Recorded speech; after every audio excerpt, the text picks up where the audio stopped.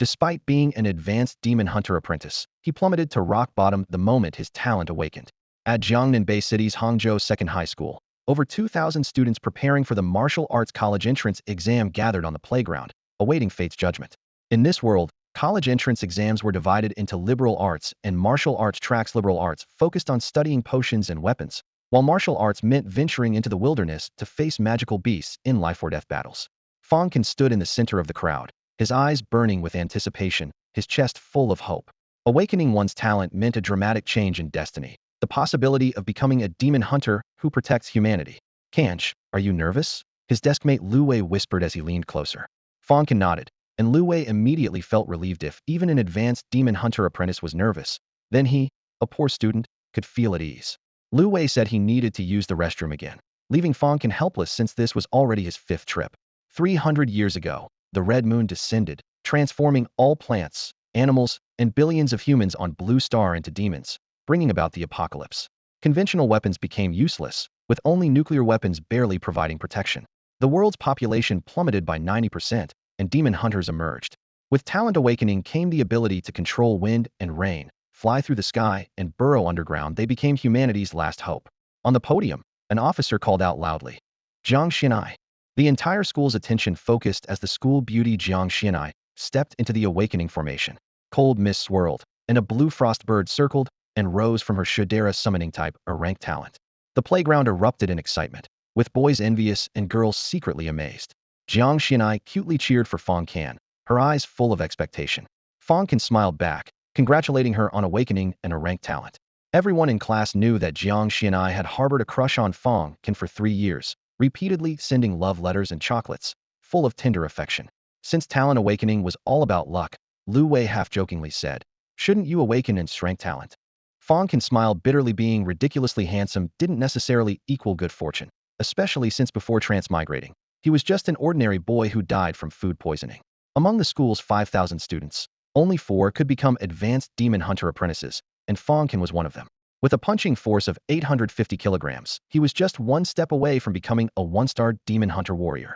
Lu Wei was extremely envious but couldn't give up that 99.8 realistic mythology holographic game. As the two chatted, another commotion arose from the formation. Lu Wei had awakened a rank talent called Steel Multiplication, which could partially steal his body, drawing envious gazes from everyone. Teachers congratulated each other, and the neighboring homeroom teacher even declared that Fang Can must have at least an A rank, possibly even strength. Everyone was waiting for Fang Can's awakening. The principal, leaders, and students all turned their attention to him. Fang Can. The officer finally called his name. Under everyone's gaze, Fang Can walked into the awakening formation. There were no celestial phenomena, no thunderous roars, only a small orange flame that quietly rose in his palm. The officer announced expressionlessly, "Fang Can, elemental type A rank, flame spark." The entire venue fell silent, everyone instantly petrified. Shock, confusion, embarrassment, sympathy, disappointment, and schadenfreude eyes converged on him. Jiang Xianai covered her mouth with her small hand, unable to believe it. Lu Wei stood frozen in place, while his nemesis Lin Jiaoyang laughed with malicious glee. Fang Can's world went blank at that moment. He couldn't understand how he, a top-ranking advanced demon hunter apprentice, could awaken the most useless, irranked talent. Lin Jiaoyang's name was called, and he stepped onto the formation with a solemn expression. Lightning instantly exploded, his eyes turned blazing white, electric arcs danced wildly, creating an imposing pre-elemental-type strength. Thunder eyes. The playground erupted, school leaders turned from sorrow to joy, and all teachers and students focused their attention on Lin Jiaoyang, who had been suppressed by Fang Can for 3 years. 3 years of humiliation, finally overturned in one day. Lin Jiaoyang held his head high with pride, watching Fang Can leave dejectedly, a triumphant smile playing at the corners of his mouth. "I'm back." Fang Can's voice echoed through the corridor of an old residential complex in Hangzhou during the evening hours. As he pushed open the weathered security door, the first thing that hit him was the aroma of hot food mixed with cooking oil. His parents and younger sister were indeed gathered around the dining table, waiting for him. "Xiao Can, we've heard about what happened." His father, Fang Jiangwo, rose from his chair, his brow furrowed with concern. "I'm sorry, Mom and Dad. I've disappointed you." Fang Can lowered his gaze. His mother, Wang Meiwan, rushed over and embraced him tightly, her voice trembling. "It's not your fault, son. Really, it's not your fault. It's okay, Xiao Can. You can always take the academic exam. With your grades, you'll still get into a top university." Fang Jiangwo tried to keep his tone light. "We'll see." Fang Can sat down at the dining table and casually picked up some food with his chopsticks. but his gaze fell on his sister across from him. Mom and Dad mentioned you have good talent. What level? His sister Fang Ro was only a few hours younger than him, but attended a different school. Today, she had also completed her awakening. Usually quick to banter with her brother, her voice was now barely audible. Elemental clasp level. Wood element, spirit of 10,000 trees. That's great, congratulations. Fang Can kept his head down as he ate. He understood the significance of this talent. Using plants to sense the environment, especially valuable for wilderness exploration, plus the ability to control vines for both offense and defense.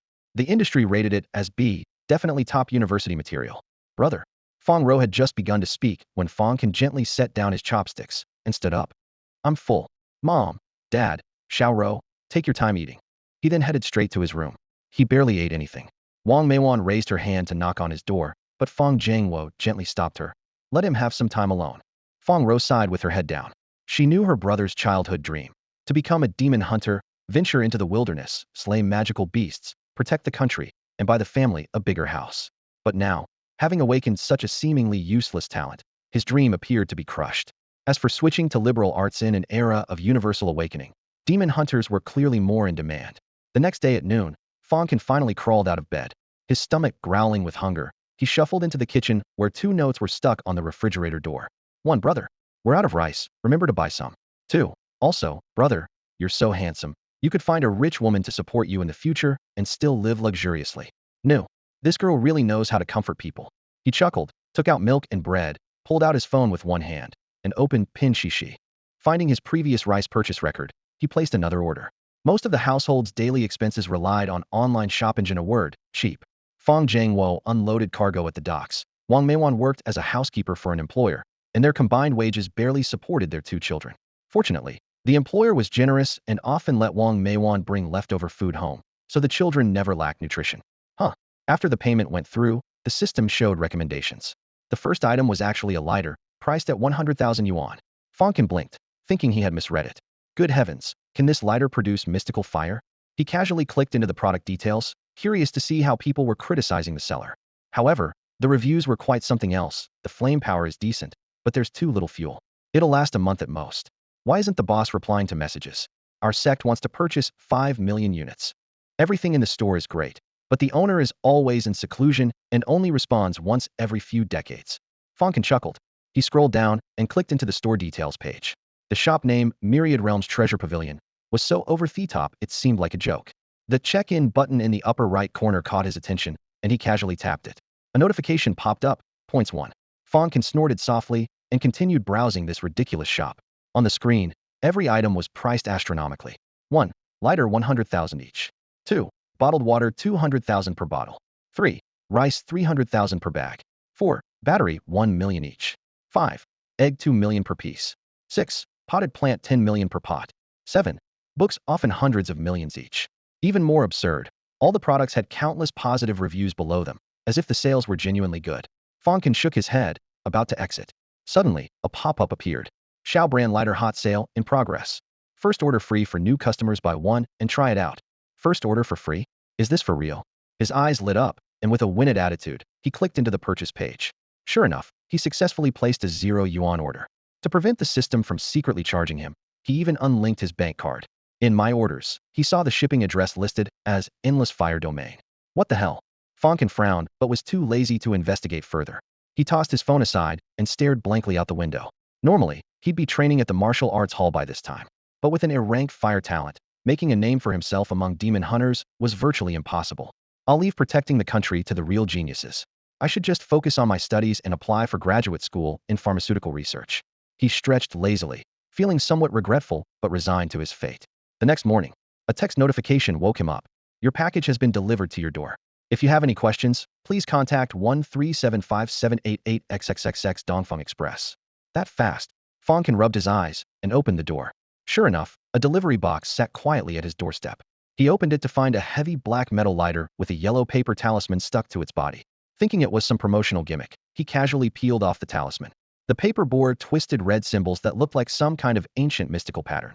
He crumpled the talisman and tossed it in the trash, planning to take the lighter to the kitchen. Suddenly, an unfamiliar energy surged through his palm. Fang Can's heart skipped a beat as he looked down at the lighter. Click! The flint struck, and a jet black flame whooshed up, sending waves of scorching heat toward his face. Black fire. His face stung from the heat wave, and he instinctively held the lighter farther away. Logically, even with just a rank fire talent, he should be able to resist high temperatures somewhat, yet this black flame brought piercing, burning pain. This fire isn't ordinary. As if possessed, he grabbed a chopstick from the kitchen and carefully extended it toward the flame. The moment the tip touched the black fire, the entire bamboo chopstick instantly turned to ash, not lasting even half a second.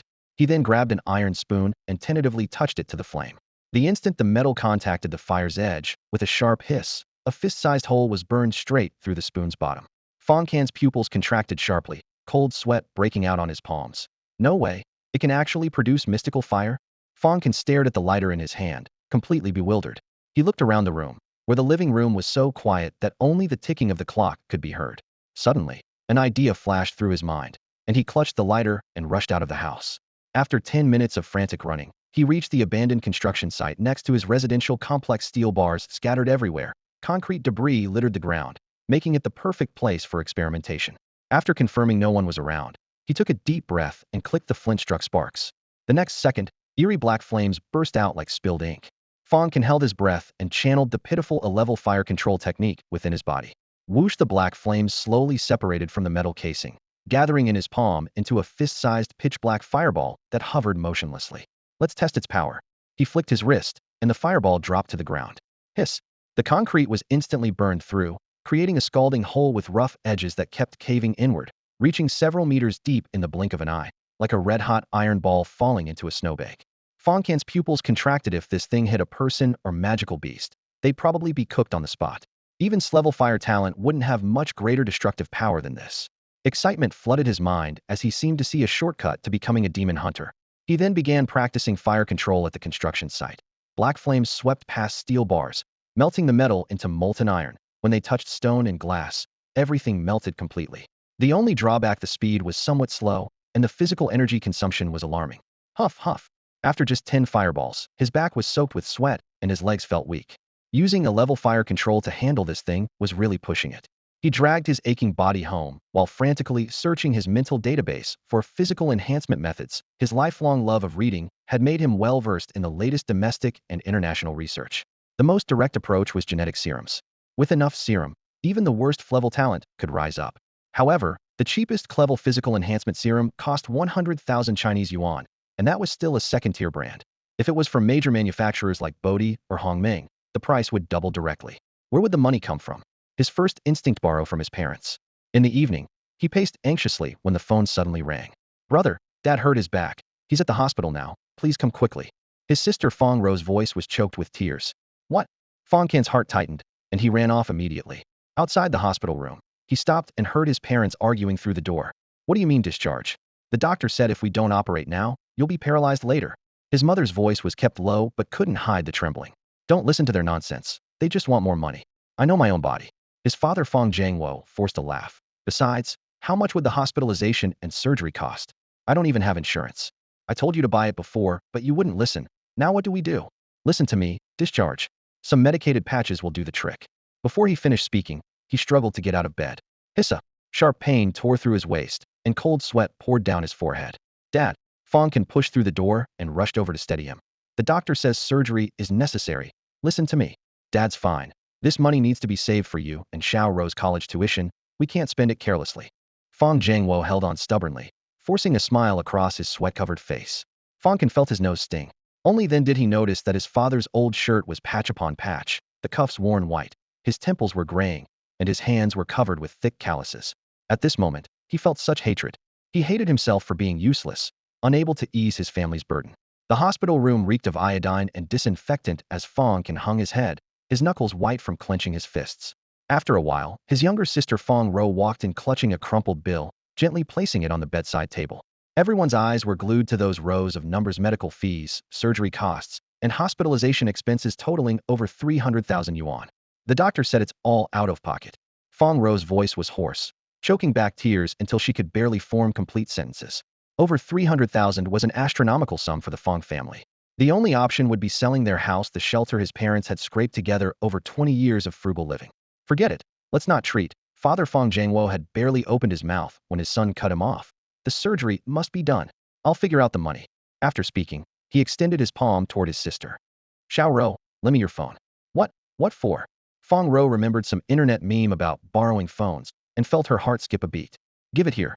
Fang Can snatched the phone directly and quickly opened a shopping app. Myriad Realms Treasure Pavilion. The mysterious shop's homepage was flashing with first order free for new customers. He planned to let his sister take advantage of a freebie opportunity to randomly drawing a lighter fire-type talent. Demon hunters would definitely pay top dollar for it. However, the screen showed nothing but blank space. Fang Ro's account couldn't find the treasure pavilion at all. He tried his parents' phones with identical results. The shop was only visible to him. With this path blocked, Fang Can had no choice but to bite the bullet and borrow money. Brother Zhou from the martial arts gym. Can, I'm strapped for cash lately. Can only lend you 10,000. AAA building materials. Uncle Wu. I can lend it, but you'll need to write me an IOU. Away. Brother Can. I've got 8,000 here. Take it first. No rush to pay back. Jiang Xinai. I don't have much pocket money lately. How about I lend you 50? The message notifications flickered on and off. Some people replied, others read without responding. In the end, only a handful of acquaintances were actually willing to put up money. What chilled Fang Can's heart most was campus beauty Jiang Xinai's message about lending 50. He remembered each chocolate she'd given him cost more than that. The next day, while scrolling through social media, he saw Jiang Xinai showing off a brand new limited edition figurine with intricate details and a numbered base, conservatively worth tens of thousands. He wasn't angry, just smiled bitterly. If he had awakened in strength talent instead of a rank back then, would he have received completely different treatment? When he clicked on her profile again, a message appeared: access blocked. Fang Can handed the few tens of thousands he'd scraped together to his mother, bowed deeply, then turned around and resolutely boarded the train to the wasteland zone with simple luggage in tow.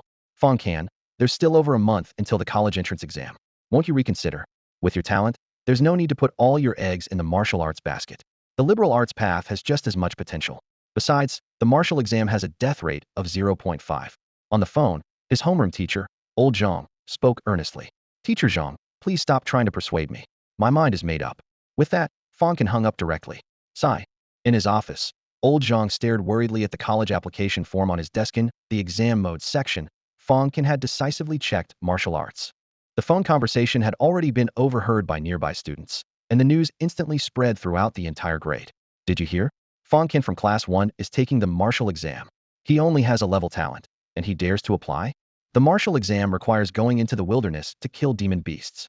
Last year's injury rate was for he must have lost his mind. This year's difficulty has been increased too.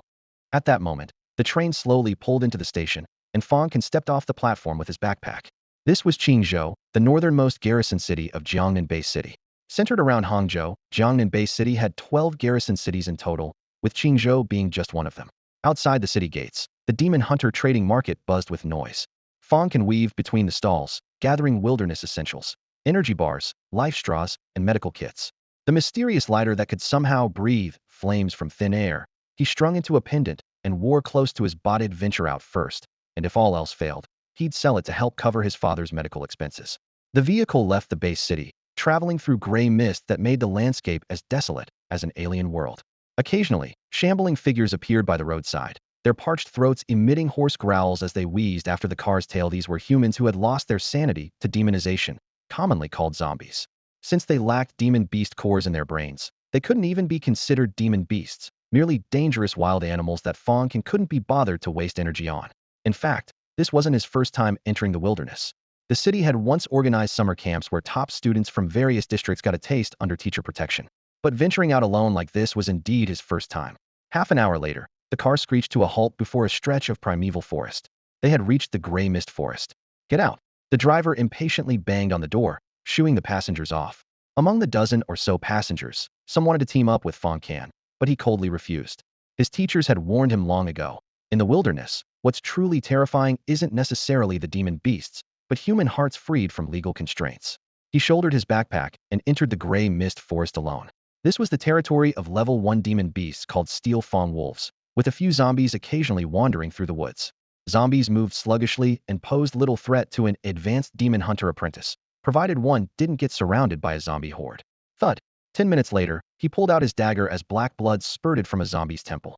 After searching for a long time without spotting any Steel Fang Wolves, just as he was feeling frustrated, light, quick footsteps suddenly echoed through the forest, completely different from the zombies' dragging gait.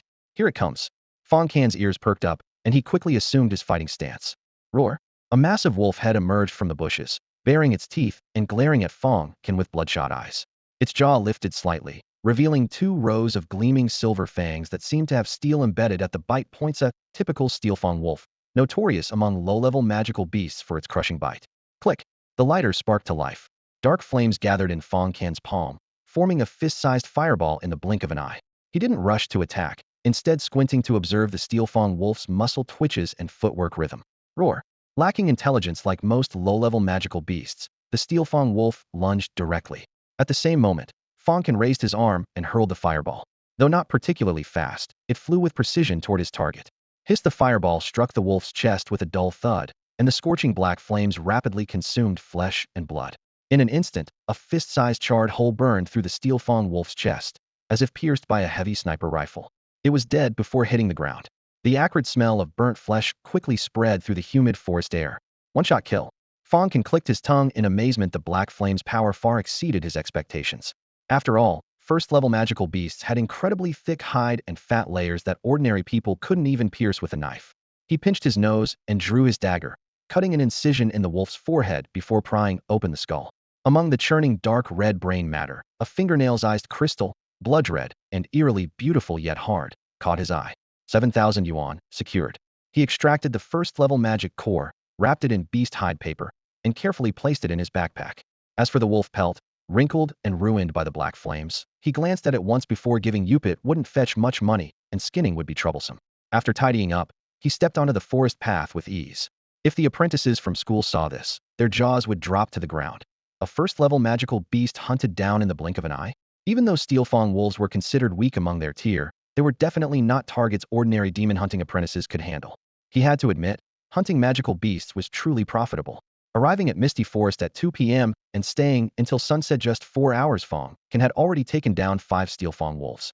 First-level magic cores sold for 5 to 10,000 yuan on the market, with steel fang wolf cores consistently fetching 7,000. In just half a day, he'd earned 35,000 yuan net profit, equivalent to his parents' combined salary for 2 months. No wonder demon hunters were considered a high-paying profession. Fang Can felt genuinely amazed. As dusk fell, he stopped hunting magical beasts and quickened his pace to find shelter.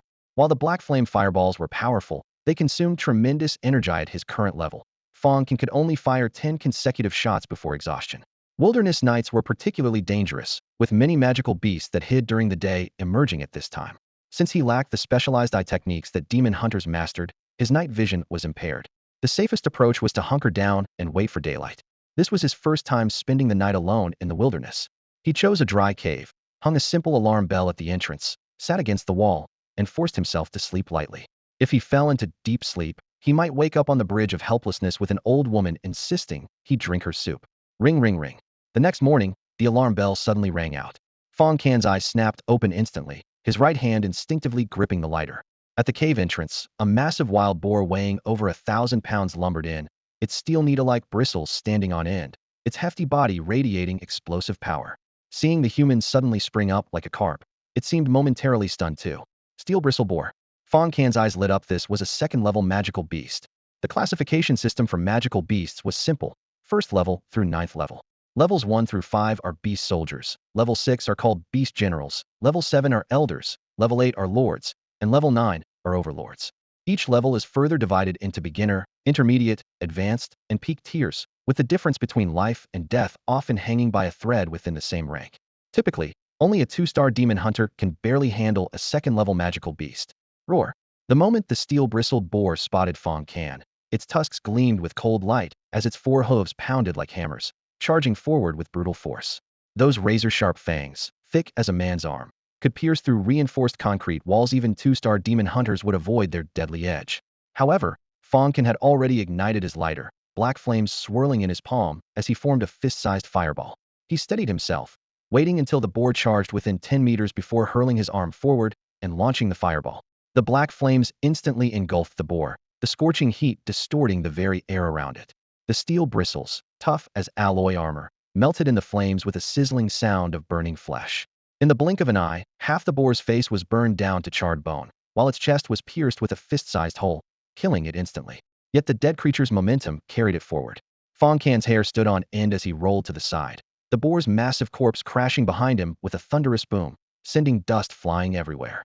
Phew, that was close. A direct hit would have broken at least a dozen bones, possibly even killed him on the spot. Fang Can's heart pounded as cold sweat soaked his back. After confirming the steel-bristled boar was truly dead, he drew his military knife and began extracting the magic core. The beast's steel bristles were hard as wire, chipping his blade in several places, but he persevered, peeling away the charred flesh inch by inch.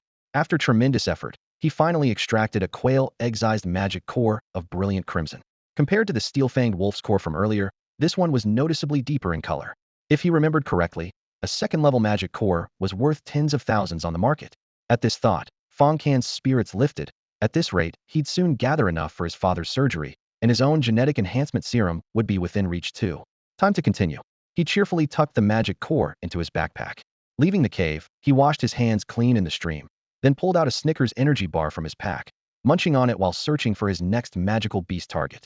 Thanks to years of technological advancement, Snickers Corporation had mastered core technology. One energy bar could sustain 3 days' worth of physical energy, with the company's market value already exceeding $1 trillion. By the way, this counts as advertising fees. Controlling black flames was extremely taxing, so Fang Can had packed a full bag of energy bars. He'd also brought a life straw from Bodhi Pharmaceutical Group, which allowed him to drink directly from most water sources in the wilderness. Unfortunately, there was no cell phone signal here, preventing him from reassuring his parents. Strangely enough, despite the lack of signal, the Treasure Pavilion app functioned perfectly. Fang Can maintained his daily check-ins and currently had 3 points in his account. These points could be exchanged for various items. A week passed just like that. Fang Can ventured deeper into the gray mist forest step by step, spending almost every daylight hour immersed in the woodlands searching for prey. His diligence combined with good fortune allowed him to take down 8 or 9 steel-fang wolves daily on average, sometimes even managing to eliminate a steel-bristle boar along the way. After filling his backpack with magic cores, he had accumulated 500,000 in bounty money in just 7 short days. Demon hunting really pays well, he muttered while counting the magic cores and shaking his head in amazement, though he knew deep down that all of this depended on that magical lighter pressed against his chest. Without it, his actual strength was still quite weak. With his energy bars nearly depleted, he decided to leave the forest and return to the city. Deep in the forest, a fireball shattered the skull of the last steel-fang wolf, and the stench of blood mixed with the smell of charred flesh rolled through the air. Fang Can checked his backpack. Magic cores bulged from every corner, while only a few energy bars remained. Today marks the 7th day of check-ins, so I can make an exchange. He found a fallen log, and, after confirming the area was safe, pulled out his phone. In the Treasure Pavilion exchange section, everything was priced in points, literally free items. Broken rice, 5 points. Stale water, 20 points. Nearly expired eggs, 50 points. Blackened old tea, 100 points. Battery that might still have juice if you bite it, 200 points. Mystery technique box, 1,000 points. Well, I guess free stuff really isn't any good. Fang Can smiled bitterly. With only 7 points total, he could only afford the cheapest broken rice. A system pop-up appeared. Confirm spending 5 points to exchange for 1 bag of broken rice. Once exchanged, this cannot be cancelled. Confirm exchange. Let me think about it. Fang Can clicked the former without hesitation. Exchange successful. Your treasure is being packaged and will be shipped from Pinxixi, Immortal Island. Pinxixi, Immortal Island? Isn't that one of the 3 legendary immortal islands? Could this rice actually be grown by immortals? Previously, he would have dismissed such marketing copy as a joke, but now he was beginning to believe there were other worlds beyond the blue planet. Setting aside these thoughts for now, he put away his phone, took out his compass, and headed back. Since he didn't need to search for beasts everywhere, his pace was noticeably faster. Before long, continuous wolf howls echoed through the forest. There's activity. His heart tightened, then filled with excitement since he'd encountered them. Why not take on one more job? Following the sound, he came to a mountain ravine where broken tree trunks lay scattered everywhere. A pack of steel-fang wolves was conducting a hunt, numbering over 20. So many. Fang Can cursed his luck. If he had stumbled into this alone, with his current fire control abilities, 2 fireballs wouldn't be nearly enough to fend off the pack's claws. Suddenly, his gaze was captured by a flash of silver light. At the center of the wolf pack, a giant wolf twice the size of ordinary steel-fang wolves stood atop a boulder. Its silver mane flowed like a lion's, cold mist puffed from its nostrils, and its chin was slightly raised as it coldly observed 4 surrounded humans in the clearing, clearly waiting for the optimal moment to strike. A wolf king, a 3rd-tier magical beast, the Ripper. Fang Can's expression darkened slightly. He hadn't expected a 3rd-tier magical beast to appear in the gray mist forest. Looking at the 4 demon hunters, 2 strength-type warriors held their shields high, guarding the outer perimeter. A fire-type mage continuously conjured fire projectiles for the main assault, and there was a slender, agile female demon hunter whose speed-type talent allowed her to dart across the battlefield, intercepting the wolves' attempts to break their formation. The only missing component was a demon hunter with healing-type talents. However, This kind of talent is quite rare, and most demon hunter squads don't possess it. Whoosh. Fang Can was surprised to discover that the long-legged female demon hunter before him was actually the strongest fighter in the team. She wore tight black leather armor that showcased her curves perfectly, with long and powerful legs. Gripping an azure battle sword in her hand, she delivered a horizontal slash that split a charging steel fang wolf clean in half from head to tail. The scalding beast blood splattered across her delicate face, creating an alluring crimson sheen. A 3-star demon hunter? Fang Can was secretly Amazetsu young, probably around 25 or 26, with seaweed-like wavy long hair, swaying as she fought. Her features were coldly beautiful, and her legs were long and straight. He had initially thought she was just eye candy, but her strength was equally impressive. Strangely though, this squad clearly had opportunities to break through and escape, yet they stubbornly pressed forward. Fang Can lurked in the forest, resting his chin on his hand in thought. Did they really think they could kill the Wolf King? The battle grew increasingly fierce. Despite her 3-star strength, the long-legged female demon hunter was ultimately outnumbered. Her remaining teammates were mostly injured, becoming burdens. Especially that fire element demon mage, whose buttocks had been bitten badly by a wolf, blood soaking through his pants as he limped along. Suddenly, Fang Can spotted 2 corpses lying in the grass in the direction they were moving wearing the same demon hunter gear, obviously fallen comrades from earlier. So that's it, they were risking their lives to retrieve their companions' bodies. Realizing this, his heart trembled slightly, struggling just to protect themselves, yet still thinking about recovering the dead. This group had real loyalty. Unfortunately, their opponent was a Ripper-class Steel Fang Wolf King. Third-tier magical beasts had already developed a hint of intelligence, not only capable of commanding surrounding wolf packs, but some individuals also possessed special abilities. Thinking of this, oh whoa, the Wolf King howled toward the sky. Its thick tail swept violently, and whoosh whoosh whoosh. Dense steel needles shot through the air, aimed directly at the fire mage. Watch out! The female demon hunter captain turned pale with shock, pushing off the ground with her toes, and raising her sword as a shield. Clang clang clang. Sparks flew as she blocked dozens of steel needles, but several still penetrated gaps in her armor, instantly staining her shoulder guard with blood. Captain! Captain! The other 4 cried out in alarm. Go, or none of us will make it out. The female demon hunter gritted her teeth, dropping to one knee and supporting herself with her sword. If we die together. The Nightingale squad shares life and death, advance and retreat as one. Her teammates shouted in response, with 3 quickly gathering around her to desperately resist the wolf pack's assault. Looking up at the Wolf King perched on the rocks above, the female demon hunter's light purple pupils filled with despair. Perhaps they really wouldn't make it out. Just then, whoosh, dozens of fingertip-sized black fireballs shot from somewhere unknown, flying straight toward the Wolf King. Fang Can finally made his move. His fire control technique, practiced for days, had shown some progress. He split the energy of what would normally be 2 large fireballs into dozens of marble-sized fire bullets, expending a full quarter of his stamina for carpet bombing. At the same time, he kept his eyes fixed on the wolf pack, ready to retreat immediately if his position was exposed. Saving people was important, but the magical cores worth hundreds of thousands in his backpack weren't worth dying for. Caught completely off guard, the wolf pack hadn't realized the demon hunters had reinforcements and were thrown into chaos. Don't underestimate these small fireballs, their destructive power was nothing to joke about. A direct hit meant death, and even a graze would leave you well done. A whoa-piercing howl shattered the silence of the gray mist forest as 2 black fireballs struck the Wolf King's spine with deadly precision. The steel-like fur that could withstand sniper bullets was instantly burned through, leaving 2 bull's-eyed bloody holes. Writhing in agony, the Wolf King tucked its tail and fled in panic. Without their leader's intimidating presence, the surrounding steel fang wolves immediately fell into chaos. The ground was soon littered with charred corpses and severed limbs as anguished howls echoed through the air. In the ravine, the 4 demon hunters who had already given up hope were first stunned, then realized someone was helping them from the shadows. Kill. Fight our way out.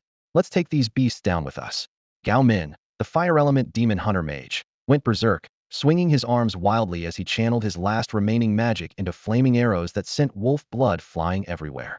After exhausting his energy, he collapsed with a thud, his arms too heavy to lift. Fortunately, the Wolf King had fled, and the remaining wolves scattered in all directions. Are you all okay? Once the danger had passed, a teenager wearing a school uniform and carrying a backpack emerged from the forest. The stench of blood mixed with gunpowder hit them as wolf corpses lay scattered across the ground alongside empty magazines.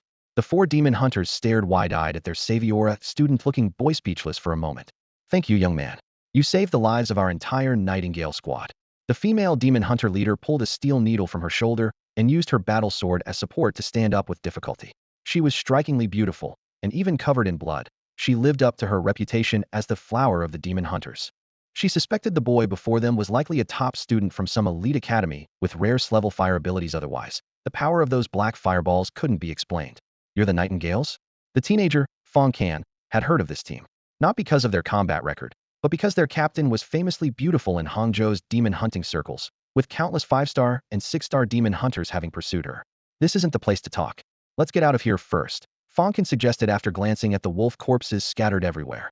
Let's go. Nightingale made the decision immediately, also worried about the wolf pack returning.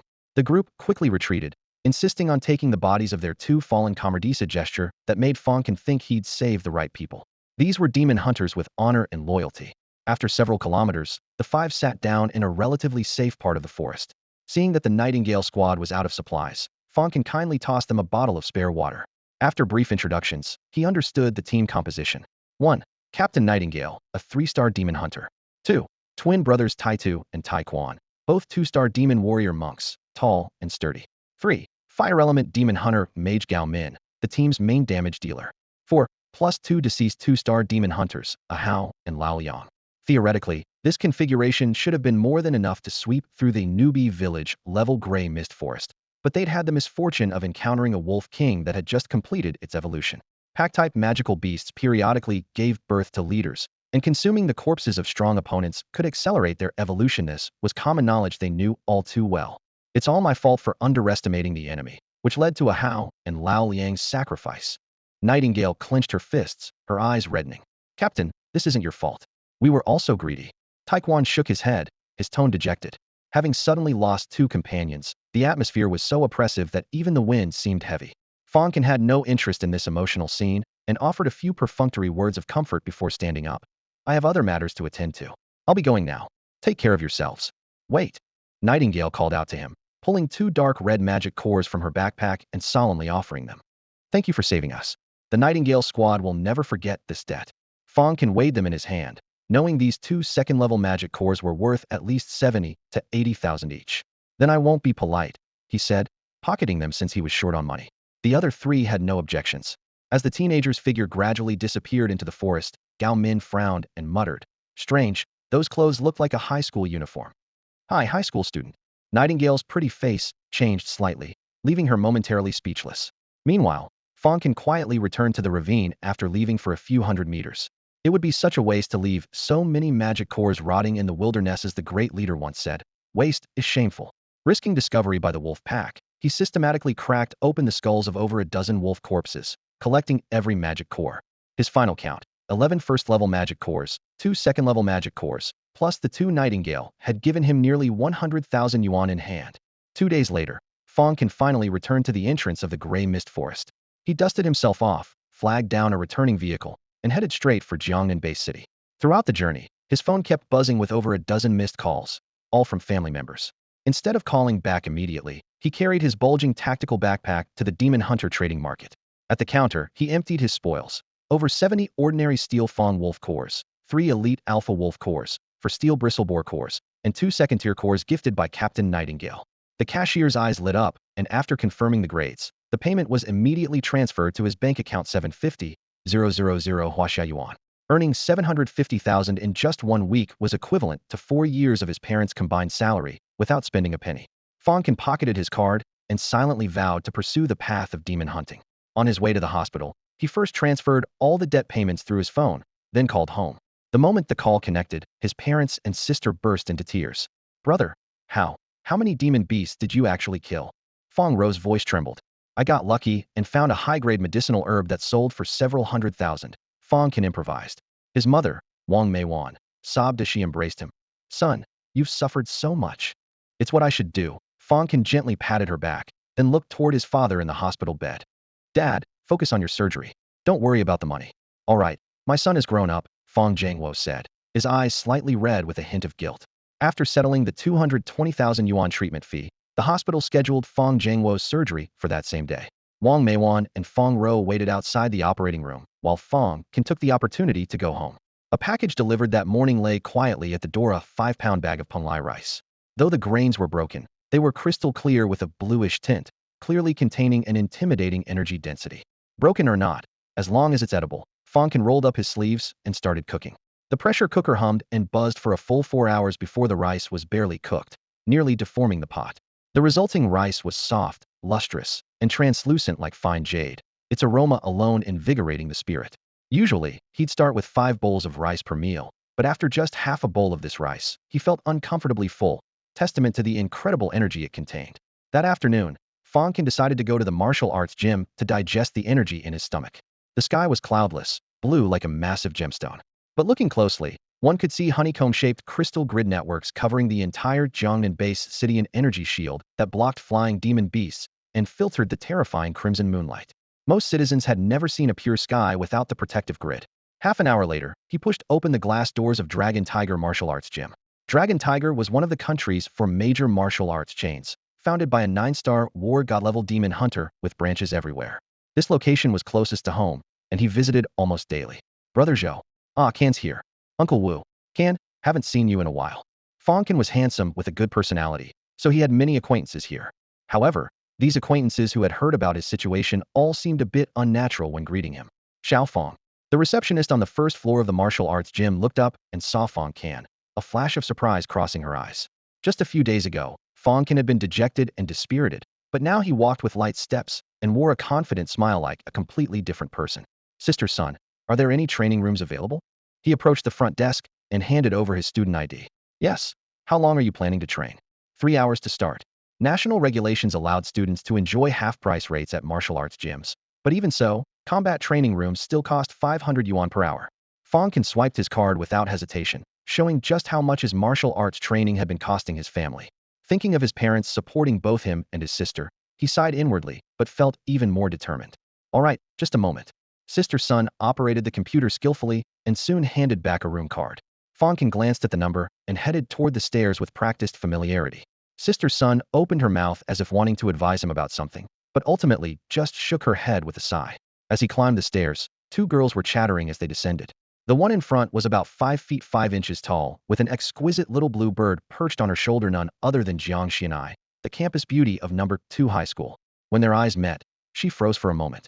Fang Can was clearly startled too, but the next second he pretended not to recognize her and brushed past them. Xianai, wasn't that Fang Can? Li Mingjiao, the tall girl in training clothes on the left, looked back. He obviously saw us, didn't he say hello? Jiang Xianai pressed her lips together. She knew the reason but didn't want to explain, muttering instead. Jiao, I don't know why, but I think Fang Can is being really pretentious now. If Fang Can had heard this, he probably would have clapped and laughed coldly. When I confessed before, you said I was a ray of light illuminating your life. But now that you think my talent isn't good enough, I'm pretentious?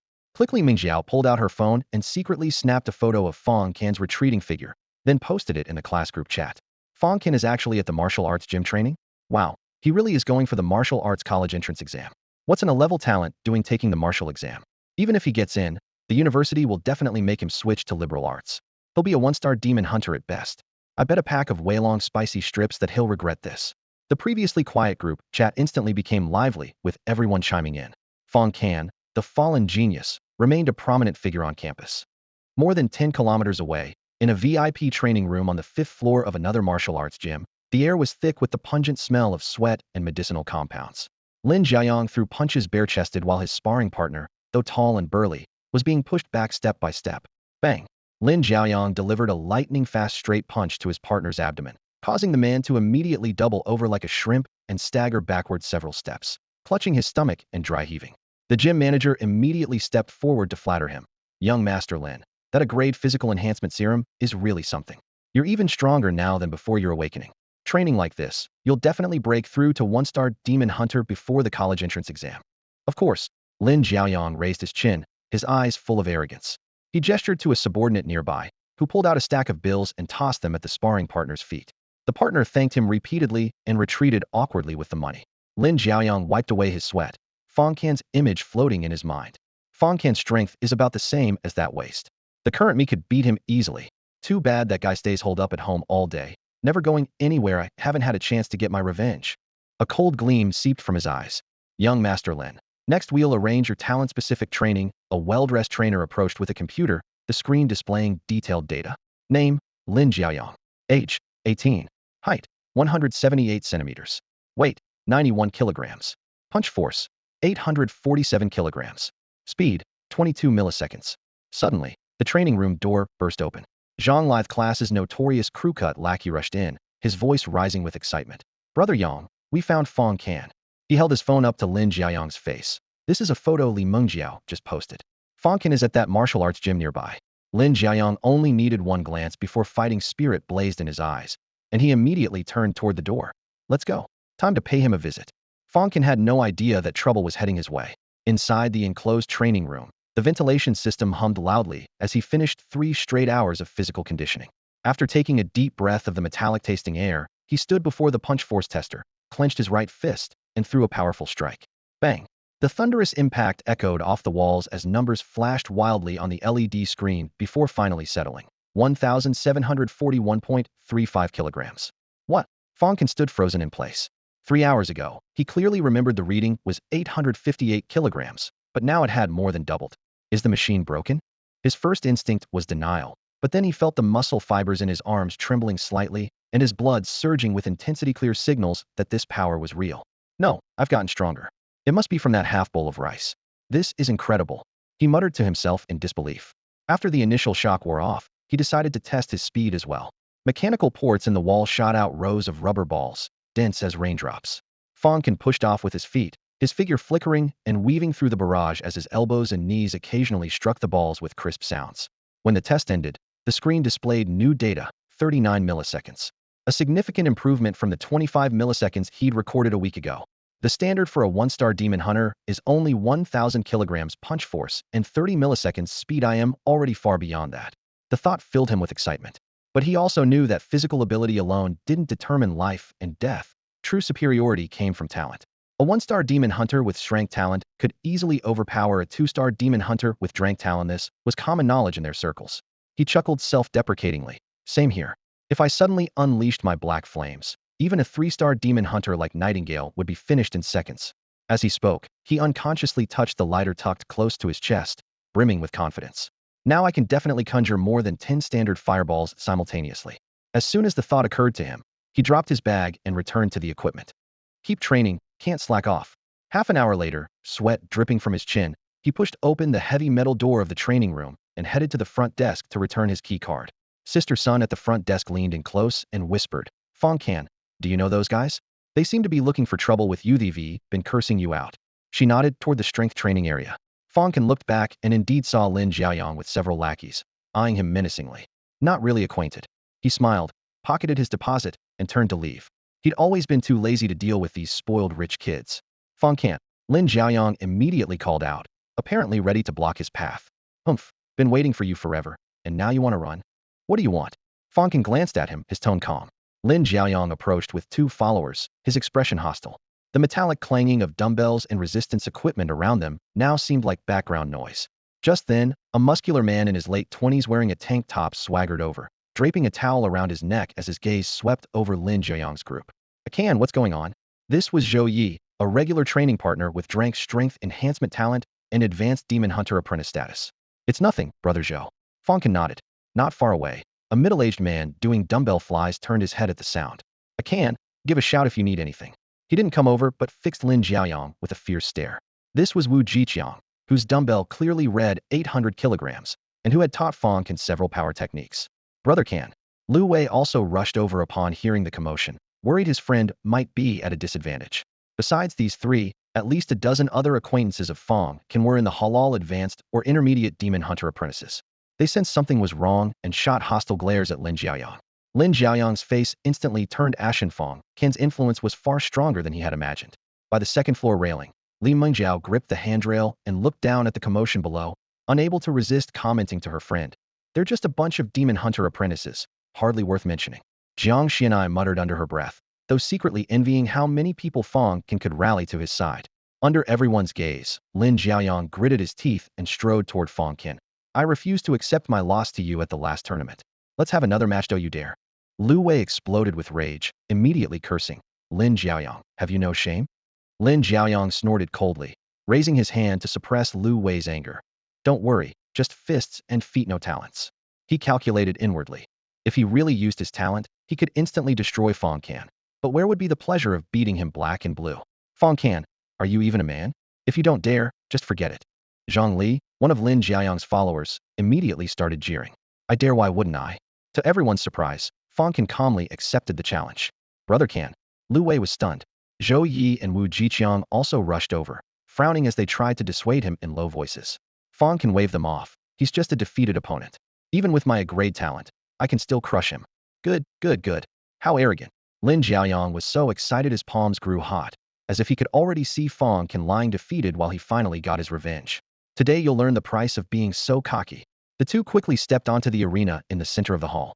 Word spread like wildfire, and soon both the first and second floors were packed with over 100 people. By the railing, Jiang Xinai worried for Fang Can. The Lin family had spent a fortune buying Lin Jiayang and a grade physical enhancement serum and hired a professional planning team for the final month sprint. The current Lin Jiayang was no longer the same person from the tournament. On the arena, Fang Can flexed his wrists while Lin Jiayang crouched in preparation. Begin. With Lu Wei's shout, Lin Jiayang shot forward like an arrow whoosh, charging straight at Fang Can with a heavy punch aimed at his face. To Fang Can, the punch seemed to crawl like a turtle. Too slow, he shook his head. During the tournament, this guy could at least exchange a few moves with him. But now that he had become a one-star demon hunter, let alone a high-level apprentice, even if all the apprentices in the entire martial hall came at him together, they would only be enough for him to knock down one by one. Bang! Crack! Fists collided, and the sharp sound of breaking bones pierced the air. Everyone thought Fang Can was injured, but instead heard Lin Jiayang's scream tear through the air. My hand! My hand! Lin Jiayang knelt on the ground, his right hand's 5 fingers twisted and bent at wrong angles, blood flowing through the gaps and covering the arena's wooden floor. Having been pampered since childhood, he had never suffered such severe injury. Fang Can, you son of a bitch. Driven to madness by pain, he cursed wildly, lightning gathering in his eyes as electric arcs instantly sparked through his hair. His grade talent was about to explode. What did you say? Hearing the insult to his mother, Fang Can's fury erupted. He delivered a slap smack. Before Lin Jiayang could activate his talent, he spun like a top and was sent flying, teeth mixed with blood spraying through the air as he crashed heavily into the crowd of onlookers. Thud! Lin Jiayang hit the floor, electric sparks crackling across his body before he went completely still. The hall fell into instant silence. Everyone was dumbstruck, especially the campus beauty Jiang Xianei. It was like seeing a ghost in broad daylight. Fang Can stood at the edge of the arena, looking down at his fallen opponent, his voice calm and measured. Remember this, Lin Jiayanju will always be my defeated opponent. Unfortunately, Lin Jiayang had suffered a severe head injury and had passed out on the spot, hearing nothing. Can. Lu Wei, Zhou Yi, Wu Mingyuan, and the others crowded around the ring, their eyes nearly popping out. Fang Can had won far too easily. Li Mingjiao had originally planned to pull out her phone to record a video, but before she could even focus the camera, the fight was over. She stood there stunned for a moment, then turned to ask Jiang Xinai. Xinai, didn't you say Lin Jiayang would definitely win? How did he lose in the blink of an eye? I didn't even press record yet. I didn't expect it either. Jiang Xinai was equally shocked, gazing at Fang Can's proud silhouette with furrowed brows. She thought to herself that Lin Jiayang must have underestimated his opponent. If he had unleashed his thunder eye from the start, Fang Can wouldn't have stood a chance. But the rules clearly prohibited using talents. At this thought, an inexplicable gloom and irritation welled up in her heart. Click. Li Mingjiao casually snapped a photo and immediately posted it to the class group chat. The group messages exploded instantly. In the photo, Fang Can leaned casually against the ropes in a cool pose, chatting with Lu Wei and Zhou Yi. On the other side, Lin Jiayang had been beaten to look like a pig's head, his right cheek swollen high, while Zhang Li and other lackeys worked together to carry him on a stretcher, rushing straight to the hospital for emergency treatment. Lin Jiayang's guess was right that night. He slept unusually soundly, even dreaming of his kind great-grandmother. She held his hand, trying again and again to take him away, only to be forcibly stopped by a group of angels dressed in white. The next afternoon, at Jiangnan City First People's Hospital, in a VIP ward. Which classmate? What's his name? How could he strike so viciously? A man in a well-tailored suit with graying temples stood before the hospital bed, his voice suppressing rage. Several bodyguards stood in a row, their leaders speaking nervously. Manager Zhang. This really isn't our fault. The young master insisted on sparring with his classmate. And then, he ended up like this. The name? I think it was Fang Can. Fang Can. Manager Zhang narrowed his eyes. As the Lin family's butler, he had heard the young master roar that name, Fang Can, more than once while brutally beating training partners in the gym, the hatred unmistakable. But according to what the young master said a few days ago, hadn't this guy awakened an A-level talent and was basically finished? How could he still beat the young master badly enough to hospitalize him? The chairman had just spent 5 million to buy an A-level physical enhancement serum, so logically the young master should be much stronger than a week ago. I need to notify the chairman. Before he could finish, Lin Jiayang's weak but resolute voice came from the bed. Uncle Zheng, don't tell father. Young master? You're awake. Everyone gathered around. Manager Zheng hesitated, but father is already tired enough managing the corporation every day. I don't want to distract him with my affairs. Lin Jiayang's voice was hoarse but stubborn. This matter, I'll handle myself. Seeing his determined attitude, Manager Zheng could only nod. In the depths of Lin Jiayang's bruised eye sockets, hatred had almost crystallized. Fang Can, just you wait. Meanwhile, in a regular ward at the same hospital, Fang Can had just arranged the packed meals on the bedside table, carefully lifting the container lids. The rice fragrance rose with the steam, and his parents praised the good aroma and texture of this rice while eating. Fang Can secretly felt pleased. To avoid his parents noticing, he had mixed a small amount of panlai rice into the pot. If this continued, his parents would soon possess the physical qualities of demon hunters too. There was also Xiao Ro, that girl who would likely break through to 1-star level before the college entrance exam. Fang Can weighed these thoughts in his mind, a smile playing at the corners of his mouth as he pushed through the hospital doors. The night breeze was cool, but instead of heading home, he returned to the martial arts gym, pouring all his remaining energy into the punching bags and equipment. He trained until 1 in the morning, his stomach finally growling as that half bowl of rice was completely digested. He exhaled deeply, feeling his strength had increased yet again. At this rate, I'll at least reach 2-star level before the college entrance exam. An 18-year-old 2-star demon hunter. When that happens, not just the Qiantang School District, but all of Hangzhou will be in an uproar. The thought made him even more eager for the exam in a month's time. The sparsely populated night streets were empty and silent. Bored, he pulled out his phone and opened Treasure Pavilion to browse. The interface displayed countless treasures, but his balance was in the red. Fang Can shrugged. Tomorrow I'll need to go to the wasteland zone to earn some money. As he pondered this, he suddenly heard faint, urgent muffled struggling sounds from ahead. After becoming a 1-star demon hunter, his hearing had improved significantly. Looking up, he saw 2 vans parked side by side at the dim alley entrance. One van's door was open, and a burly man with a brutish face was carrying a little girl with a sack over her head, passing her to accomplices in the other van while constantly looking around nervously. The girl's mouth was sealed with tape, only able to make muffled sounds. Kidnapping. Fang Can's heart tensed. He quickly sent his location to 911, then strode forward. Hey, what are you doing? Damn, someone saw us. I told you we shouldn't hand her over here. Ahu, Dabao, go deal with him. The fat criminal cursed under his breath. 2 thugs approached with baseball bats, one of them snarling viciously. Kid, this isn't your business. Get lost. Don't make us skin you alive. Fang Can didn't waste words and threw a powerful punch. Bang. Bang. 2 dull impacts, and the 2 thugs, who were at intermediate demon hunter apprentice level, flew back several meters, hitting the wall and sliding down, leaving only pools of blood. The remaining criminals were stunned. Brother Biao, this one's tough. We need you. The fat man frantically patted the van. In the back seat, a man in a leather jacket sat with his legs crossed, smoking. Hearing the call, he flicked his ash and got out, saying coldly, "You guys take her away, I'll handle this." Go. The fat man switched to the driver's seat and hit the gas. Think you can escape? Fang Can's feet exploded with power as he became a blur, chasing after them. Acting like I don't exist? The leather-jacketed man grinned maliciously as his body suddenly expanded. Rip, tear his clothes shredded as black fur sprouted wildly, and in an instant he transformed into a black-furred werewolf with fierce, glowing eyes. Transformation-type talent? Fang Can's gaze sharpened. Meddling brat. I'm going to rip out your guts and hang them on streetlights, the werewolf roared hoarsely. His legs kicked off, shattering bricks and stone as his dark form shot forward like an arrow, moving far faster than a 1-star demon hunter. Fang Can hurled a black flame fireball. Fire-type talent. The werewolf easily dodged one by tilting his head, but 5 more shot toward him in quick succession. He still managed to evade them all with fluid movements. Your fire control is pathetic, so slow it's only good for fighting zombies. Is that so? Fang Can's lips curved into a smile. The next moment, all the fireballs he had thrown suddenly broke apart, transforming into dozens of smaller fireballs that surrounded the werewolf from every angle with no escape route. Clever little trick. The werewolf snorted coldly, not taking it seriously. A few measly fireballs would at most singe his skin. However, as the black fireballs approached, he sensed the air burning with scorching heat. The terrifying temperature forced him to dodge frantically, nearly leaving afterimages on the asphalt road.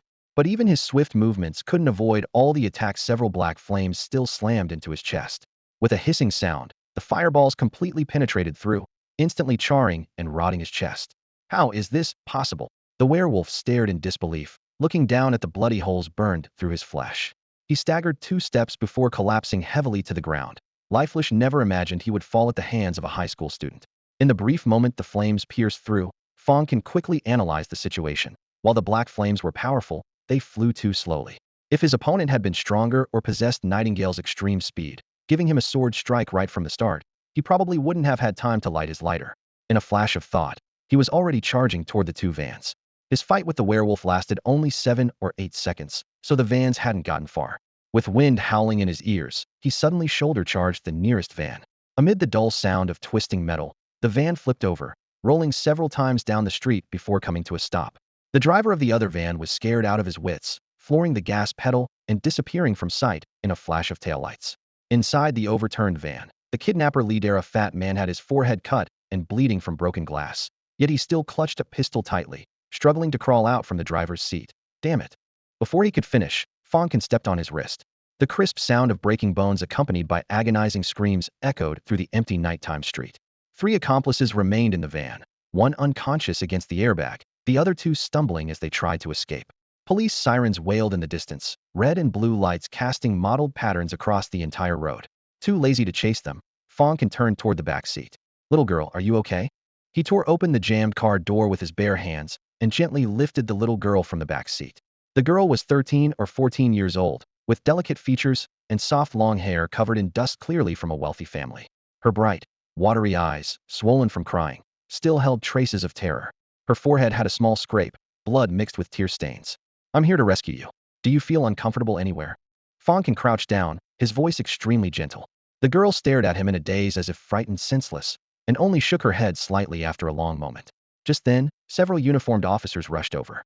The lead captain took one look and suddenly exclaimed in shock. "It's her. She was actually kidnapped? Phew. Thank goodness someone rescued her, otherwise things would have gotten really messy." The enforcement captain let out a long sigh of relief and turned to find the black-haired teenager. "Hello. Were you the one who reported this?" "Yes." Fang Can nodded.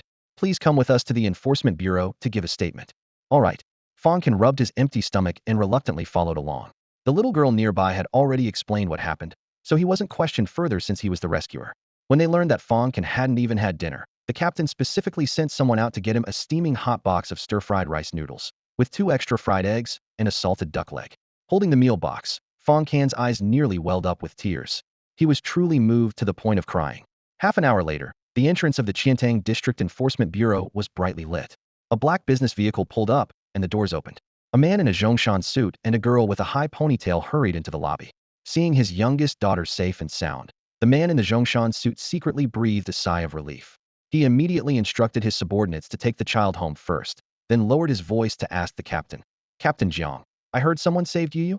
Captain Jiang nodded and leaned in to whisper, briefly explaining the details. The devil fugitive Ripper Claw, Shun Biao, was killed in one strike. The man in the Zhongshan suit's pupils contracted.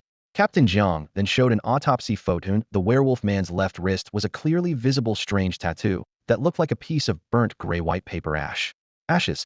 The high ponytailed girl beside them turned pale. "Dad, it's those people." "Damn it." The man in the Zhongshan suit's expression darkened immediately. In the statement room, Fang Can had just finished signing the last page of forms and was about to leave.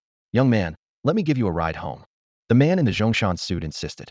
Inside the business SUV, the interior lights were soft. "I really can't thank you enough for saving my daughter." The man in the Zhongshan suit gripped Fang Can's hand tightly, gratitude and self-reproach written across his face. In the back seat sat the girl. Her white form-fitting training outfit outlined her slender, yet explosive figure, and her high ponytail swayed gently with her movements. Her features were delicate, even more striking than movie stars. After some small talk, the man in the Zhongshan suit inquired, "Which prestigious school are you attending, young man?" He then introduced the girl beside him. "This is my eldest daughter, Tang Shuang. She's currently studying at Tianhai University's Demon Hunting Academy." Tianhai University? Fang Can's heart skipped a beat. That was one of the top institutions alongside Beijing University, known as the twin pillars of North and South. Universities in this world wielded even more influence than many large corporations. Tang Shuang leaned forward slightly with a bright smile. "I'm a junior this year. What about you?" "I'm taking the college entrance exam next month." Fang Can answered honestly. "College entrance exam? You're a high school student." Tang Shuang and her father exchanged glances, both finding it hard to believe a high school student had instantly killed a devil fugitive. "I'm also planning to apply to Tianhai University. I hope you'll take good care of me then, senior." Fang Can smiled openly. "No problem." Tang Shuang readily agreed, already planning in her mind. When he comes to register, she would definitely bring people to welcome him and recruit him into the Shining Star Society. Yes, that was settled. The conversation in the car meandered through topics of academics and demon hunting experiences, gradually becoming more relaxed. The SUV stopped at the entrance of Fang Can's residential complex. Under the night sky, the streetlights stretched their shadows long. The man in the Zhongshan suit opened his mouth, then suddenly said in a low voice, "Young Fang. Uncle Tang, is there anything else?" Fang Can stood beside the car. Tang Yuan, the man in the Zhongshan suit, hesitated for a moment and lowered his voice. "Be careful lately.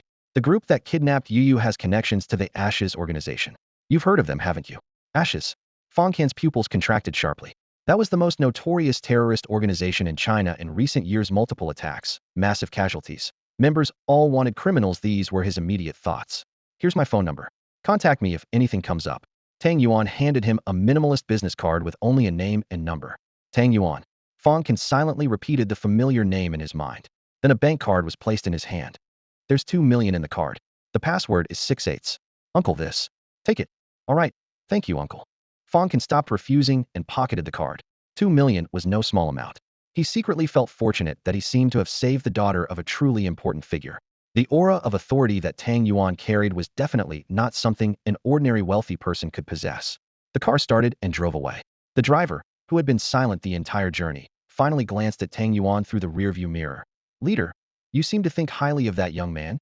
Tang Yuan adjusted his glasses, coldness seeping from his eyes. Ripper Claw Shinbiao, Clubble transformation talent, 2-star senior demon hunter, killed in one move with no signs of struggle at the scene. Driver Xiao Lu thought for a moment and shook his head. If Fang Can was the one who did it, he's at most 1-star level. Tang Shuiying in the passenger seat nodded in agreement. "That's my assessment too. That's exactly what puzzles me." Tang Yuan lightly tapped the car door armrest. "Could there be someone else involved?" "It's possible." Tang Shuiying chimed in. Tang Yuan decided not to pursue it further. "Let's set that aside for now. What about that Yu at home?" "Under control." Tang Shuiying's face filled with rage at the mention of her sister. "Those bastards actually used a fake Yu to infiltrate our home, trying to pull a switcheroo. Fortunately, someone saw through it, or the consequences would have been unthinkable." A flash of murderous intent appeared in Tang Yuan's eyes. "Anyone who dares to touch my daughter will pay the price." Meanwhile, Fang Can had just stepped through his front door when his phone vibrated. Qianning District Law Enforcement Bureau had transferred a bounty of 700,000. Oh, so that werewolf was a level wanted criminal. This unexpected windfall made him smile. Combined with the 2 million Tang Yuan had given him, his account balance instantly jumped to 2.82 million. "I should go to Treasure Pavilion to stock up." The online store page loaded, and Fang Can immediately ordered 2 lighters. You could never have too many of these life-saving items. He then purchased 10 pounds of premium rice, costing 600,000. As he browsed, a painting suddenly caught his attention. The Nuwa painting was on sale for 1.5 million. The image showed Nuwa mending the heavens and creating humanity, radiating brilliance. He clicked on the reviews. "Great item. After just one night of meditation, my spiritual essence has strengthened considerably. Highly recommended." This Nuwa painting isn't hand-drawn, it's clearly mass-produced. The details are rough, and it lacks spiritual essence. You get what you pay for, I guess. Trash. Only suitable for ordinary people's cultivation, completely useless for us nascent soul stage cultivators. Amazing. After just a few months of visualization, I can already move 1,000-pound stones with my mind. Huh? Looking at the reviews, this painting seems to grant people psychic powers. As Fang Can scrolled through the comments, he kept swiping down for a full half-hour before closing his optical brain, reaching one conclusion. This painting could awaken psychic abilities. Psychic powers, last year's most popular talent according to the network-wide vote. Those who possessed this gift were called psychic masters, the most sought after among all demon hunter branches. Universities and corporations fought tooth and nail to recruit them. Buy it. Without much hesitation, Fang Can placed his order directly. Group purchase successful. Item is being packaged and will ship from Dongsheng Divine Continent shortly. Seeing the logistics notification pop up, he smiled bitterly and rubbed his temples, money flowing like water. His account balance instantly shrank by more than half. The next morning, Dongfeng Express knocked on his door. Unwrapping the package, a scroll lay quietly in protective foam. Fang Can unrolled the painting and hung it on his bedroom wall. At first glance, it was just an ordinary portrait of a woman. Human head with serpent body, rigid lines, and dull colors. But following the included instructions, he dutifully bathed and changed clothes, burned incense and prayed, formed hand seals and chanted sutras, gradually calming his mind, then looked up again. Ethereal wisps danced, clouds and mists swirled. The Nuwa image in the painting suddenly emanated layers of divine light, as if truly about to step from the paper. Those smiling yet emotionless eyes locked firmly onto Fang Can's consciousness. He stared like this for a full day and night without looking away. Strangely, Not only did he feel no fatigue, his spirit became increasingly clear. Bro, dinner time. The door opened as his sister Fang Ro poked her head in. Fang Can snapped back to awareness. Fang Ro frowned and walked closer. Bro, why are you staring at this blank paper in a daze? Blank paper? He paused. Turning to look again, only a blank sheet of rice paper remained on the wall. The million-yuan Yuan painting he'd bought was just gone? He frantically searched the room for ages, finally discovering that the painting had somehow entered his mind. When he closed his eyes, it hung there clearly, mysterious and solemn. Well, Fang Can caught his breath. At least I don't have to crane my neck staring at the wall. For the next 2 days, he simply stayed in bed with eyes closed, visualizing. Vast psychic power churned in his consciousness, almost becoming tangible. On the 3rd day, he decided to test the effects. His gaze fell on the glass water cup on the table as he silently commanded, "Rise." The cup wobbled and lifted from the table. With another effort, bang! The cup was crushed to powder by an invisible hand, glass shards clattering to the floor. So this is psychic power. Having fire-based talents, he was filled with curiosity about this new force. What boy hadn't fantasized about using telekinesis to flip girls' skirts? Moving objects from a distance. He took a deep breath, closed his eyes again, and focused his attention once more on the Nuwa painting in his mind. This level of psychic power was fine for playing around, but nowhere near enough for actual combat. A few days later, in a hospital room, under the dim fluorescent lights, Wang Meiwan was holding a basin of warm water, carefully wiping her husband Fang Jiangwo's arm. Her phone suddenly vibrated, and she quickly set the basin back on the nightstand, removed her gloves, and answered the call. Hello, Manager Yang, what's up? Auntie Wang, here's the thing. Manager Yang on the other end was always direct.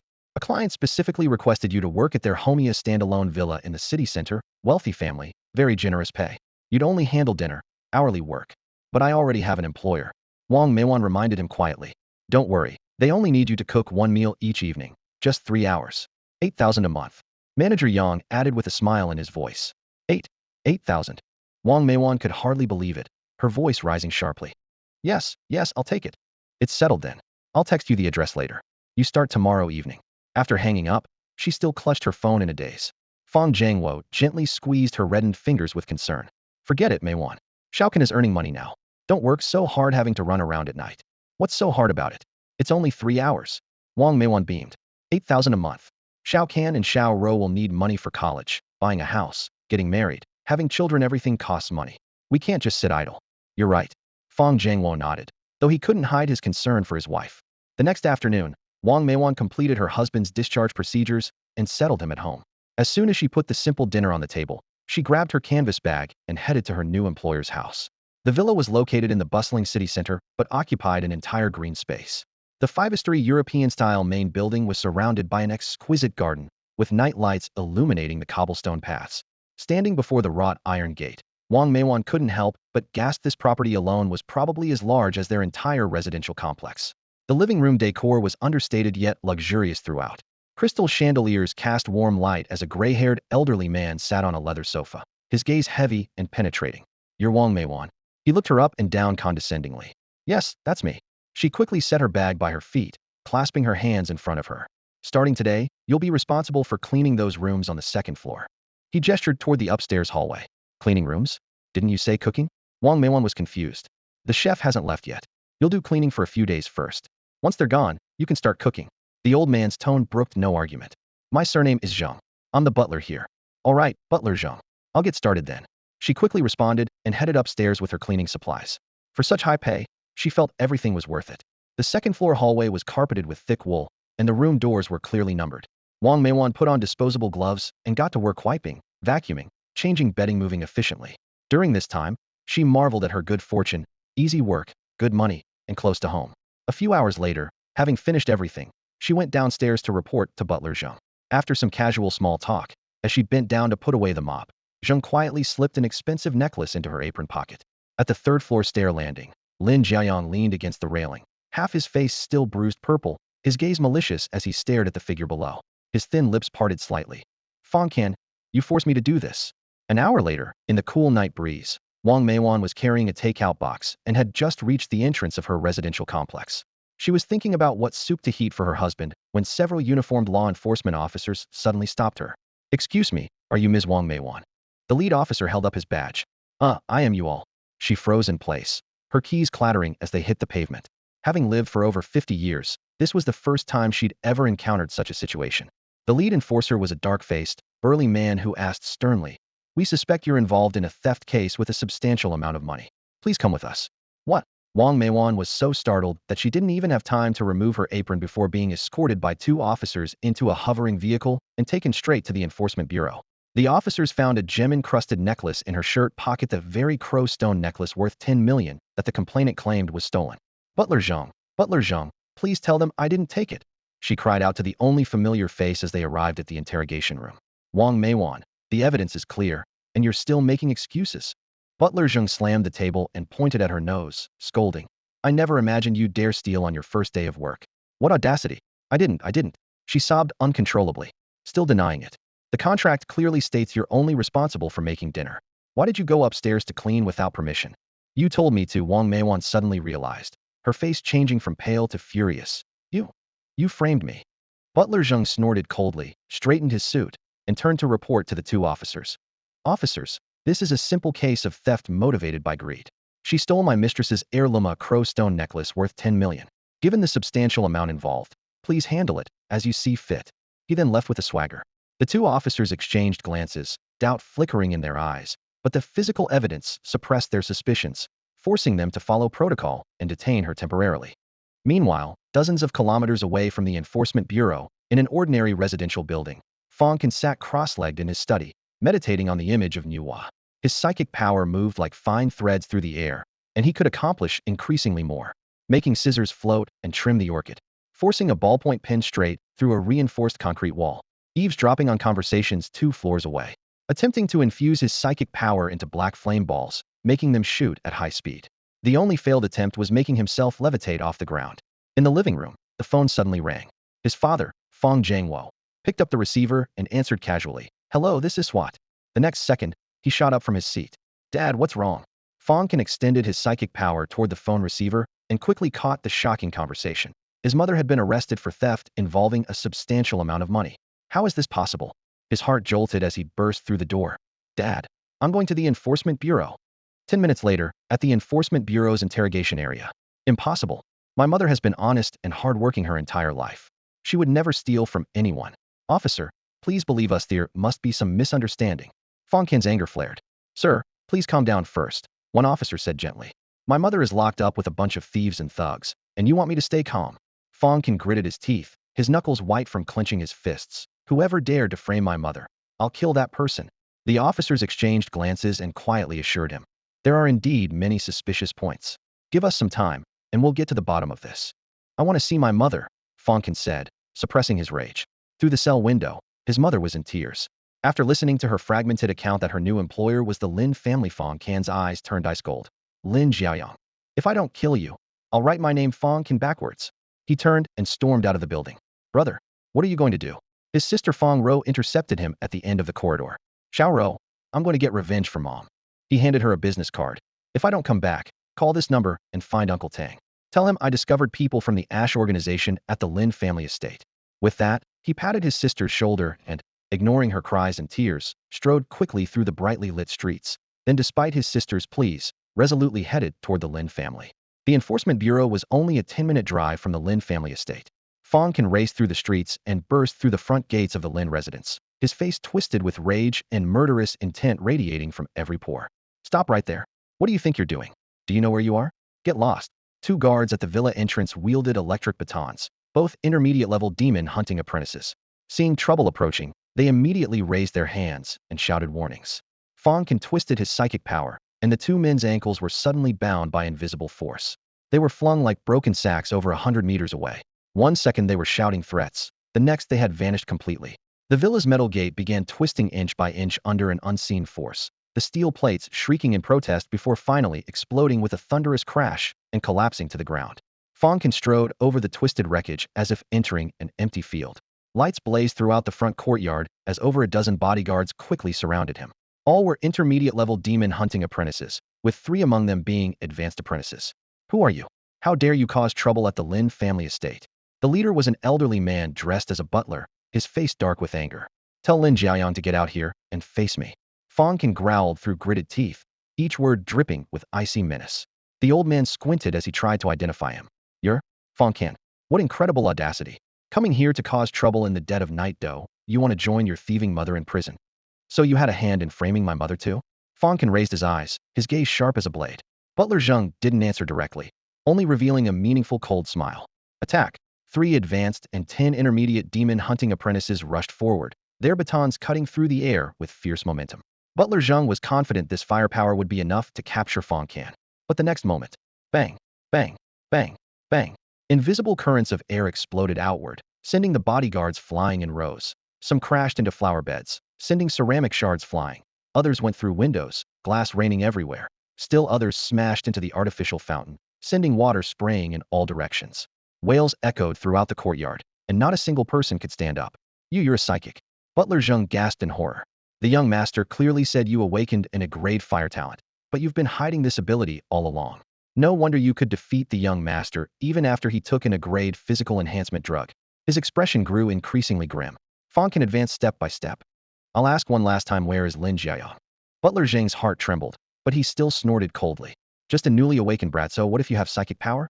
I'm a mid-tier 1-star demon hunter. As his words fell, his skin rapidly turned to stone, earth-brown rock patterns spreading across his body as he swelled in size, his expensive suit tearing apart inch by inch. Grade earth talonstone skin. Stop right there. Butler Zheng thundered forward, the floor tiles cracking beneath his feet as his massive rocky fist carried tremendous force toward Fang Can. Fang Can didn't dodge, meeting the punch heat in. Seeking death. Butler Zheng sneered. Earth-type demon hunters were renowned for their defensa, considered himself invincible. Bang! Accompanied by the sound of cracking bones, his rocky right arm exploded on impact, stone fragments flying everywhere, gravel whistling through the air. Ah! The excruciating pain forced Butler Zheng to immediately cancel his talent. His flesh and blood arm was completely gone, and he collapsed to his knees, his entire body trembling uncontrollably as he wailed in agony. His right arm was torn open with flesh hanging loose, bones completely shattered, and blood had soaked through all his clothes. A 2-star demon hunter. He's actually a 2-star demon hunter. How? How is this possible? Butler Zheng was in such agony he nearly fainted, his mind filled with nothing but this terrifying thought. Ah! His blood-curdling screams echoed at the villa entrance. Fang Can glared at him sideways, his eyes filled with killing intent as cold as steel needles. I really want to kill this bastard. But reason held him back. Firmly, murder in the city was a serious crime, and once imprisoned, the Lin family would retaliate and his family would surely suffer. Taking a deep breath of the bloody air, he stepped into the villa's living room and grabbed the nearest male servant by the collar. Where is Lin Jiao? He's in the southernmost room on the 3rd floor. The servant's legs went weak, nearly collapsing on the spot. Butler Zheng was a former member of the Demon Hunting Corps with 1-star demon hunter strength. Yet this young man had crippled his arm with a single punch. What kind of monster was he? Fang Can released his grip, and the servant collapsed to the ground as he rushed toward the 3rd floor like a whirlwind. At that moment, in the well-soundproofed bedroom, Lin Jiaoyang was fast asleep. Bang! The door was kicked open, sending wood splinters flying everywhere. What the hell? Can't a person get some? Before he could finish, a resounding slap struck his face. Smack! Lin Jiaoyang flew sideways, crashing into a bookshelf. The teeth he'd just had replaced were knocked out again, blood and tooth fragments spraying everywhere. Who is it? His head was spinning, severe concussion making his vision double. You bastard! How dare you touch my mother? Fang Can grabbed his hair with his left hand while his right fist hammered down like iron, punch after punch landing on Lin Jiaoyang's face. What are you doing? Are you crazy? Bang! Help me! Bang! Murder! Moor! Bang! After several punches, Lin Jiaoyang's facial features were displaced, his jaw loose, blood splattered on the walls, and he looked like a crushed clay figure. Fang Can's raised fist kept trembling, really wanted to smash this head to pieces with one blow. Just then, footsteps thundered from downstairs as a group of armed law enforcement officers burst into the bedroom. Stop! Don't move! Late at night. With his hands still stained with dried blood, Fang Can was brought into the detention center behind iron bars, still carrying undiminished rage. If he encountered Lin Jiaoyang again in the wilderness, he would definitely eliminate him completely. He didn't dare kill in the city, but in the wilderness, hundreds of demon hunters died every day, their bodies never found. In the same cell, a burly man with tattooed arms was bored and set his sights on the newcomer. Kid, how'd you end up in here? Fang Can ignored him. The burly man couldn't save face and raised his voice. Kid, I'm talking to you. A law enforcement officer passed by outside carrying instant noodles and casually reminded. I'd advise you not to mess with him, just crippled a 1-star demon hunter. What? The tattooed man was so scared his snot bubbles popped out. A pickpocket as thin as a monkey nearby couldn't help but laugh. What are you laughing at? Come out and fight. The burly man roared as he moved past Fang Can. Fang Can found the noise annoying and turned his head for a cold glance. His terrifying psychic power seemed to instantly freeze the air. The burly man swallowed several times and obediently sat back in the corner, not daring to say another word. Soon after, Fang Jiangwo and Fang Rou received notification and rushed over. Outside the cell, his father's eyes were red with anxiety. You, at your age, still so impulsive. You've ruined your own future with your own hands. Brother. Fang Rou sobbed uncontrollably. Fang Can gripped the cold iron bars, his voice low but firm. I'm sorry, Dad. When I saw Mom like that, I couldn't help myself. I don't regret it given another chance. I'd still beat that scumbag senseless. Good.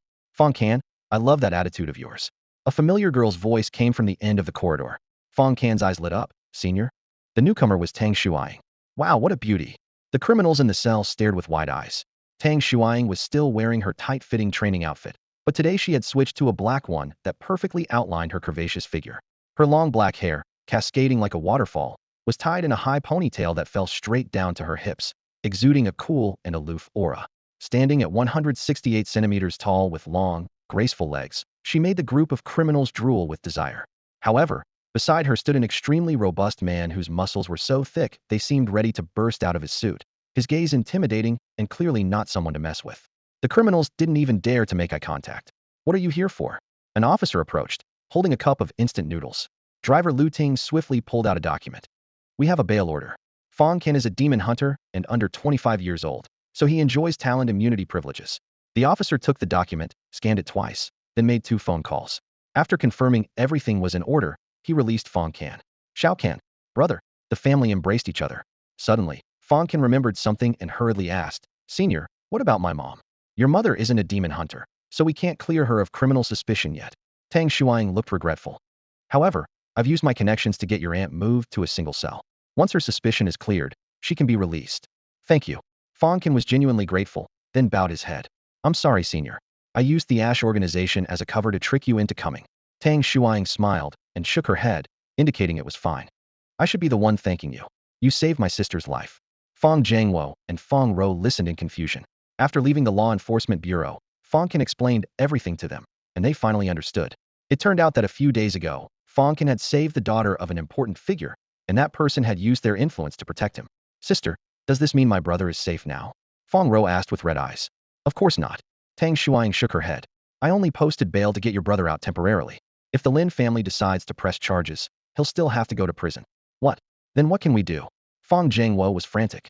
There are 2 options. Tang Shuaying said. First, apologize and compensate to get the Lin family to sign a settlement agreement. Fang Can shook his head. Just tell me the second option. Tang Shuaying paused before saying. Before the court hearing, break through to become a 3-star demon hunter. Hunters of this level have advanced talent immunity privileges that can protect you. A 3-star demon hunter. Both father and daughter were stunned. At this level, one could even become a minor commander in the demon hunting army. It seemed impossibly difficult. However, Fang Can's expression relaxed, and he said confidently, before the college entrance exam, I'm confident I can break through to 3 stars. Yes, I believe you. After all, you're already at high-level 2-star strength. Tang Shuaying smiled slightly, while inwardly rejoicing. An 18-year-old high-level 2-star demon hunter, their Radiant Star Society, had struck gold. Hearing about Fang Can's current strength, the father and daughter were completely stunned.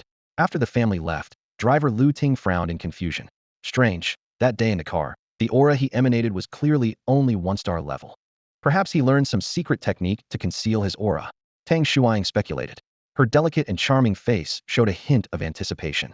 At this moment, at City First Hospital, a middle-aged man with slick-back hair in a suit walked briskly into the hospital room with 4 bodyguards. Chairman. Butler Zhang's right sleeve hung empty, his arm had been amputated. Gritting his teeth, he struggled to sit up from the hospital bed, his face pale as he forced himself to bow to the middle-aged man beside him. I'm sorry, Chairman. I failed to protect the young master. The middle-aged man, Lin Xiong, had a face dark as storm clouds. His gaze moved past Butler Zhang to another hospital bed.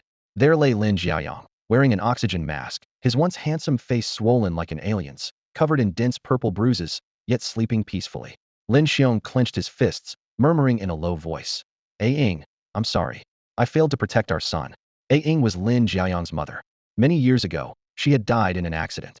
On her deathbed, she had gripped Lin Xiong's hand, repeatedly begging him to protect their child. But all these years, he had devoted himself entirely to expanding the Lin group, spending precious little time with his son, even allowing the boy to be beaten like this in their own villa. Damn bastard. Lin Xiong ground his teeth, his knuckles white. Just then, a subordinate called, lowering his voice to report. Chairman, we've just confirmed the perpetrator is a demon hunter. He's already used his immunity rights to leave detention. What? Lin Xiong shot to his feet. After a brief flash of rage, he smiled coldly. Actually, that's better. It would have been inconvenient to make a move while he was inside. Fang Can, whoever you are, I'll make sure you die a very ugly death. With that, he pulled out his phone and dialed Qinshan. The following evening, Fang Can attended the Tang family's dinner by invitation. To avoid any breach of etiquette, he had specifically changed into a well-tailored formal suit and taken a taxi to downtown Hangzhou. Before him stood a private estate resembling a medieval castle, its towering spires casting light into the night. Its luxury far exceeded the Lin family's five-story villa. Fang Can marveled inwardly. Truly, there's always someone greater. Brother Fang Can. At the estate's main gate, Tang Shuang approached with a lovely young girl in tow. The girl's delicate, porcelain-like face beamed with joy. This was Tang Shuang's younger sister, Tang Yiyu, the girl who had been kidnapped by terrorists that night and rescued by Fang Can. Fang Can crouched down and ruffled her hair. Little one, you haven't been having nightmares these past few days, have you? 13 or 14 years old. Tang Yiyu was at the age when romantic feelings first bloom.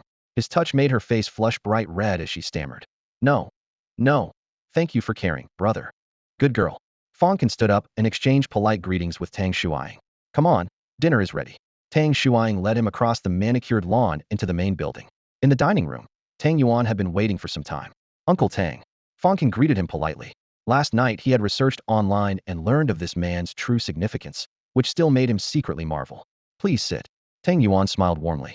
The long table held over a dozen dishes, all aromatic and visually stunning.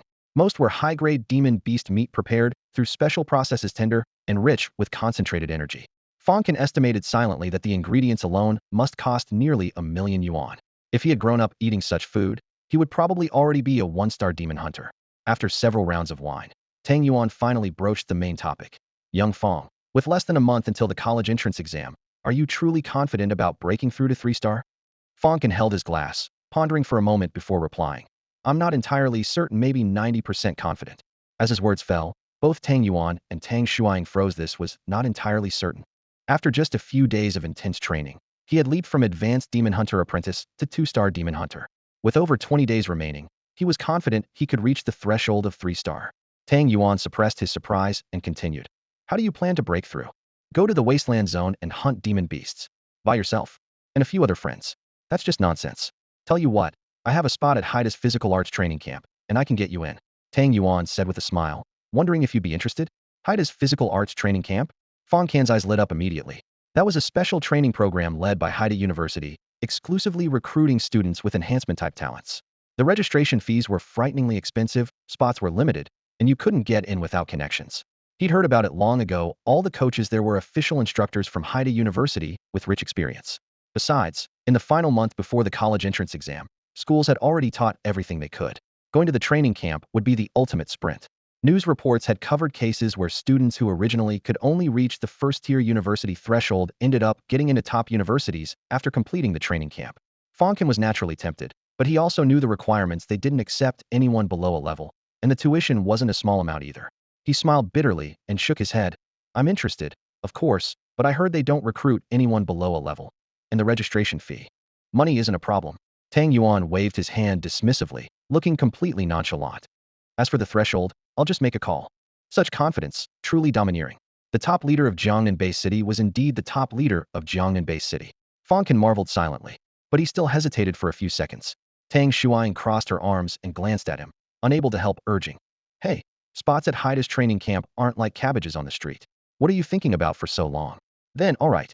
Fang Can scratched the back of his head and said earnestly, thank you for the trouble, Uncle Tang. That's more like it. Tang Shuang curved one corner of her mouth upward. No trouble at all, just a small favor. Tang Yuan nodded with a relaxed tone. The training camp starts next Friday. I'll have Shuang send you the materials. Remember to report on time. 1 week from now. Fang Can calculated in his mind, then confirmed loudly. All right, thank you, Uncle Tang. Seeing this, Tang Yuan added another sentence. By the way, Xiao Fang, regarding your case, I'll try to delay the court hearing until after the college entrance exam. But if you're still not a 3-star demon hunter by then, you might really have to go to prison. I have that confidence. Fang Can answered decisively, his gaze firm. Good. Tang Yuan nodded with a smile, reaching a consensus. After 10 o'clock in the evening, Fang Can emerged from the Tang family estate. The night was deep, and car headlights illuminated the asphalt road leading to the city like snow. He leaned back in the rear seat, his thoughts churning. The Tang family was willing to invest in him because they saw his potential. Given that, he absolutely couldn't let this trust go to waste. He quickly sorted out his plan. Tomorrow morning, once the courier delivered that ring, he would immediately head to the wilderness area to train for a full week, improve his strength as much as possible, then return directly to participate in the training camp. Yes, that's settled. Last night, Fang Can browsed the Myriad Realms Treasure Pavilion and spent 500,000 on a ring. He spotted the words spatial ring in the product reviews and was immediately intrigued. Though the capacity was only 1 cubic meter, it would be more than enough for storing magic cores. The package arrived by express delivery first thing the next morning. Tearing open the packaging, he paused for a moment. The ring was completely black, looking like a polished chunk of iron with a blue crystal embedded in it. It looked like cheap street vendor merchandise, and there wasn't even an instruction manual. This seller is really lazy, he grumbled while slipping the ring onto his finger. With a slight mental focus, he immediately grasped how to use it.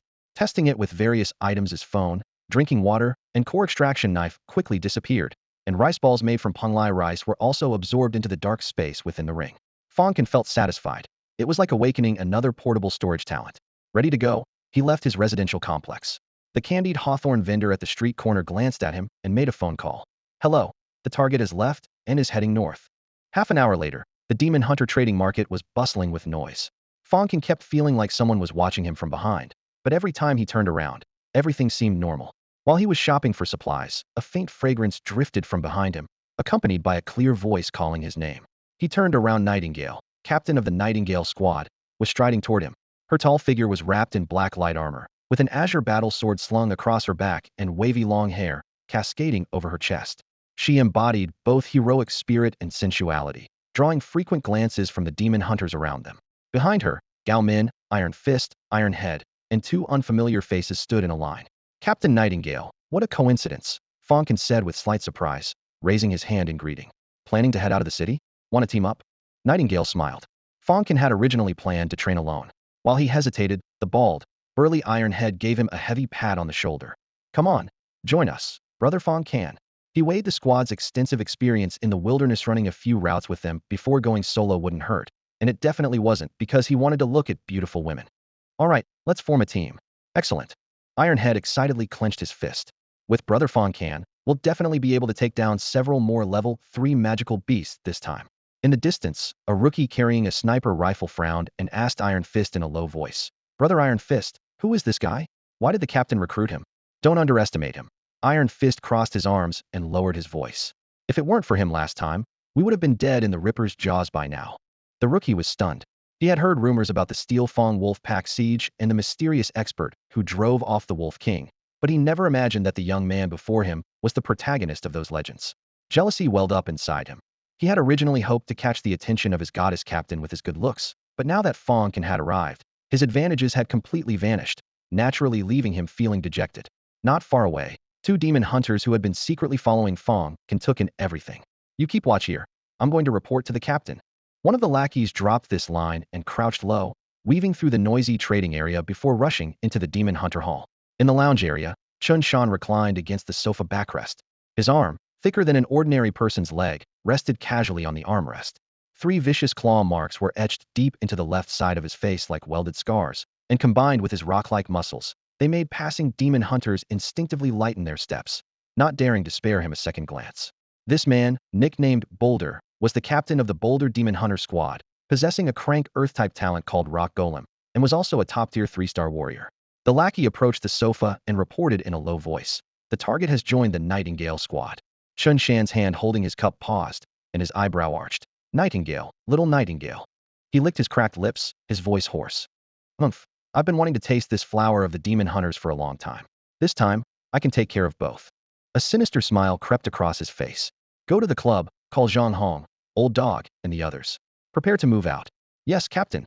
After the 3 new members joined, the Nightingale squad cut through obstacles all the way, venturing deep into the gray mist forest. The number of magical beasts here had multiplied, and their varieties were more chaotic. The 7 of them worked from dawn to dusk, each exhausted, but their harvest was equally astonishing. They had killed over 80 first and second-tier magical beasts combined, and even took down 2 third-tier beasts, a rock python and a bloodhoof boar. The bundles of medicinal herbs they gathered along the way stuffed their backpacks full. By rough calculation, even the member who contributed the least would earn 40 to 50,000 after selling the materials. But Nightingale wasn't satisfied. She was looking for the Steel Fang Wolf King that had killed 2 of her teammates last time. So she had people stationed near that mountain ravine, searching day and night. After several days, in the dead of night, the communicator finally crackled with the excited but suppressed voice of new team member Luo Qi. Captain, found the Wolf King. It has burn marks on its rear. It's the one you're looking for.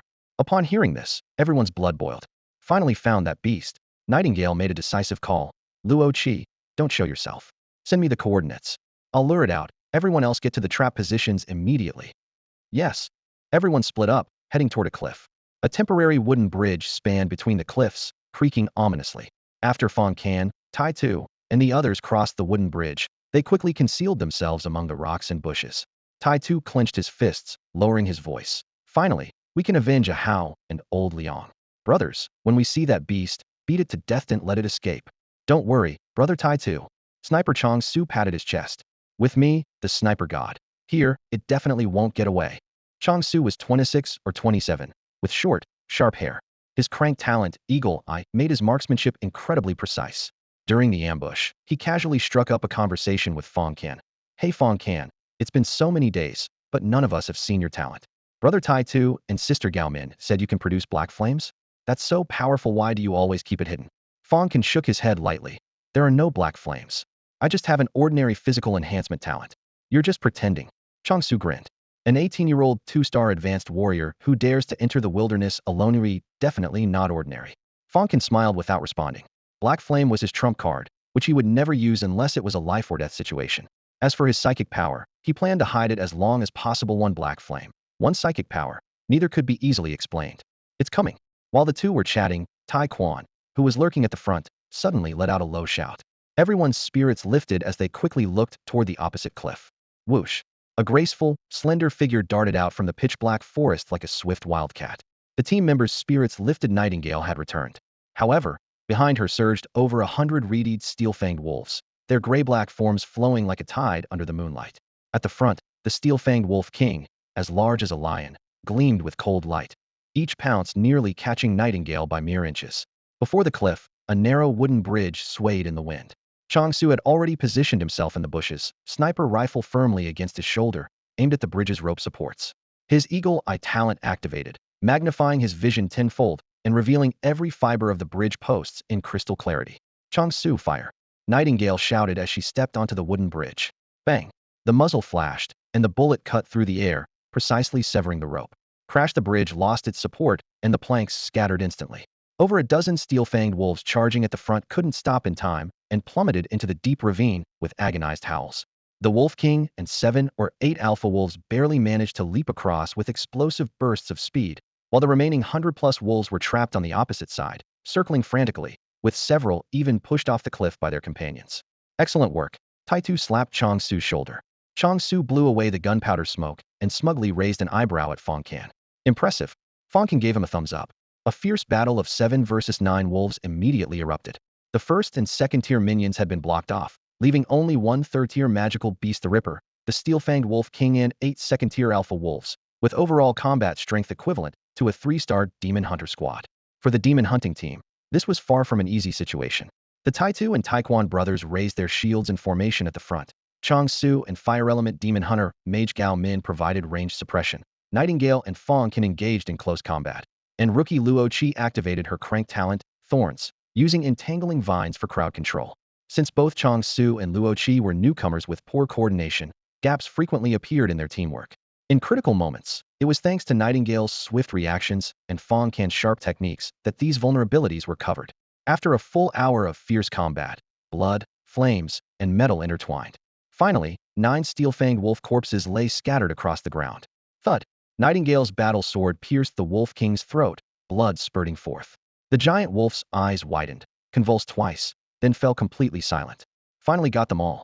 Everyone gasped for breath and collapsed where they stood. Tai Tu pulled a steel spike from his thigh, groaning as he leaned against the wall, while Gao Min quickly retrieved bandages for treatment. Nightingale's face was stained with blood, her gaze somber. She was mourning their 2 fallen teammates. They're watching from above. Fang Can approached her side and looked up at the night sky. You set this trap to avenge them. even using your own body as bait to lure the wolf pack here. How an old Liang spirits can rest in peace seeing all this. Nightingale paused, then covered her lips with a light laugh, her pale purple eyes curving into elegant crescents. What are you laughing at? Fang Can pouted. A high school kid, not very old, but pretty good at comforting people. With the battle over, their tense nerves finally relaxed. Nightingale waved dismissively and teased. Please, I'm already an adult. Why do you make it sound like I'm still a child? Fang Can frowned with displeasure.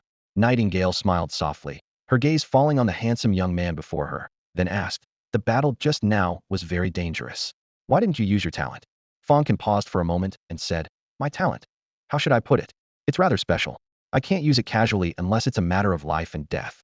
Nightingale blinked her bright eyes. The more mysterious this little brother became, the more curious she grew. The next second, as if detecting an extremely dangerous signal, her pretty face suddenly changed. Watch out, she tackled Fang Can, and both of them crashed heavily into a pile of fallen leaves. Whoosh!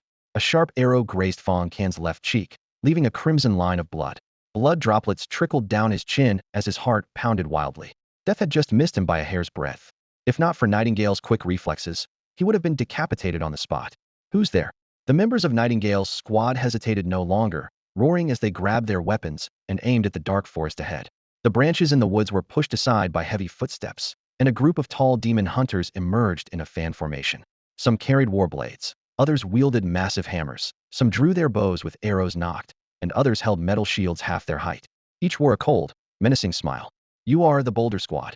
Iron Fist recognized several faces, his expression darkening instantly. Fang Can rolled over and got up.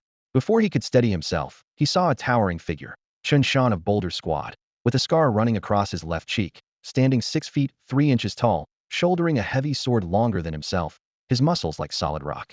As he took a step forward, the ground stones began to writhe, and a nearly 7-foot-tall rock golem rose from the earth, its oppressive presence intensifying. Be careful, that's Chen Shan's talent rock golem, Nightingale whispered. It can withstand a 4th-tier demon beast, and is impervious to blades and bullets. If a fight breaks out, stay away from it. Got it. Fang Can nodded, wiping the blood from his left cheek with the back of his hand. No one noticed that the blood droplets fell onto the lighter on his chest, slowly being absorbed by the metal. Nightingale raised her sword, positioning herself in front of Fang Can, and demanded, Chen Shan, what exactly are you trying to do? Private fighting among demon hunters is strictly forbidden. Do you want to go to prison? Chen Shan sneered, completely disregarding this rule. He pointed at Fang Can. Someone's offering 5 million for his death. I'm only after him. This has nothing to do with you. 5 million. Nightingale, Ironhead, Chang Su, and the others all turned to look at Fang Can. A high school student had prompted the entire Boulder Squad to mobilize. Fang Can's heart sank. The Lin family? Or the Ash organization? There was no way to tell. You take the wolf carcass and go. I'll handle this. He nodded to Nightingale and stepped forward to face Chen Shan, his expression so calm it hardly seemed like he was facing a death trap. The Ash organization sent you, didn't they? Demon hunters colluding with terrorist organization CAV? It got some nerve. Fang Can's tone was unhurried and steady. Ash. The members of Nightingale's squad exchanged glances. How could Fang Can, just a student, be connected to such forces? Chen Shan scoffed. Cut the crap. You're dying today, and not even the gods can save you. Fang Can stared at him for several moments, catching a flaw in his expression, then said with certainty. So it's the Lin family. You dare trick me? Chen Shan's pride was wounded. He immediately waved his hand and commanded the rock golem. Kill him. Thud, thud, thud. The golem crushed the ground beneath its feet, raising its barrel-sized fist high, overwhelming pressure bearing down. Watch out. Nightingale flashed in front of Fang Can again, her sword held horizontally like a wall. I will never allow outsiders to harm my squad member. Her black hair flew as her fighting spirit surged, and she suddenly launched her sword technique as her light blazed on her blue war sword as she charged directly at the golem. However, faster than her movement was a fist-sized black flame fireball. Hiss! The fireball cut through the air and slammed heavily into the golem's left leg. Boom! The rock exploded into crimson magma, the left leg melting instantly. Unable to support its massive body on just one leg, the golem crashed down with a thunderous roar, stone fragments flying everywhere. What? Everyone, including Nightingale and Chen Shan, was stunned. This is his talent. Sniper Chang Su stared at the black flames, his eyes wide with disbelief. The pitch-black fire swept across the ground like a blazing black dragon, instantly melting the rocks along its path into glowing red magma. He couldn't fathom what kind of fire-based talent could burn stone to such a degree. Fire element demon hunter Gao Min felt her scalp tingle with uneasy in all her years in this profession. She had never witnessed flames so sinister and vicious. What made it even more unsettling was that everyone's attention had been focused on their charging captain, and no one had clearly seen how Fang Can had summoned this black fire. On the other side, Boulder Qinshan's face turned ashen as alarm bells rang in his mind. He immediately shouted, "Zhang Hong, energy shield." Zhang Hong quickly extended his hand, and a yellow glow formed an oval barrier that completely enclosed the Boulder squad. Break. Fang Can pointed his finger and gently tapped the air. From above, 5 or 6 black flame orbs suddenly shot down. Wrapped in psychic force, the fireballs accelerated wildly, 10 times faster than before, nearly matching the speed of bullets. The moment the first fireball touched the energy shield, it shattered like cardboard. Then the second and third fireballs crashed down, throwing the Boulder squad into complete chaos. This target's too tough. Retreat. Fall back now. Chun Shan's face was livid as he cursed. Damn that Zheng Yuanliang. Feeding us false intel. What 2-star demon hunter warrior? What high school student this kid is clearly in rank fire element demon hunter mage. The team members fled in panic. Old Dog turned back and drew his bow. Captain, you go first, I'll cover you. So you're the one who shot that sneak attack? Fang Can's gaze turned cold as he traced his right finger through the air, sending a fireball plummeting like a meteor. Old Dog barely managed to loose one arrow before being consumed by the fireball, half his body turning to charcoal. Nightingale deflected the arrow with a light sword strike, sending it flying away in a shower of sparks. Fang Can shot Nightingale a grateful look, then turned to control his fireballs, unleashing a devastating bombardment on the Boulder squad. Screams erupted one after another.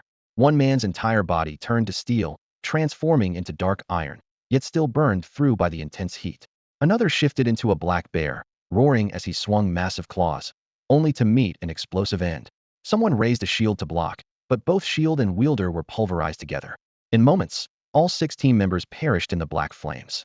Only Captain Qinshan remained, deliberately spared by Fang Can, his left leg charred and broken as he crawled desperately across the grass. In an instant, the Boulder squad was completely annihilated. The entire Nightingale squad stood frozen, their gazes toward Fang Can filled with terror and awe. Suddenly, Fang Can noticed something strange. The black flames in his palm were no longer scorching hot. He held the fire in his left hand and slowly extended his right index finger into it. Fierce flames completely engulfed his fingertip, yet he felt no burning pain whatsoever. Joy exploded in his eyes. Had his body become completely immune to the black flames? To test his theory, he flicked another fireball toward Qinshan's right leg. Ah! Qinshan screamed in agony. Brother, if you're going to kill me, just make it quick. The Nightingale squad's scalps crawled. Wiping out the team was one thing, but why torture the survivor? Fang Can looked down and thought, could it be because my blood dripped onto the lighter? He pulled out the lighter and indeed saw a spot of dried blood on its surface. The phrase blood-binding recognition flashed through his mind, sending a shock through his heart, though he quickly suppressed the thought. He extinguished the black flames, pulled out his phone, and activated the recording function, pointing it at Qinshan, who was left with only his upper body. Tell me everything about how the Lin family hired you to commit murder, and I'll give you a quick death. I'll tell. Qinshan gasped heavily and reached into his jacket. Changsu thought he was up to something and quickly raised his sniper rifle. Don't move. Qinshan ignored him and pulled out a USB drive from his jacket. Right in front of Fang Can, he crushed it with a loud crack, then said, Kid, you'll never get the evidence. Hara, you're asking for death. Fang Can's anger flared as he lunged forward. He picked up a knife from the ground and slashed it across Qinshan's neck. Qinshan didn't bother to resist. With a wet sound, blood gushed like a fountain, and a large head rolled far away. Fang Can frowned as waves of nausea hit his stomach. Killing with fireballs from a distance was one thing, but beheading someone with his own hands was far more gruesome. First time killing? Nightingale walked over and patted Fang Can's back. Fang Can didn't deny it. He bent down to pick up the crushed USB drive and sighed softly. Nightingale glanced at it and said, I know a skilled hacker who might be able to help recover the data. Really? Fang Can's eyes lit up with surprise. While he didn't need evidence to take revenge on the Lin family, having it would certainly be better. I can't guarantee it'll work, Nightingale said, staring directly at Fang Can. Just do your best. Thanks. Fang Can handed over the USB drive. Just then, Ironhead's voice suddenly rang out. Captain, magic cores. The Boulder squad's magic cores. Ironhead ran over excitedly, carrying several backpacks. When opened, they were stuffed with various magic cores, the Boulder squad's hunting spoils from the past week. There were over 100 cores in total, including 30 second-tier cores and 2 third-tier cores. Combined with the Steel Fang Wolf King they'd killed earlier, they'd struck it rich. Fang Can, we won't take any of these magic cores. They're all yours. Nightingale pushed the backpacks full of magic cores toward Fang Can. Captain, this. Changsu seemed reluctant to give them up. Shut up, Nightingale scolded, then explained. Fang Can killed all the Boulder squad members, so these spoils rightfully belong to him. Hearing this, Fang Can felt somewhat displeased. Was she so eager to distance herself from him? Don't misunderstand, Fang Can. I just feel we shouldn't accept rewards we didn't earn. Nightingale explained. Nightingale, if you consider me a friend, we'll split these magic cores 50-50, half for me, half for the Nightingale squad. Fang Can spoke in a tone that brooked no argument. The Boulder squad was targeting me. You all got dragged into this because of me, so you deserve compensation. He wanted to use these magic cores to bind himself to the Nightingale squad. Otherwise, if someone went to the Demon Hunter Guild to report that he'd wiped out the Boulder squad, he might face trouble. Nightingale was about to say more when Fang Can interrupted her. What's this? A tracking device. Ironhead recognized it immediately. We've got trackers on us. Everyone hurriedly began checking themselves. Finally, Chong-Su found a bean's-eyes tracker on his collar. Damn it. Chong-Su crushed it forcefully and said shamefully, "It's all my fault. I was too careless." Iron Fist patted his back, and no one blamed him. Afterward, they cleaned up the battlefield, throwing the Boulder squad's bodies off the cliff. They also dug out the magic cores from the Steel Fang wolves' skulls. Finally, they found a cave to spend the night. During dinner, Chong-Su, Ironhead, Gao Min, and the others were all curious about Fang Can's talent and kept pestering him with questions. I really do have a rank fire talent, Fang Can said helplessly. Why didn't anyone believe the truth these days? Stop pretending, big brother. We're not blind. Chong-Su curled his lips. Those black flames of yours can melt gold, and I run away, that's a rank. Exactly. Fang Can, stop being so secretive and tell us. Gao Min, being a fire-type demon hunter mage herself, was especially curious. Fine. Fang Can didn't know whether to laugh or cry, so he made up a name on the spot. My talent is called Demon Burning Flame. Demon Burning Flame? Never heard of it. Gao Min shook her head. But I'd bet anything your talent is definitely shrank. With their ammunition and supplies exhausted, the Nightingale squad prepared to return to the base city the following afternoon. Fang Can stood beside a crumbling stone monument, bidding farewell to his companions. Fang Can, be careful. The 15th is just 2 days away. Nightingale pulled her hood down lower, repeatedly warning him. Keep those protective goggles on. I don't want to see you turned into a demon when we meet again. Haha, don't worry. Fang Can raised his hand and tapped the goggles on his nose bridge, signaling he had everything under control. In his spatial ring, he still had several days' worth of dried rations and compressed energy bars.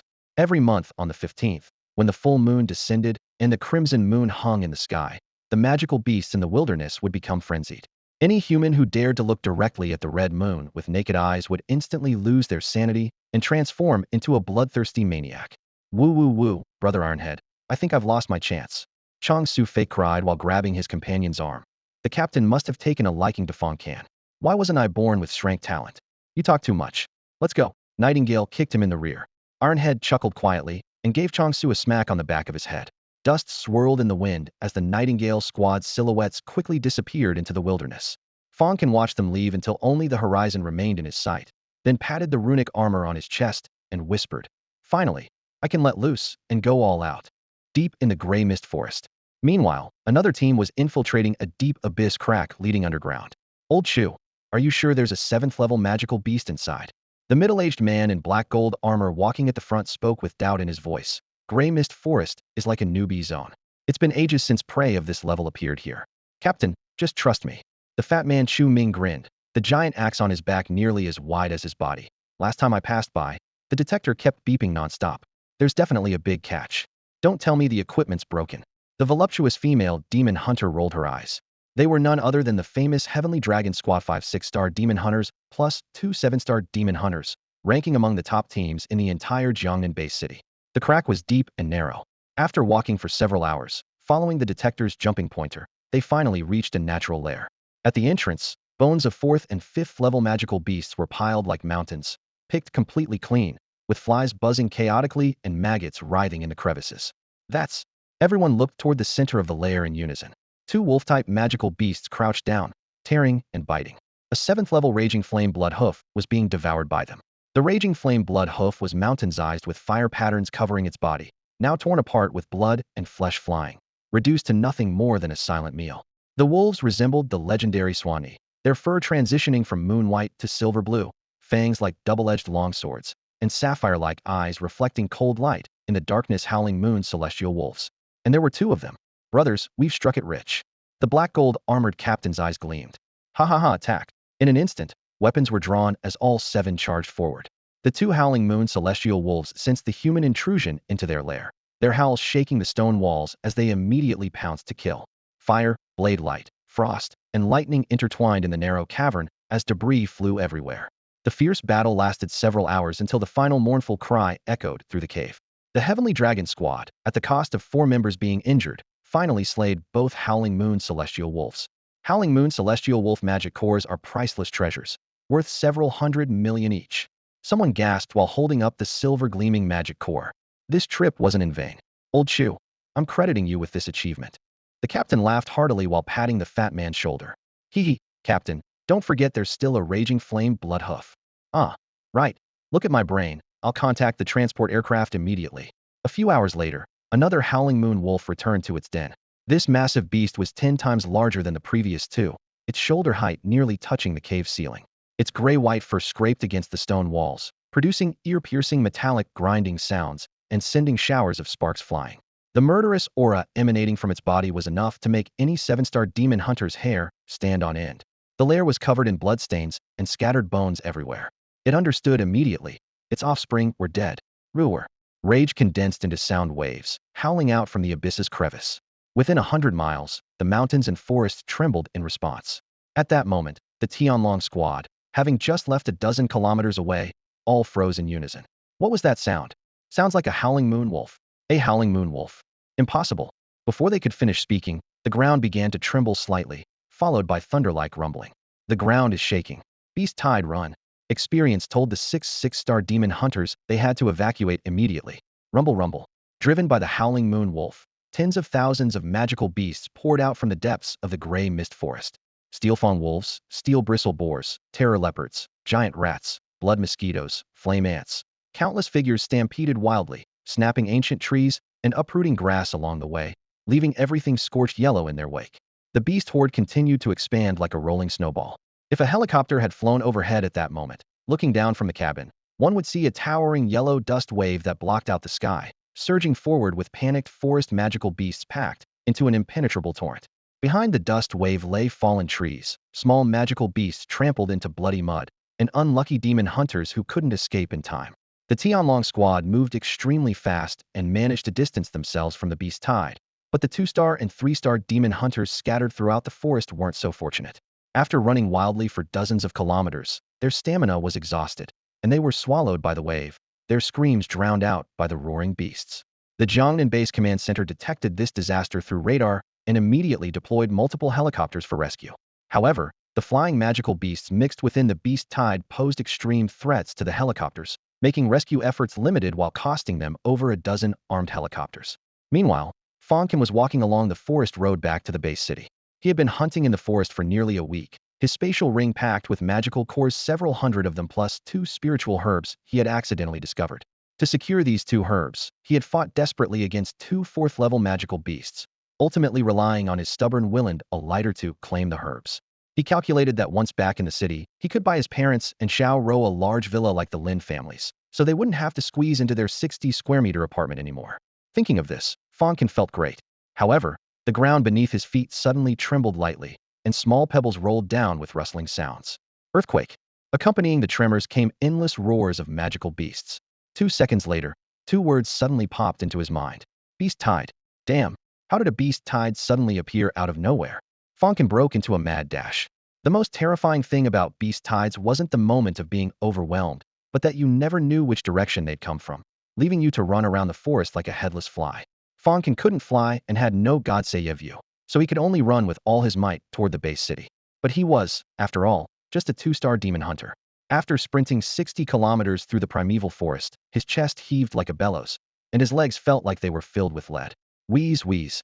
If he kept running like this, he'd eventually be torn apart by the beast tide behind him. The news said some beast tides could last for days and nights, and even 5-star demon hunters couldn't escape them in this desperate situation. Fang Can could only gamble on one last option. He pulled out a brand new alloy lighter from his spatial ring, pricked his fingertip, and let his blood drip onto the lighter's surface, successfully binding it to himself. The next second, dark flames hissed up from the lighter's mouth. Demon burning flame, ignite. Whoosh, the pitch-black fire line swept forward like a prairie fire. Wherever it passed, flowers, grass, and trees were devoured by an invisible maw, first charring black, then turning to ash. In just a few breaths, vast stretches of forest became a sea of fire. Fang Can gritted his teeth and turned to rush toward the distance. Arson would be enough to land him in prison for life. But right now, As long as he could survive, nothing else mattered. Half an hour later, the demon-burning flame had become a sky-covering black curtain of fire that collided heat-in with the surging beast tide. The towering flames crushed forward like a giant wall, instantly devouring the first wave of magical beasts. Except for a very few thick-skinned beast generals with natural fire attributes who barely managed to break through, all other magical beasts were burned to ash. Even those that broke through the first layer of flames were still pursued by endless blazing fire behind them. In the end, the entire beast tide was forcibly burned away, and a good half of the gray mist forest was reduced to scorched earth. At the same time, in the base command center, the satellite's real-time footage showed the shocking scene of black flames colliding with the beast tide, filling the entire giant screen. A group of high-ranking demon-hunting army officers first fell silent, then sank into deathly quiet. This fire? Who said it? Someone murmured after a long while. Well done. The gray-haired marshal in the main seat suddenly stood up, his eyes slightly red. A level 5 beast tide extinguished in such a short time. Go investigate which war god took action. Yes, sir. The staff officer stood at attention and accepted the order. At the same time, in Fang Can's home, Wang Meiwan, who had just emerged from the law enforcement bureau, trembled in her husband Fang Jiangwo's arms. The two pressed close to the sofa, staring intently at the live television broadcast because their son was right there in that gray mist forest. Brother, you must come back safely. His sister Fang Ro clasped her hands together, her voice choked with emotion. More than 10 kilometers away, at a demon hunter bar in Qingzhou City, the screen displayed the words disaster level, level 5, beast tide. At the bar counter, a group of demon hunters immediately erupted. Level 5? Holy shit, how many people are going to die? A few years ago, a level 4 corpse tide cost the city defense army over 200 lives, plus more than 20 demon hunter squads. This time is even worse. Pack up quick, let's move to another fortified city while we can. In the corner, a pair of pale purple beautiful eyes stared intently at the screen, slender jade fingers gripping the wine glass so tightly the knuckles turned white. Fang Can. More than half a day later, at the edge of gray mist forest, Fang Can finally stepped out of the burned wasteland, accompanied by more than 10 other demon hunters who had similarly escaped death. Everyone was exhausted to the point of swaying, yet still forced themselves to continue forward. The final 30 kilometers on foot had nearly drained their last bit of strength. Fortunately, the authorities had already received the distress signal and sent transport vehicles to rescue this group from the brink of semi-consciousness. Otherwise, they might have collapsed in the wilderness and been devoured by zombies. After entering the city, the first thing Fang Can did wasn't to sell magic cores, but to rush into the nearest hotel and collapse into sleep. Before losing consciousness, he only managed to type a few words to report his safety. Don't worry, I'm safe. He slept from deep night until the next evening, slowly awakening as the sky outside grew dim. He rushed to the bathroom, letting hot water wash away the blood and fatigue covering his body. After changing clothes, he organized the more than 200 magic cores and 2 spiritual herbs from his bag and headed straight to the trading market. As soon as the spiritual herbs appeared, they were snatched up by a medicinal materials shop owner for 5 million. The magic cores were poured onto the counter in a bag, and after inspection, they added nearly another 5 million. Roughly calculated, this month's hunting income had actually exceeded 10 million faster than robbing a bank. As night fell, Fang Can returned home carrying a heavy bank card. His mother Wang Meiwan had successfully escaped with the Tang family's help. Though she lost her job, at least the family was reunited. Steam rose from the dinner table, and the atmosphere was more festive than New Year's. Brother, you were gone so long this trip, how much did you earn? Fang Ro poked her head over, her eyes bright as light bulbs. Take a guess. Fang Can suppressed a smile. 500,000. Think bigger. He raised an eyebrow. Could it be 5 million? Fang Jiangwo and Wang Meiwan looked at each other, even forgetting to pick up their chopsticks, as they heard their son's words. Dad, Mom, as soon as the college entrance exam is over, let's go look at houses in the city center. We've lived in this old house for so many years, it's time for a change. Xiaoqian. Both parents nearly exclaimed simultaneously. Brother, buy a house? In the city center? Oh. Fang Ro dropped her rice bowl and hung on to Fang Can like an octopus, shaking the dining table until it rattled. Xiao Ro, get down. Your brother hasn't finished eating yet. Wang Meiwan scolded verbally, but kept wiping away tears with her hands. She knew her son too well. He would never joke about something like this. Looking at his family's blooming smiles, Fang Can felt an indescribable warmth and satisfaction rise in his heart. Wasn't this warm scene exactly what he risked his life hunting magical beasts for? Deep in the night, in an abandoned warehouse somewhere in the wasteland, cold wind whistled through the walls, metal sheets clanged, and dust swirled beneath a dim yellow bulb. A group of strangely dressed demon hunters gathered in the center, the air thick with restlessness. After waiting a full 2 hours, the muscular giant muscle burst finally exploded. Damn it. Why aren't they here yet? Making all of us wait like Thisto, they have any sense of time. A companion lowered his voice to persuade. Hey, Muscle Burst, don't make trouble. The one coming is an organization back Benito you want to die. So what if they're backbone? I'll become one sooner or later. Muscle Burst snorted coldly, brimming with confidence. Before his words faded, the air in the warehouse center violently twisted, and a dark purple spatial gate opened like a giant maw. Eerie light scattered as a man and woman stumbled out. The man was shrouded in a black robe, only his stubbled chin visible beneath the hood. The woman wore heavy makeup, her purple dress outlining her sultry curves, her seductive eyes flowing with charm. The Ash members bowed in unison. Boss. Only Muscle Burst crossed his arms with a cold expression. You're the Predator? We agreed on 10:30, and now it's past midnight. Even if you're backbone, don't make us wait around. Everyone in the warehouse broke into cold sweats. Predator Zhao Han, one of Ash's 10 great backbones. Who dared speak to him like this? I'm talking to you. Muscle Burst stepped forward, crossing the line of death. The purple-dressed woman shook her head lightly. Really seeking death. Zhao Han's blood-red eyes suddenly opened wide, shooting 2 beams of crimson laser. The air exploded with sound, heat waves rushing forward. Muscle Burst raised both arms, his muscles swelling explosively. Sizzle. He was blasted back over 20 meters, his feet carving 2 furrows in the ground, yet only a few body hairs were singed. That's all you've got. He lowered his arms, a savage grin spreading across his face. The demon hunters were shocked. Lasers capable of piercing 6th-level demon beasts couldn't even hurt him? Boom. Muscle Burst suddenly charged forward, covering 20+ meters in an instant. His right arm bulged with veins, sonic booms exploding behind him, his punch speed several times the speed of sound, enough to kill 7th-level demon beasts.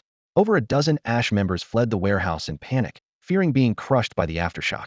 The purple-dressed woman raised an eyebrow. Actually broke through to 8 stars, becoming a master-level demon hunter? No wonder he dares challenge the boss. Her tone was surprised, but her expression full of mockery. Muscle Burst's heavy punch drove toward the chest, but it was like hitting a swamp. His fist sank deep into the black robe, unable to pull free.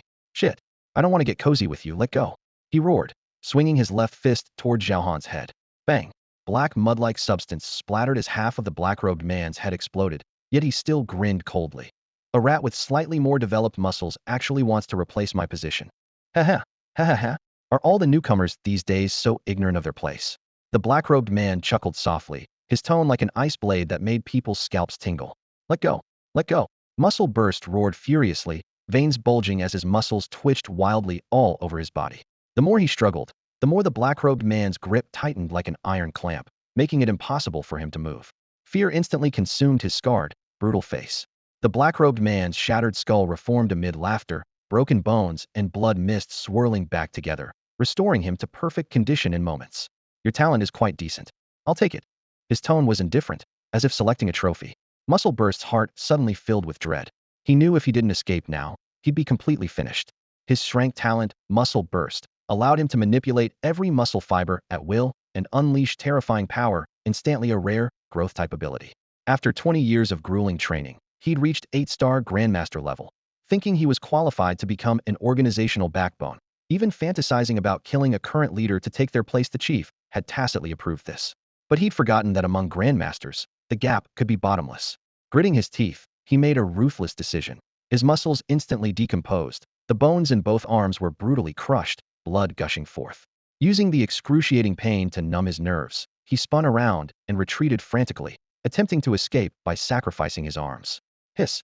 Dozens of pitch-black tentacles shot out from within the black-robed man's body, their sucker-covered barbs piercing deep into Muscle Burst's mangled torso, as paralyzing toxins instantly flooded his nervous system. Muscle Burst's movements became rigid, bloodshot veins spreading through his eyes. Even more terrifying was the profound purple light that emerged in the black-robed man's eyes. The purple glow was like a bottomless abyss. Muscle Burst's consciousness was instantly dragged in, his struggles ceased abruptly, his pupils lost focus, and his body gradually went still. Hand it over. The black-robed man opened his mouth, and from his throat emerged a pale giant hand that reached directly into Muscle Burst's body, yanking out a chunk of flesh wrapped in muscle fibers that was Muscle Burst's talent source. The Ash members' eyes nearly split with rage, their scalps tingling with horror. The Plunderer, his most terrifying ability, shared the same name as his nickname, stealing others' talents. No one knew exactly how many he'd taken. Just from what he'd displayed moments ago, there were 4 types. 1. Laser eyes. 2. Devouring sludge. 3. Venomous tentacles. 4. Hypnotic gaze. And he'd cultivated each one to a nearly perverted level. The plundering hand retracted as the black-robed man swallowed the bloody mass. The next moment, he clutched his head and collapsed to his knees, his entire body convulsing, veins bulging prominently at his temples as he seemed to endure unimaginable mental torment. Can his mind still handle this? The heavily made-up woman bit her lip, cold sweat beading on her forehead. Several minutes later, the black-robed man slowly rose, took a deep breath, and withdrew his right arm from his sleeve, giving it a gentle shake. Flesh and blood surged and merged, instantly forming a grotesque muscle hammer, while his original arm was reduced to bare white bone. He raised the hammer and struck once. Boom. The ground within a 20-meter radius collapsed several feet, while birds scattered and beasts fled in panic 100 meters away.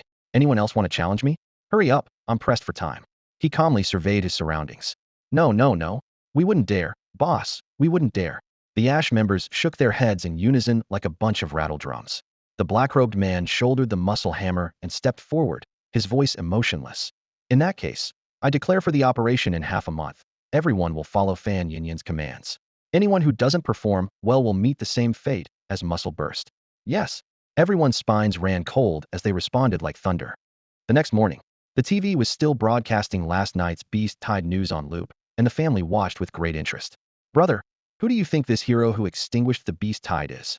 Sister Fang Ro asked, munching on potato chips with bright, sparkling eyes fixed on the screen.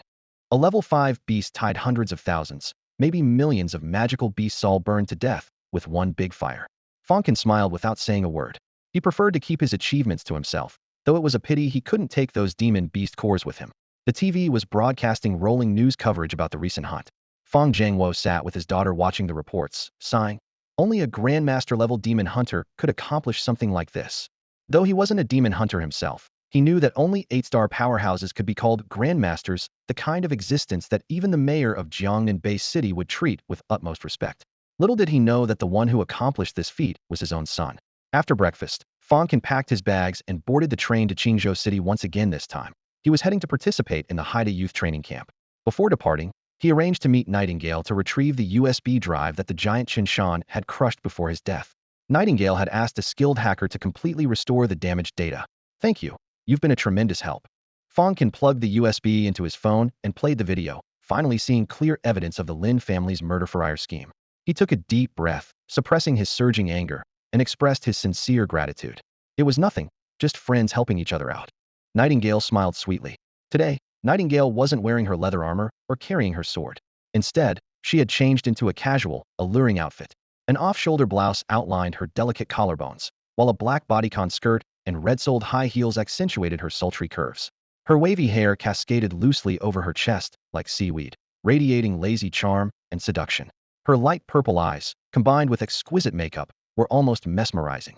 The two sat side by side in a corner cafe, the handsome man and beautiful woman becoming the brightest sight in the establishment. People occasionally recognized Nightingale and approached for autographs and photos. Only then did Fang Can learn that Nightingale was not only a professional demon hunter, but also a top influencer on short video platforms with tens of millions of followers. Outside the cafe, people came and went. A pair of high school girls walked by arm in arm. It was Jiang Xianai and Li Mengjiao. The weather was perfect today, and they were out shopping with bags in hand. Huh? Xianai, look quickly, isn't that Fang Can? Li Mengjiao spotted him first, then noticed the stunning beauty sitting across from him. That's, oh my god, am I seeing things? The flower of demon hunters, captain of the Nightingale squad.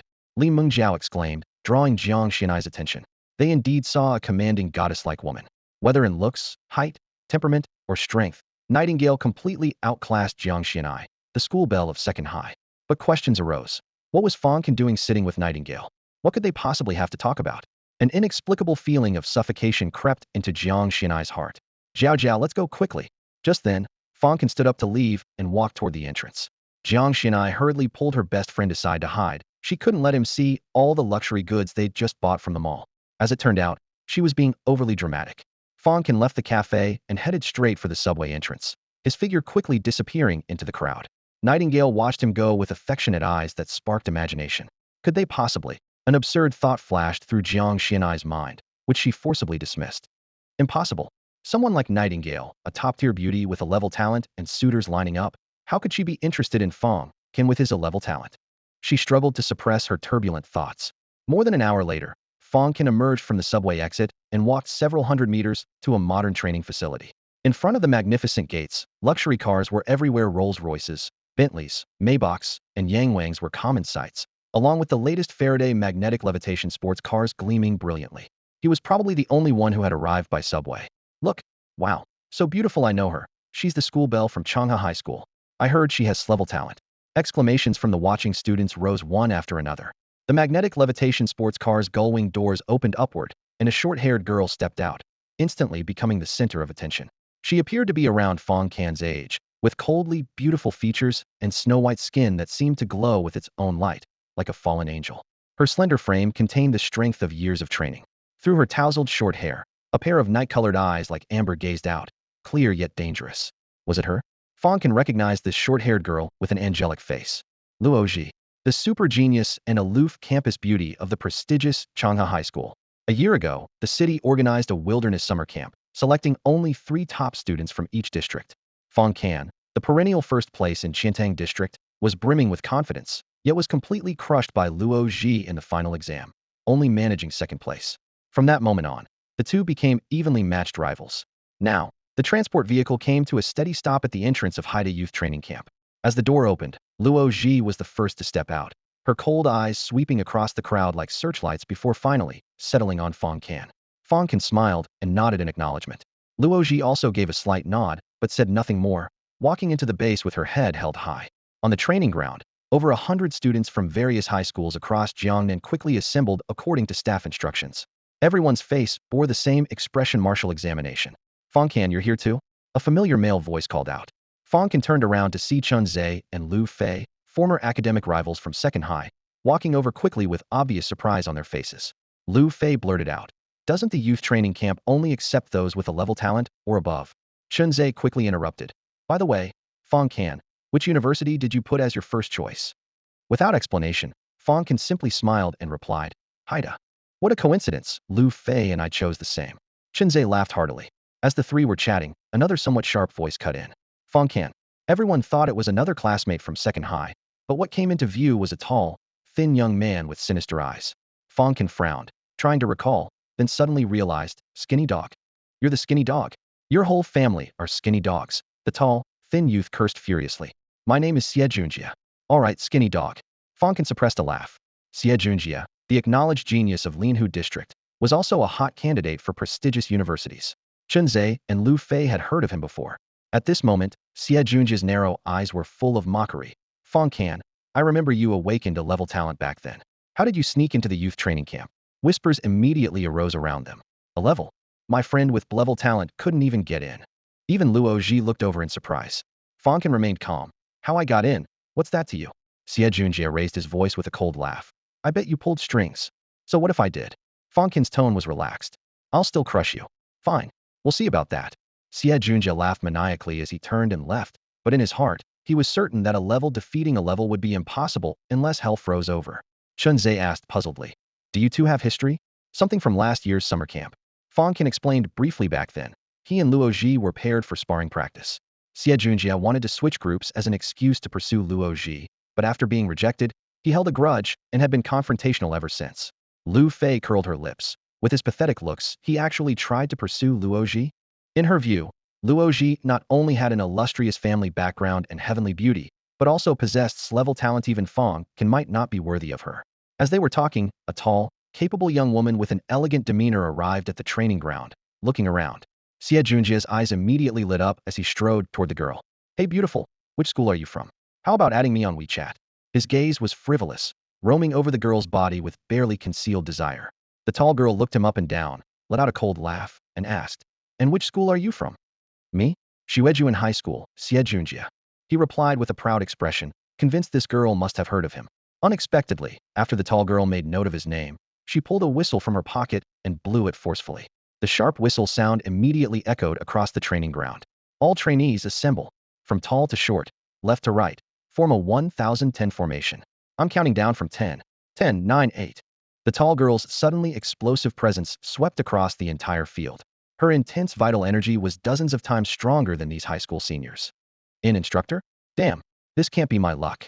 Xie Junjie's face looked as ugly as if he'd eaten 3 pounds of pig manure. Soon, a 100-person formation of 1010 stood before the tall girl. Fang Can and Chun Zhe, both over 6 feet tall, were positioned on the far left. The previously noisy training ground suddenly became quiet. "Let me introduce myself. My surname is Kong Rui, a 6-star advanced demon hunter. I'm your head instructor.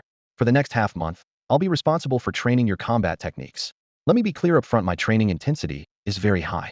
If you can't handle it, you can leave anytime, but registration fees are non-refundable. Did everyone hear that clearly? The tall girl's voice was loud and commanding, with an intimidating presence. We heard clearly. The 100 people responded. Very good. Now run 100 laps around the training ground. As soon as head instructor Kong Rui finished speaking, many trainees showed puzzled expressions. Run 100 laps around the training ground? That's only 100 kilometers. The intensity doesn't seem that high. At this moment, Kong Rui suddenly waved toward the edge of the training ground.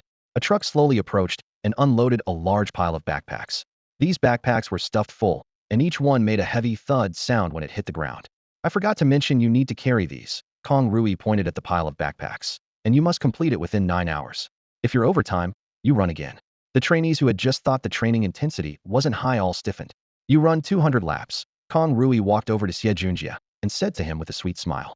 Xie Junjia immediately felt like dying. Soon, each trainee strapped on a 60 kilograms backpack and headed to the track. Coach Kong, isn't starting with such high intensity a bit too much? Another middle-aged male instructor approached. These are people about to take the college entrance exam. If we don't push them hard, how will they improve? Kong Rui was unconcerned, then asked, by the way, old phone, which one is the connection case? The one Mayor Tang inserted? The middle-aged instructor's gaze swept among the trainees and finally pointed at Fang Can. Seems to be him. A level talent. Kong Rui stared at Fang Can for a while, then shook her head.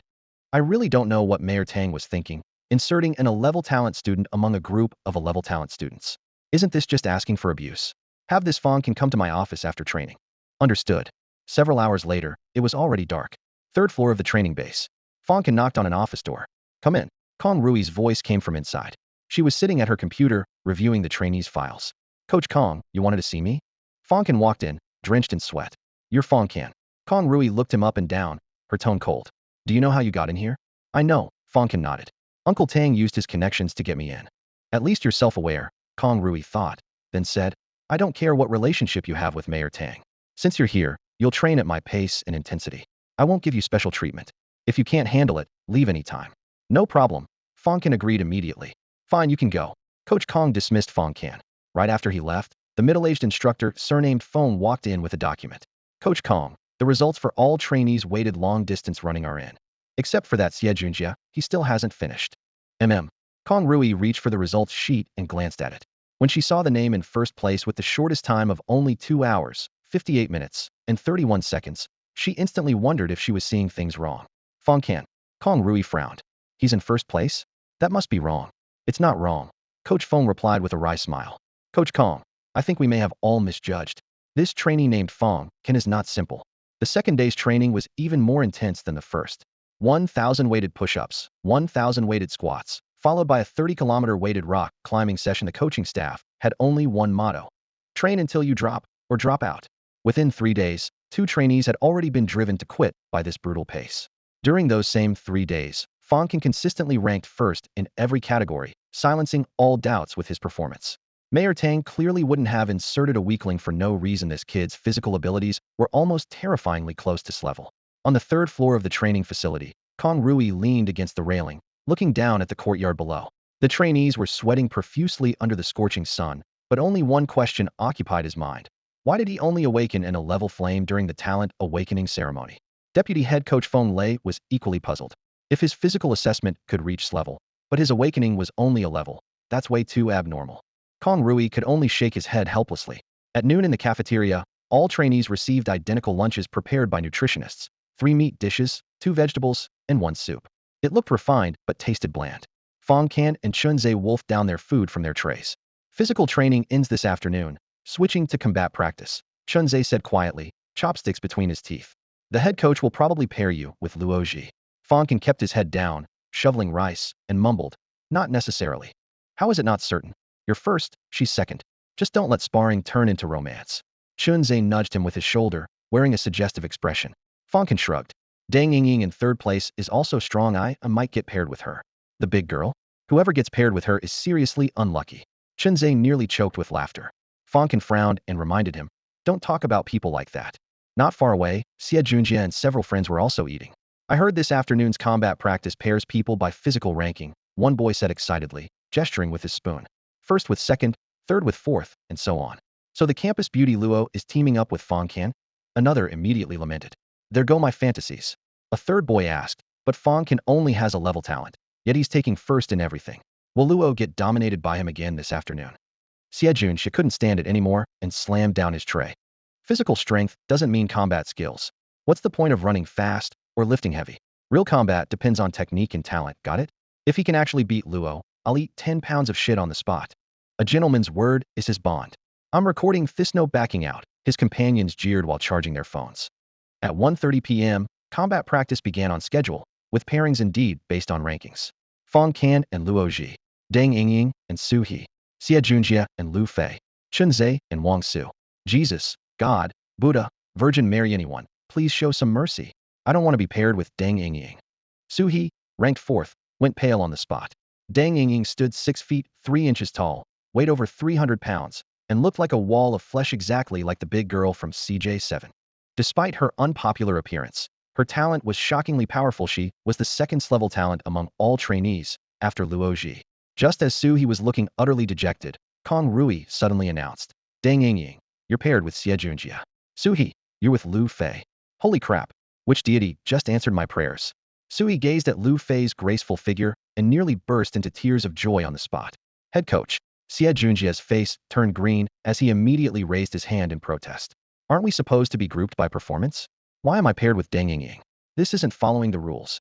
My rules are the rules. Kong Rui shot him a sideways glance. Got a problem? Keep it to yourself. Xie Junjie nearly broke down in tears. He cursed inwardly. This woman really holds a grudge. All I did was tease her a bit the other day, and now she's targeting me? He glanced at Deng Yingying and her exaggerated rear end, worried his bladder might get crushed at any moment.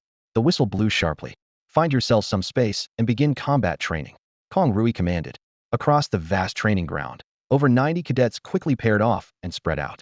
Fang Can and Luo Ji chose a patch of grass and faced each other, but a crowd of students quickly gathered around them. Fang Can surveyed the surroundings and immediately understood. Everyone wanted to watch the battle between first and second place. Kong Rui didn't intervene. She was equally curious to see how skilled Fang Can, with his extraordinary physical abilities, really was in combat. Fists and feet show no mercy. Careful.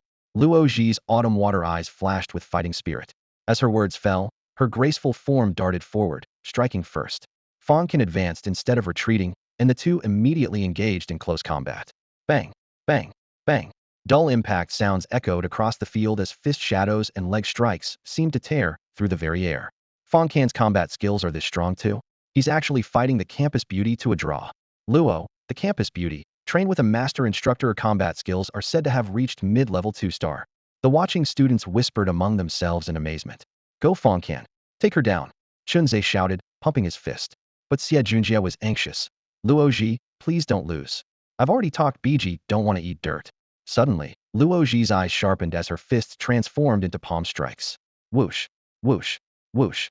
Her jade palms moved like blades, striking in succession toward Fang Can's neck, targeting the major arteries with perfect precision and even creating faint whistling sounds through the air. Brank combat technique Arcane Blade. Kong Rui recognized it immediately and commented quietly. The girl's still kind-hearted, testing him first with less refined boxing before revealing her specialty. But that cost her the initiative. Before she finished speaking, Fang Can suddenly grabbed Luo Ji's wrist, leaned forward, and executed a clean shoulder throw. Bang! Luo Ji was hurled over 10 meters away, rolling across the grass before stabilizing herself. Luo Ji bit her lip as she stood up, fury and fighting spirit blazing in her eyes. I won't hold back anymore. Her shirt tore with a sharp ripping sound as golden white wings burst through the fabric and spread wide. The 3-meter wingspan beat gently, sending gusts of wind and scattered feathers in all directions. There it is. The campus beauty's shrank talent angel wings. Holy shit, she's flying. That's absolutely beautiful. All the students, including Kong Rui, looked up in unison. With her wings beating, Luo Ji rose from the ground. Luoji's angel wings weren't just for flying. When folded, they appeared like snow and light. But once spread, they became as hard as steel, capable of slicing through small trees with a single strike. This was precisely why Kong Rui remained on high alert. If anything went wrong with Fang Can, it would be difficult to explain to Mayor Tang, so she was ready to intervene at any moment. As it turned out, her concerns were unnecessary. The moment Luo Ji revealed her shrank talent, Fang Can's aura intensified accordingly. Luoji dove down with her feathered blades cutting through the air with fierce wind, but Fang Can effortlessly blocked it with one hand. In the next instant, he flashed behind Luoji, pinned her to the ground, wrapped his arms around her, shifted his center of gravity forward, and cleanly executed a rear naked choke. I surrender. After struggling futilely, Luoji could only bite her lip and admit defeat. The school beauty actually lost? Even in strength talent was defeated. This Fang Can is absolutely insane. The watching trainees erupted in chaos. Damn it, he's actually on top of my goddess, I'll never forgive him. Someone cursed angrily, while others were shocked and envious, their discussions rising and falling. Junjia, when are you going to show us that stunt you promised? Yeah, a gentleman's word is his bond, we all recorded it. Xie Junjia's face turned ashen, veins bulging at his temples. What the hell? Fang Can's a ranked talent, must be fake. How can his combat skills be this strong? The Pin Luoji was both embarrassed and annoyed, muttering. Hey, I already surrendered. How long are you planning to stay on top of me? Ahem, your angel wings are quite beautiful, let me admire them a bit longer. Fang Can grinned mischievously, released his arms, and rolled off the school beauty. Luoji pushed herself up, dusted off the dirt, and folded her wings. Her cheeks flushed red, whether from the earlier physical contact or the frustration and indignation of losing the match. In any case, she had lost decisively. Had enough of the show? Kong Rui's cold gaze swept across the area, instantly silencing everyone as the trainees hurried back to their training zones. You two continue. She refocused her attention on Fang Can and Luoji. The two locked eyes for a moment before engaging again. Only now did Luoji realize. The one who had been holding back all along wasn't her, but Fang Can. After assessment, she smiled bitterly to herself. His true level was probably already high 2-star, perhaps even approaching the peak. Kong Rui patrolled the training ground, but spent most of her time around the two of them. Gradually, she noticed something strange. Fang Can didn't know any modern combat techniques. Even when he had subdued Luoji earlier, he had used a jujitsu rear naked choke that had been obsolete for 100 years. His strength nearly touched 3-star level, yet he hadn't learned any combat techniques. This made her increasingly curious. After 3 days of practical combat training, the curriculum was updated. Kong Rui personally taught a rank combat technique, military combat assassination boxing, originating from the demon hunting army, with every move simple yet ruthless, targeting vital points. Additionally, 6 categories of cold weapons, knives, swords, spears, staffs, axes, and hammers were equipped with professional instructors for elective study. To boost morale, she dropped a bombshell announcement early. In 1 week, the youth training camp would conduct a college entrance exam simulation. First place, reward of 1 rank combat technique. Second and third place, each receives 1 rank combat technique. Fourth to 10th place, each receives 1 rank combat technique. Rank combat technique, worth tens of millions. Hearing the reward, Fang Can's eyes lit up, secretly determined. He was going for the win. For the following 7 days, he split his time in half. Daytime physical training and studying military combat assassination boxing, practicing each form until his bones ached. Nighttime sitting cross-legged in meditation on the Nuwa diagram, steadily improving his mental psychic power. Additionally, he secretly replaced the crystal rice in his meal tray with Ponglai rice. While the energy crystal rice provided by the youth training camp was good, it was far inferior to this immortal variety. A week later, the simulation exam arrived as scheduled. Roar, bang, bang, bang. How? Early in the morning, before dawn had even broken, the dormitory building at the training base shook violently as if someone had grabbed it and given it a fierce shake. Over 90 trainees were jolted awake by the sudden beast roars outside their windows. Truck after truck rolled into the camp, their massive iron cages packed with magical beasts, the metallic clanging particularly jarring in the darkness. Are those magical beasts? This is my first time seeing real ones, someone whispered in amazement, poking their head out. A pungent, fishy stench rode the morning breeze through the windows. Ugh, that reeks. Another person covered their nose. Inside the iron cages, zombies, carrion hyenas, and steel-bristled boars took turns roaring, rattling the bars with their impacts. When the last truck pulled in, everyone's gaze involuntarily fixed on the same spot. That wolf-type magical beast was even larger than the steel-bristled boars, its dark blue fur gleaming with a steel-like coldness under the searchlights, claws half-clenched, fangs bared. Its eyes alone seemed capable of tearing a person apart. A third-tier magical beast, a blue steel dire wolf. Luo Ji stood at the stairway entrance, recognizing its identity, her voice lowered but unable to hide her surprise. But questions immediately arose. Why would they bring a third-tier magical beast for a youth camp simulation exam? Did head instructor Kong Rui really think someone could handle this level of creature? She instinctively glanced at Fang Can, then shook her head. With his mere 2-star advanced strength, it would be absolutely impossible. After the brief observation, all the magical beasts were led to the training grounds. By 6 o'clock, the trainees had finished breakfast, dressed properly, and lined up on the field waiting. Excitement and nervousness alternated across their faces. To increase safety measures, head instructor Kong Rui had specially invited a 6-star demon hunter to oversee this powerful individual possessed in strength healing talent called Blood Revival, reportedly able to pull anyone back from death's door as long as they weren't killed instantly. The simulation exam officially begins. Trainees whose names are called enter the testing area. Kong Rui's voice boomed as always, holding a tablet computer, creating questions on the spot based on each trainee's usual performance. Zhang Tao. The plain-looking Zhang Tao stepped forward, but after just 2 steps, his foot slipped and he stumbled, revealing his inner nervousness. Trainee Zhang Tao, your challenge. Defeat a zombie within 5 minutes. The iron gate opened, and a green-faced, fang-toothed zombie was driven into the arena. Compared to ordinary zombies, its attack and defense capabilities were significantly higher. A 3-meter-high wire fence had already been erected around the training ground, with neat weapon racks placed at the entrance for trainees to choose from. Zhang Tao selected a standard long blade and, with his advanced demon hunter apprentice strength, battled for over 4 minutes before finally severing the zombie's head, ultimately collapsing to the ground, gasping heavily. Trainee Zhang Tao, result, pass, advanced demon hunter apprentice level. Do you wish to continue challenging? No. Zhang Tao waved his hands repeatedly and exited the field. Next, Xue Dandan. Challenge, defeat a zombie within 5 minutes. Trainee Xue Dandan, result, fail, intermediate demon hunter apprentice level. Next, Wang Xiang. Challenge, defeat a zombie within 5 minutes. Trainee Wang Xiang, result, pass, advanced demon hunter apprentice level. Next, Liang Ku. Challenge, defeat a zombie within 5 minutes. Kong Rui called names according to grade rankings from bottom to top. The difficulty increased accordingly. Defeating a zombie earned a pass rating. Defeating a carrion hyena earned a good rating. Defeating a steel-bristled boar earned an excellent rating. From 6 in the morning until 1 in the afternoon, 94 trainees completed their assessments. Only 2 achieved excellent, 10 achieved good, 39 passed, and the remaining 43 failed. Next, Luo Ji. Challenge, defeat a zombie within 5 minutes. As soon as Kong Rui finished speaking, almost every student and instructor's gaze fell upon the angelic girl. Luo Ji spread her pristine white wings and dove from above, decapitating the stumbling zombie with a single horizontal slash as blood traced an arc through the air. She then landed and spun around, her twin swords flashing twice in succession, and the foul-smelling carrion hyena's throat was torn open before it could even howl.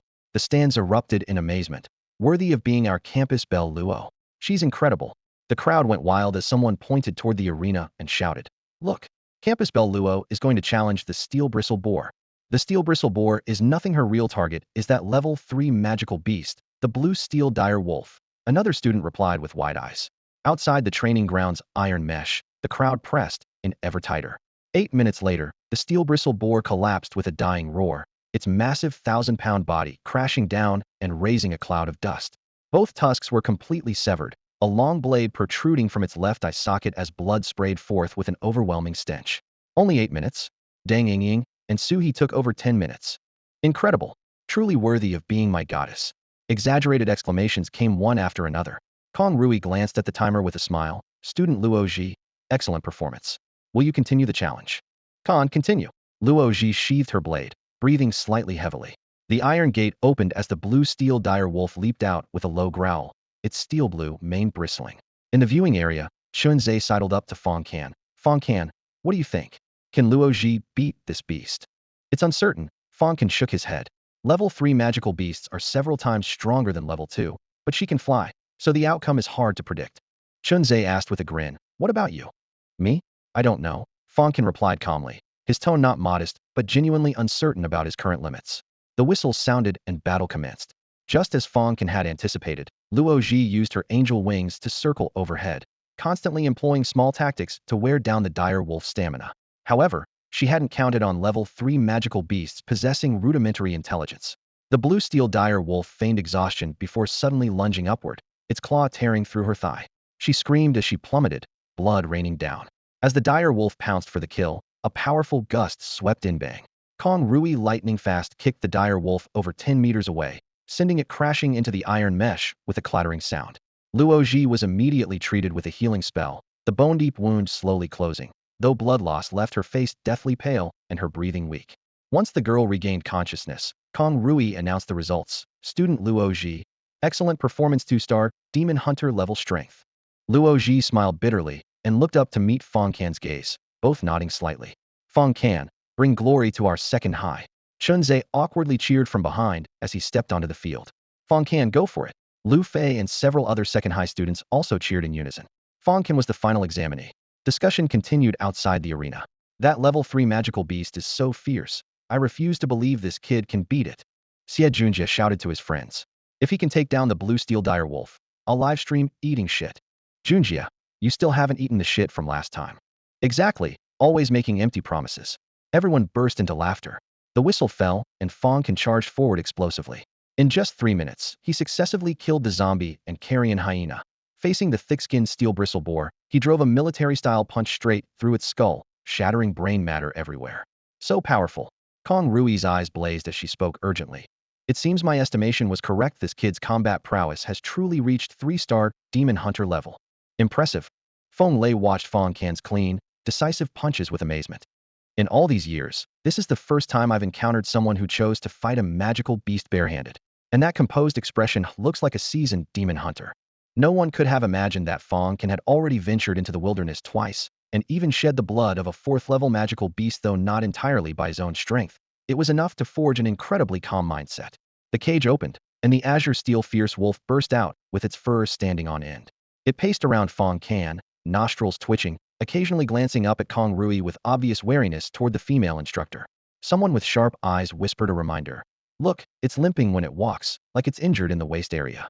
In an instant, Fang Can's figure exploded forward, his fist striking like a nail straight at the wolf's waist. Copper head, iron bones, tofu waist, the fatal weakness of wolf-type magical beasts.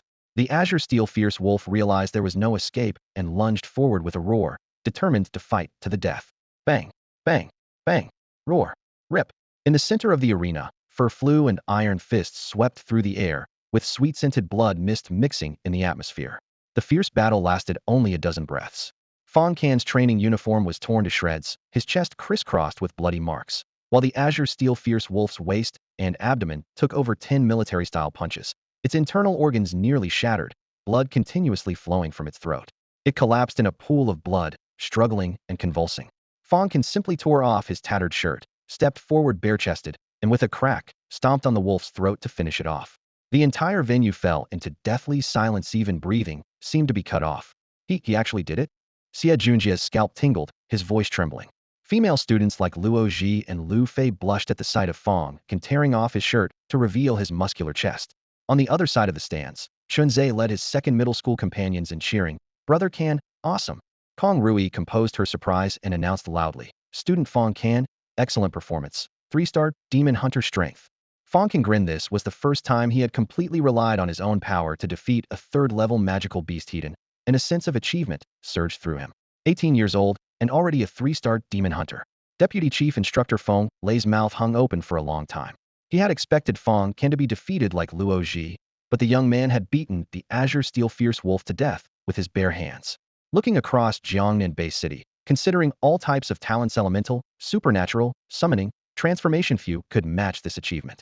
Meanwhile, Xie Junjie, who was trying to sneak away, was grabbed by friends on both sides and dragged straight to the restroom. What are you doing? Put me down. Put me down. What are we doing? You fooled us repeatedly. So of course we're taking you to eat some payback. No, put me down, I won't eat it. Stop talking nonsense, let's go. The group argued noisily as they dragged him into the washroom, with wails and laughter echoing back and forth. The 2-week youth training camp came to an end. As agreed, Fang Can received this level combat technique as promised. Dragon Claw. In the office on the 3rd floor of the training base, he held the secret manual with dragon-shaped relief on its cover, his face beaming with a sunny smile. Thank you, Instructor Kong. Kong Rui nodded and cautioned. You've earned this.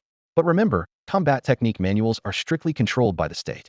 You may only study it yourself. Copying, selling, or teaching it to others is forbidden, or you'll face the consequences. Fang Can nodded solemnly. He already understood this well. If you don't mind sharing, which university are you planning to apply to? Kong Rui asked. Fang Can put away the Dragon Claw manual and smiled. High University. Good. I'll be waiting for you at High University. Kong Rui showed a satisfied smile. After Fang Can left, she set aside her usual stern demeanor and took out her phone to dial a number. Before the call connected, she straightened her back with a respectful expression. A cold yet heavenly female voice came through the phone. Speak. Kong Rui reported in a low voice. Dean, the youth training camp here has ended. I've discovered a promising talent. 18 years old, 3-star demon hunter. Fang Can walked out of the training base gates under the watchful eyes of a crowd of trainees and parents. The entrance was brilliantly lit, and a sleek silver-gray magnetic levitation sports car silently descended beside him. The four-seater had a driver wearing sunglasses in the front seat, his expression stern and silent. The rear window slowly rolled down, revealing Luo Ji's delicate face in the night. Fang Can, where do you live? Let me give you a ride, the girl said gently, her voice like a spring breeze, sincere and warm. That's not necessary. I can take the subway. Thank you. Fang Can politely declined with a shake of his head. He and Luo Ji weren't particularly close, so accepting a ride seemed inappropriate. Oh, all right then. Luo Ji withdrew her gaze without further persuasion, quietly watching as Fang Can shouldered his backpack and walked alone into the subway entrance. A slight ripple stirred in her bright eyes. Fang Can, we'll meet again. She had already learned that the boy planned to apply to Haida University, and her first choice was the same. I'll definitely work hard to surpass you. Back home, Fang Can shared the news of his outstanding achievements at the youth training camp with his parents. Fang Jiangwo and Wang Meiwan beamed with joy, preparing a lavish dinner that evening to celebrate their son. Having such a son filled them with immense pride. Shortly after dinner, Tang Yuan called, warmly inviting Fang Can's family to visit the estate the following evening. The couple felt somewhat embarrassed about the disparity in social status and decided to let their two children represent them instead. The next evening, Fang Can arrived at the Tang residence with his sister Fang Ro. The private estate on the city outskirts resembled a castle with brilliant lights and tinkling fountains. Fang Ro looked up in amazement, her mouth agape. Oh my goodness, Sister Shuang lives in a place like this? Brother, what exactly does Sister Shuang's family do to be so wealthy? Fang Can smiled and whispered a few words in her ear. Fang Ro's pupils dilated dramatically. The top leader of Jiangnan, her own brother, could actually associate with such a powerful figure. Entering the spacious living room, Fang Can first called out respectfully, Uncle Tang. Fang Ro cheerfully rushed toward Tang Shuang. Sister Shuang. Wow, your house is so huge. I almost got lost. Tang Shuang smiled gracefully and had her younger sister Tang Yu show Fang Ro around. In the living room's seating area, only Fang Can and Tang Yuan remained. Tang Yuan observed him with appreciation. Young Fang, I've heard about your performance at the youth training camp. I didn't expect you to break through to 3-star level so quickly. I had planned to continue helping you delay the court hearing, but it seems that's no longer necessary. I'm grateful for all your efforts during this time, Uncle Tang. Fang Can accepted the hot tea Tang Shuang handed him and respectfully offered it to Tang Yuan with both hands, displaying proper etiquette. Tang Yuan took a sip of tea and nodded approvingly to himself. Talent, character, appearance, emotional intelligence, everything met his approval. If there was any shortcoming, it was only his background, but that didn't matter. In the future, he could bring him into the Tang family as a son-in-law, and with Fang Can's potential, even if he couldn't become a war god, becoming a grandmaster would be more than achievable. Uncle Tang, please accept this. Fang Can suddenly pulled out a bank card from his pocket and placed it before Tang Yuan. Tang Yuan instinctively recoiled from such a gesture, his brow furrowing slightly. Young Fang, what do you mean by this? The registration fee for the youth training camp. Fang Can had deliberately deposited exactly 1 million into the card on his way there, having thoroughly researched the costs beforehand. Tang Yuan's expression darkened slightly as he gently pushed the card back. Fang Can, are you looking down on the Tang family? Tang Shuang was getting annoyed too. She immediately pushed Fang Can's hand, holding the card back. Take it back? The Tang family has helped me so much, and I can't keep owing favors forever. You should keep it so I can have some peace of mind. Fang Can said nothing more and simply placed the black gold card on the coffee table. You. Tang Shuang stamped her foot in frustration. The bodyguard Lu Ting beside them shook his head silently. 1 million? That wouldn't even cover a meal when the Tang family entertains guests. But he understood Fang Can kids from poor backgrounds were taught from childhood that eating someone's food makes you beholden, taking someone's money makes you indebted. They couldn't owe even the slightest favor. He had been the same way back then.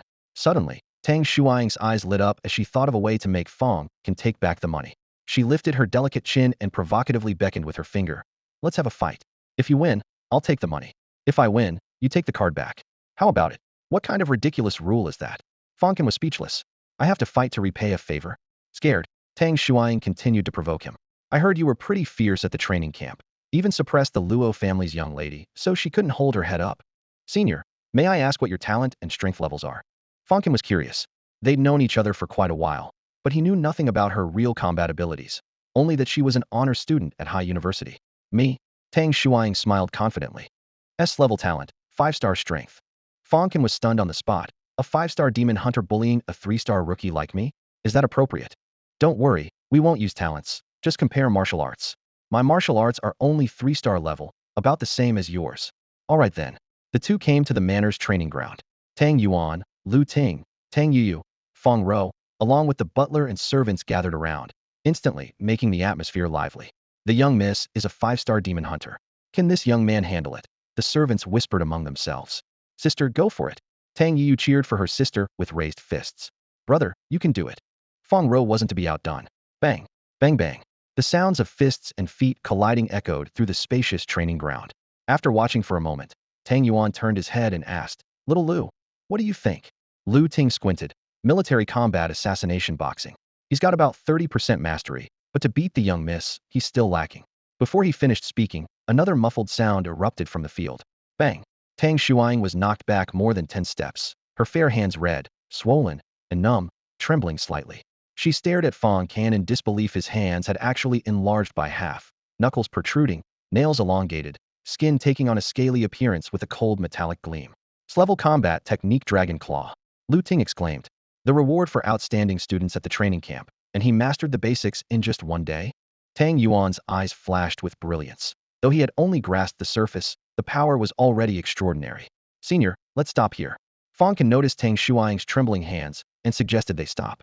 Last night after dinner, with nothing else to do, he had practiced from lamplight until dawn and actually managed to get the hang of this claw-style combat technique created by a 9-star ward god, gouging tendons and cutting meridians, locking acupoints and slicing flesh, even dismemberment, seeking only to make his 10 fingers like blades, capable of tearing an enemy's major artery in one strike. But the young miss wasn't having it. No way. Tang Shuang took a deep breath and charged again. Fang Can had no choice but to engage, this time not daring to clash directly. He switched to grappling techniques, planning to force her to surrender voluntarily to avoid scratching her face and being held accountable by Tang Yuan. However, Tang Shuang's competitive spirit was explosive. Even after being caught in a guillotine hold, she still struggled desperately. Fang Can was stubborn too and applied more pressure. The two were locked in a stalemate, sweat dripping, when Tang Shuang suddenly twisted and broke free. Fang Can's hand slipped out of control and landed squarely on her chest. Uffed. Tang Yuan spat all the Longjing tea he was drinking onto Lu Ting's face. Tang Yuyu and Feng Rou's mouths formed perfect O shapes, their eyes wide as saucers. Fang Can immediately realized what happened and stepped back several paces, waving his hands frantically. Senior, I didn't mean to. The next moment, a heart-wrenching scream tore through the manor. Ah! Fang Can. For the first time in her life, Tang Shuang had been groped, and a burning wave of shame and fury instantly rushed to her cheeks. As her chest heaved with emotion, ripples of dark purple energy emanated from the girl's body, distorting and compressing the air until it became suffocating. What is this? Fang Can's pupils contracted sharply. Before he could process what was happening, a terrifying gravitational force descended from above. His knees buckled instantly as he was pinned flat against the floor, his limbs and face seemingly glued down, unable to move even an inch. Damn, didn't we agree not to use abilities? With his spine feeling like it was bearing the weight of an entire mountain, Fang Can found lifting his hand harder than moving a finger. His breathing became labored and painful, sweat beading and rolling down his forehead. Boss! Lu Ting cried out in alarm. The Tang family's eldest daughter possessed an S-level gravity field, ability that virtually no one below 5-star rank could withstand. If something went wrong, this would be no laughing matter. Shuang. Tang Yuan finally spoke leisurely. A loss is a loss. Why are you being such a sore loser? Dad. It's not. Tang Shuang crossed her arms over her chest, her eyes reddening with grievance. But she reluctantly withdrew her ability. As the gravitational pressure lifted, Fang Can's body relaxed, and he could finally move again. All right, this farce ends here. Tang Yuan raised his hand, gesturing for Fang Can to come over. In the living room, Fang Can once again held out the bank card to Tang Yuan. Uncle Tang, surely you can accept this now. Tang Yuan looked both amused and exasperated. Young Fang, do you know why Uncle Tang has been helping you all along? Because I saved you. That's only part of it. Tang Yuan smiled and shook his head. More importantly, I see your potential. At 18, you're already a 3-star demon hunter. Becoming a grandmaster is well within reach. Uncle Tang's help now is essentially an investment. Will you accept me as your angel investor? With the conversation reaching this point, Fang Can had no choice but to pocket the card again. All right. Excellent. Haha, that's my good son-in-law. Ahem. Tang Yuan got carried away and let something slip. The air instantly froze. Dad, what are you saying? What son-in-law? Tang Shuang glared at him in embarrassed annoyance, her already flushed oval face turning as red as a ripe apple. Fang Can quickly cleared his throat, pretending nothing had happened. Well then, young Fang, you must be hungry? Let's eat, ha. The meal ended awkwardly in this atmosphere, with Fang Can and Tang Shuang barely daring to make eye contact throughout. After leaving the Tang residence, Tang Yuan immediately made a phone call to apply for high-level talent immunity for Fang Can, officially closing the book on the night intrusion at the Lin family case. Back at his own home, Fang Ro excitedly chattered to her parents. Mom, Dad, you don't know how big Sister Shuang's house is. It's even bigger than our school. Fang Can looked at the cozy living room with a slight smile, then returned to his room and lay on his bed, pulling out his phone to log into Treasure Pavilion. The rice is almost gone, better stock up another 100 pounds. The spatial ring's capacity is too small, need a bigger one. Should get a few more lighters too. His fingers moved rapidly across the screen as his balance decreased at a visible rate, several millions spent in the blink of an eye. Huh? This battery. He suddenly paused, clicking into the product details and checking the reviews, his lips curving into a satisfied smile. Thunder Department products, guaranteed quality. These batteries are absolutely incredible. I only used 3 of them to completely wipe out the Ghost Realm, and now everyone calls me the Thunder God. Huh? The seller hasn't responded, so buyers are helping each other out in the comments section. Does anyone know which model the Zixiao Divine Thunder batteries are? Definitely buying again. I tested them myself. The Heavenly Thunder has average power, the Dark Magic Thunder is hard to control, but the Zixiao Divine Thunder is the most powerful. I recommend going straight for the AA Zixiao Divine Thunder batteries. Fang Can stared at the screen, his heart skipping a beat. Zixiao Divine Thunder, one of the 9 legendary Divine Thunders from mythology, a supreme lightning force that even immortals and gods feared, was just sitting there in an online store. Let me try buying one. He clicked and ordered 1 AA battery for 5 million Chinese yuan. Group order successful. Item is being packaged and will ship from Divine Thunder Department within 5 days. 5 days? That won't make it in time for the college entrance exam. Fang Can shook his head quietly. The exam was in 2 days, but he wasn't worried. With his martial arts skills, he could easily get into Shanghai University even without using that so-called lighter. The morning after tomorrow, the college entrance exam officially began, and the entire city entered lockdown mode. At the second middle school gate, Fang Zhengwo dropped off his son with repeated reminders. Xiao Can, be very careful. Mom and I will have dinner ready when you both come home. Wang Meiwan went to another school to drop off their daughter Fang Ro. Today both siblings were taking the martial arts college entrance exam, just at different locations. Don't worry, Dad. You know what I'm capable of, right? Fang Can flashed him a confident look. Watching his son turn and enter the school, Fang Zhengwo finally smiled and walked away with light steps. The martial arts college entrance exam lasted 3 days. After parents dropped off their children at the gate, they gradually dispersed, leaving only the sound of flags fluttering in the wind. Wei, good luck. Son, be sure to stay safe. Be careful, Zixuan. Don't get hurt. Grandpa and Grandma will worry. Over 300 martial arts exam candidates filed in, the atmosphere tense yet exhilarating. The classroom had been noisy, but the moment Fang Can stepped through the door, it fell silent with a collective hush. His gaze swept over Jiang Xianai, Li Mengjiao, and others before finally settling on his desk, mate Lu Wei. Kanj, you really came to take the martial arts exam. Lu Wei had been chatting enthusiastically with 2 other classmates. Seeing Fang Can, he immediately approached and lightly punched his chest. How have you been lately? Same as always. Fang Can smiled casually. What about you? Lu Wei grinned and raised his right hand. Steel multiplication talent activated. Silver gray steel quickly covered his arm, expanding several times over into a palm the size of a fan. He picked up a 550 milliliters water bottle from the desk, as if it were a small medicine vial. Bang! With a gentle squeeze, the plastic exploded and water droplets scattered, drawing gasps from the surrounding students. With Lu Wei's strength, he's definitely getting into a top university. Among the 4 level talents, he's the most impressive. The Lu family's ancestors must be blessing them. The only weakness of steel multiplication is that it can't cover the whole body, but it's still incredible.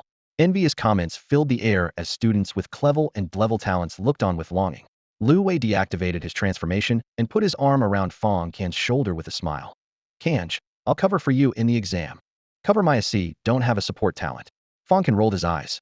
Official regulations stated that only students with support-type talents could team up with others. Enhancement, elemental, and summoning combat talents were strictly prohibited from forming teams with each other. Lu Wei used to be Fang Can's underling, but now the tables had turned. This kind of thing happens all the time. In today's society, talent determines everything. Without talent, you're destined to be at the bottom of society. Fang Can just can't accept reality. Why would someone with a level talent even bother taking the martial arts exam? The students preparing for the martial arts exam grew more animated as they talked, their voices getting louder and louder. Lu Wei was getting angry and was about to stand up for his friend when their homeroom teacher, Old Zhang, pushed through the door. Old Zhang first glanced sideways at the group of smug martial arts exam candidates, then walked toward Fang Can with a beaming smile. Congratulations, Fang Can. Fang Can was momentarily stunned, then understood old Zhang must have heard about the Haida youth training camp. The chattering martial arts students around them looked at each other in confusion, completely baffled.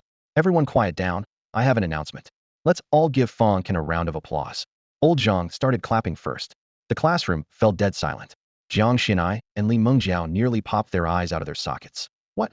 What the hell? Haida youth training camp. Fang Can came first? That's way too fake. Teacher Zhang, are you worried we're too nervous and telling us a joke to cheer us up? No one believed it. Fang Can couldn't be bothered to explain and just responded with a faint smile. Can't you? Lu Wei's Adam's apple bobbed as he was about to ask more questions. Principal Huang Yongnian entered with the vice principal, secretary, academic director, and other school leaders, kindly inviting Fang Can out for a chat. Their attitude and tone, how could this be how they'd treat an A-level talent loser? The classroom fell quiet again. The martial arts students looked at each other, and no one dared mock him anymore. Jiang Xinai looked out the window and saw Fang Can chatting and laughing with the school leadership in the hallway, still whispering to herself in denial. Impossible. This can't be real. At 7:30, over 300 candidates gradually boarded the buses. Engines roared as the convoy left the school gates, heading toward the exam site. The martial arts college entrance exam was divided by school district, with about 15 to 1,600 candidates competing in each district. 2 hours later, the convoy arrived at an abandoned town in the northeastern wasteland of the base city.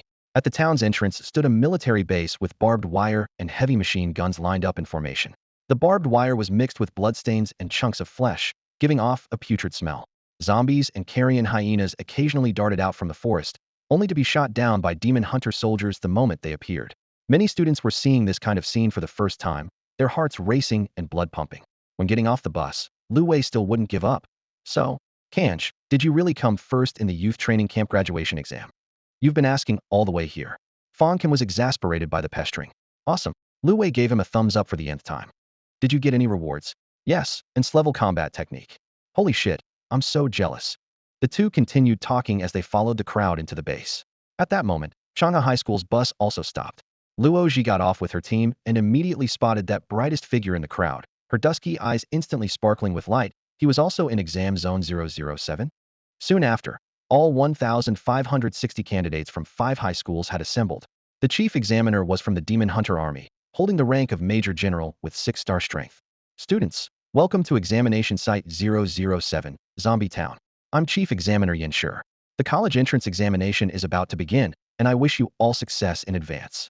He stood on a temporarily erected metal platform, his voice echoing through the loudspeaker. This year's examination site contains 2,000 level 1 magical beasts and 8,000 wild beasts. 3 types of magical beasts, steel fawn wolves, carrion hyenas, and steel bristle boar cubs. 2 types of wild beasts, zombies and giant rats. The rules remain the same as previous years. Each wild beast's right ear is worth 10 points, and each level 1 magic core is worth 100 points. Time limit is 72 hours, ending at 9 a.m. 3 days from now. Yin Shi paused and added the most crucial reminder. This year's undergraduate admission threshold has increased by 20 points. If you want to get into university, you'll need to hunt at least 2 more wild beasts. As his words fell, the crowd immediately erupted into chaos. We'll have to fight for our lives, or we won't even make it into third-tier universities. 12 wild beasts will be the death of me. At least the key university line is still at 580, there's still hope. Amid the commotion, Yin Shi added the disciplinary rules. Examinees are forbidden from fighting each other or engaging in combat. Strictly prohibited from giving away or stealing trophies. Violators bear the consequences. If injured, immediately press your positioning watch for rescue. Our soldiers will respond immediately, but you will also be disqualified from the examination. After the 10-minute pre-exam briefing, staff quickly distributed supplies. Each person received an identical gray tactical pack, combat uniform, night vision goggles, positioning watch, and 2 days' worth of rations and water. Only the weapons differed, based on each examinee's prior online application. At the edge of the field, examinees unpacked and inspected their gear. Knives, swords, war hammers, bows and arrows, shields cold steel gleaming everywhere. Lu Wei looked up to see his deskmate Fang Can's backpack neatly lined with alloy throwing knives, and couldn't help but gasp. Can, you're taking throwing knives? You're not a psychic. Fang Can picked up a throwing knife, his thumb lightly pushing against it as cold light flashed across the blade. Who told you I'm not? Lu Wei scoffed. Come on. Looking around, he saw that almost everyone in their class had a unique weapon. Jiang Xinai, who possessed summoning talent, casually picked a long sword as decoration. Li Mengjiao, skilled with energy arrows, chose a longbow. Lu Wei himself carried a heavy alloy combat blade on his back. Suddenly, Fang Can's expression darkened not far away. A malicious gaze was fixed firmly on him. Lin Jiaoyang. His voice was so low only he could hear it, murderous intent churning in his eyes. That look vividly dragged up the image of his mother, crying in prison. Lin Jiaoyang, the class president of neighboring Class 3, was grinding his teeth. Even though his father had hired the best doctors, the bruises on his face still hadn't faded that night. Fang Can had nearly beaten him to death. Lu Wei followed his gaze and whispered, "Can, it's been a month and his face still looks like that?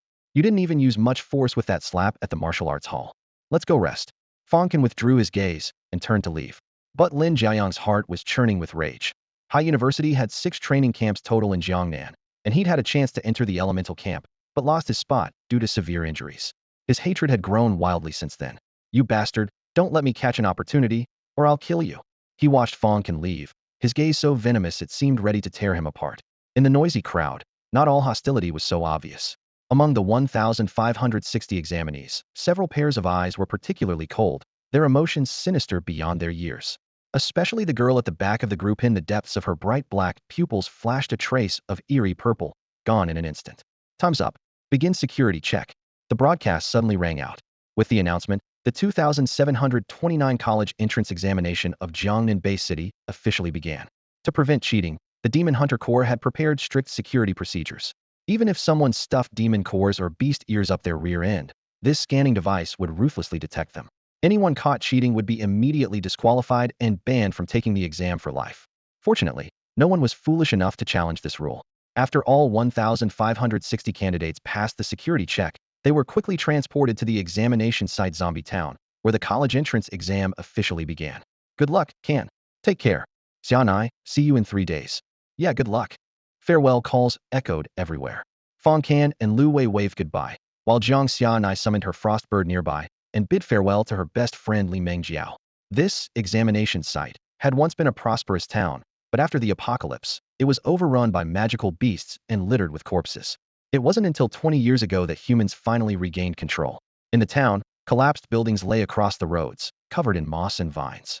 The asphalt streets were full of potholes, streetlights were rusted, and weeds grew almost knee-high. Beneath the shattered glass, dark shadows shuffled about, occasionally letting out bone-chilling howls from their throats. Fang Can walked boldly down the main road, immediately drawing shocked stares from the surrounding candidates. "Who is this guy? Walking so openly on the main street, does he have a death wish?" "Shoo, keep it down, zombies are coming." 5 of them. A group of candidates hid around the corner of a collapsed building, watching Fang Can from a distance. Roar. 5 completely rotted zombies staggered toward him. Fang Can didn't break his stride, casually pulling a throwing knife from his backpack. Thud. In the next instant, the knife was wrapped in invisible telekinetic force and shot like a cannonball into one zombie's temple, black blood splattering everywhere. A psychic, the candidates gasped. Thud, thud, thud, thud. Flashes of blade light followed, and 5 corpses hit the ground almost simultaneously, black blood gurgling from their foreheads. 50 points, just like that. Fang Can muttered to himself. On a rooftop, Chief Examiner Yan Shi's eyes lit up. Such precise telekinetic control was rarely seen. He scanned with his handheld computer. A rank fire talent. Yan Shi thought he'd misread it, rubbed his eyes, and looked again, but Fang Can had already disappeared into the depths of the ruins. On the desolate street, 10 throwing knives floated around Fang Can, sometimes thrusting, sometimes slashing. When he encountered magical beasts, he killed them instantly. During breaks, he practiced by cutting flowers and grass.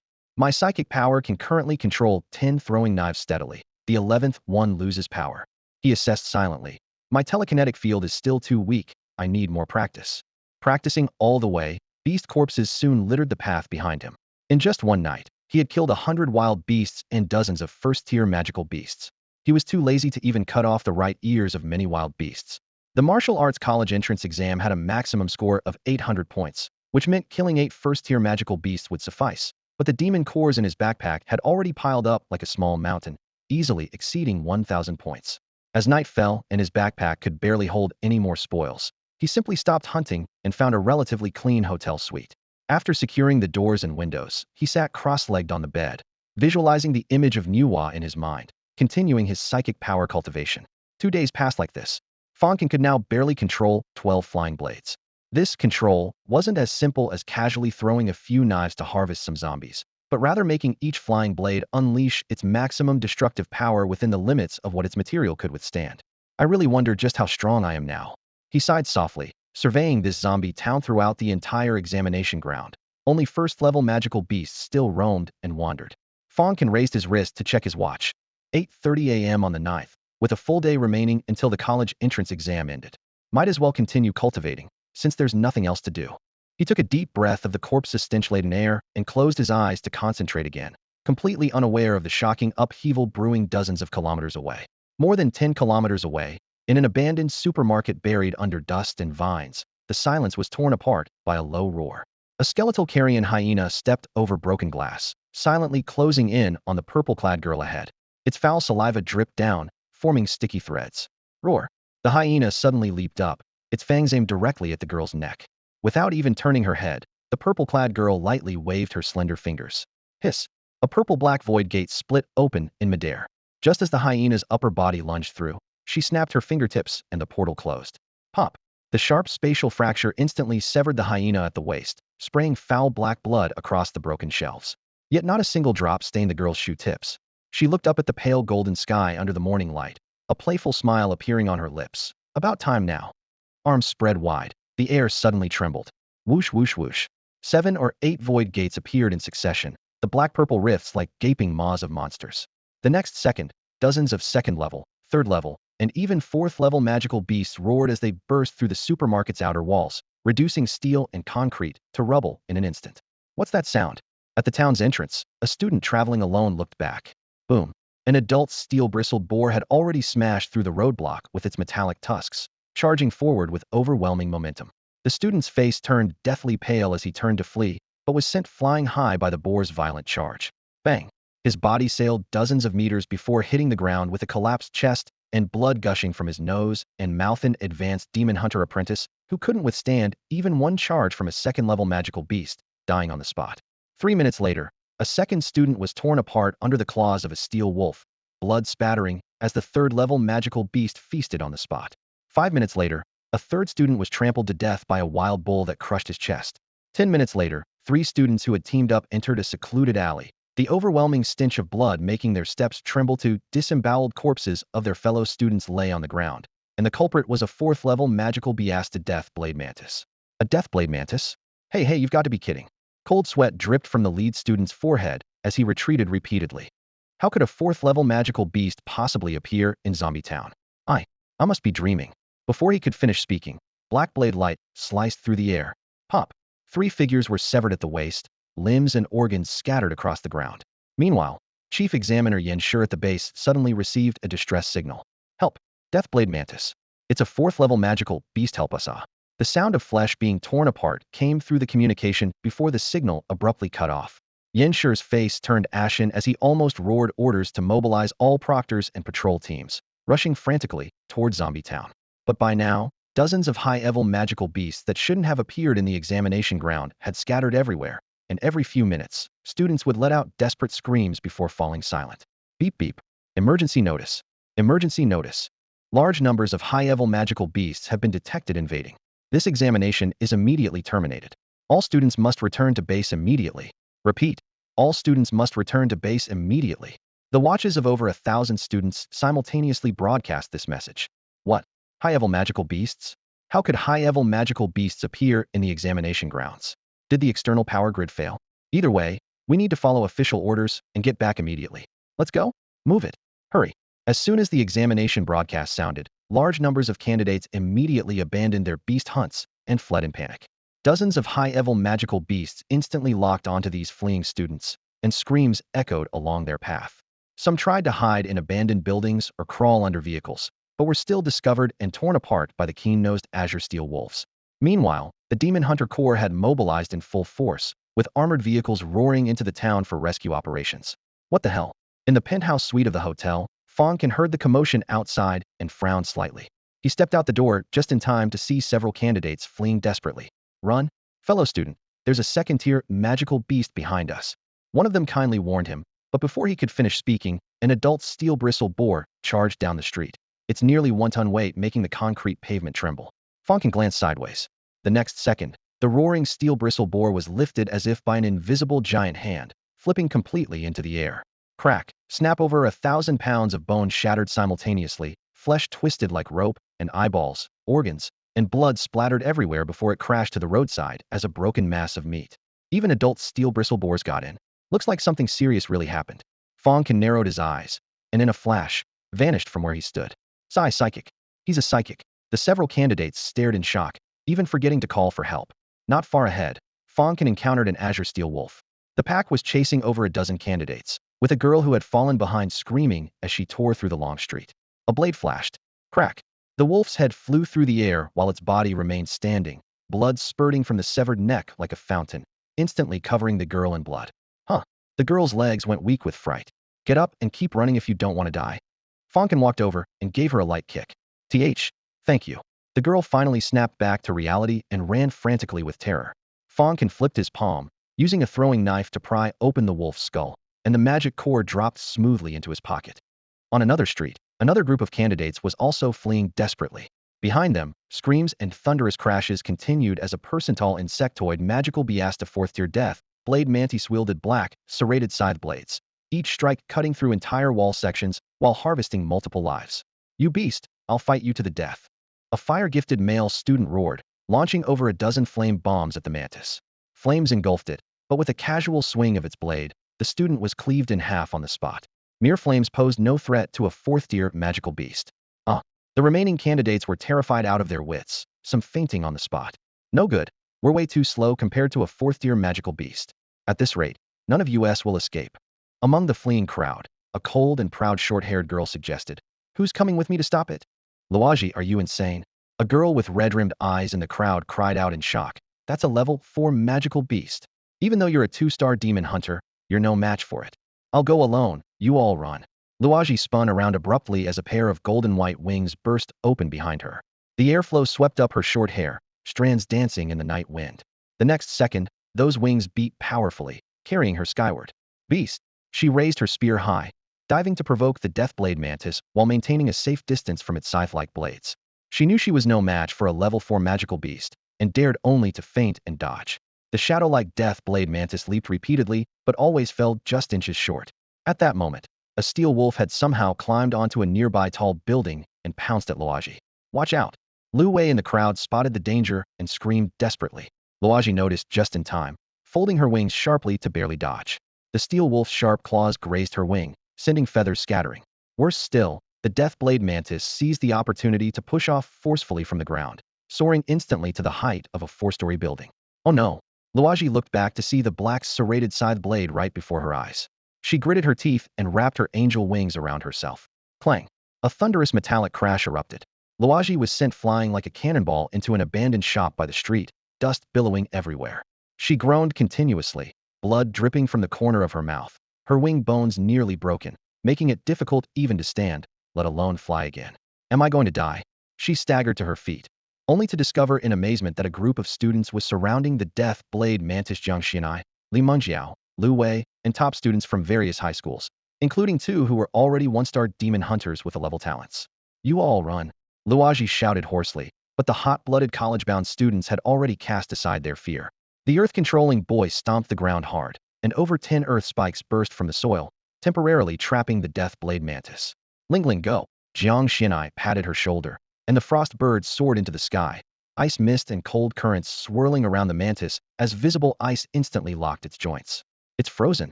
Lu Wei rejoiced, joining Li Mengjiao and others to block the charging steel wolf. However, after just 2 seconds, the earth spikes crumbled, the ice shattered. The Deathblade mantis flashed like a black shadow and struck down suddenly. Swoosh! The earth-controlling boy's upper body vanished instantly, blood mist filling the air. "Old Liang!" His companions screamed in anguish. "Run! Run now!" Luaji roared with her last ounce of strength. How could their meager abilities possibly stand against a level 4 magical beast and a level 3 magical beast? Level 4 magical beasts typically required 4-star demon hunters to handle. Everyone finally snapped back to reality and fled frantically, only to be blocked by another massive Creaturia Bloodred Bull, also a level 3 magical beast. "We're doomed." Jiang Xianai's legs gave out as she collapsed in shape. The bull roared and charged like a tank, making the entire street tremble. Lu Wei thought his soul was about to depart, but the next moment, whoosh! A brilliant blade light appeared in the air, like a heavenly warrior descending. Crack! The massive bull's head rolled to the roadside as blood fountained skyward. The multi-ton carcass crashed down with a thunderous impact, cracking the ground.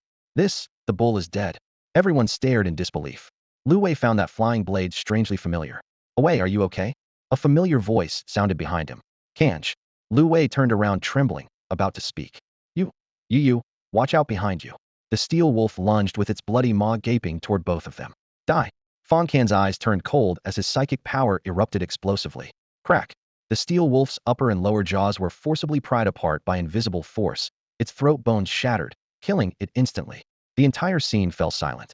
Jiang Xianai and Li Mengjiao exchanged glances, their faces pale, as if they'd seen a ghost. A psychic master. Luaji's face was ashen, yet equally shocked. He's actually a psychic master? You all go first, leave this to me. Fang Can positioned himself protectively in front of everyone, his sword-like brows furrowed as he stared intently at the menacing death blade mantis, guarding against any sneak attacks. That focused expression made Jiang Xianai's heart race uncontrollably, the girl's heart beginning to pound wildly. Whoosh. Suddenly, the death blade mantis launched its attack. Its pitch-black scythe sliced through the air like lightning, striking toward Fang Can's face. With a mental command, the 12 gleaming throwing knives at his waist shot out in unison, forming a fan shape in midair to clash against the dark scythe. Clang, clang, bang, bang. The explosive sounds of metal striking metal echoed throughout the street, sparks flying and scattering brilliant flashes across the walls and pavement. Luo Ji, Lu Wei, Jiang Xianai, and the others who were fleeing in panic turned back at the sound, only to see Fang Can's eyes cold and focused as his fingertips flicked lightly. The 12 flying blades moved like living creatures, relentlessly targeting the death blade mantis's vital points. The mantis swung its twin scythes in rapid defense, each collision between blade and black scythe producing dazzling sparks, the air filled with the metallic tang of torn steel. In just over 10 seconds, the level 4 magical beast was forced into continuous retreat, its mantis limbs scraping against the ground with ear-piercing sounds. If it could sweat, it would probably be drenched by now. The deathblade mantis is actually being suppressed. Lu Wei's eyes nearly popped out. Brother Can is incredible. Luo Ji swallowed hard, his heart in turmoil. This is impossible. Jiang Xianai's face turned deathly pale, screaming internally. Wasn't his talent in a rank fire spark? How did it become psychic telekinesis? Suddenly, a silver flash cut through the air. The death blade mantis's twin scythes were entangled by the flying knives, exposing a fatal opening as the main blade struck down. Splurt. Its triangular head was severed on the spot. Hiss. Deep purple blood sprayed like a high-pressure fountain, hitting the ground and producing white smoke. The death blade mantis that had slaughtered over 20 examinees finally crashed to the ground with a thunderous impact. Its reign of terror ended. Lu Wei, Luo Ji, and the others stood motionless, completely stunned by the scene. That was a level 4 magical beast. Gone just like that? Fang Can remained expressionless, controlling his flying knives to cut through the carapace and precisely extract the dimly glowing magic core, casually tossing it into his backpack before vanishing from the spot like a gust of wind. He actually killed a level 4 magical beast, +2, level 3s. Luo Ji felt as if his chest had been struck by a giant hammer, both shocked and defeated. Fang Can himself was somewhat surprised his psychic telekinesis had already reached 4-star level. This was all thanks to that Nuwa painting. He secretly decided that once he escaped, he would definitely find a temple to properly worship this great deity. After rescuing Lu Wei, Luo Ji, and the others, Fang Can rushed to other areas without stopping. Along the way, he swiftly eliminated several blue steel dire wolves and wild bulls, and finished off 2 more deathblade mantises. The extracted magic core's worth at least 1 to 2 million. But at this moment, he had no time to consider profits, his mind filled with only one question. Why had these high-level magical beasts infiltrated the college entrance examination grounds? This small town was surrounded by high-voltage electric fencing with surveillance everywhere. Any magical beast crossing the boundary would be instantly detected.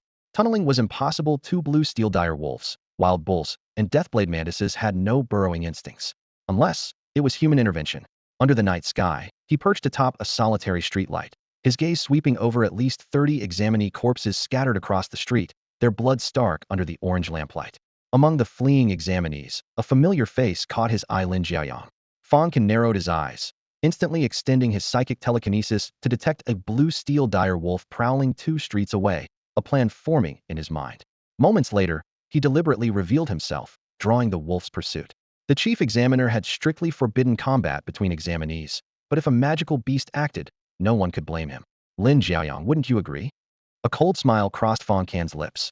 At the crossroads, the two suddenly came face to face. Fang Can. Lin Jiaoyang was initially startled, then saw the Fang-bearing blue steel dire wolf behind Fang Can, his face instantly turning deathly pale.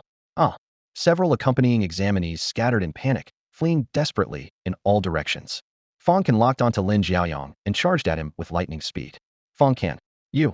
Lin Jiaoyang instantly saw through his opponent's intention.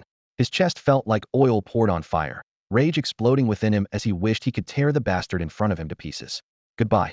Fang Can spat out the two words. Then with a swift motion, he redirected the azure steel wolf behind him toward Lin Jiaoyang. With a powerful kick off the ground, he shot forward like an arrow from a bow, disappearing around the street corner in the blink of an eye. The vast street suddenly became empty, leaving only the cold-fanged azure steel wolf and Lin Jiaoyang, whose face had turned deathly pale. Fang Can, may you die a horrible death. He cursed while retreating step by step, cold sweat beading on his forehead. The azure steel wolf wasn't picky about its prey. Having missed Fang Can, it naturally turned its attention to Lin Jiaoyang. Kill. With nowhere left to retreat, Lin Jiaoyang roared and gritted his teeth, activating his trump card. Divine Thunder I erupted. His eyes instantly transformed into blazing white orbs of light, electric arcs wildly coiling around them as thunder roared and shot from his eye sockets. The air crackled and hissed from the intense heat. However, no matter how dazzling his talent was, it couldn't bridge the gap in raw power.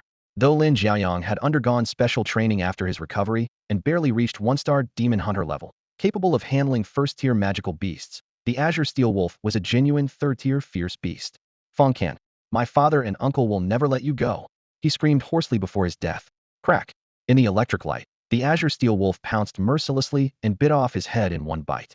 Blood sprayed across the street, turning it crimson red as waves of heat hit the air.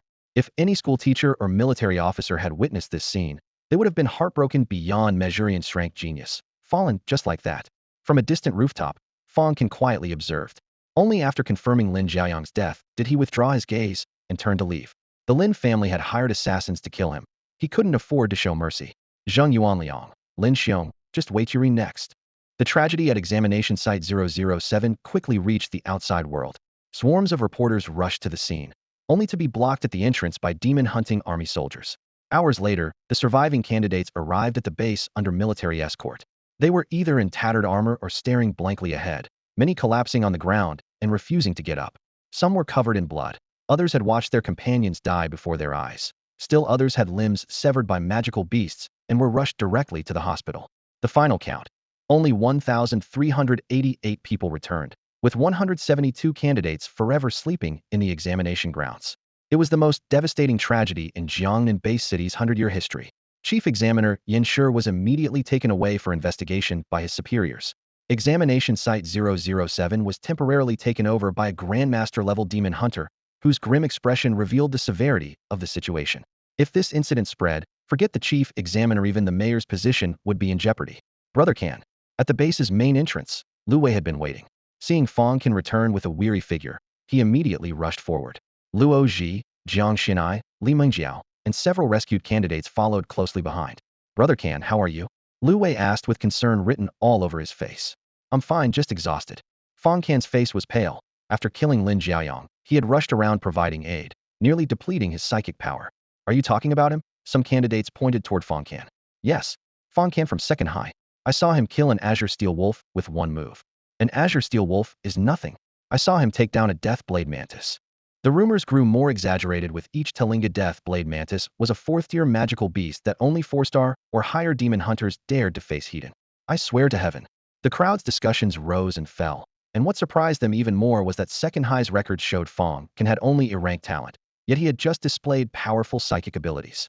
In the base plaza, rumors about Fang Can had spread to every corner.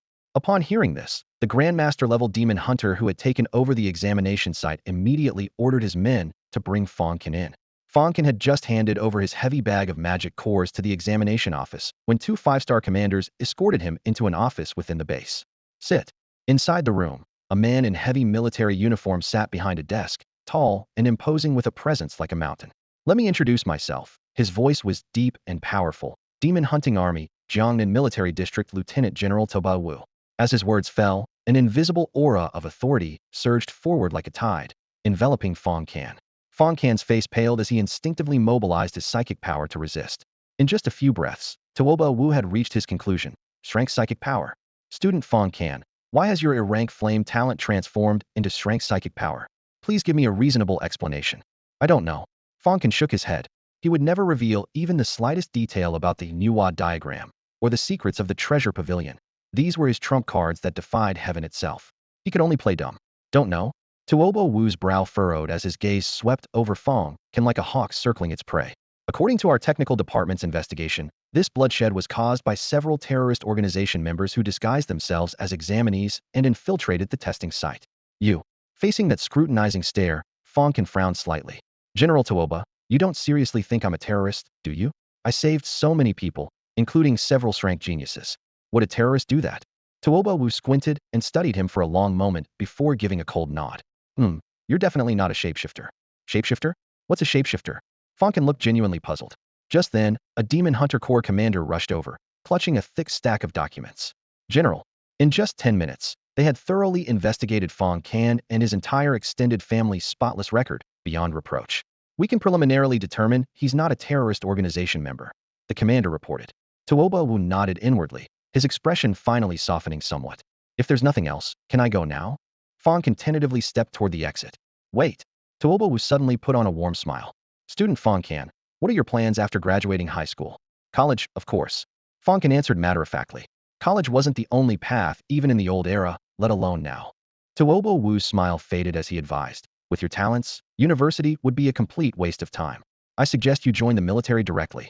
The army has always been the best place to forge character, and the resources are the most abundant. Fang Can immediately understood the man was trying to recruit him. I'll think about that later. I haven't decided yet, he replied diplomatically. All right, go home and consider it carefully. Tuoba Wu handed over his business card, and they exchanged contact information. Whenever you're interested, just reach out to me. Watching Fang Can leave, Tuoba Wu sighed. An 18-year-old 4-star demon hunter. How long has it been since Jiangnan produced such a genius?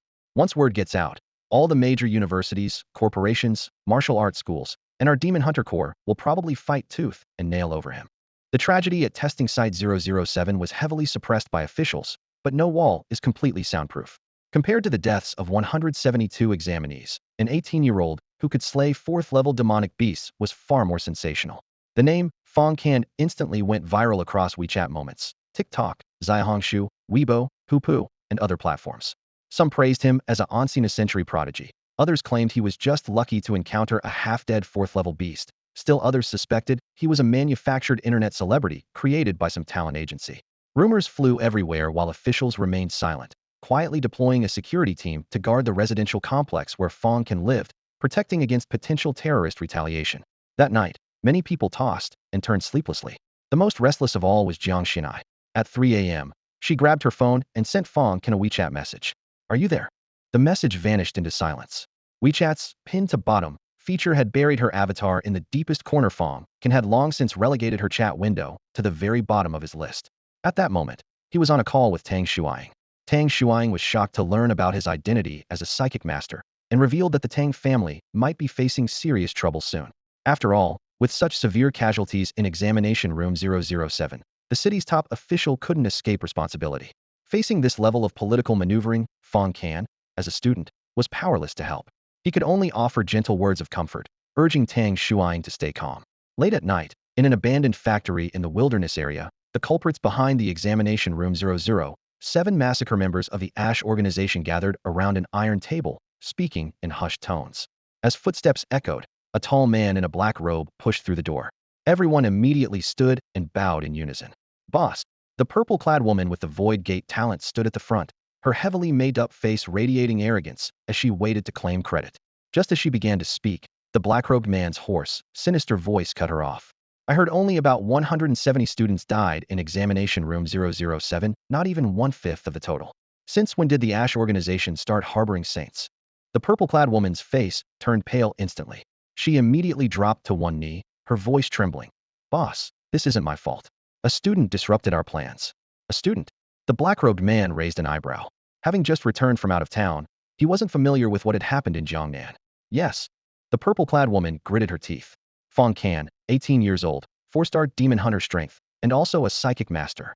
If it weren't for him, at least 200 more would have died. The black-robed man snorted coldly, clearly finding it hard to believe. 18 years old, 4-star psychic master? Boss, believe me, I'm not lying. The purple-clad woman pleaded urgently. Give me some time, and I'll definitely capture him for you. Fool, the black-robed man roared. Can't you see? This is a trap set by Tang Yuan. If you go, you'll definitely be captured. The purple-clad woman lowered her head but remained unwilling to give up. Boss, what if we send someone to investigate? If Jiangnan really has produced such a genius, we must eliminate him quickly to prevent future trouble. The black-robed man pondered for a moment, then nodded and said, Fine, send 2 5-star operatives. It won't matter if they die. Yes, boss. All the Ash organization members responded in unison. The next morning, Fang Can sat cross-legged in his bedroom, meditating quietly.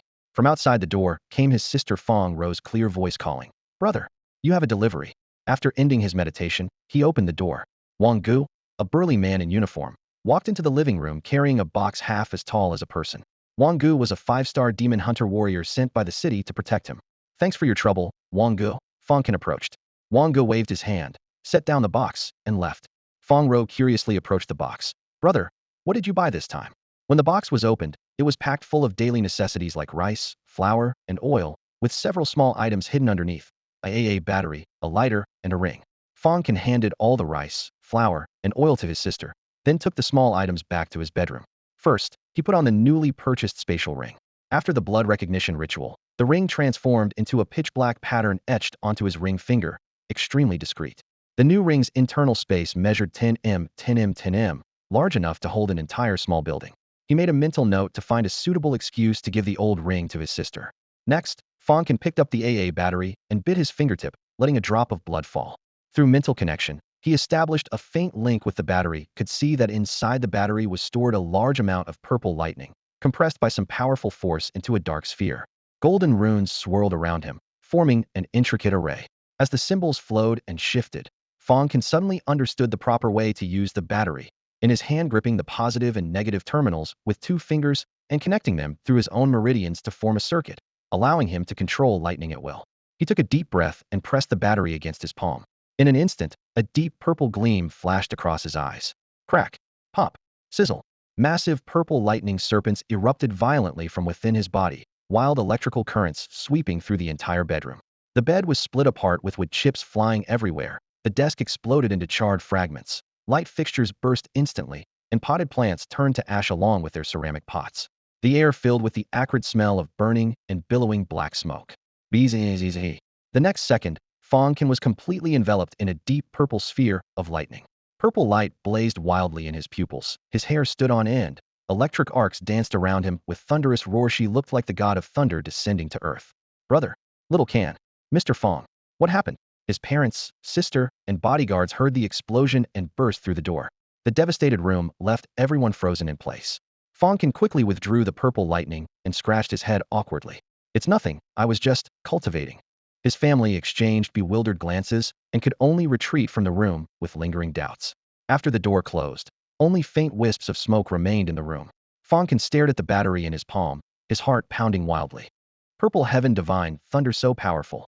This was just the residual power after the blood-binding ritual, with him desperately holding back. If he were to unleash it completely in the wilderness, the destructive force would be unimaginable.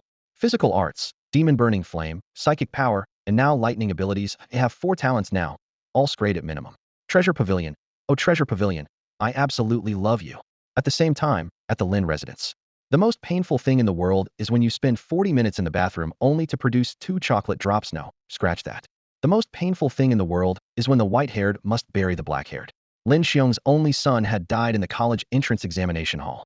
The devastated man had been keeping vigil in the memorial hall for several days without eating or drinking, his eyes as hollow as dimmed glass. Chairman, Butler Zheng Yuanliang rushed into the memorial hall with hurried steps, his expression tense, as if bearing urgent news. Lin Xiong thought he was coming to urge him to eat again and couldn't be bothered to respond. But then the man dropped a bombshell. Chairman, I've discovered that the young master's death wasn't an accident, was murdered. Lin Xiong's pupils contracted sharply. What did you say? Fang Can. Zheng Yuanliang lowered his voice, squeezing out these 2 words through gritted teeth, his hatred almost tangible. These past few days, I've contacted several students from examination room 007. They were the last people to see the young master alive. They all said that before the young master was killed by the Steel Wolf, they saw Fang Can. Someone even took money to tell me. It seems like Fang Can deliberately led the Steel Wolf to the young master. Before dying, the young master was shouting his name. Crack. Lin Xiong slammed his fist into the memorial hall floor, shattering the thick tiles into 4 pieces. Bloodshot veins filled his eyes, as if they were soaked in crimson liquid. Fang Can, give me back my son's life. A week later, the martial arts college entrance exam results were released. Fang Can logged into the score inquiry system and saw the bright red 800, as expected, a perfect score. His younger sister Fang Ro stood beside him. After eating Pinglai rice for half a month straight, her physical condition had already reached that of a high-level one-star martial artist. Combined with her universal wood spirit communication talent, she had swept through the exam effortlessly. Though she didn't achieve a perfect score, she still scored over 100 points above the key university admission line, giving her free choice between Beijing University and High University. Dad, Mom, we're heading out. There's a class dinner tonight, so don't wait for us for dinner. Today the school was distributing graduation certificates and college application forms. Fang Ro linked arms with her brother, her face beaming with pride and joy. At the school gate, several students huddled together, whispering among themselves. Hey, did you hear about what happened with Fang Can in exam room 007? I heard something, but a 4th-level magical beast? Could a high school student really kill one? The guy scored 800 on the martial exam perfect score. You think he's joking around? What? 800? Isn't he an A-level talent? The chatter rose and fell in waves. Class 31. Lu Wei sat perched on a desk with his large bottom, gesticulating wildly as he spoke dramatically.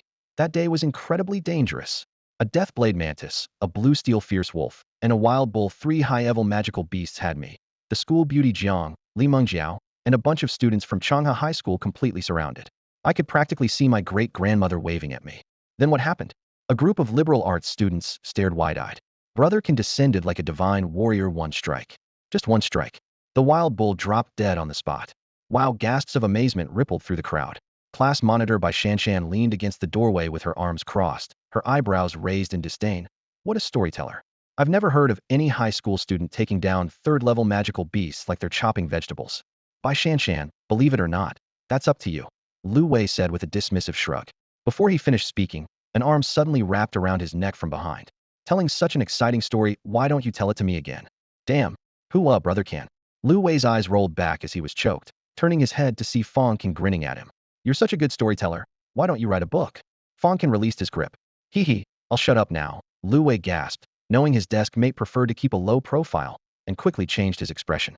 Just then, their homeroom teacher Old Zhang pushed through the door. Fang Can, come with me to the conference room. Okay, Fang Can nodded. The moment he stepped out, Lu Wei licked his lips and raised his voice again. Now, where were we? Fang Can's one-hit kill on the wild bull. Right. At that moment, school beauty Jiang and Changha's school beauty Luo were completely stunned. The school's largest conference room. Over 100 people filled the space. School administrators from number 2 middle school, university admissions officers, and more than 30 top students who had passed the key university admission line were all gathered together. Student, I'm a teacher from Jiangnan Martial University. Your talent fits perfectly with our school's cultivation program. Qingzhou Demon Hunting Academy was officially established by the Demon Hunting Corps, with strong faculty and rich practical combat courses. Sudong Medical University is among the top 3 medical schools in the southern-based cities. You might want to learn more about us. The sounds of introductions, page-turning, and inquiries intertwined, creating such a lively atmosphere that it almost drowned out the humming of the air conditioning. Principal Huang Yongnian stood with his hands behind his back, his face glowing with satisfaction. Then suddenly remembering something, he shook his head with a sigh. Lin Jiayong. What a pity indeed. As his words fell, the conference room instantly fell silent.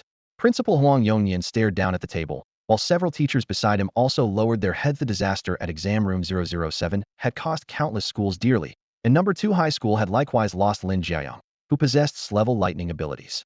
Principal, Fang Can has arrived. A voice announced from outside the door. Huang Yongnian looked up to see a group of university admissions officers at the end of the corridor practically rushing toward the entrance all at once, creating a scene comparable to a celebrity red carpet. Student Fang Can? Are you interested in Jiangnan Martial University? Student Fang Can, please consider our Hangqing Weapons University.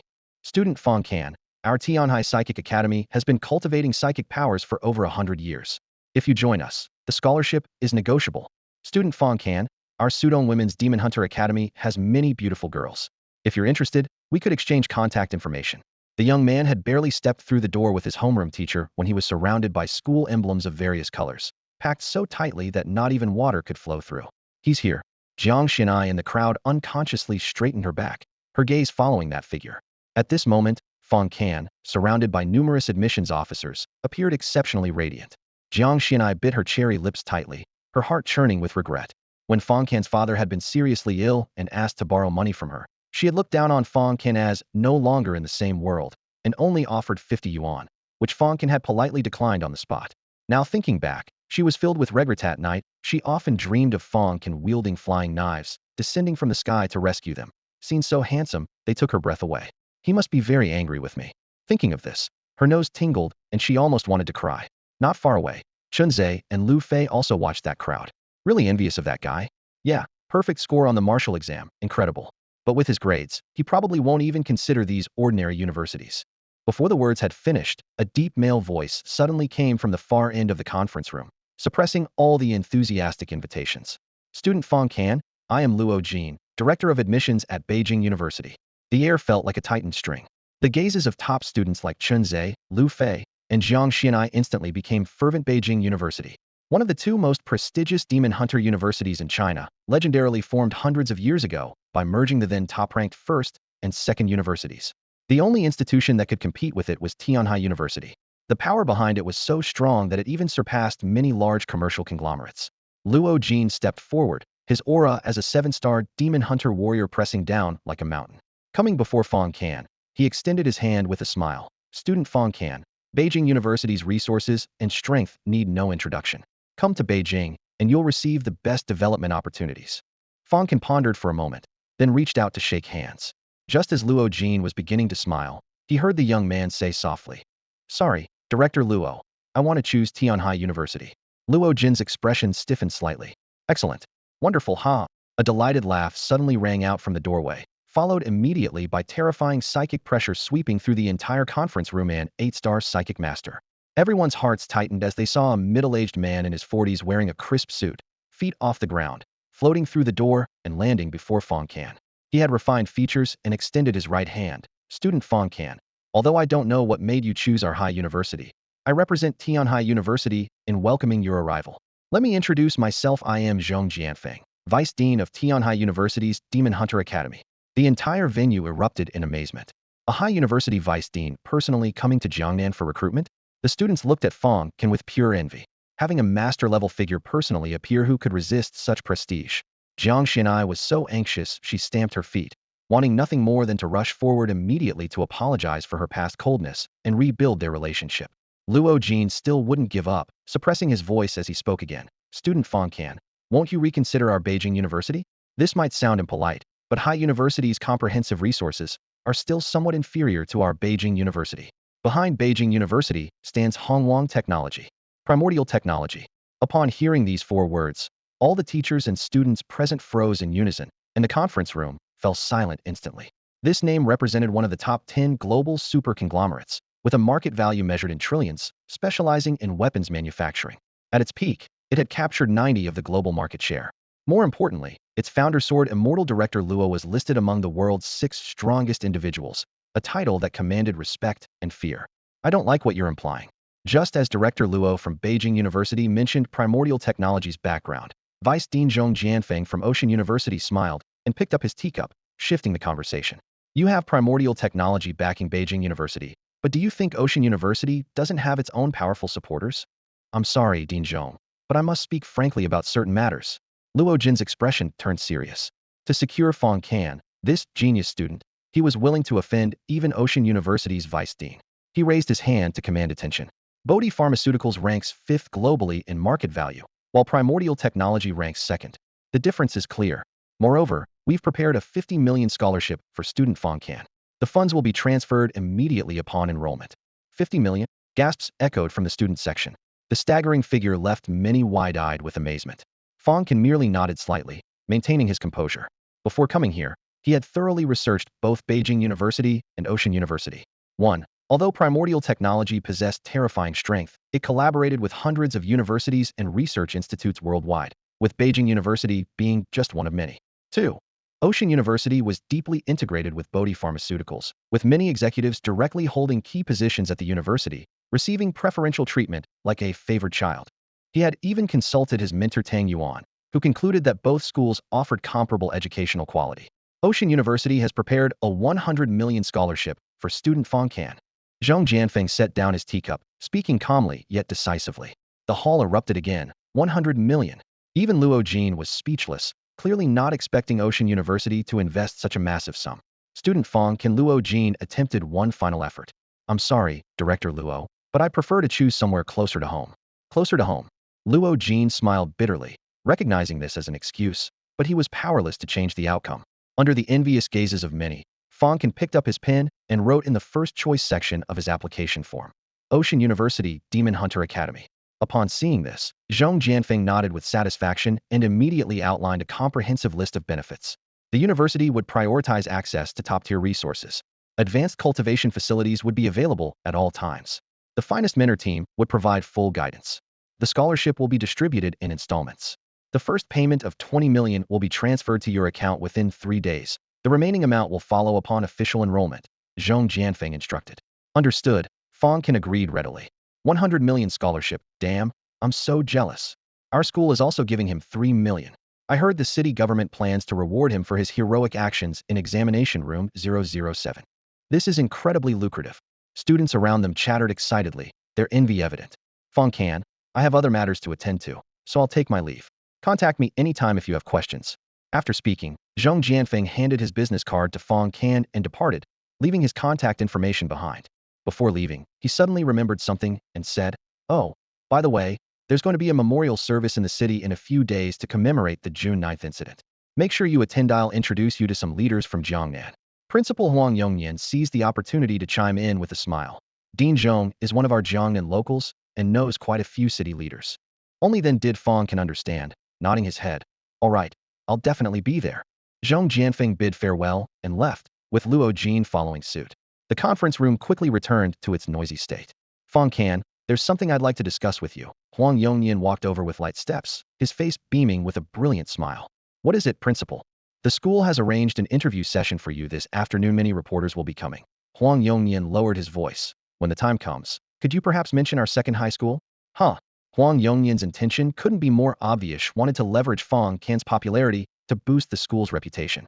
Thinking of all the resources the school had invested in him over the years, Fang Can readily agreed. Sure. At noon, in the cafeteria, he carried his tray to find a corner seat, while discussions around him grew increasingly animated. News of the Ocean University Vice Dean's personal visit and the 100 million yuan scholarship had already spread throughout the campus. Yet Fang Can remained calm, methodically finishing what would be his last lunch at second high school.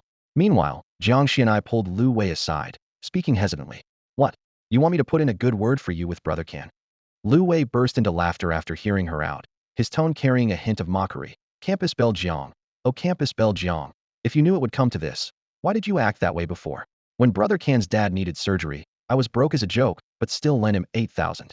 You, on the other hand, spend tens of thousands on figurines, but could only spare 50. I'm not trying to guilt trip you, but what you did was really too much. Jiang Xinai was already green with regret, stamping her foot as she explained. I know I was wrong, okay? I really didn't have money back then.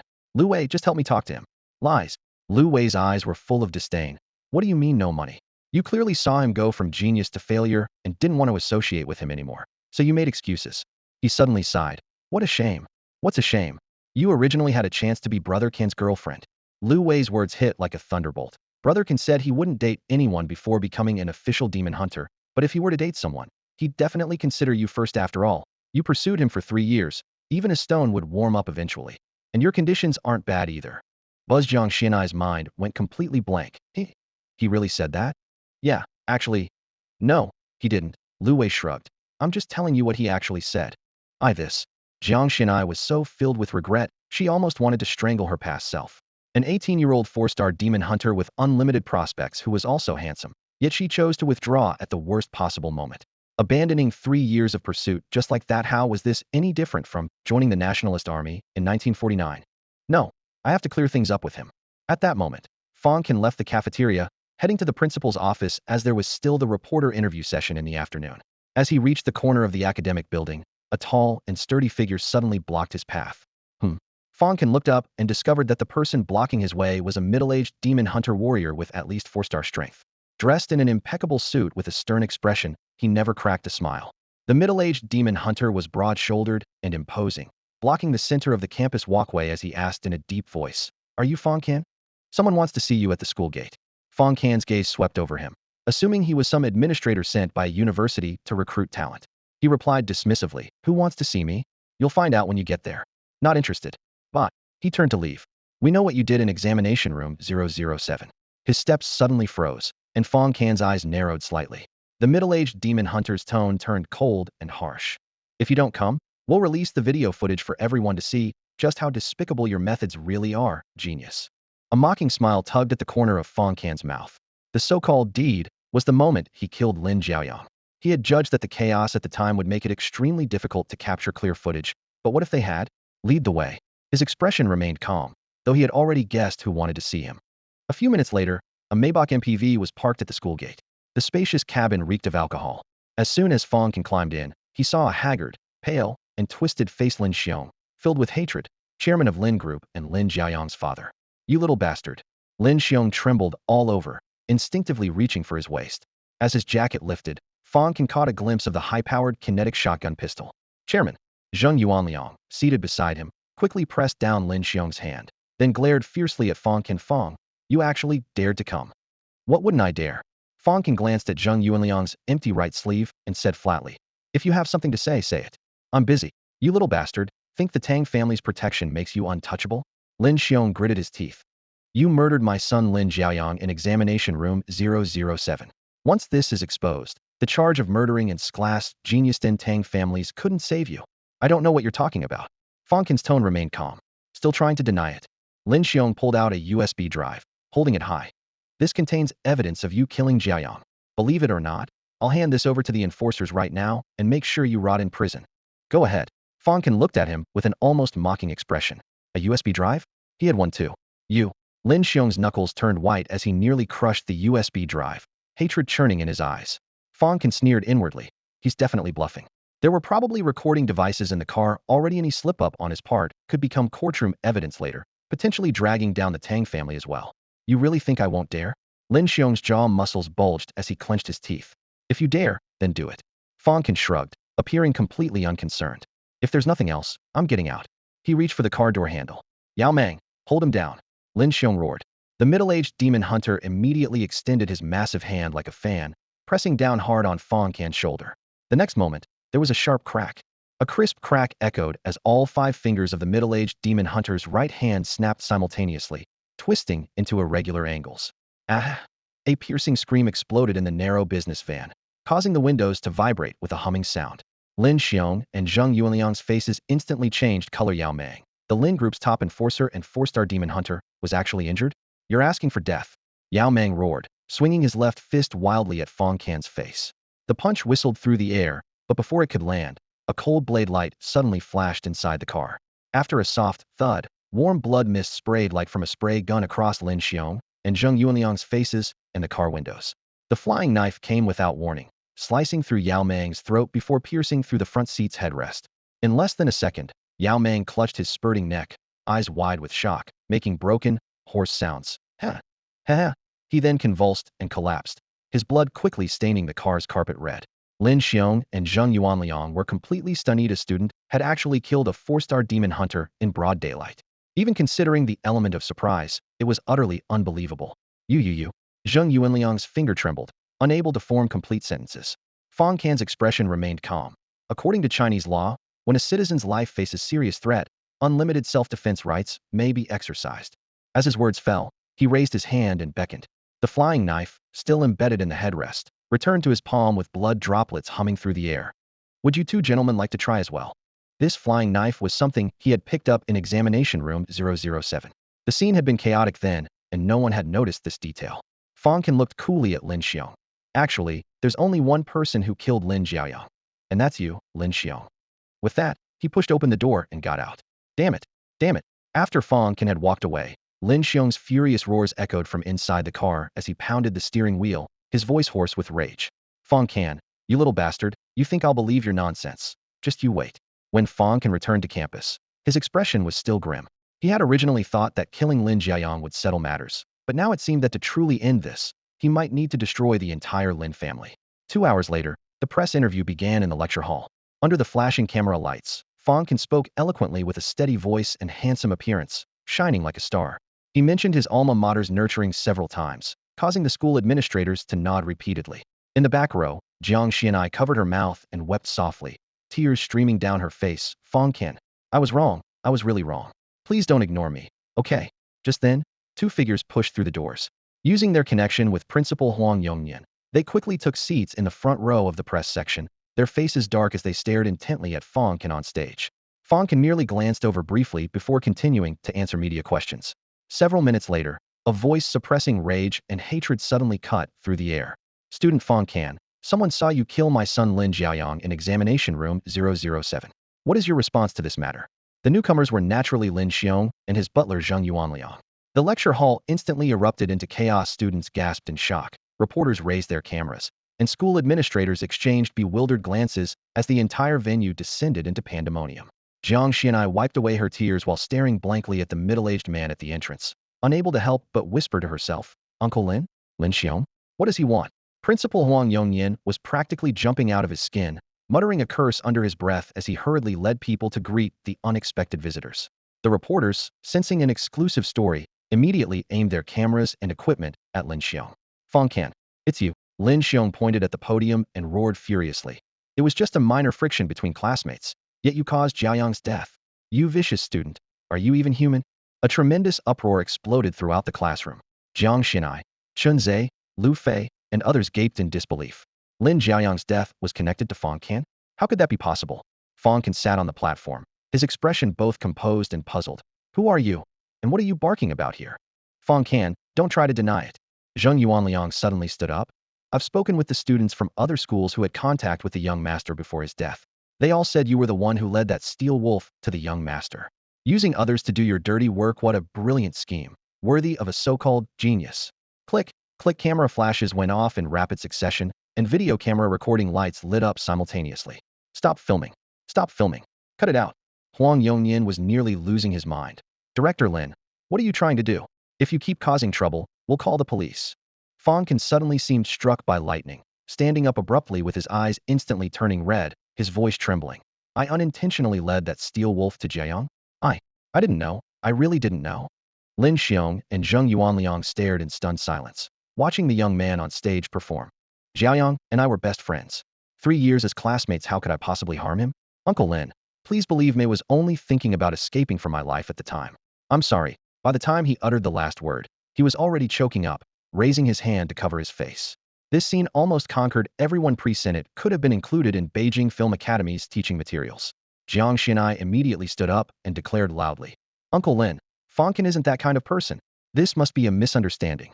We're all grieving for Jiaoyang, but we can't pin false accusations on Fang Can. Lin Xiong's face turned ashen as he cursed under his breath. That little brat really knows how to act. The sound of his hand slamming the table echoed throughout the room. Lin Xiong, I won't allow you to frame the pride of our second high school. Huang Yongyan finally exploded, his face flushed red with bulging veins, pointing toward the exit. Please leave immediately. Seeing the situation spiraling out of control, Lin Xiong snorted coldly and prepared to leave with his people, but before departing, he still glared fiercely at Fang Can. This wasn't over. Director Lin, please wait. I have something I'd like to show you. Fang Can suddenly spoke up. He lowered his head slightly, retrieved a USB drive from his spatial ring, and quietly handed it to a nearby teacher. Could you please help me play this? The teacher hesitated for a moment, but still inserted the USB drive and set up the projection. The screen lit up in a private club's VIP room with dim lighting. A burly man with a scarred face sat across from Zheng Yuanliang, his expression sinister. This is... Zheng Yuanliang stared at himself on the screen and instantly froze. Seeing himself in the video, Zheng Yuanliang was immediately dumbfounded. That's Chen Shan, the captain of the Boulder Squad. Someone in the crowd recognized the burly man on the big screen with his fierce expression and a hideous scar across his left cheek. The Boulder Squad had long been reported as completely wiped out, so when exactly was this video recorded? More people whispered among themselves, filled with confusion. Amid the murmur, the footage began to play. Zheng Yuanliang sat in a dimly lit private booth, his fingers tapping lightly on the table. Boulder Chen Shan, you've got decent skills. Kill someone for our chairman Lin. Chen Shan leaned back in his chair, raising an eyebrow. For $1 million. Zheng Yuanliang pushed a massive black briefcase across the table. 2 million has already been transferred to your account. This is the deposit. Who does Chairman Lin want dead? Chen Shan grabbed the briefcase and hefted it casually. A student from Hangqing's second high school, Fang Can. A student? Chen Shan's voice stretched out. But that's one of our nation's precious flowers. You want me to harm one of our nation's precious flowers? Zheng Yuanliang snorted coldly. Someone like you actually cares about such things? Manager Zheng, you misunderstand me. Chen Shan slammed the briefcase back on the table and grinned. The nation's flowers are the future hope of Huagua, and humanity's future hope as well. Sub price goes up. Zheng Yuanliang's face darkened, his knuckles turning white. 5 million. Deal. Chen Shan high-fived him, and the footage abruptly cut off. The video ended, and the entire venue fell dead silent. Oh my god, Jiang Xianai covered her mouth, staring at Lin Xiong in disbelief. A corporate chairman actually hiring assassins to kill someone, and a student no less. Oomph. I was just wondering how to deal with you, and here you come delivering yourself to my doorstep. Fang Can stood at the back of the crowd, watching Lin Xiong and Zheng Yuanliang surrounded by furious teachers, a barely perceptible cold smile playing at the corners of his mouth. Before the two could offer any defense, law enforcement arrived swiftly and cuffed them with metal restraints on the spot. The news immediately spread throughout the campus, causing massive controversy among faculty and students.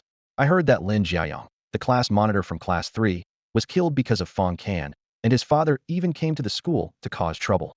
That explosive? Is it really true? Stop spreading rumors. Lin Jiayang died because of his own bad luck. How can you blame Fang Can? Exactly, I'm on Fang Can's side.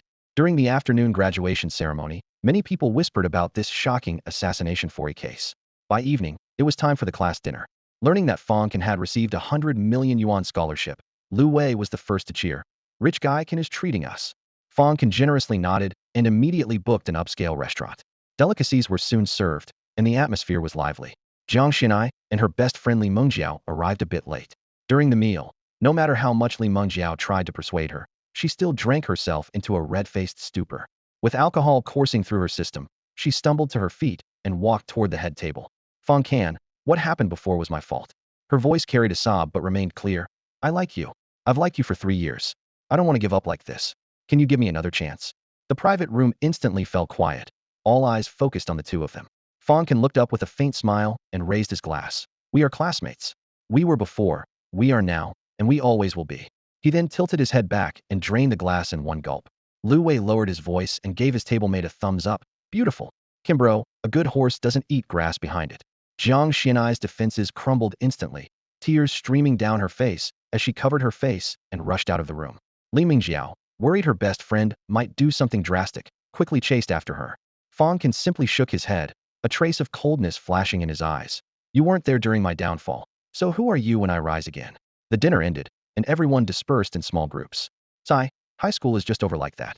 Lu Wei watched familiar faces leave one by one, feeling deeply moved. Many people, we probably won't see again for the rest of our lives.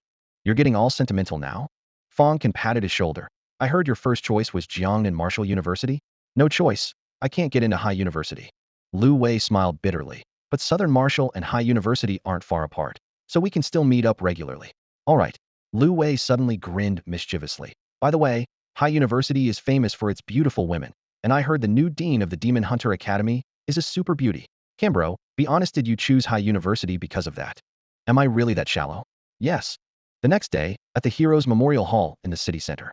At the entrance to the main hall, the stark black characters 609 stood out piercingly through the rain and missed the designation for the June 19th exam room 007 tragedy, where 175 graduating students perished at the jaws of demonic beasts, and the subsequent cleanup cost another 48 demon hunter soldiers their lives. Today, hundreds and thousands of citizens had spontaneously come to lay flowers. Rain mixed with tears as parents wailed themselves hoarse, some holding banners demanding answers from officials. The entire plaza felt oppressively tense, as if it might explode at any moment. The sky hung heavy and gray, with steady rain falling from morning until noon, as if even heaven itself was mourning. Fang Can walked slowly through the cold wind and drizzle, hood up and hands in his pockets. The brim shadowed his face, and passers-by hurried past without knowing that this young man was the very miracle student who had single-handedly slain over a dozen high-level demonic beasts that day, saving dozens of lives. He caught sight of several military officers kneeling before grieving families, heads bowed in apology, and felt a dull ache in his chest. If only I had been stronger. I could have saved more people that day. Self-reflection is the instinct of the strong. Excuses belong only to the weak, he reminded himself silently.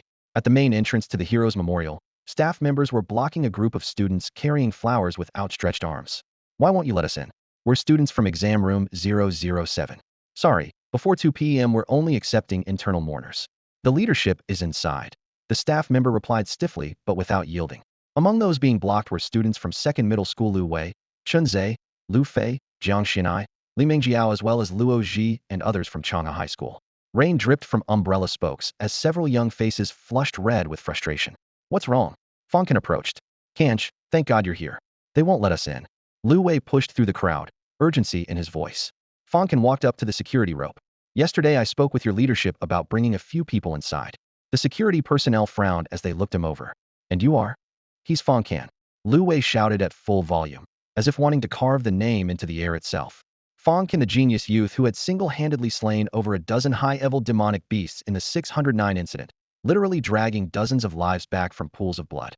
Several staff members straightened with serious expressions, yet still didn't lower their arms. Regulations wouldn't allow it. With no choice, Fang Can pulled out his phone. Shuang, I'm at the entrance. In less than 2 minutes, a graceful figure approached quickly under an umbrella. Miss Tang. The guards immediately stood at attention and saluted, backs ramrod straight. Fang Can is my friend, Tang Shuang said simply, and the gates opened instantly. Lu Wei, Chun Zhe, Lu Fei, Jiang Xianai, Lu Oji, Li Mengjiao, and other classmates familiar with Fang Can followed closely behind, all entering together. Why can they go in but we can't? It's not fair. Students from other schools outside began to protest. The security personnel coldly retorted, he's friends with the mayor's daughter. Who are you? The clamoring voices were shut out along with the rain. Inside the hero's memorial, the atmosphere was so solemn you could hear breathing. Before a row of memorial tablets with black backgrounds and gold characters, several leaders in formal attire bowed in mourning, while camera red lights blinked quietly in the background, recording the moment. Lu Wei and the others held their breath upon entering, not daring to make a sound. Fang Can looked up to see Tang Yuan standing in the center position. Fang Can. Beside Tang Yuan, a demon hunter general in crisp military uniform noticed him and strode over with large steps. Golden olive branches pressed down on 2 gold stars on his shoulder insignia, his imposing figure cutting through the air with a whooshing sound. A lieutenant general. A group of classmates was utterly shocked. Fang Can actually knew someone of this caliber. General Tuoba. Under everyone's gaze, he strode confidently toward Tuoba Wu, who had temporarily taken charge of examination room 007. Tuoba Wu smiled and extended his hand, leading him to Tang Yuan's side while chatting and laughing with him along the way. The nearby classmates were completely stunned. Let me introduce you all to our young hero, Fang Can. Tang Yuan gestured to the assembled leaders of Jiangnan Bay City. Uncle Tang, you're too kind. Fang Can responded humbly, then shook hands with each leader one by one, maintaining a composed and dignified demeanor. Old Zhong, when Fang Can comes to your Tianhai University, you must take good care of him for me. He's our treasure here in Jiangnan. Tang Yuan patted Fang Can's shoulder and said to Zhong Jianfeng, the vice dean of Tianhai University. Don't worry, I'll definitely help you cultivate him well. Zhong Jianfeng replied heartily. Has his advisor been decided? Not yet. I want to wait for Dean Yin to return from the Jinling ruins before discussing it with her. Brother Qin is just too amazing now. The mayor personally introducing him, a demon hunting army general, the vice dean of Tianhai University, and several grandmaster-level demon hunters, all revolving around him. Not far away, Lu Wei watched as Fang Can conversed eloquently with numerous high officials, speaking steadily and behaving appropriately. Suddenly, he felt a sense of distance from his deskmate of 3 years. They seemed to no longer exist in the same world. Jiang Xinai felt even more conflicted. Those powerful figures whom even her father looked up to were now taking turns shaking hands with Fang Can.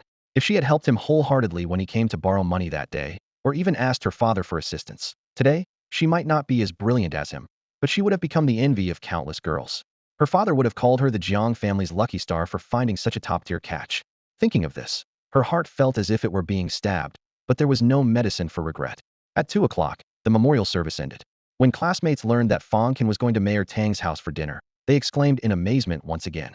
Jiang Xinai felt like she'd been dealt a critical hit. Being invited into the mayor's private residence indicated an extraordinary relationship.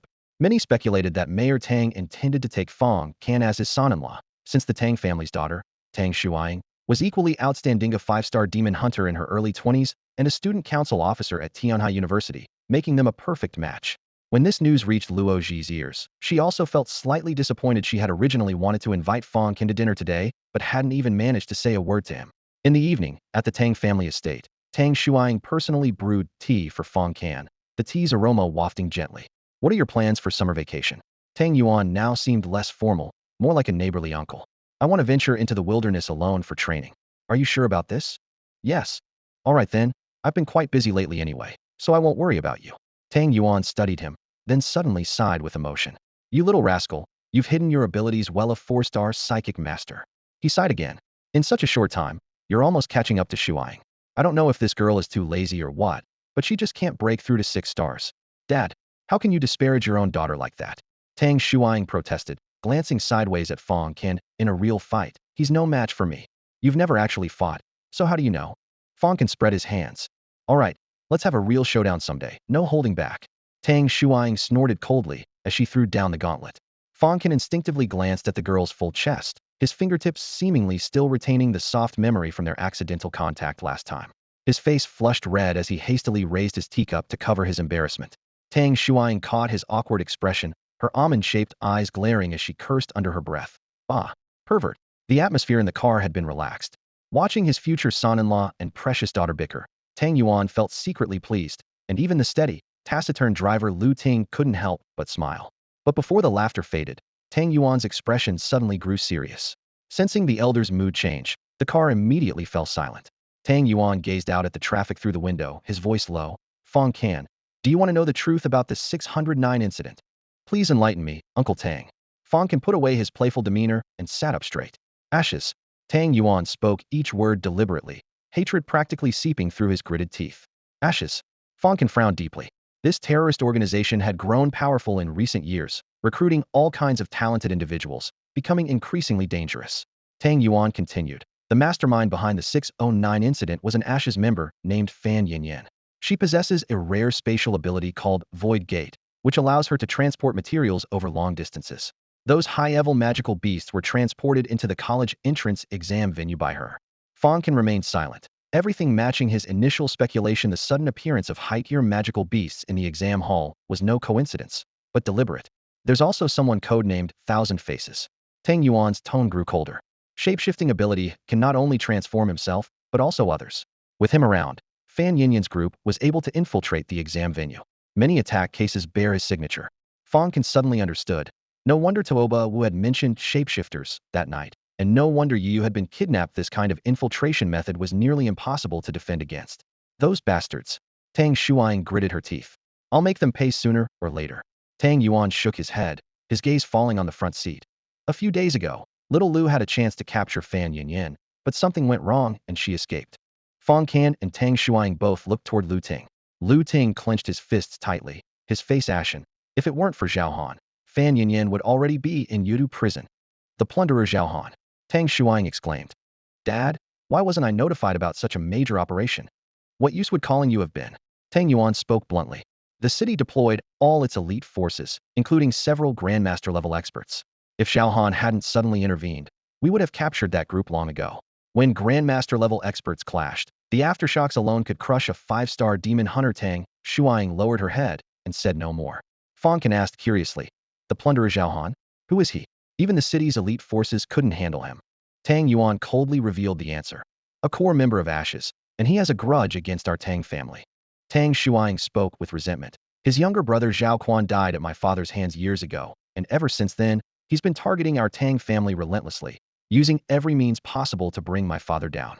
Upon hearing the name, Zhao Quan, Tang Yuan couldn't help but fall into reminiscence, his expression growing complex. Zhao Han possessed an extremely terrifying talent, the plunderer. As the name suggests, he could forcibly steal others' abilities and make them his own. According to incomplete statistics, he wielded 7 or 8 different powers, each developed to perfection, making him a unique existence even among 8-star grandmasters. At this point, Tang Shuang's gaze swept over Lu Ting. The implication clear: Lu Ting had been defeated by Zhao Han. Fang Can, listening nearby, was stunned. Stealing talents and using them for oneself? How absurd. He glanced at Lu Ting again, secretly amazed. For brother Lu to survive an encounter with such a monster, he must be extraordinary himself. Lu Ting felt unwilling to accept defeat, recalling in a low voice, that night when I fought Zhao Han, he revealed yet another new ability: muscle manipulation and level enhancement. He was already an 8-star grandmaster, and with this talent added on top, he became even more terrifying. After these words, the living room fell into brief silence. Tang Yuan smiled gently, waving his hand to dispel the tension. All right, let the past be the past. Let's eat. At the dinner table, Tang Yuan mentioned the Lin family's assassination plot to Fang Can. Zheng Yuanliang had taken full responsibility and was now imprisoned. Although Lin Xiong had escaped consequences, the television interview had caused Lin Corporation's stock price to plummet, nearly halving its market value. Fang Can understood clearly. This wasn't enough. Lin Xiong was convinced that his son had died by Fang Can's hand, and he wouldn't rest until he had his revenge. Given the opportunity, Lin Xiong had to be eliminated, preferably using a terrorist organization like Ashes to do the dirty work. After dinner, As they prepared to part ways, Tang Yuan instructed Lu Ting to fetch a thick book from his study. Xiao Fang, take this with you. Fang Can accepted it, and as the golden patterns on the cover shimmered, his expression changed dramatically. A mental master's manual.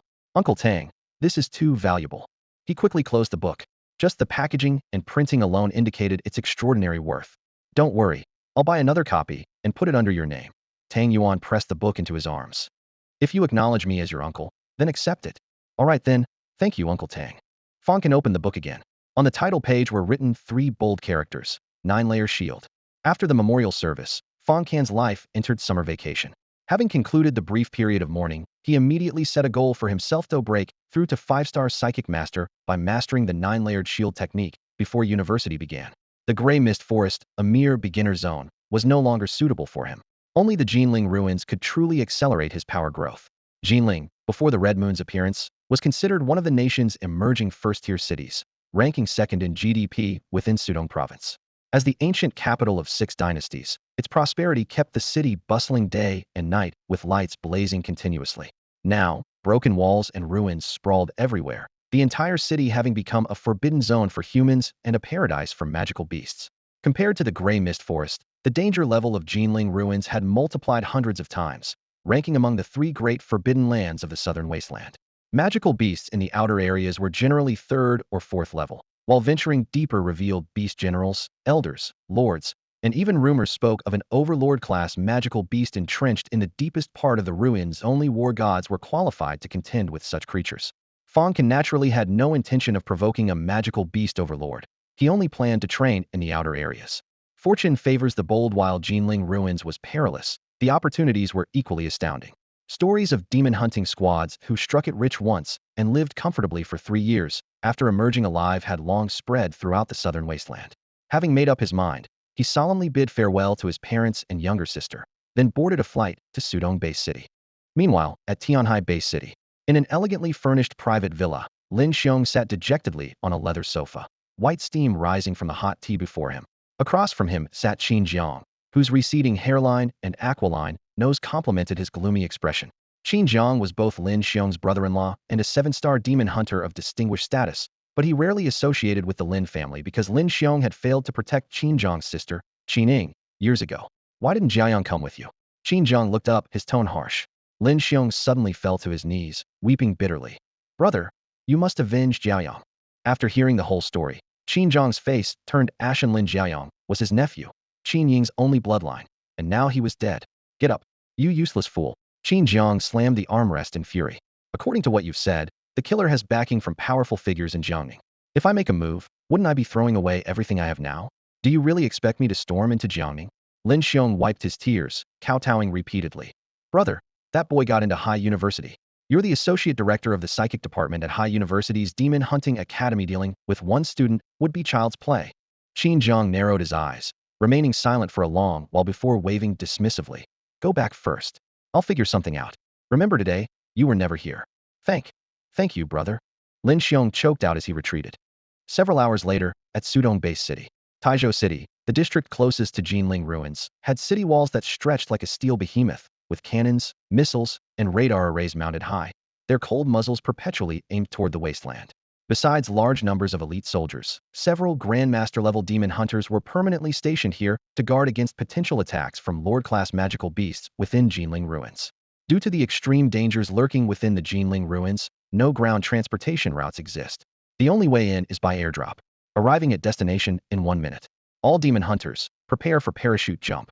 The broadcast from the B-9 stealth transport aircraft rang out clear and cold, echoing through the narrow cabin. Over 20 demon hunters sat upright in their jump seats as the safety-locked alloy buckles vibrated with a hum, reminding everyone they were approaching the edge of life and death. Finally here, one demon hunter muttered under his breath, his voice trembling with barely concealed fear. I'm so nervous. I hope I don't die the moment I land. Someone nearby offered comfort.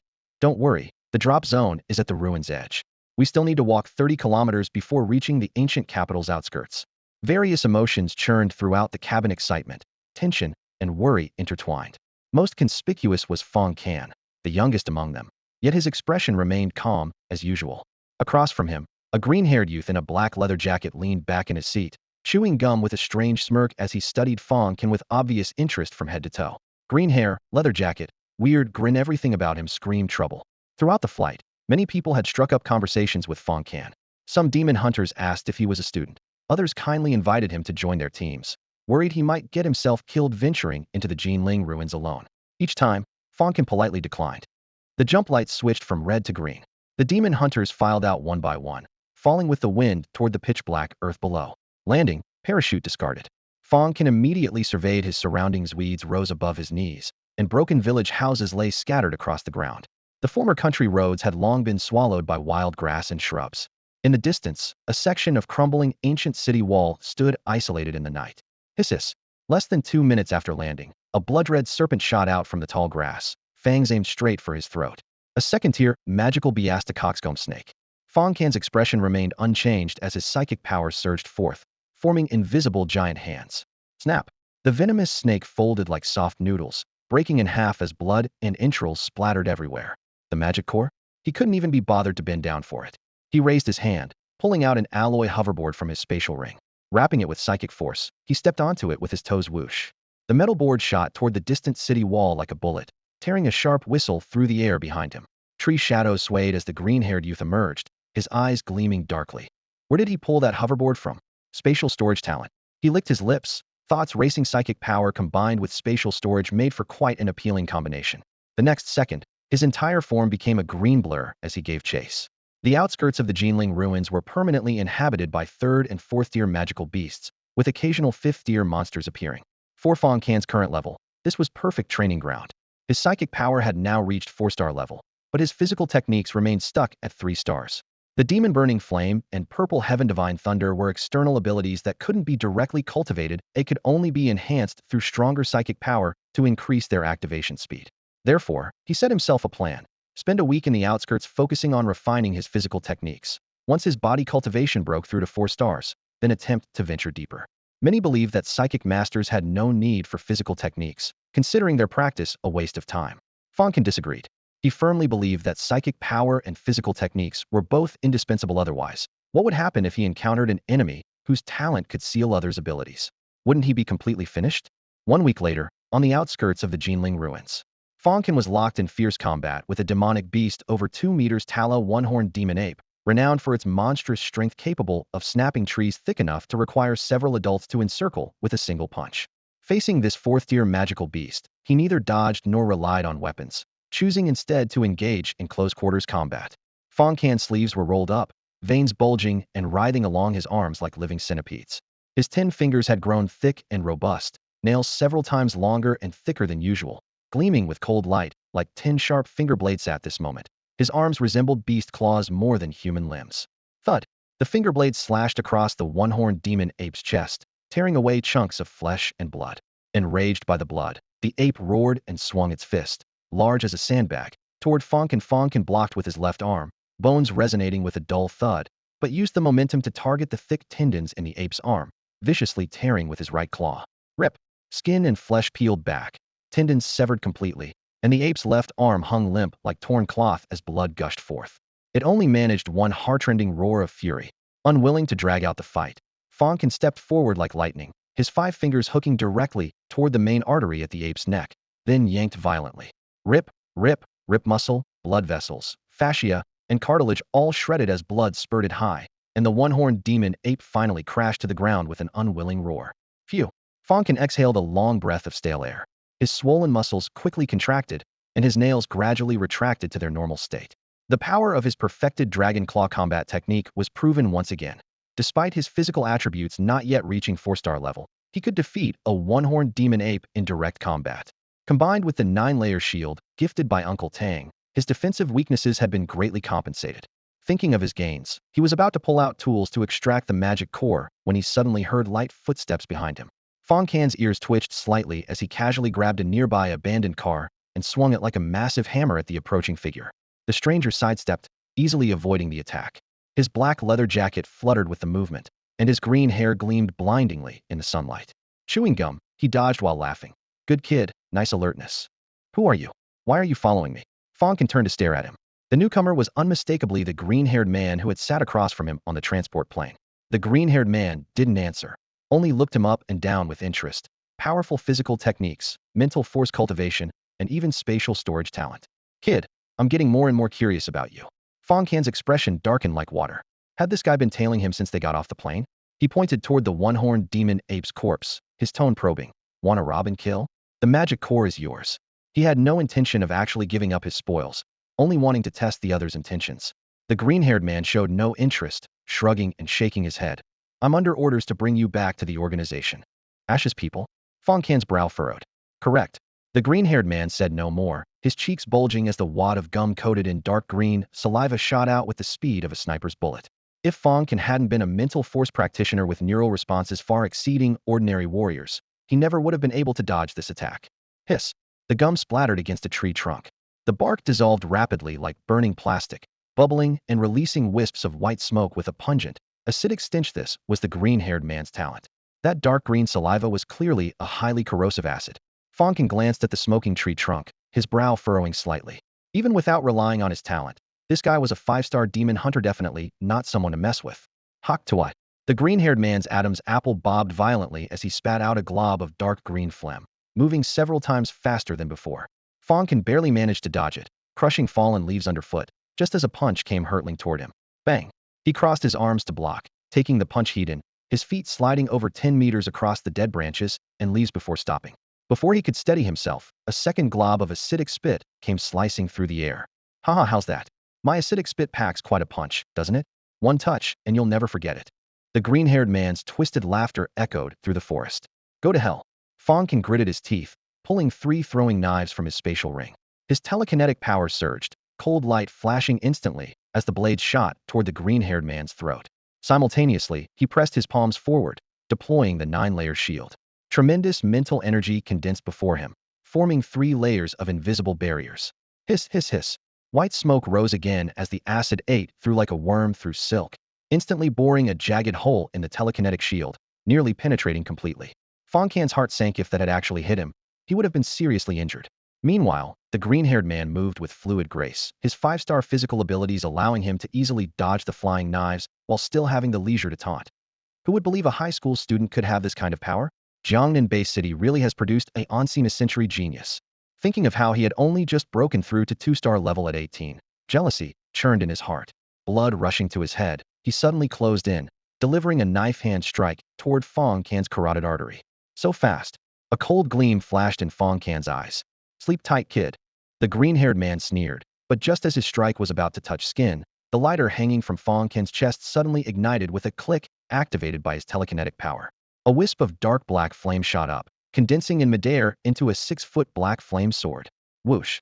The black light swept past, and the green-haired man felt a bone-chilling cold explode before his eyes, forcing him to lean back frantically. The next moment, spattering blood droplets mixed with the smell of burning flesh filled the air. A severed arm went flying. Aha! My hand! My hand! He clutched his bloody stump, screaming as he staggered back 7 or 8 meters, staring at Fang Can with terror written across his face. Fang Can held the sword in one hand, black flames wreathing around it, sighing softly. Too bad I didn't take off your head, you little bastard. The green-haired man's features twisted in pain, cold sweat pouring down his face, wishing he could tear his opponent to shreds. Just then, you actually have a 4th talent. A third voice suddenly rang out. Both men looked up simultaneously to see a woman floating in midair, standing on a silver-gray shield, her face covered in freckles, but her expression coldly arrogant. A psychic. Fang Can narrowed his eyes warily. The woman's mental fluctuations were even more terrifying than the green-haired man's. Also, at the 5-star level.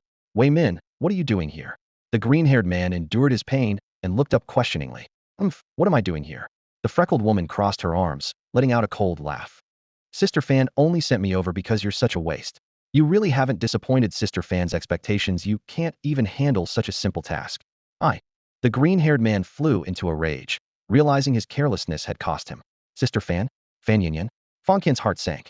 After the June 9th massacre, Ash had indeed set their sights on him at this moment. 2 5-star demon hunters were closing in on him, one of whom was a psychic. He could barely see any hope of victory. His only choice, run. While the 2 Ash members were still bickering, Fang Can suddenly spun around and bolted. Think you can escape? The freckled woman was the first to snap back to reality, letting out a cold laugh as she prepared to strike. Boom. Black flames surged like a tide, instantly devouring the roadside trees and abandoned buildings. The freckled woman's expression changed drastically as she hastily retreated. The green-haired man, already traumatized by these demon-burning flames, cowered in the distance, not even daring to breathe loudly. What kind of fire is this? The freckled woman was forced into the air by the scorching waves. Her psychic power condensed, immediately locking onto Fang Can, who was fleeing several kilometers away. Front, you think you can get away? Thus began a heart-pounding chase on the outskirts of the Jinling ruins. Fang Can gave everything he had, employing various movement techniques and methods in turn, trying to shake off the female psychic. However, her mental pressure followed him like a shadow. Her strength had likely reached high 5-star level, far superior to the green-haired man. Fang Can cursed inwardly. If only he possessed invisibility talent. Day and night alternated. The chase continued for a full day and night. During this time, Fang Can repeatedly used the demon-burning flames to force back his two pursuers, but they always managed to pick up his trail again. His stamina and source energy were rapidly depleting. He knew that prolonging this would only lead to certain death, had to take a gamble. In a flash of inspiration, he suddenly veered into another passage between broken walls and ruins, charging straight toward the central area of the Jinling ruins. What's he trying to do? The freckled woman frowned. Then her expression changed. Oh no, he's heading for the center. That's suicide. The center of Jinling has Lord class, even overlord class demon beasts. The green-haired man jumped up and down in fury, stamping his feet and cursing. I wouldn't go in there if you killed me. Think that'll shake me off. The freckled woman sneered, following without hesitation. I want to watch him die with my own eyes. Damn it. The green-haired man spat venomously. After a moment's hesitation, he still gritted his teeth and followed. His reasons were simple. First, failing to complete the mission would be hard to explain to his superiors with Boss Zhao's temper. Getting chopped down would be getting off easy. Second was the revenge for his severed arm. How could he not settle that score? How long are these two pests going to chase me? Fang Can sprinted desperately, and every time he glanced back, he could see those two ugly faces, hideous as size 42 shoe soles, bobbing behind him, making his anger surge.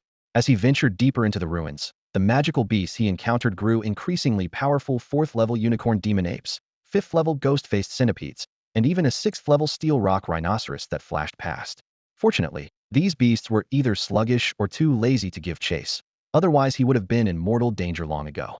But good fortune came with a downside. The two Ash organization members encountered virtually no obstacles and remained hot on his trail. Think you can shake us off? Dream on. The freckled woman's gaze was vicious. She wouldn't be satisfied until she saw Fang Can fall with her own eyes. The green-haired man was equally relentless, cackling sinisterly as he ran, spittle flying from his mouth. The three of them, one fleeing, two pursuing, had been locked in this deadly game for a full day and night, and Fang Can had finally reached his breaking point. Suddenly, his psychic perception swept ahead and detected a massive cluster of magical beast auras, armored monkeys. These were monkey-type magical beasts covered in silver armor. Individually, they were only 5th level, but they made up for it in sheer numbers, occupying an entire section of forest within the ruins. Even 7th-level magical beasts couldn't be bothered to provoke them. A plan formed in his mind. Fang Can suddenly stomped the ground, using the force to launch himself into the air. Dark energy surged from his right palm, condensing in the blink of an eye into a black flame fireball 2 meters in diameter. Watch out! The freckled woman immediately became alert, but the black flame fireball didn't fall toward them. Instead, it sailed over their heads straight into the dense forest. The fireball exploded, and intense black flames instantly spread, setting bushes and vines crackling as they burned. Agonized shrieks followed as hundreds upon hundreds of armored monkeys caught fire, charging about wildly like headless flies. Their strong defenses meant the demon-burning flames couldn't kill them quickly, resulting in countless fire monkeys rampaging in all directions, completely blocking the forest passage. The freckled woman's face changed dramatically as she dodged the fire monkeys. The green-haired man cursed continuously, rolling to avoid them while shouting, "You little brat, when I catch you, I'm going to make out with you for a full hour and let you taste my acidic spit." As more and more fire monkeys gathered, the two were forced to abandon their pursuit. Few finally shook them off. Seeing this, Fang Can immediately accelerated again, fleeing from the sea of flames. After running wildly for another dozen kilometers, he finally stopped, bending over and gasping for breath. Before he could catch his breath, a powerful gust of wind dove down from above. Fang Can's psychic perception screamed a warning, and he jerked his neck to the left. Swoosh. A furry, pitch-black spider leg scraped past his ear and stabbed into the ground, punching a deep hole in the hard earth. Cold sweat instantly soaked his back as he threw himself sideways several meters and looked up. Atop the ruins of what looked like a broken archway, a giant spider crouched on the dim stone beam. It was jet black and gleaming, about the size of a Ford Raptor pickup truck, with 8 pairs of eyes that rolled around constantly. Its round, bulbous abdomen resembled a black iron ball, with blood-red ring patterns coiling around Ida, 7th-level magical beast, the Hell Black Widow. Fang Can's face instantly turned deathly pale. Swoosh! The Hell Black Widow shifted slightly, and he almost instinctively bolted. Behind him, the explosive sound of snapping tree trunks followed in hot pursuit. Hell Black Widows were magical beasts with an extremely strong hunting drive, cruel and bloodthirsty. They loved nothing more than tormenting their prey. What rotten luck! Just escaped those two Ash members, and now I've run into a Hell Black Widow. Fang Can's head throbbed with pain. Fortunately, this thing couldn't spray webs like others of its kind, or he'd be completely trapped. Even so, he sprinted frantically through the branches and leaves, running for half a day before finally shaking off the spider's shadow. The lush forest suddenly came to an end, and the scenery before him abruptly shifted to a long-neglected highway. Guardrails tilted at odd angles, asphalt cracked and split, with grass roots growing wildly through the gaps. Looking up, he saw the skeletal remains of leaning skyscrapers looming in the gray mist, the road clogged with rusted abandoned cars, and putrid zombies dragging their mutilated limbs as they wandered about. Holy crap, the city center? Fang Can jolted, but had no time to think. Hiss! The Hell Black Widow had caught up from behind. Its thick pincers slammed viciously into the ground where he'd just been standing. Boom! The asphalt was pierced through, debris flying everywhere. Fang Can cursed under his breath and turned to plunge into the urban district. Rumble, rumble. The spider beast's 8 long legs stomped across the road, creating dense cracks, the sound like heavy hammers beating drums. The prolonged hunt had completely excited it, making it forget entirely where it had wandered into. Just 1 second before entering the city district, the sky suddenly darkened as a massive shadow that blotted out the sun came crashing down with howling winds. Giant feet crushed the overpass first, then a gaping maw bit clean through the Hell Black Widow's skull, dark red fluid splattering everywhere. Fang Can seized the opportunity to dive into an abandoned, ice-snow honey city shop by the roadside, crouching behind a collapsed counter and peering through the shattered storefront window. The Hell Black Widow that had chased him over 100 kilometers was now clamped firmly in those massive fanged jaws, its struggles utterly useless, before being crunched up like a snack. Crunch, crunch. The owner of that bloody maw was a winged tiger-type magical beast, an 8th-level magical beast, the Dark Winged Tiger. 8th level, a lord. This was Fang Can's first time facing a lord-level magical beast, and he couldn't help but stare for a few moments. The Dark-Winged Tiger was a full 25 meters long with a shoulder height of 3 meters, weighing an estimated 30 tons, the length of 2 buses end to end, the height of a single story, with enormous black feathers on its back and lantern-like eyes glowing in the ruins. Even from over 100 meters away, Fang Can felt his scalp tingle from that savage aura, his heart pounding wildly. To subdue it would probably require someone as powerful as Vice Dean Zhong. He held his breath, both terrified and secretly thrilled. The dark-winged tiger raised its head and sniffed, black nostrils flaring slightly, its gaze suddenly locking onto the direction of Ice Snow Honey City.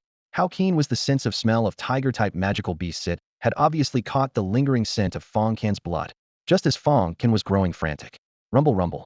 Suddenly, deafening explosions erupted from deep within the city district, accompanied by the thunderous roar of entire buildings collapsing in succession. Roar. A howl powerful enough to overturn storms swept through, the sound waves striking building facades and tearing away thick layers of concrete directly. Rows of cars on the street were swept into the air, flying and crashing about like scrap metal. Fang Can was shaken by the shockwave until his eardrums ached, his hands pressed tightly over his ears, his face full of agony. What's happening? His mind buzzed with ringing. Crash. The next second, a massive, blood-soaked magical beast had plummeted from the sky, slamming heavily into the center of the street, shaking the ground 3 times over. The dark-winged tiger caught sight of the severed head and recoiled in terror. Its black wings beat frantically as it twisted around and fled into the distance. Fang Can looked up in bewilderment, catching only a glimpse of the dark silhouette vanishing into the gray sky. His heart skipped a beat. Whatever could frighten a lord-class magical beast into such panicked retreat was far beyond his ability to handle. He forced himself to focus and followed the dark-winged tiger's previous line of sight. There, in the crater blasted out like a meteor impact, lay a massive, grotesque head. Black gold scales reflected cold light in the dim sunlight, their rough texture and sharp edges testament to the creature's former ferocity. The severed neck was cut smooth as a mirror, blood still fontaining out and pooling in the rocky crevices with hissing steam. The twisted face was frozen in its final rage, as if it might roar at any moment. A Komodo tyrant dragon. Fang Can's breathing stopped, his scalp tingling with shock. This was a top-tier predator among 8th-level magical beasts, several times more vicious than the dark-winged tiger, yet someone had decapitated it with a single sword strike. His mind raced frantically. A grandmaster? No, To silently hunt Lord-class magical beasts in the heart of Jinling's ruins would require war god-level power. With Overlord-class monsters lurking even deeper within, what Grandmaster would dare make such a commotion? My god. And here I am just standing around like an idiot? Crisis awareness struck him like a hammer blow to the chest. Fang Can snapped back to his senses, grabbed his equipment, and bolted toward the city's edge. Even the aftershocks of such a battle would be enough to crush him to dust. Almost simultaneously, a moon-white figure burst from the depths of the ruins. The woman appeared to be in her mid-20s, breathtakingly beautiful, even more stunning than Ying. Her left hand pressed firmly against her right shoulder, blood seeping through her torn battle suit as her delicate brows furrowed deeply. The moon-white nano-combat suit clung to her body, accentuating her graceful curves and the striking proportions of her slender waist and long legs. On the back of her battle suit were two pairs of wide, exquisite mechanical wings, with 8 thrusters operating at full power to provide ultimate flight capability. Here's a fun fact. Even war god-level warriors cannot fly without natural flight abilities. However, humanity's rapidly advancing technology has long since filled this gap. The turbine wings on the white-clad woman's back serve as perfect proof powered by a miniature nuclear reactor. They offer a range of tens of thousands of kilometers on a single charge and can reach speeds of up to Mach 3, outperforming many naturally flying magical beasts. Of course, their astronomical cost makes them exclusive luxury equipment for war gods only. Besides the wings, she gripped an equally expensive longsword in her right hand, a jade-white blade over 5 feet long, naturally forged as one piece, slender and razor-thin. The Komodo Tyrant, a magical beast lord, had met its end by this very blade. But deeper within the ruins of Jinling, an even more dangerous presence lurked. Boom. A 100-story skyscraper was smashed down by tremendous force, debris and dust billowing skyward. The supreme overlord of Jinling's ruins, the twin-headed crimson dragon, had emerged. Its entire body was covered in crimson scales, stretching over 100 meters long and weighing tens of thousands of tons. Four massive hind legs supported its colossal frame like stone pillars, while 2 ferocious heads roared furiously at the sky, and enormous bat wings spread from its back. As its spike-covered tail swept across, entire blocks of buildings collapsed, making the whole district tremble like an earthquake. A closer look revealed that the twin-headed crimson dragon was covered in sword wounds, many cuts so deep they reached bone, all left by the white-clad woman. These severe injuries had completely enraged the beast, driving it into a frenzied hunt. The battle had stretched from the ruins core at Xuanwu Lake all the way to this point. Along the way, the dragon had summoned several lord-level subordinates to block her path, but all had fallen to the woman's sword. This victory had come at a tremendous cost. Her stamina was depleted, and she was covered in wounds. The dragon knew she had reached her limit, so it pressed its advantage relentlessly. If it could devour this woman, it would not only heal its wounds but possibly evolve further. The food chain's cruelty showed no favoritism. Humans relied on magical beast cores to create genetic enhancement serums, while magical beasts could grow stronger by devouring powerful opponents. I didn't expect this thing to maintain such speed after leaving Xuanwu Lake. I really underestimated it. The white-clad woman glanced back to see the twin-headed crimson dragon still in hot pursuit, her heart sinking slightly. Even more troublesome, its earth-shaking roars had attracted 2 more Lordsa, shadow-winged tiger pouncing from the left, and a spotted giant python slithering in from the right, forming a pincer movement that blocked her escape route. Enemies ahead, pursuers behind. She gripped her longsword tightly and took a deep breath, her chest rising dramatically as the white nanosuit outlined her nearly perfect curves. Looks like I have no choice. I'll have to use that technique. Meanwhile, Fang Can had originally planned to escape the city along his original route, but the terrifying beast tide stirred up by the Overlord, 2 lords, and the white-clad war goddess had completely forced him back. Countless 5th and 6th tier magical beasts were fleeing in panic, with 7th tier monsters mixed among them. If he got caught up in this chaos, he'd be trampled into bloody pulp. With no other choice, he could only break through deeper into the city. Fang Can quickly made his decision.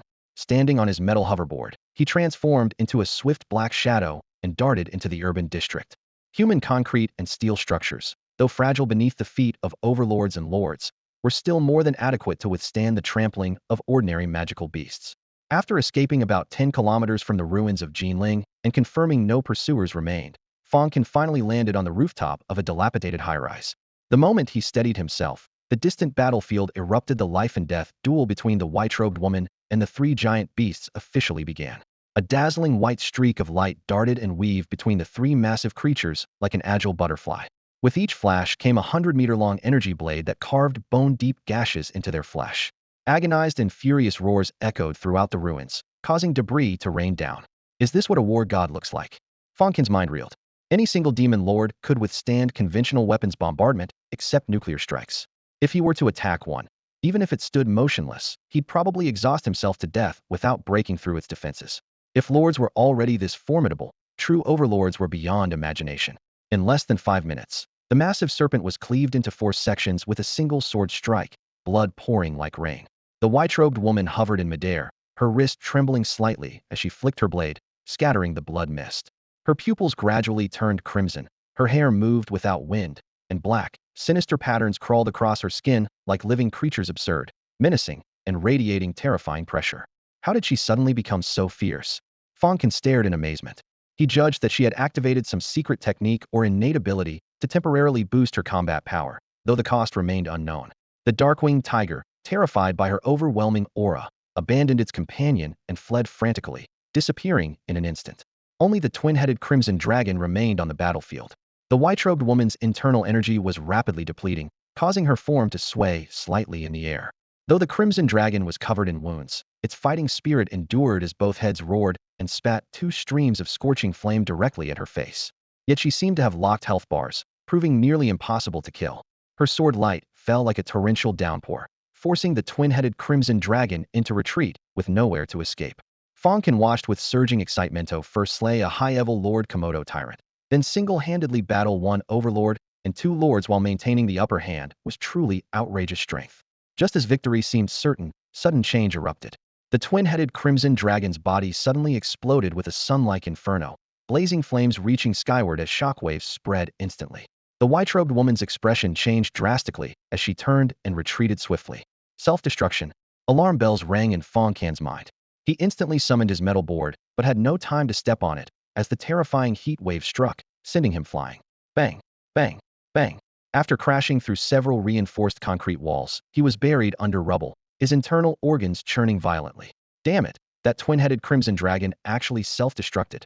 Fang Can spat blood from the corner of his mouth, struggling to crawl out from the debris and staggering onto the ruined street. Dozens of high-rises at the city's edge had been completely leveled, their steel frames exposed, blackened and twisted. The devastation at Ground Zero was unimaginable. I need to get out of this hellish place immediately. He took a deep breath of the rust-scented hot air and released his psychic power to search for a safe route. Suddenly, 200 meters away, a white-clad figure buried in the ruins caught his eye. It was her. Fang Can's pupils contracted sharply. The white-armored goddess of war who had once commanded wind and rain on the battlefield had been blasted to his feet by the twin-headed crimson dragon's explosion, and she was completely unconscious. Ha! Ha ha ha! Around the street corner, several zombies with rotting flesh shambled into view, emitting sticky moans from their nasal cavities as they headed straight for the woman. Her battle armor had long since turned to dust, leaving only a thin, form-fitting undergarment that revealed her curves. Half her body was buried deep under rubble, yet it couldn't conceal her 26 or 27-year-old features of breathtaking beauty. Even stranger, the tattoos that had previously covered her entire body had also vanished in the explosion, leaving her skin almost luminously white. One zombie bent down first, its foul-smelling mouth aimed at her pristine ankle. Sigh, she's still a human powerhouse after all. Can't just watch her get torn to pieces. Fang Can sighed softly as his psychic power erupted instantly. Bang! The zombies vanished from their spots like torn sacks, hurled hundreds of meters away in the blink of an eye, landing as unrecognizable pools of bloody mud. Simultaneously, the scattered steel and concrete seemed moved by invisible hands, clattering away to reveal the woman's soft waist and slender legs. Fang Can bent down and carefully lifted her into his arms.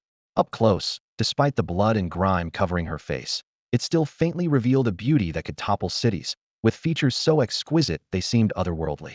His metal hoverboard had disappeared in the explosion, so he walked to the roadside, tore off a car door, casually crushed the screws into a ball of metal shards, stepped onto the door, and activated his force field to take flight.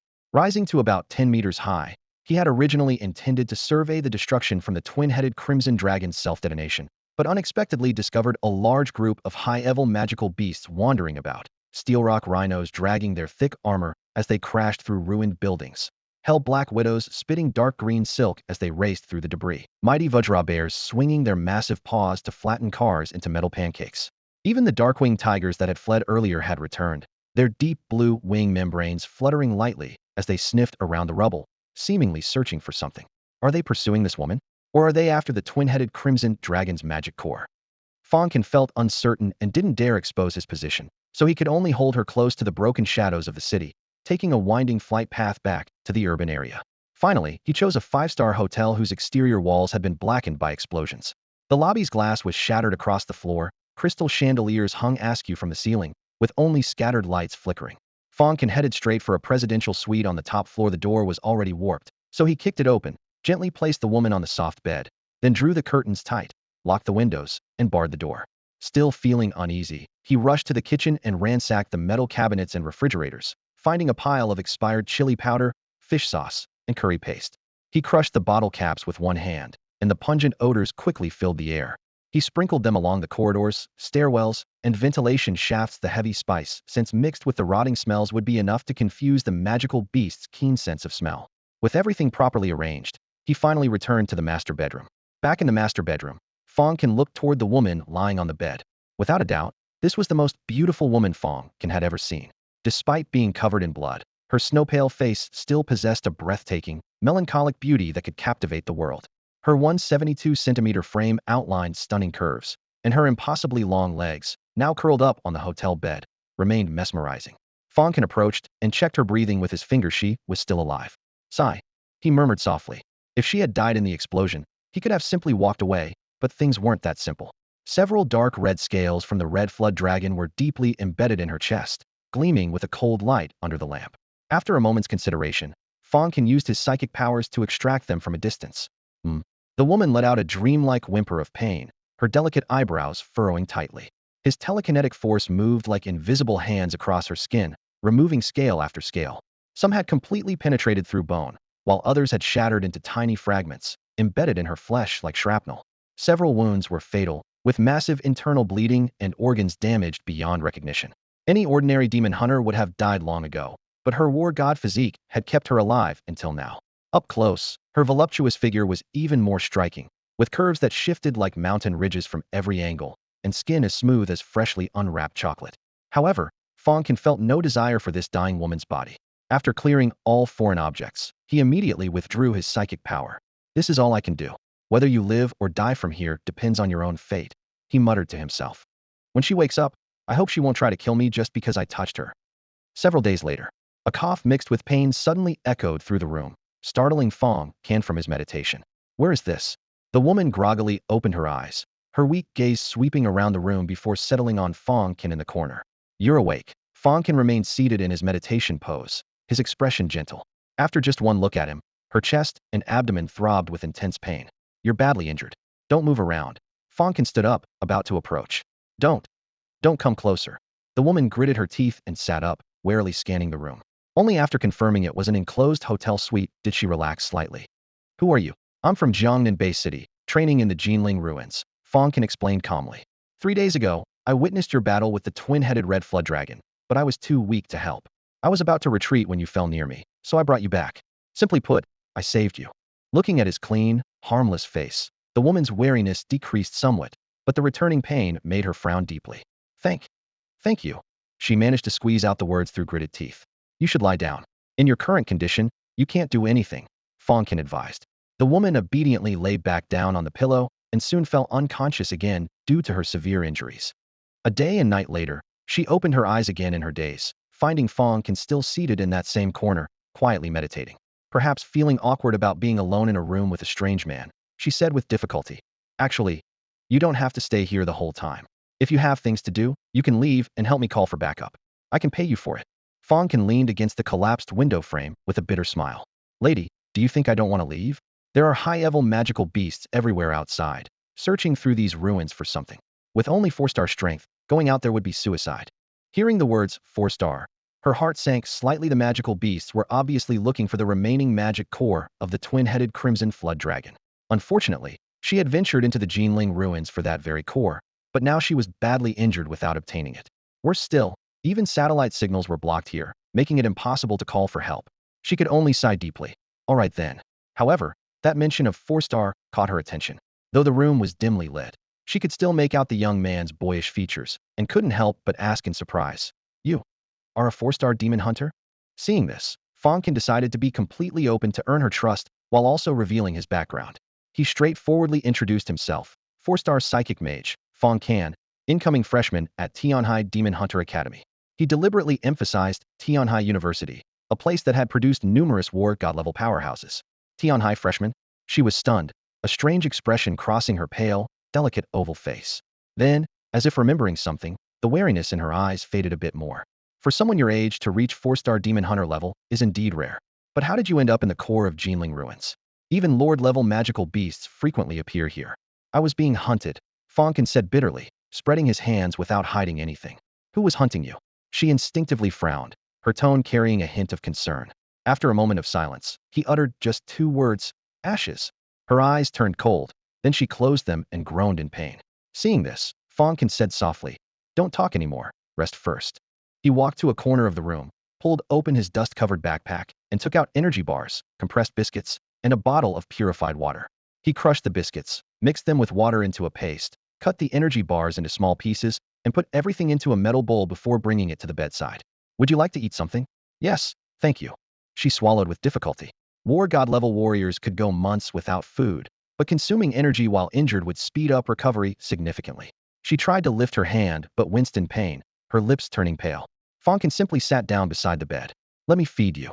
He scooped only half a spoonful each time, carefully bringing it to her lips with gentle, respectful movements. She looked slightly embarrassed. She had never had such intimate interaction with a young man before, but with injuries all over her body, even chewing was difficult, so she could only accept silently. When the bowl was empty, Fang Can casually asked, may I know how to address you, senior? This is actually my first time encountering a war god-level powerhouse up close. The young man's smile was clean and bright, without a trace of frivolity. She pondered for a moment, then said softly, my name is Luo Yan, as in sinking fish and falling geese. Luo Yan. Fang Can pondered for a moment. The woman before him, covered in bloody wounds yet with a defiant expression, was someone he had never seen on any of the domestic war god rankings. It was probably a fake name. Too lazy to investigate further, he asked directly, did you come here specifically to hunt the twin-headed Crimson Jiao? Yes. Luo Yan leaned against the crumbling wall, having just swallowed some dried rations, and a hint of color returned to her face. I need to forge a weapon, which requires a 9th-level fire tribute magic core. Unfortunately, after 4 days, that remaining magic core has probably been devoured by other magical beasts. The twin-headed Crimson Jiao naturally possessed 2 magic cores. One had self-destructed, leaving one behind. Her tone was filled with regret. Fang Can consoled her. It's fine. Once your injuries heal, you can just hunt other magical beasts. My injuries won't heal anytime soon. Luo Yan shook her head. I left in such a hurry that I didn't even bring healing potions, unless... She suddenly fell silent mid-sentence, as if finding it difficult to speak. Unless what? Fang Can pressed. Never mind, it's too dangerous. She waved her hand dismissively again. Fang Can hated it when people left their sentences hanging. His brow furrowed. If you're going to say something, say it all. Don't beat around the bush. After a moment of silence, Luo Yan finally relented. My talent is called Demon Devouring. She explained in a low voice. I can absorb the energy from magical beasts' bodies to cultivate, and also use it for healing. If you could help me find some magical beast corpses, preferably with their magic cores, I could heal my injuries in an extremely short time, thousands of times faster than natural recovery. Hearing this request, Fang Can's mouth twitched. Lady, this is the core area of the Jinling ruins. Any beast that randomly pops up here is at least level 6 or 7. Where am I supposed to get you magic cores? Luo Yan smiled bitterly and shook her head. That's why I said never mind. The room fell into silence. Fang Can felt irritated, didn't want to waste months in this godforsaken place. School would start in another month and a half. Actually, there is one way. Luo Yan suddenly spoke up again. Fang Can's temper flared. Can't you just say everything at once? Luo Yan was taken aback, her brows furrowing slightly, but she could only explain in a low voice. I can lend you my equipment. My battle suit is the divine god set. It can absorb and return energy. Even a 3-star demon hunter wearing it could handle magical beasts below level 7. Combined with my sword, as long as it's unknown, you should be able to hunt magical beasts below level 7. I won't let you work for nothing either. I'll pay double the market price for all the magic cores you bring back. Before she could finish, Fang Can interrupted. Wait, didn't you say all your equipment was lost? Don't tell me you want me to go find your equipment for you. It's not lost, Luo Yan said calmly. It's on me. On you. Fang Can looked her up and down, then suddenly frowned. You don't happen to have a spatial storage device, do you? Luo Yan's eyes lit up slightly. I'm surprised a 4-star mental psychic would know about such things. Spatial storage devices are rare treasures excavated from ancient civilization ruins. There are only a few on the entire planet, and even many grandmasters don't know about them. You've actually heard of them. In fact, Fang Can had done more than just hear about them, had one himself. It's not that diamond necklace, is it? He suddenly blurted out. The air in the room instantly froze. Luo Yan's eyes widened. How did you know? Fang Can could only smile awkwardly. You've seen my... Luo Yan trembled with rage, instinctively raising her arm to strike him. But the moment she lifted it, a tearing pain forced her to collapse back onto the edge of the bed. She bit her lip hard, breathing heavily, her gaze sharp as a blade, wishing she could tear Fang Can apart. Yet her frail body shook slightly with fury. Hey, don't bite the hand that feeds you. Fang Can quickly waved his hands in explanation. You were covered with over 100 pieces of magical beast scales, including fragments. If I hadn't cleaned them off, do you think you'd be sitting here talking to me right now? My entire body. Luo Yan felt her chest tighten, nearly spitting blood. So this guy had seen everything. She, who had always prided herself as the goddess of war, felt the urge to cry for the first Tomato be seen naked so carelessly. Well, staying alive was more important than anything else, and this young man wasn't exactly ugly. She forced herself to calm down, but felt even more troubled. He happened to be a student at High University, the very top student Rui had mentioned. How would she face him at school in the future? Fang Can was completely oblivious to her inner turmoil and said impatiently, So do you want my help hunting magical beasts or not? Yes. Luo Yan took a deep breath and closed her eyes. A blue light suddenly burst from her chest, and two items fell out. A jade sword with a warm, lustrous surface, and a silver bracer. Just retrieving these two items left her looking as if she'd run a marathon, with sweat beading on her forehead and her breathing labored. Is this the battle suit? Fang Can picked up the bracer. Yes. Luo Yan then briefly taught him how to use it. Fang Can put on the bracer and placed a drop of blood on the metal surface. Instantly, silver nanoparticles shot out from the wristband, covering his entire body and forming a skin-tight battle suit that could change colors in real time to match the environment or be fixed to any shade at will, all controlled by thought. High-tech indeed. If you really sold this, it'd be worth hundreds of millions, right? Fang Can joked deliberately. Luo Yan scoffed. This is the famous divine god suit. There aren't many left on Earth. Forget hundreds of millions, even letting you experience it for 10 minutes would be expensive. Fang Can then reached for the jade sword. The cool touch revealed an astonishing weight of 6 to 7 tons. Strangely, the bed frame didn't budge at all. The sword comes from ancient civilization ruins, Luo Yan explained.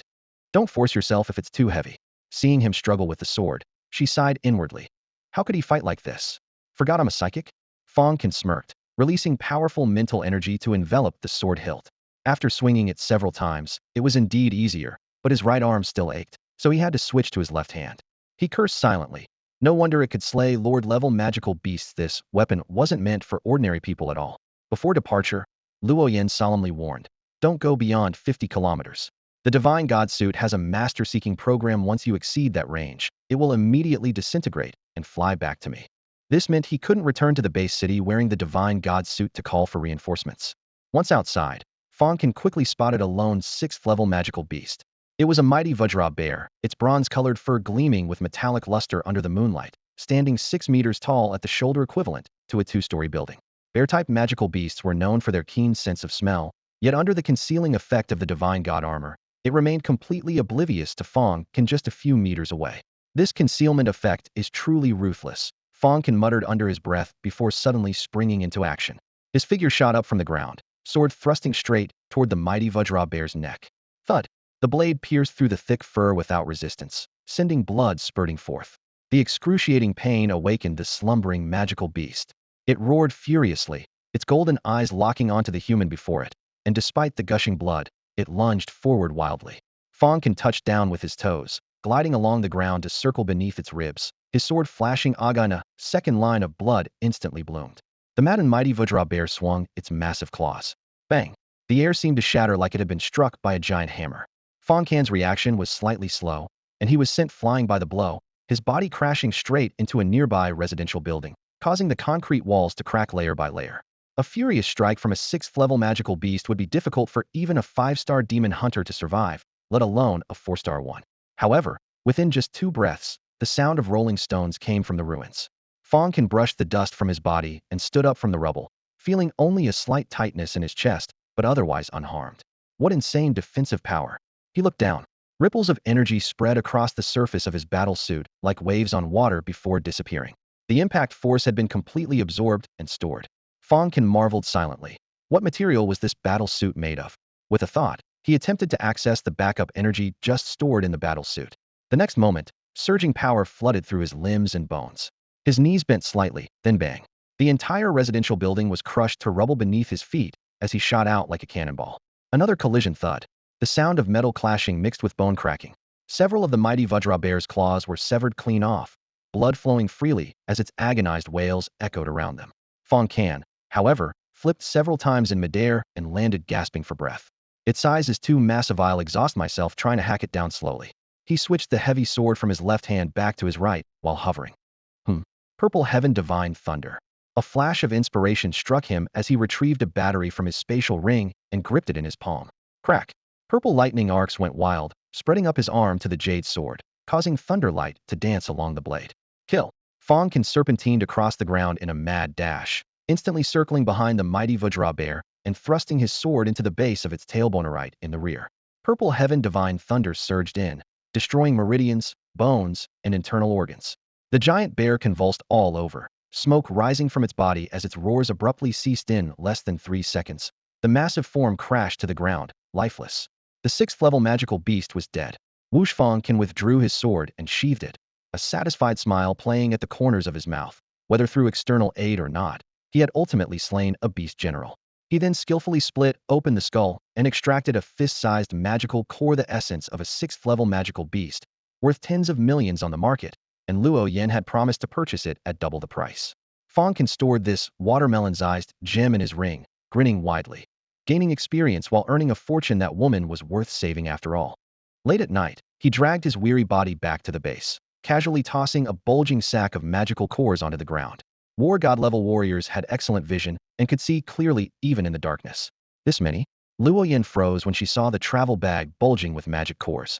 The bag had swollen into a bizarre, oversized ball on the floor, its weight nearly bursting the zipper.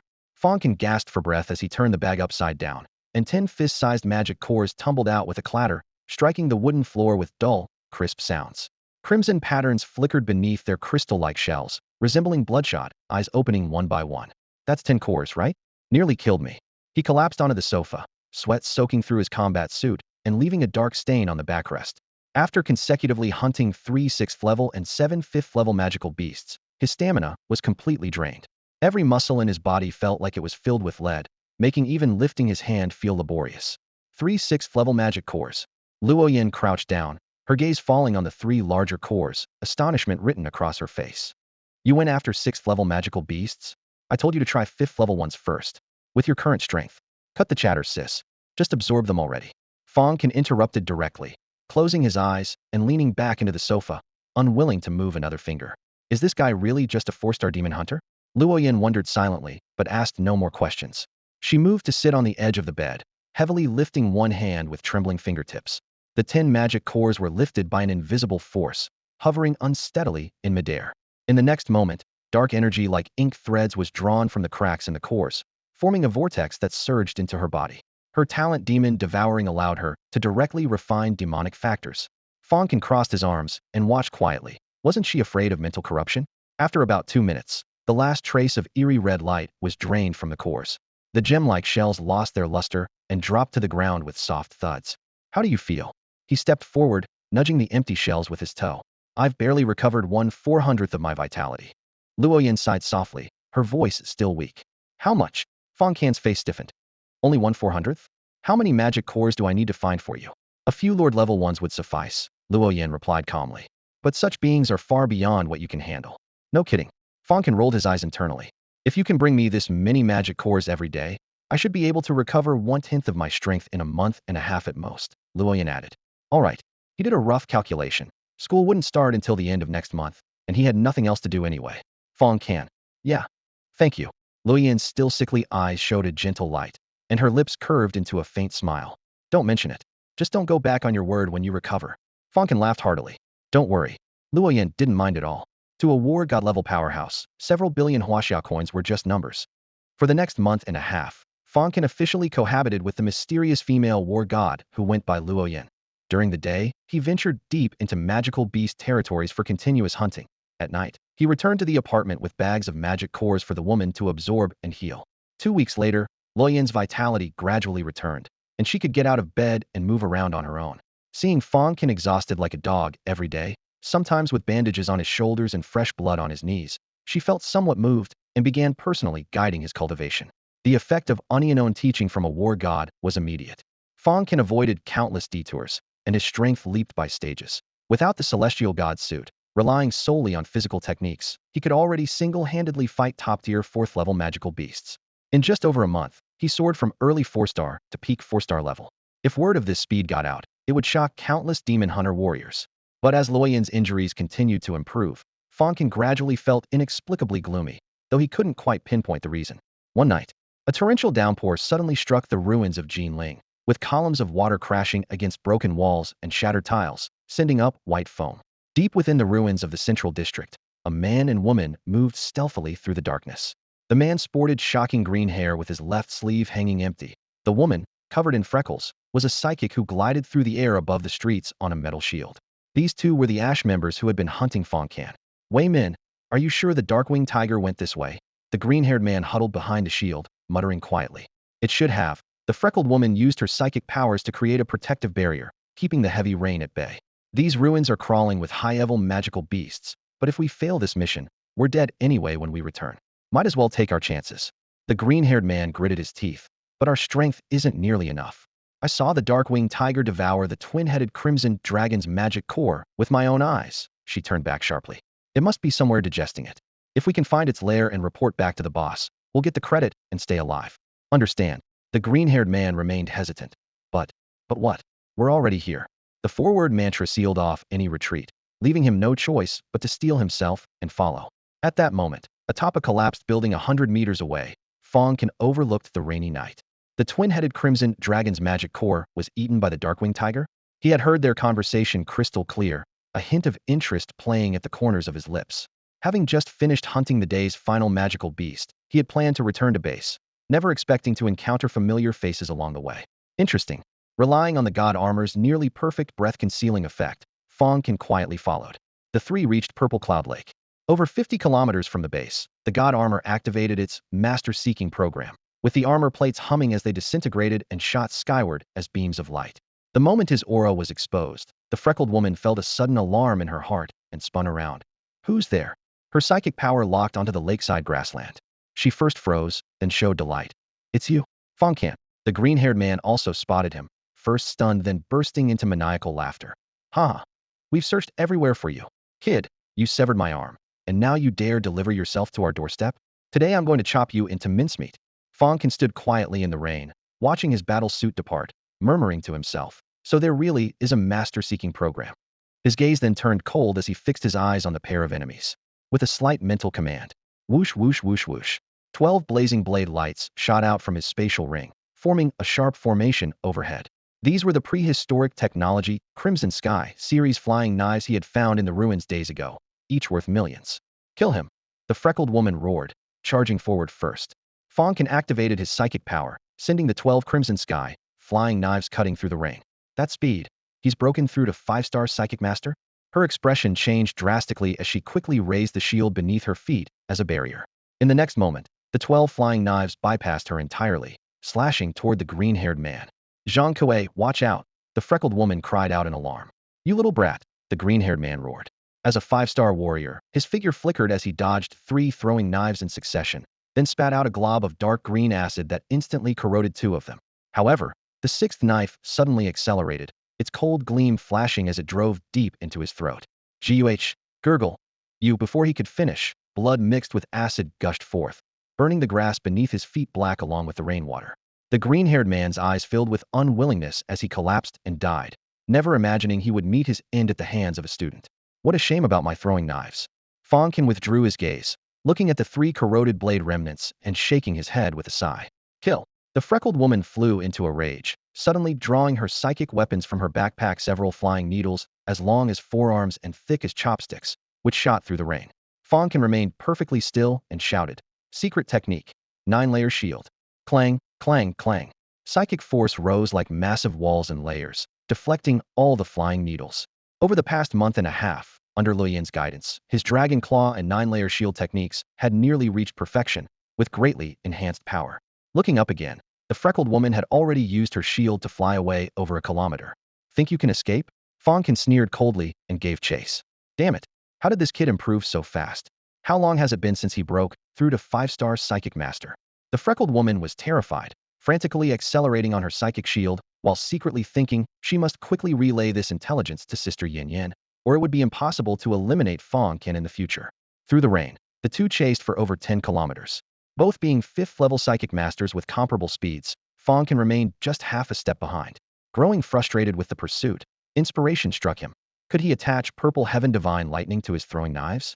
Without hesitation, he pulled out a battery to extract electricity, and Purple Heaven Divine Lightning instantly coiled around the blade. Amid crackling electric light, purple radiance danced along the knife's edge. Driven by psychic force, the flying knife accelerated through the air. Whoosh! The rain curtain was split by an electric arc, purple light trailing behind. The freckled woman desperately tried to dodge, but still had her arm severed by the blade. Screaming, she lost balance and plummeted, crashing heavily onto the road and splashing up rainwater. 6 or 7 electrified throwing knives immediately surrounded her, their points pressed against her neck. Don't kill me. She trembled all over, looking at the approaching Fang Can as if seeing the Grim Reaper. Give me one reason not to kill you. Fang Can's voice was ice cold. Here, take this. She hastily threw her backpack over. The magic cores inside are worth tens of millions. Theory, all yours. Idiot, Fang Can scoffed. If I kill you, they'll be mine anyway. With a psychic sweep, he sensed over a dozen 5th-level magic cores in the backpack, along with a dark red, large fleshy orb lying nearby. What is this? He lifted the fleshy orb, and upon gentle pressure, it seemed to contain several smaller orbs inside.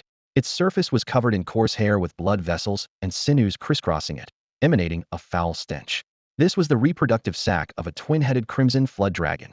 The freckled woman scrambled up from the ground, kowtowing frantically as blood quickly appeared on her forehead from the scraping, but she ignored the pain. This is valuable stuff, worth hundreds of millions. Please, for the sake of this item, spare my life. I'll quit Ashes as soon as I get back and never do evil again. A red Jiao's lust sac. Fang Can raised an eyebrow slightly, finally showing interest. How did you get this? I found it. The freckled woman spoke rapidly. That day when Zhang Kuei and I were chasing you, we suddenly saw the legendary overlord of the Jinling ruins, the twin-headed red Jiao. But for some reason, it suddenly self-destructed, immediately causing blood rain to fall from the sky, with charred corpse fragments everywhere. This lust sac just landed on my head. As she described the scene vividly, she quietly moved her right hand toward her back. Continue. Fang Can stared at her with complete composure, catching even that subtle movement. I also saw the twin-headed red Jiao's magic core. The freckled woman lowered her voice further. But that magic core was swallowed by a Lord-level magical Biasta Darkwing Tiger. A 9th-level magic core, it definitely can't digest it in a short time. I know which direction the Darkwing Tiger escaped. If you spare me, I'll tell you. Fang Can nodded. Fine, as long as you tell me the Darkwing Tiger's location, I'll spare you. Really? The freckled woman forced a look of surprise, staggered to her feet, and raised her hand pointing toward the northwest of the city district. It's over there. Fang Can turned his head slightly in the direction she pointed at that very moment. The freckled woman's pupils contracted sharply, cold light flashed. Die! A short dagger she had somehow drawn struck like a venomous snake, aimed directly at Fang Can's throat. Whoosh! Faster than her was a throwing knife wrapped in purple lightning. At 3 times the dagger's speed, it pierced horizontally through her neck bone, electric arcs crackling and exploding as blood mist instantly spread. The freckled woman collapsed to the ground, eyes wide open, blood gurgling, dying with her eyes unclosed. Fang Can retrieved his throwing knife and smiled faintly. I said I'd let you go. Why didn't you believe me? You just had to seek death. He turned his head toward the northwest of the central city district. There should be the old Xuanwu Lake. Based on the route the two had taken earlier, the freckled woman probably hadn't lied. Time to go back. Fang Can picked up the bag of magic cores, his figure flashed, and he disappeared into the night. More than an hour later, Fang Can spotted Luo Yan on the rooftop of the abandoned hotel, clad in her battle armor, drenched in rain, and looking anxious. Your injuries haven't healed yet. Why did you come out? It's pouring. The young man retracted his umbrella-shaped psychic barrier and hurried toward her. Hearing the familiar voice, Luo Yan spun around abruptly. Confirming that Fang Can was safe and sound, the weight in her chest finally lifted, though she still gave him a reproachful smack. You scared me to death. Fang Can burst into laughter, extending his psychic shield over her head to block the rain. I just wanted to test whether your battle armor would actually seek out its master. The raindrops were deflected by his psychic power, enveloping them both like an invisible giant umbrella. Gazing at her stunning beauty so close at hand, the young man's heart stirred gently, and he couldn't help but tease. Were you worried about me? Of course. Luo Yan straightened her proud posture and turned her face away, though her voice softened slightly. If you really died, who would find magic cores to heal my injuries? Fang Can found this amusing. After more than a month together, he had figured out this female war goddess's stubborn temperament. Whenever he returned late, Luo Yan would still have the lights on waiting for him just like a wife waiting for her husband at home. Before heading back, the two impulsively decided to take a shower in the torrential downpour. After more than a month without washing, while Fang Can could still endure it, Luo Yan had long reached her limit. They took turns standing guard, nothing dramatic, just a thorough, refreshing wash. Back in the hotel suite, Fang Can placed a bulging bag of magic cores on the coffee table. Today's harvest was quite good. Take your time absorbing them. This many. Luo Yan's eyes lit up. Just as her hand reached into the bag, she heard Fang Can continue. Oh, by the way, I ran into those two Ash members who were chasing me before. He recounted his encounter at the garbage dump in complete detail. When she heard that the Darkwing Tiger had devoured the twin-headed Red Jiao's 9th-level magic core and fled toward Xuanwu Lake, Lian's eyes suddenly blazed with excitement. That guy was right. 9th-level magic cores aren't digested that quickly. Even a lord would need half a year. This is perfect. I need to recover from my injuries quickly and find that Darkwing Tiger. Before her words had finished, she grabbed the bag of magic cores and rushed into the master bedroom with determination. Hey, I haven't told you about the Red Jiaos. Fang Can started to speak, but Luo Yan had already closed the door. He could only shrug and mutter to himself. Never mind, she's not blind, she'll see it. In the master bedroom, Luo Yan didn't bother emptying the magic cores and simply sat cross-legged to begin absorption. The Red Jiao sac was mixed in at the very bottom, and that concentrated energy surged into her body along with everything else. Streams of purplured, burning energy mixed with colorful magical power rushed through her meridians. Luo Yan's delicate brows furrowed slightly. Why is it so hot? She exhaled a breath of scorching white mist and, after a moment's hesitation, called through the door. Fang Can, don't you think it's a bit hot? Hot? Not really. Didn't we just finish showering? Came the young man's puzzled voice from the living room. Should I open the doors and windows? With this heavy rain outside, the magical beast's sense of smell will be affected too. All right.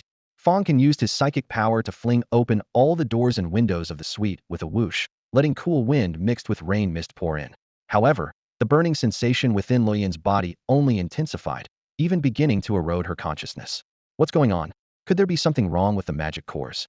Her heart pounded like thunder as she quickly dumped the bag onto the floor. With a clatter, crystalline magic cores scattered across the floor, among which lay a large, deflated sack that had clearly been drained of its energy. Luo Yan's pupils contracted sharply. Fang, brilliant. After recognizing what it was, Luo Yan was so furious she gritted her teeth. Hearing the shout, Fang Can hurried from the living room into the bedroom.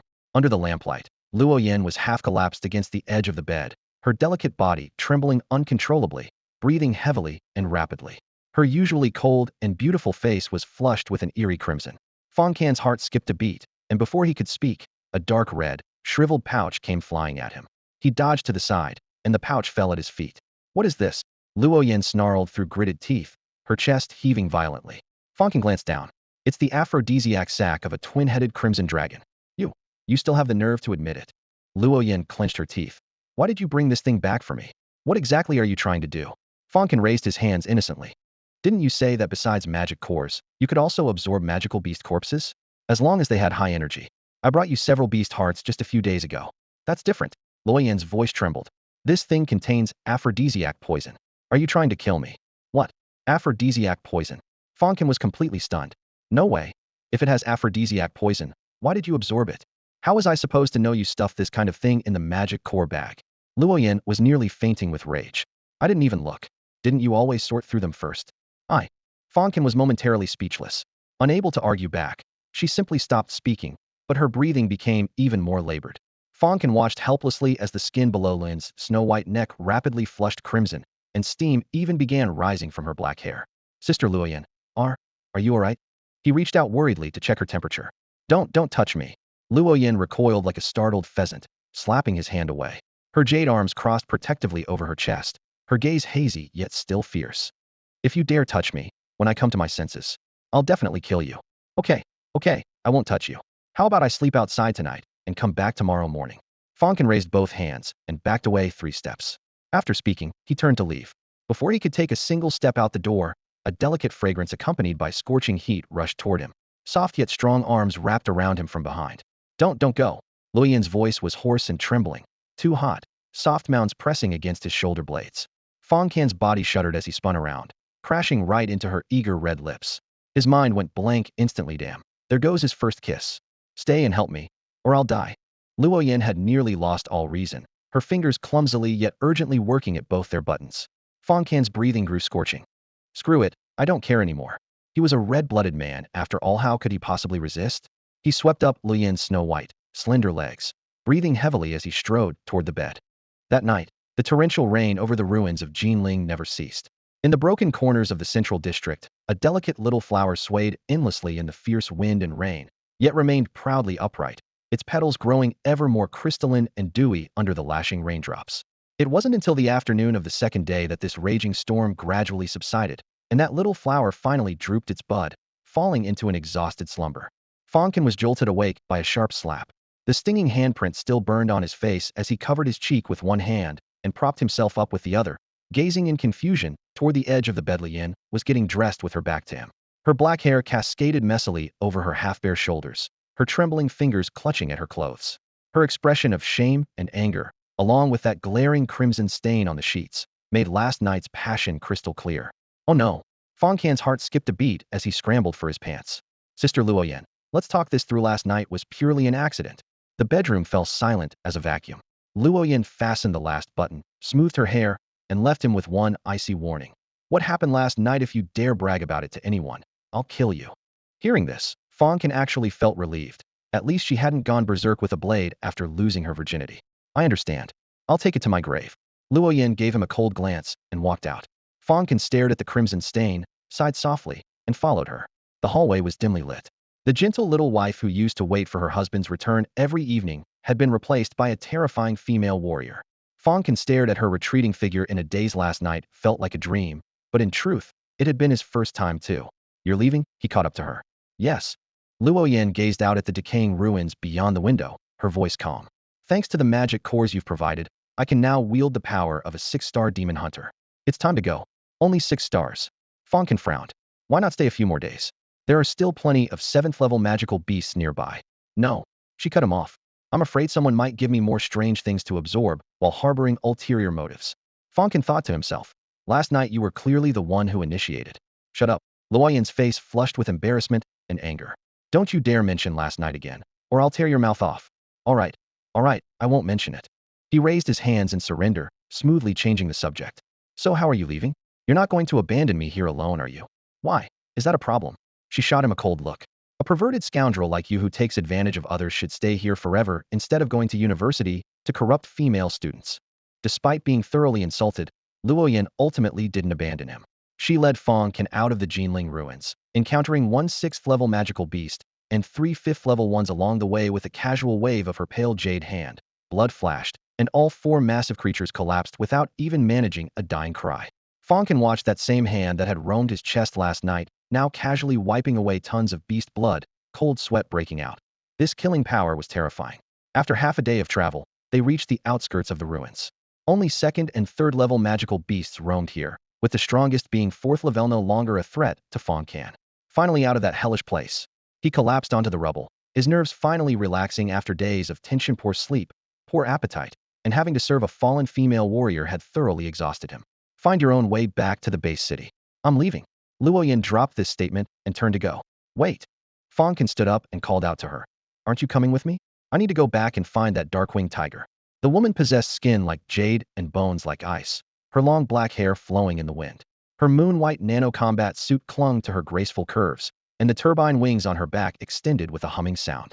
Combined with her stunningly beautiful yet cold-as-frost face, she looked like a goddess of war, even her voice carrying a distant tone completely different from her weak appearance a month ago. It's digesting the magic core from the twin-headed Crimson Jiao. I must find it quickly. Go back by yourself. The woman spoke indifferently and turned to leave. Wait. She stopped midair. What now? Her tone showed impatience. When are you going to pay me for those magic cores? The woman had expected him to try to persuade her to stay or confess his feelings, but instead he asked for money. Her lips twitched slightly. Give me your bank account number. Oh, that's 2.84 billion total. My account number is. There was still satellite signal at the outskirts of the Jinling ruins. The woman took out her smart bracelet and transferred the money on the spot. Fang Can's phone vibrated. A full 3 billion had been deposited. For an incoming college freshman, this was an astronomical sum. Oomph, did you receive it? Seeing him grinning like a flower, the woman sneered. Little pervert and money grubber. Yeah, goodbye. Fang Can waved casually. She thought she could finally leave, but was called back again. Wait. What now? Can you tell me your real name? Luoyan is obviously fake, right? The woman pondered for a moment, then suddenly smiled charmingly. We'll meet again, and then you'll know. With those words, her figure flashed and disappeared into the horizon. Is that so? Fang Can raised an eyebrow, feeling brushed off. Looking up at the sky, he reflected on the dangerous experiences of the past 2 months, then took out his satellite phone to call home and report his safety. After 2 months of separation, Fang Jiangwo and Wang Meijuan's eyes immediately welled up with tears upon hearing their son's voice. As night fell, Fang Can returned to the Yunlu mountain villa. The family sat around the table together, enjoying the long-missed liveliness. Brother, after just one summer vacation, your sister is now a 2-star demon hunter, Fang Ro announced proudly. Not bad. Fang Can encouraged her casually. School starts the day after tomorrow. What's your level? Mid-tier 4-star? High-tier 4-star? 8-star Grandmaster. Yeah right, and I'm a 9-star War God. Wang Meiwan glared at her daughter. Stop bickering with your brother and eat more. She served Fang Ro a piece of magical beast meat, then gave her son 2 pieces. Mom, you're playing favorites. Fang Ro pouted. Now that their life had improved, this table of magical beast meat was worth at least 100,000 yuan. During the meal, Fang Can looked up. Dad, Mom, let's go look at houses in the city center tomorrow. I made quite a bit of money on this trip. Look at houses. All 3 family members exclaimed in unison. After dinner, back in his bedroom, Fang Can took out his phone and logged into Myriad Realms Treasure Pavilion to stock up on goods. The inventory list scrolled quickly. Fire equipment, Xiao brand lighter 100,000 PC as usual, stock up on dozens first. Electrical equipment batteries, 5 million PC usual batch again. Grain Penglai rice 300,000 bag order, several hundred pounds. Then he browsed the newly listed items. Beverages milk 100 million pound. Cookware kitchen knife 500 million piece. Potted plants dragon blood vine 1 billion pot. Ingredients turkey egg 100 million piece. Talismans protection charm 300 million piece. Paintings 18 levels of hell diagram 2 billion piece. What kind of milk costs 100 million per pound? Fang Can's breathing hitched when he first saw that eye-catching price tag. Curiosity drove him to click on the details page. Milk spiritual beast golden savage bull. Contains abundant spiritual essence and blood energy. Nourishes the body. Extends lifespan. Price 100 million pound. Rating 91. It can extend lifespan too? Buy it. He barely hesitated before ordering 15 pounds. Ding. Group order successful. Item being packaged. Shipping soon from Penglai, Immortal Island. As his body cultivation advanced, his physique devoured nutrients like a bottomless pit, and ordinary food could no longer satisfy him. The golden savage bull milk was exactly what he needed, so he bought it without hesitation. Next, the second item caught his eye. Kitchen knife, a knife for cutting vegetables. Nothing special except its sharpness. Price 300 million piece. Rating 87. Really just a kitchen knife? The image showed gleaming edges and simple lines, yet it radiated an undeniable sharpness. He desperately needed a proper weapon, but divine weapons and immortal treasures cost tens of billions, making them unaffordable. In comparison, this 300 million kitchen knife actually seemed like a bargain. Fang Can laughed heartily and placed his order. After buying the knife, he scrolled to the third treasure. Dragon blood vine innate demon plant, feeds on blood, can serve as spiritual pet. Requires beast blood for growth, dragon blood works best. Price 1 billion pot. Rating 92. It looked like an ordinary vine, but was actually extremely vicious. The reviews included combat footage, green vines surging like pythons, tearing apart demon beasts with a single strike. The key was whoever provided blood became its master. Thinking of his sister Fang Ro's talent, universal plant communication, Fang Can's eyes lit up. If the dragon blood vine could connect with her mind, it would be a natural combat ability. Xiao Ro's birthday is in a few days. This gift couldn't be more perfect. He gritted his teeth and clicked buy once more. Ding. Group order successful. Item being packaged. Shipping soon from the primordial wilderness. With 3 orders placed, only about 200 million remained in his account. Looking at the numbers on his card, Fang Can didn't know whether to laugh or cry. 30 billion really doesn't last long. The next morning, he took his whole family to look at houses in the city center. Tang Shuang's recommendation led them to a newly developed luxury villa district Yunlu mountain residence. The sales office was spacious and bright, complete with scale models and show units. When Fang Can stated his requirements, the sales staff led them on a tour with beaming smiles. Finally, a 3-story townhouse villa stood out, over 800 square meters of floor space, with garden, swimming pool, and 2 basement levels. Listed price, 160 million, including deed tax, exactly 200 million. The moment the contract was signed, Fang Jiangwo and Wang Meiwan looked thunderstruck, gazing around in bewilderment. This luxurious mansion was really going to be registered under their family name? Mom, don't worry, the house is paid in full. I've already transferred the money, so you can live here peacefully. Fang Can handed over the contract with a cheerful tone.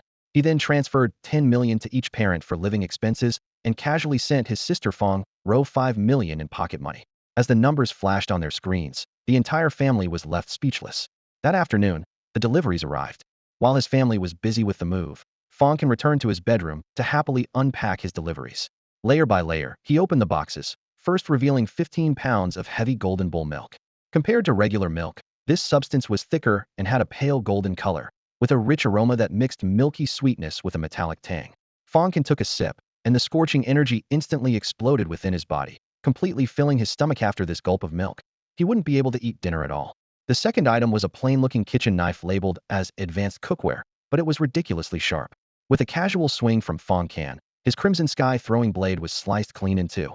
That throwing blade was a treasure he'd scavenged from the Jinling ruins, forged from grade 5 Desa alloy, and capable of cutting through the scales of grade 5 magical beasts. Yet it had been severed by a mere kitchen knife. One could imagine how terrifying this blade was. The remaining packages contained only some lighters, batteries, and a few bags of punglai rice. After a quick inspection, Fang Can stored everything back in his cabinet. Once finished, he called his sister Fang Ro into the room. "Little girl, come here." "My dear brother, what's up?" Fang Ro was immersed in the joy of moving to their new home and immediately linked arms with Fang Can, acting coquettish as she entered. "Here, this is for you." Fang Can pulled out a silver ring from his chest and tossed it to his sister. The ring felt ice gold to the touch, with faint glowing runes on its surface. Fang Ro was momentarily stunned, her cheeks instantly flushing red. "Brother, what are you doing? We're siblings. If you, how can I ever look you in the eye again? Silly girl, where is your mind going?" Fang Can knocked her forehead irritably. "This is a spatial storage device. Just drop some blood on it to bind it." "Spatial storage?" Fang Ro almost thought she'd misheard and quickly followed his instructions. With a light touch of her fingertip, the ring absorbed the blood drop. She tentatively aimed it at a nearby chair. A white flash, and the entire chair disappeared. Another flash, and it reappeared intact. Fang Ro was so shocked her mouth fell open. "Oh my god. Brother, where did you get this thing?" "Shoo." Fang Can raised his index finger. "Heaven knows, Earth knows, you know I know.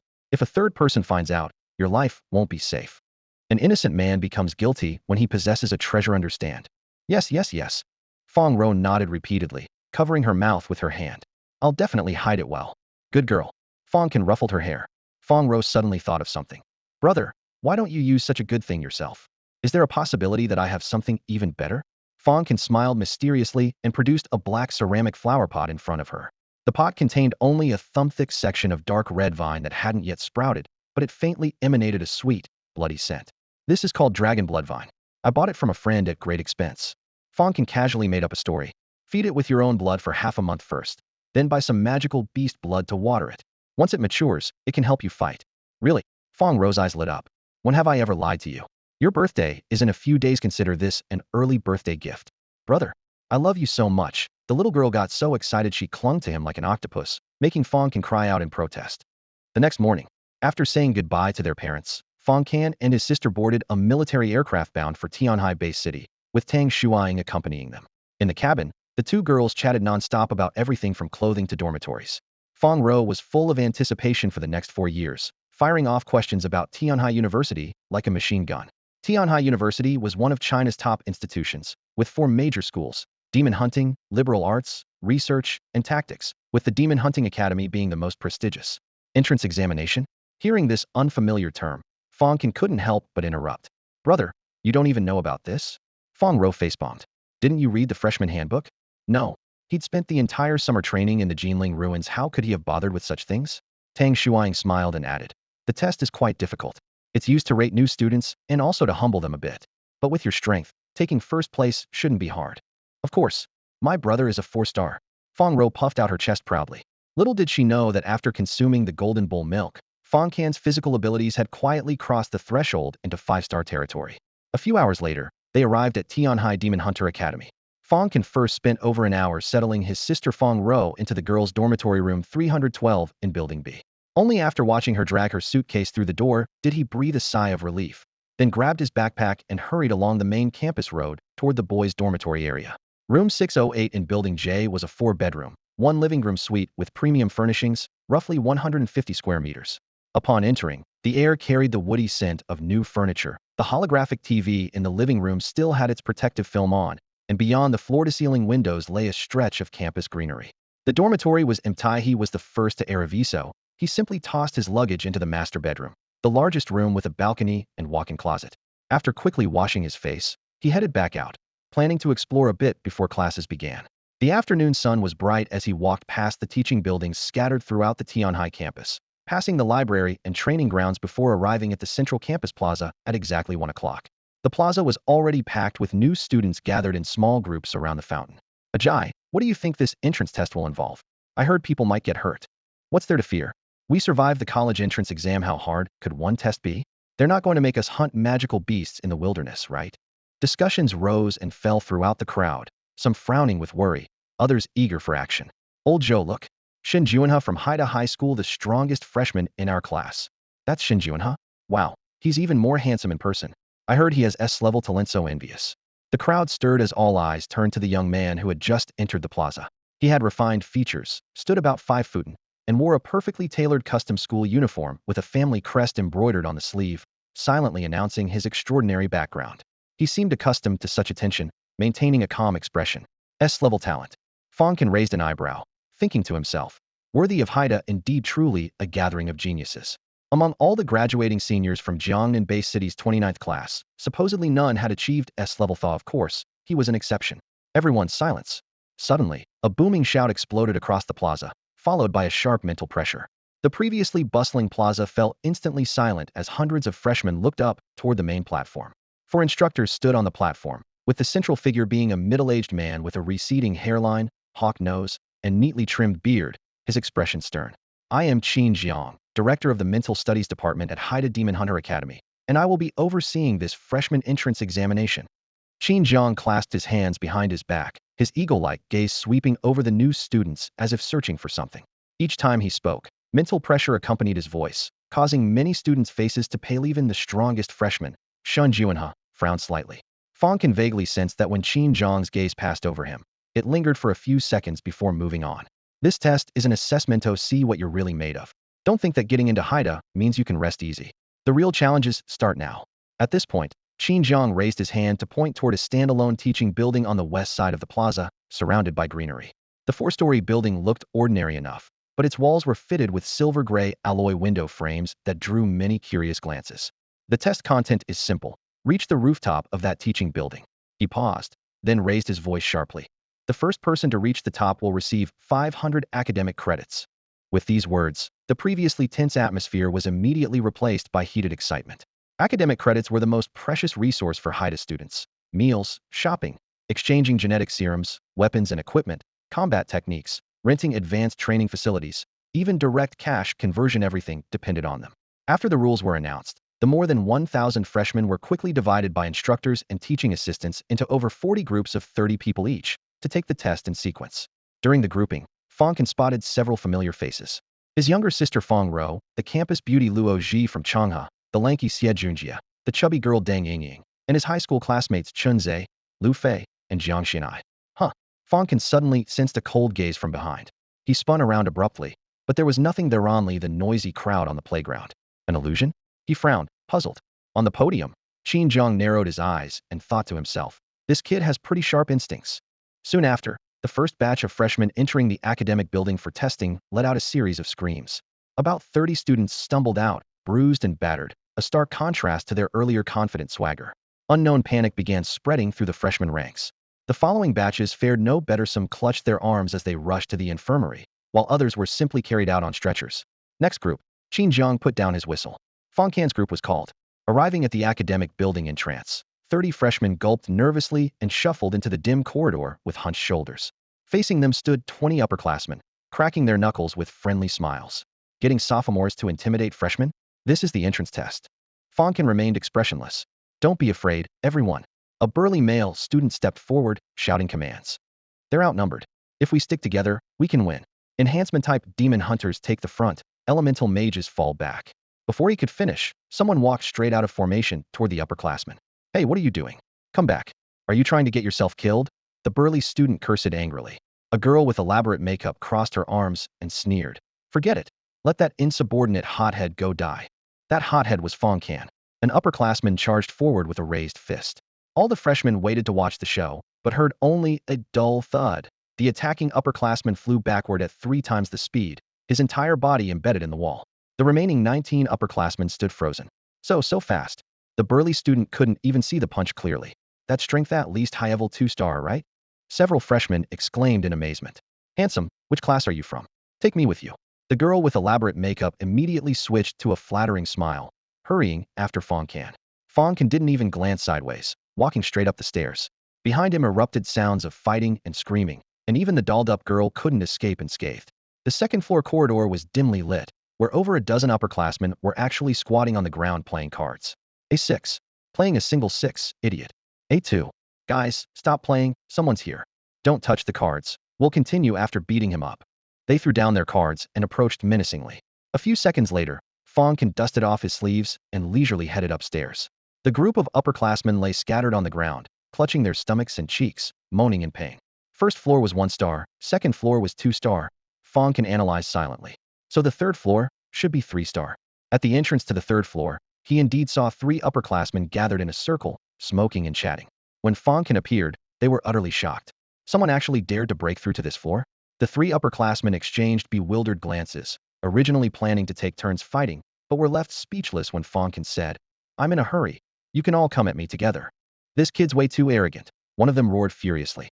His talent erupted as his left arm instantly crystallized into diamond, gleaming with cold light as he charged forward. Just seconds later, heavy footsteps echoed from the 4th-floor stairwell. Fang Can wiped away the blood from scrapes against the wall and calmly headed upstairs. Behind him, 3 upperclassmen with 3-star strength lay on the ground, their faces contorted in agony, with one even knocked unconscious. "What the hell? This is a freshman. That's just insane." Someone cursed weakly. "Old young, I think my hand's broken." On the main platform in the plaza, Director Chin was watching the timer. "Director Chin, time's almost up. The next group can go." A young instructor leaned over to remind him. "All right, next group." Qin Jiang raised his hand, and the whistle shrieked. The crowd immediately erupted because Xun Juanhe was in this group. "He's handsome and the strongest too. I wonder which girl will be lucky enough to be his girlfriend," said a girl with braided hair, watching Xun Juanhe leave with a sigh. Standing beside her was her roommate Jiang Xinai, who stood out particularly due to her impressive figure, and softly disagreed. "Sherwin, actually, the strongest freshman in our year isn't Xun Juanhe, though he really is handsome." "What?" The braided girl was stunned. "If not him, then who? Jiang Jinfu with his strength ghost back? Bai Jing with her blood magic eyes? They're all a whole star level below Xun Juanhe. Haven't you heard of Fang Can?" Jiang Xinai asked curiously. "Fang Can?" The braided girl frowned. "The one who killed a 4th-level demon beast 2 months ago at your Jiangnan test site 007 and saved a lot of people? I heard that was fake news created by an influencer company for clicks. How could a high school senior possibly kill a 4th-level demon beast? Anyone with half a brain knows that's fake." Jiang Xinai was left speechless and could only shrug. Bang! Inside the academic building, a junior with high-level 4-star strength was pinned firmly against the wall by Fang Can, half his head embedded in the specially reinforced concrete wall as cracking sounds continued incessantly. Only after his opponent was completely knocked unconscious did Fang Can release his grip. He had gained a few more scrapes, but was far better off than the upperclassmen. Feeling the surging blood energy, Fang Can looked at his fist and smiled. Broke through to 5-star? The Golden Bull milk really delivered. He recalled how Luo Yan had assessed his combat skills as peak 4-star back in the Jinling ruins, never expecting to cross that threshold so quickly. Looking up, only the final stretch of stairs to the rooftop remained, and he stepped forward. The wind was fierce on the rooftop. The middle-aged man with glasses who was guarding this level was communicating through his wireless earpiece when he saw Fang Can appear and jumped in shock. This freshman actually broke through Zhang Jipeng's defense? "Student, congrat." Before he could finish saying congratulations, the rising black shadow was already upon him. Fang Can's eyes were sharp and impatient. "If you're going to fight, then fight, cut the chatter. Has this freshman lost his mind? I'm a damn instructor." The glasses-wearing man cursed internally, but his opponent's assault was so fierce that he had no time to speak. The strength combat technique, Dragon Claw, brought sharp, cutting winds, and despite being an instructor with 5-star strength, he was forced to retreat repeatedly. Where did this monster come from? He actually has 5-star combat strength. In his shock, he could only desperately defend. The glasses-wearing man was so stunned his eyes nearly popped out of their sockets. First floor. Xun Juanhe, the strongest freshman with 3-star advanced abilities, had just stepped into the academic building when he casually waved his hand, sending forth flames and frost. Several arrogant upperclassmen were immediately forced to retreat, clutching their chests as they stumbled down the stairs in embarrassment. Having dealt with this minor trouble, he maintained his calm expression and headed toward the second floor. Red flames danced in his left palm while frost swirled around his right, the blazing white and deep blue intertwining at his fingertips like dazzling stage lights. The surrounding freshmen watched with excitement, cheering loudly. Young Master Shun is incredible. Haha, those upperclassmen were scared out of their wits. After all, young Master Shun is the only S-rank talent in our year. A group of freshmen basked in Shun Juanha's glory as they followed him upstairs, constantly flattering him. Faced with this familiar praise, Shun Juanha remained unmoved, clearly accustomed to such attention. In the crowd, the only person who caught his eye was Luo Ji, a short-haired girl with her refreshing bob cut, delicate face, innocent round eyes, and an Atautoftan appearance paired with a graceful figure. She perfectly matched his aesthetic preferences. Just as he was stealing glances at Luo Ji, a male student ahead suddenly exclaimed, "Holy crap! What happened here?" Everyone looked up. On the terrazzo floor of the second floor, over a dozen upperclassmen were hunched over like shrimp, some vomiting while clutching their stomachs, others convulsing in obvious pain. Playing cards were scattered everywhere, as if a tornado had just torn through a casino. Shun Juanha and the others exchanged bewildered looks, unable to understand what had occurred. "It's him." Luo Ji's eyes lit up as she suddenly accelerated, shooting toward the third floor like an arrow. She was certain in her heart that only Fang Can from the group ahead could have accomplished something like this. Sure enough, the third floor also had several seriously injured upperclassmen lying around. They sat against the walls, faces pale as sheets, lacking even the strength to raise their hands in protest, only able to watch helplessly as the group of freshmen walked past. "What on earth happened here?" someone muttered under their breath. The fourth floor was even more dramatic. A human-shaped crater had been smashed into the wall, with a tall male student half embedded within it, unconscious. When Shun Juanha recognized the face, his breathing hitched. "That's Zheng Jiping from the Lionheart Society." A female student screamed, her mouth forming an O. "Oh my god. An upperclassman with strength enhancement talent and 4-star advanced combat skills. How could he end up like this?" "Young Master Shun, there are fighting sounds on the rooftop." A male student pointed toward the stairs leading to the roof. "Let's go." At Shun Juanha's command, the crowd surged upward. The wind howled across the rooftop as a shocking scene unfolded before their eyes. Fang Can, a freshman in a black athletic shirt, was exchanging blows with a middle-aged man in his 40s.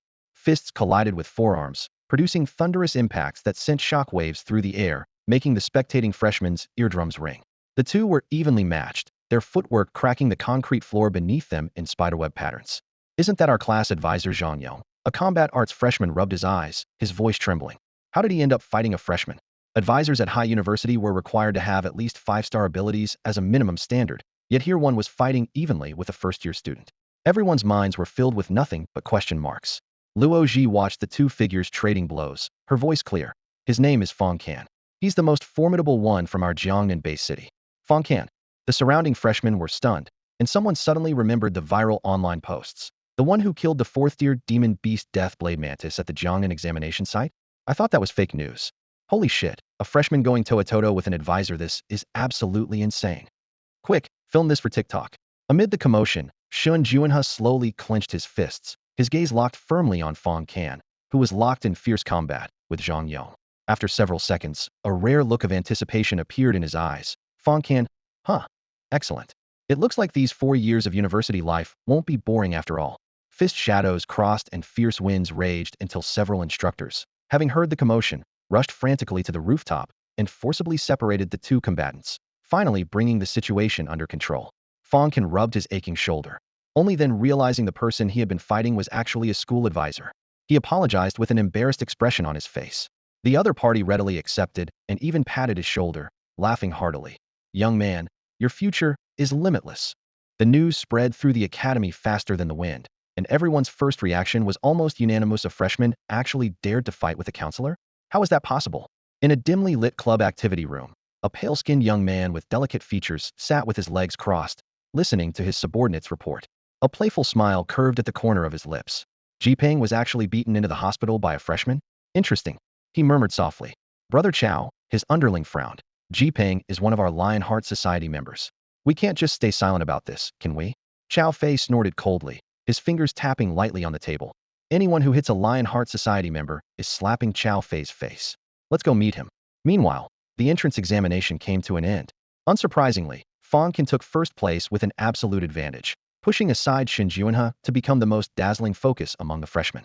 He also walked away with a 500-point credit reward equivalent to 10 million in cash, once again demonstrating Haida University's wealth. "Brother, you're amazing." His sister Fang Ro rushed over, her eyes shining like light bulbs. Congratulations, Fang Can. Luo Ji smiled warmly. Brother Can, you're incredible. Chun Zhe and Lu Fei circled around him, their faces full of pride. Even Xie Junjie, who had previously been at odds with him, obediently came over with a smile. On the other side, in the girls' dormitory, 3 roommates danced around Xia Nai excitedly. Xia Nai, what you said was actually true.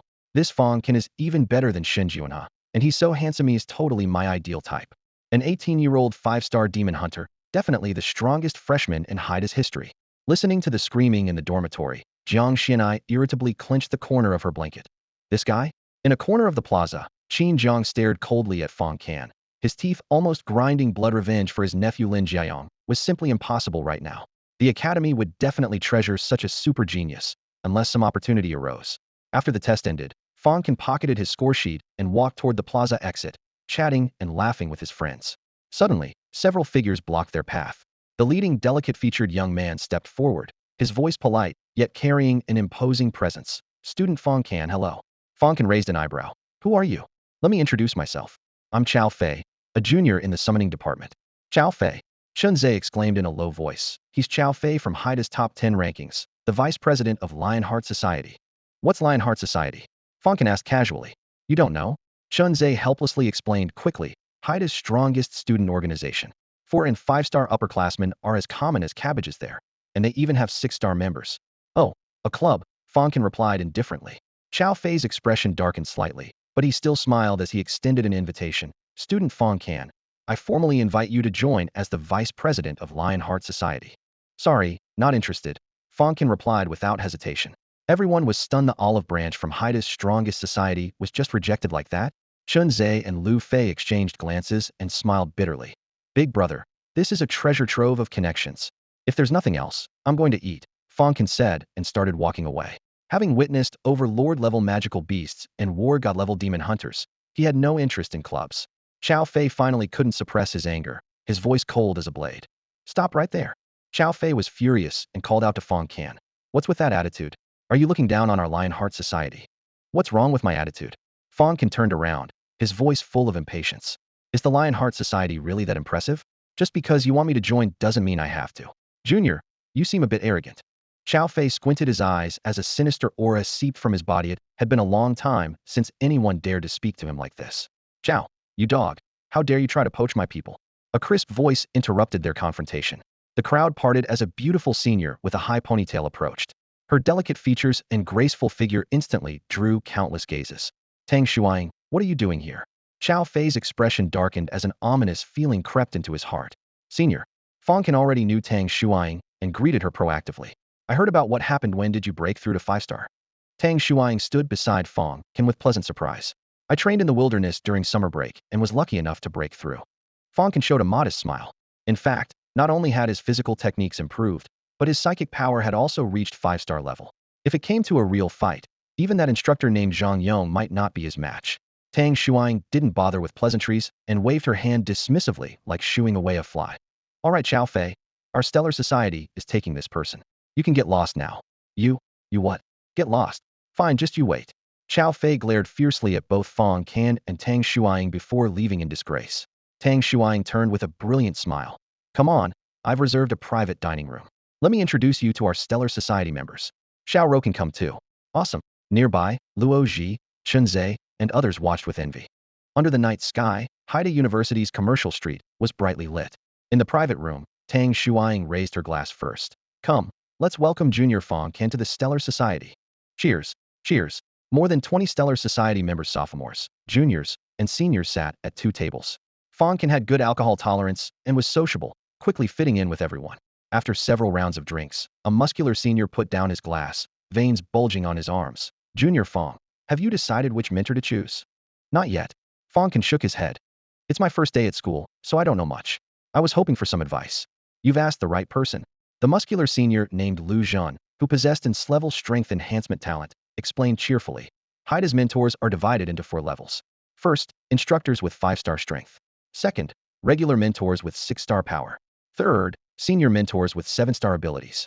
Qin Jiang, who hosted today's entrance test, we all call him Old Schemer, is a 7-star psychic master and deputy head of the psychic department.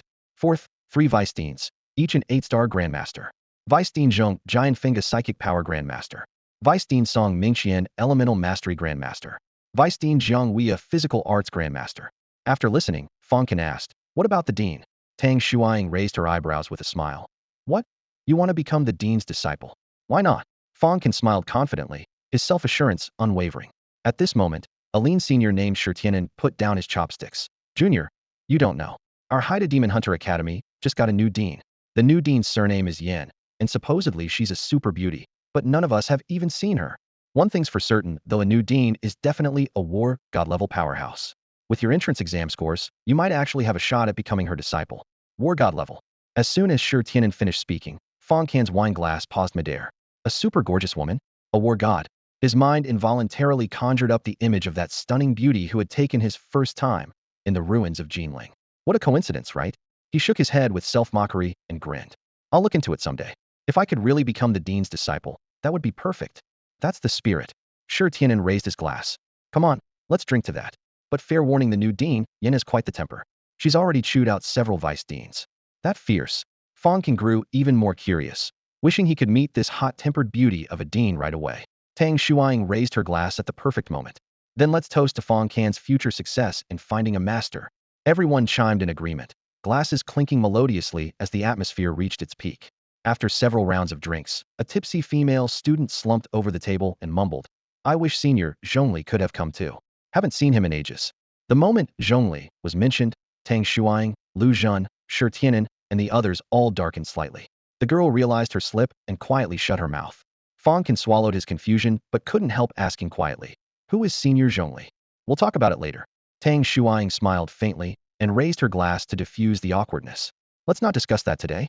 Come on, let's continue. We're not going home until we're drunk," everyone shouted, resuming their drinking and revelry. Night had fallen over Haida University campus, and the greenery outside the administration building cast mottled shadows under the streetlights. At the end of the third floor, someone gently knocked on the dean's office door. "Come in." A calm, crisp female voice came from within. Kong Rui pushed the door open, her footsteps extremely light. Behind the desk by the window sat a woman also dressed in professional attire, with snow-white skin and rosy complexion, her long hair pinned up high, frameless glasses outlining her cold demeanor. The glow from the computer screen mingled with moonlight from the window, tracing soft, bright lines along her delicate profile. Kong Rui was momentarily stunned. Could a mortal truly possess such beauty? "What is it?" The ethereal voice brought the little assistant back to reality. "Dean, here are the results from today's entrance examinations." Kong Rui handed over the documents with both hands, maintaining her professional smile. The new dean looked down at the papers, her slender fingers gliding across the pages. She had barely turned to the first page when she saw the top scorer, her delicate eyebrows rising slightly, adding a few sharp curves to her cold, stunning features. "Dean, this Fang Can is the one I mentioned to you before." "I know." She closed the file, removed her glasses, and rubbed her temples, her voice carrying a barely perceptible sigh. "I'll teach this child myself." At 10 p.m., Fang Can packed some food and returned to dormitory 608 in Building J. He had just come back from a club dinner where he'd had quite a bit to drink, yet felt no trace of intoxication. His five-star demon hunter physique had already metabolized every drop of alcohol from his bloodstream. His three roommates were chatting around a small table. When they saw him push through the door, they froze for half a second before erupting in excited exclamations. "You're Fang Can, the top scorer from the entrance exam. Holy crap, the strongest freshman is actually in our dorm." Fang Can casually placed the takeout containers on the table. "I brought some late-night snacks. Feel free to share if you don't mind." His roommates treated it like treasure, immediately bringing out their hometown specialties to add to the feast. Wang Chong, a straightforward guy from the north, was gnawing on a bone with grease glistening around his mouth. "This is meat from a third-tier demon beast bloodhoof pig, right? Bro Can, you're really generous. I've barely had third-tier demon beast meat a few times in my whole life. Today I'm finally getting a real treat." Yang Yuhui, a local from Tianhai whose family was clearly well off, leaned in to examine the meat's fiber texture and shook his head in correction. "No, this is fourth-tier demon beast tiger rhino meat. I'm used to eating blood hoof pig. The texture isn't this firm. Fourth-tier demon beast ribs cost at least 70 to 80,000 per pound." Han Xiao, from Sudong Bay City, put down his chopsticks in amazement. "Bro Can, you really went all out." Fang Can smiled wryly. "The club paid for dinner tonight. It wasn't my money." But inwardly, he was worried. After buying his family that big villa, he had less than 10 million left in his account. To maintain his expenses, he needed to secure more funds quickly. The fastest way would be to liquidate the supplies he'd brought from the treasure pavilion. Lighters, batteries, punglai rice, golden milk, all were valuable commodities. He could simply explain them as special materials harvested from demon beasts. But these items couldn't be sold directly at legitimate stores. She needed to move them discreetly. Having made up his mind, he looked up at Yang Yuhui. Yuhui, does Tianhai have any trading markets where you don't need to register your identity, preferably without surveillance cameras? He paused, then added, the kind where all transactions can be completed privately. Yang Yuhui raised an eyebrow with a meaningful smile. You mean the black market? What are you looking to buy? Want me to ask around? I know some smuggling bases. As long as you have money, they can get you guns, ammunition, banned drugs, even missiles. No need, just send me the address. I'll check it out myself. Seeing that Fang Can didn't want to elaborate, Yang Yuhui didn't press further. After exchanging contact information, he sent over the black market's location. The next day, the new semester officially began. The Demon Hunter Academy was notorious for its heavy course load. Basic theory, moral education, talent-specific training, and combat technique training at least a dozen classes per week. Combat technique was mandatory for all demon hunters. Even elemental mages had to take 4 to 5 sessions weekly, and those who couldn't reach 3-star level in combat techniques by graduation would struggle to even get their diploma. Having already broken through to 5-star level, Fang Can found the curriculum tedious, but he dutifully attended anyway. When evening finally arrived at 8 p.m., he put on black-rimmed glasses, pulled down a baseball cap, and left campus in simple disguise. At 10 p.m., he arrived at the black market Yang Yuhui had mentioned. In the year 2729, with its extreme wealth disparity, even China couldn't completely eliminate slums, and the black market was located right in the heart of one. To be honest, Fang Can found the place quite lively. Stalls lined up in rows, from sizzling barbecue skewers to chilled sour plum drinks, with the aroma of various delicious snacks wafting through the air. Nearby weapon shops casually stuck gleaming long knives into wooden racks, yet their price tags were half what you'd find in the city. Further in, street performers swallowed fire and breathed swords. And there was even the red light district with its shady, yet constantly busy, special services. This street had opened a huge gap in the local economy. And as long as no one got killed or caused major legal trouble, the authorities simply turned a blind eye.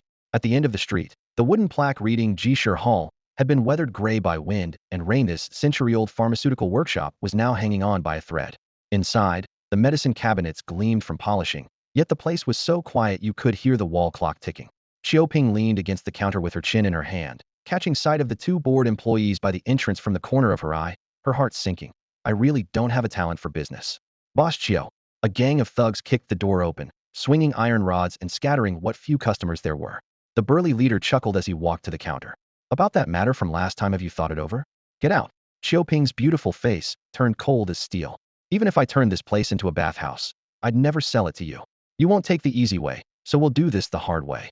The big man cursed and swung his rod, smashing the glass counter with a loud crack, sending shards flying. The 2 employees frantically pulled out their phones to call the police. Our boss says either sell the shop, or we'll send people to visit every day, your choice. Leaving this threat behind, the thugs swaggered out. The floor was covered with glass shards, and the medicine cabinets were knocked askew. Xiaoping stared at the mess, feeling a tightness in her chest. Sister Qiao. The female employee approached timidly. I want to quit. Xiaoping wasn't surprised and paid her the month's wages. The girl quietly packed her things and left. The remaining male employee, Tong Lei, clutched a cleaning cloth and said softly, Sister Qiao, maybe we should sell the shop? Kong Tai's too powerful, we can't fight them. Even if we call the police, they'll just get locked up for a few days, pay a fine, and be released. This isn't up for discussion. Xiaoping's tone was firm as she glanced at him. Delay, do you want to leave too? No way.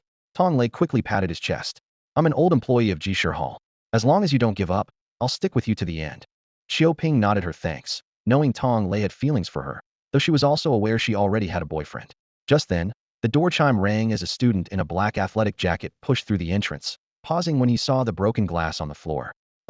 Hello, what can I help you with? Xiaoping directed Tong Lei to clean up while she approached the newcomer. I'm here to sell something. Fang Can looked around. This was the century-old pharmacy he'd paid 100 yuan to get information about. It looked like it could close any minute. Xiaoping assumed it was another college student doing part-time sales and waved him off. Sorry, I'm not buying anything. Please take a look first. Fang Can pulled a glass bottle from his jacket and handed it over. I guarantee you'll be interested. The pale golden liquid inside swayed gently under the lights. What is this? Milk. Xiaoping raised an eyebrow. To be precise, it's magical beast milk. Fang Can unscrewed the cap. Xiaoping sniffed the air, and her beautiful eyes immediately widened in shock. The energy emanating from the substance was so dense it seemed almost tangible, instantly making her realize that this visitor was no ordinary person. Her attitude immediately shifted from cold indifference to warm enthusiasm as she stepped aside to invite Fang Can into the shop. Sir, May I take a small sample to the laboratory for instrumental analysis? Of course. Fang Can smiled faintly and scooped out half a spoonful of the milky white liquid, handing it over. Thank you. Xiaoping treasured it like a precious gem, carefully storing it away while casually instructing Delay to serve tea to their guest. Moments later, in the third-floor laboratory of Jishir Hall, beside the energy analyzer, Xiaoping stared at the data on the computer screen, her fingertips trembling slightly. 845 gallons biological energy activity. She swallowed repeatedly, a shocking conclusion flashing through her mind. Lord-level magical beast milk?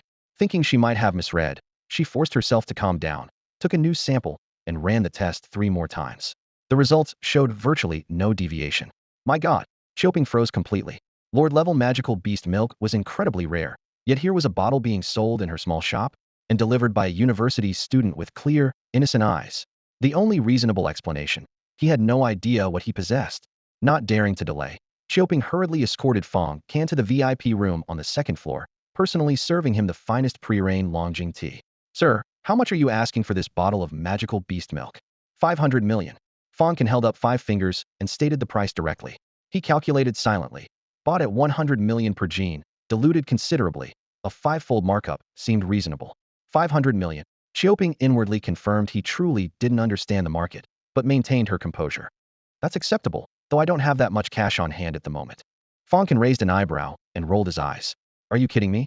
I'm not kidding. Thinking of her grandfather's former glory, Xiaoping smiled bitterly. Jishir Hall was indeed a golden brand in my grandfather's hands, but unfortunately, by the time it reached me, I don't want to hear family history. Goodbye. Fang Can stood up, making to leave. Wait. Xiaoping blocked his path, weighing her options for a moment before taking the plunge. Sir, to be honest, this bottle's true value is 6 to 700 million. But I have a way to make you 800 million. Fang Can was caught off guard by her honesty and sat back down. Xiaoping secretly breathed a sigh of relief and continued introducing herself. My name is Xiaoping. I'm a senior at Tianhai University's Research Institute, majoring in pharmaceutical preparation with S-level pharmaceutical talent. I can use this magical beast milk to create medicines with much higher profits. The fact that she was a fellow alumna slightly surprised Fang Can. After pondering for a few seconds, he nodded. Fine. You'll handle the other ingredients. After we sell, we'll split the profits 9 times I get 90, you get 10. Xiaoping nearly spat blood on the spot. 90-10? Was this highway robbery? But she also knew that Jishir Hall had no other options now. If she said no, he would leave immediately with both person and product. All right, I agree. She gritted her teeth and accepted. There's one more condition. Please go ahead. No one can know of my existence. Fang Can's expression grew serious. If anyone asks about the source of the milk, you say you obtained it yourself. Make up whatever reason you want, but don't involve me. Xiaoping suddenly understood. No wonder he came to the black market. This merchandise wasn't obtained through proper channels. But she couldn't worry about that now and nodded decisively. Agreed. With the deal settled, Fang Can placed the bottle on the table and smiled with satisfaction. I'll leave this here then. I'll come back once the medicine is ready. Really? Xiaoping's voice trembled with surprised joy. He trusted her that much? Fang Can left his contact information and turned to go. Even after his figure disappeared at the stairway, Xiaoping still felt like she was dreaming. Xiaoping, keep going. Work hard. After seeing Fang Can out of the shop, she slapped her own face firmly to motivate herself. She absolutely could not betray this customer's trust. I never thought about turning Golden Bull milk into a genetic serum. I wonder how effective it would be. On his way back to school, Fang Can kept pondering this matter. The collaboration proposal had piqued his interest, and his reasons for ultimately deciding to partner with Jishir Hall were clear and practical. First, Jishir Hall operated discreetly enough to avoid attracting unwanted attention to the Golden Bull milk. Second, the owner Xiaoping seemed honest and reliable, showing no signs of greed so far. Third, the pharmacy was on the verge of bankruptcy and desperately needed a lifeline to turn things around. As long as he controlled the core formula, he could maintain firm control over the situation. I hope she can successfully develop it, he calculated silently. If it doesn't work out, I'll find another partner. Under the night sky, the campus was brightly lit. In dormitory room 608 of Building J, the living room TV was playing a variety show. Wang Chong, Yang Yuhui, and Zhao Qingdong had spread disposable food containers across the coffee table, filling the air with the mixed aromas of braised dishes, grilled skewers, peanuts, and beer. When they saw Fang Can push open the door, all three immediately waved him over. Kanj, come join us. Fang Can had just drunk a cup of Golden Bull milk and wasn't hungry, but to fit in, he picked up a chicken wing and took a couple of symbolic bites. Beer foam reflected the light as he smiled and clinked glasses with everyone. Halfway through their casual conversation, Wang Chong suddenly remembered something important. By the way, Kanj, are you free tomorrow? The three of us are planning to take on a demon hunting mission to earn credits, and we don't have classes. A demon hunting mission? Fang Can raised an eyebrow. Yang Yuhui paused the TV. Zhao Qingdong pushed the takeout boxes aside, and the three took turns explaining. This was a joint program launched by universities, the Demon Hunter Guild, and the Law Enforcement Bureau. The school had connected the campus network to both organizations' systems, allowing students to accept missions directly. Upon completion, they could earn both school credits and additional rewards from the guild or bureau, essentially exclusive benefits for college students. We took on a rank mission, Wang Chong added. We're going to Zombie Ancient Town tomorrow. Want to come along? As soon as he finished speaking, Yang Yuhui smacked the back of his head. Old Wang, are you brain dead? Kanj is a 5-star demon hunter. You're asking him to farm level 1 magical beasts? You might as well just ask him to give you credits directly. Only then did Wang Chong realize his mistake, scratching his head with an awkward laugh. The atmosphere became slightly uncomfortable. Fang Can raised his glass in acknowledgement, smiling without comment with his abilities. Hunting level 1 magical beasts would indeed be a complete waste of time. It would be faster to just transfer some credits directly. They ate until midnight before everyone dispersed. Fang Can returned to his bedroom, opened his laptop, and logged into the school's official website. After entering his student ID and password, the mission system appeared. Mission: hunt level 1 magical beast, carrion hyena, collect 10 hyena teeth. Danger level E. Location: Zombie Ancient Town. Reward: 6 credits. Recommendation: 1-star demon hunter. Mission: hunt level 2 magical beast, ghost-faced spider, collect spider legs, silk, and venom sacs. Danger level D. Location: edge of Pinxixi Ridge. Reward: 25 credits. Recommendation: 2-star demon hunter. Mission: capture murderer Zhang Han, armed and on the run, responsible for 3 deaths. Danger level C. Location: Tianhai Base City. Reward: 75 credits. Recommendation: 3-star demon hunter. Mission: harvest 20 silver scale snake fruits. Danger level B. Location: Misty Swamp. Reward: 102 credits. Recommendation: 4-star demon hunter. Mission: capture sex demon Miao Renfeng, who specifically targets attractive female demon hunters. Danger level A. Location: active around Pinxixi Ridge outskirts, Plague Mist Village, and Skeleton Town. Reward: 450 credits. Recommendation: 5-star demon hunter. Scrolling through page after page, Fang Can decided to try challenging its rank mission. As soon as he clicked, the system displayed a notification box. Student Fang Can, you are currently eligible for a rank missions at most. If you have questions, please contact your advisor. This restriction is way too rigid, he rubbed his temples.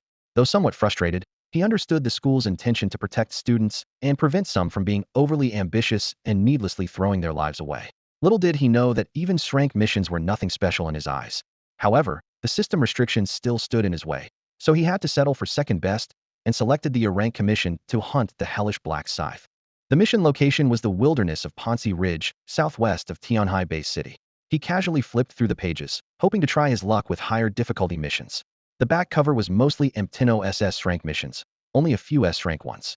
Mission: capture S rank fugitive Void Maiden Fan Yin, dead or alive. Danger level S rank. Location: unknown. Reward: 100,000 credits. Recommended executor: 8-star demon hunter. Mission: capture S rank fugitive 1,000 faces, dead or alive. Danger level S rank. Location: unknown. Reward: 150,000 credits. Recommended executor: 8-star demon hunter. The Academy's highest level commissions all pointed to those 2 Ash members.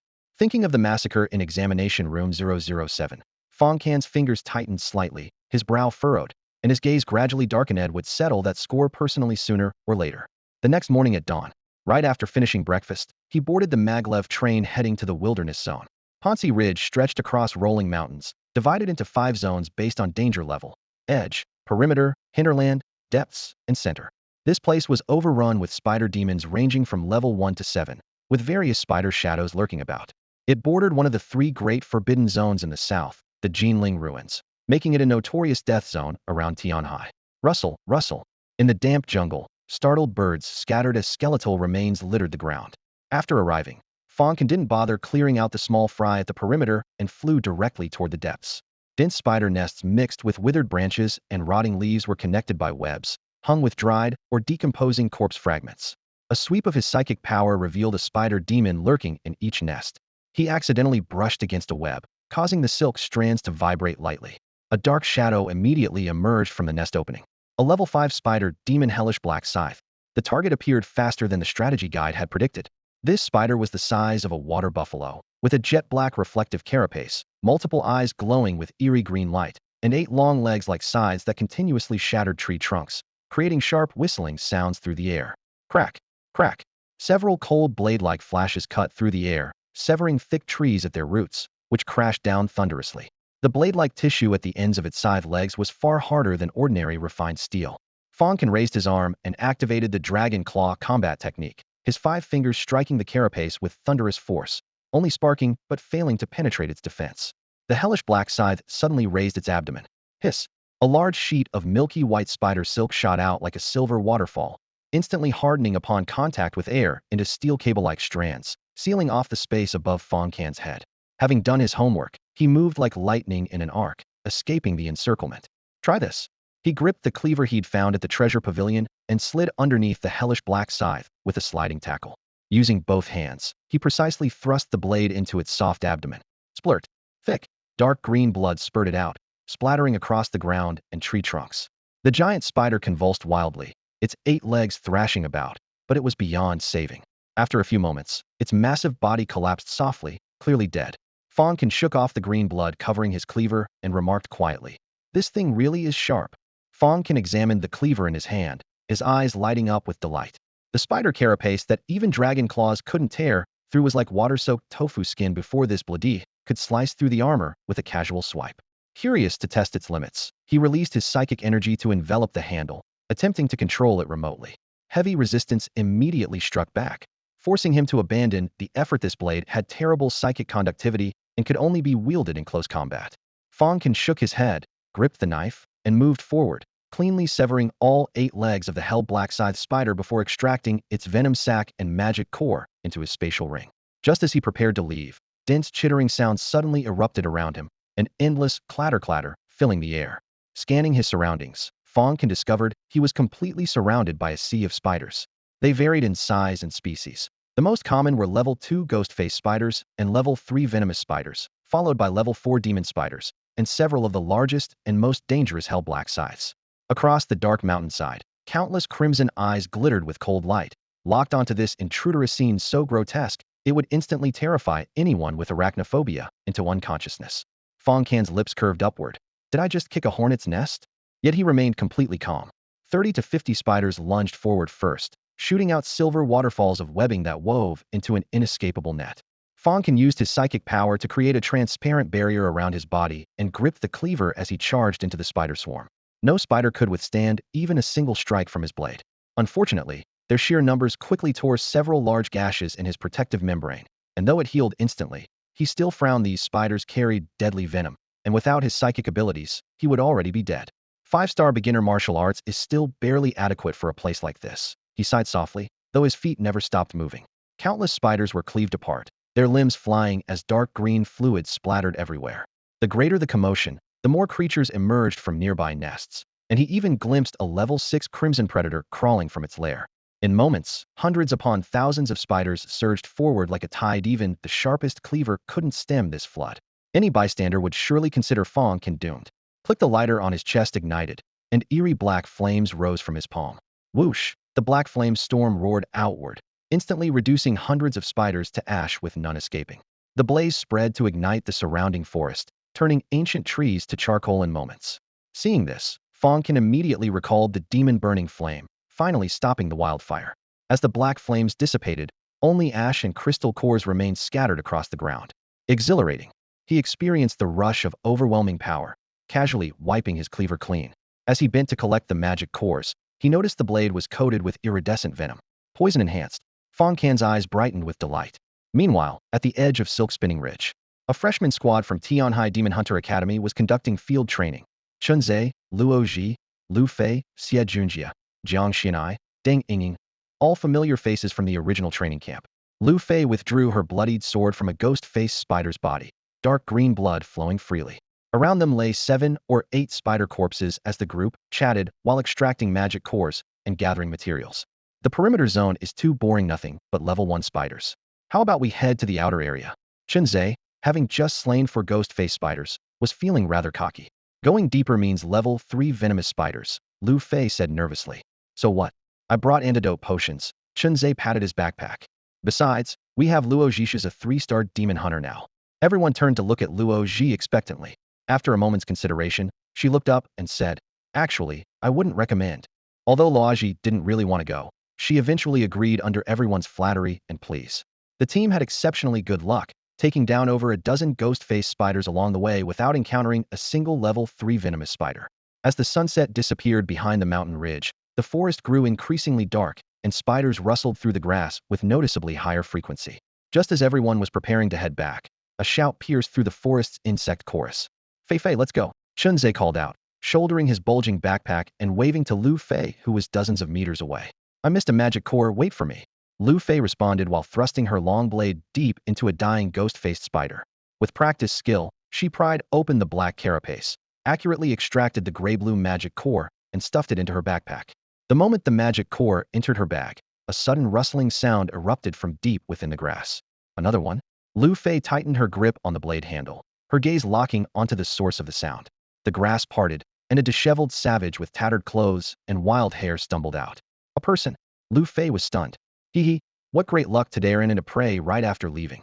The savage revealed a mouthful of rotten teeth, his greedy gaze roaming over Lu Fei's body with undisguised naked desire.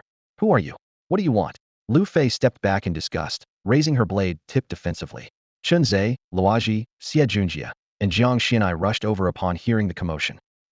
There's another one." "No, wait, 2 more." The savage's gaze slid from Lu Fei's chest to Jiang Xianai's impressive curves, then settled on Luoji's angelic face, his delight nearly overflowing from his eye sockets. "Ha ha ha. Oh heavens, you've been so good to me." He let out a sickly laugh, his stare glued to the 3 young women. "What are you looking at, you old pervert? Looking for death? Get lost." Although Chunzhe's strength was inferior to Luoji's, he still stepped forward protectively. However, Xie Junjie suddenly spoke with a trembling voice. He's the lustful demon Miao Renfeng. This is bad, run." He turned and fled frantically. The lustful demon. Everyone's faces instantly turned ashen. Miao Renfeng, that notorious, wanted criminal who haunted the Tianhai wilderness. Rumors said this man possessed a bizarre talent. His power would surge whenever he violated a woman's purity. Therefore, he specifically targeted young, beautiful female demon hunters, and had already victimized at least 30 women, causing his wanted level to skyrocket from a rank all the way to a rank. Running into 3 little beauties at once. Heaven is helping me. "Ha, here I come."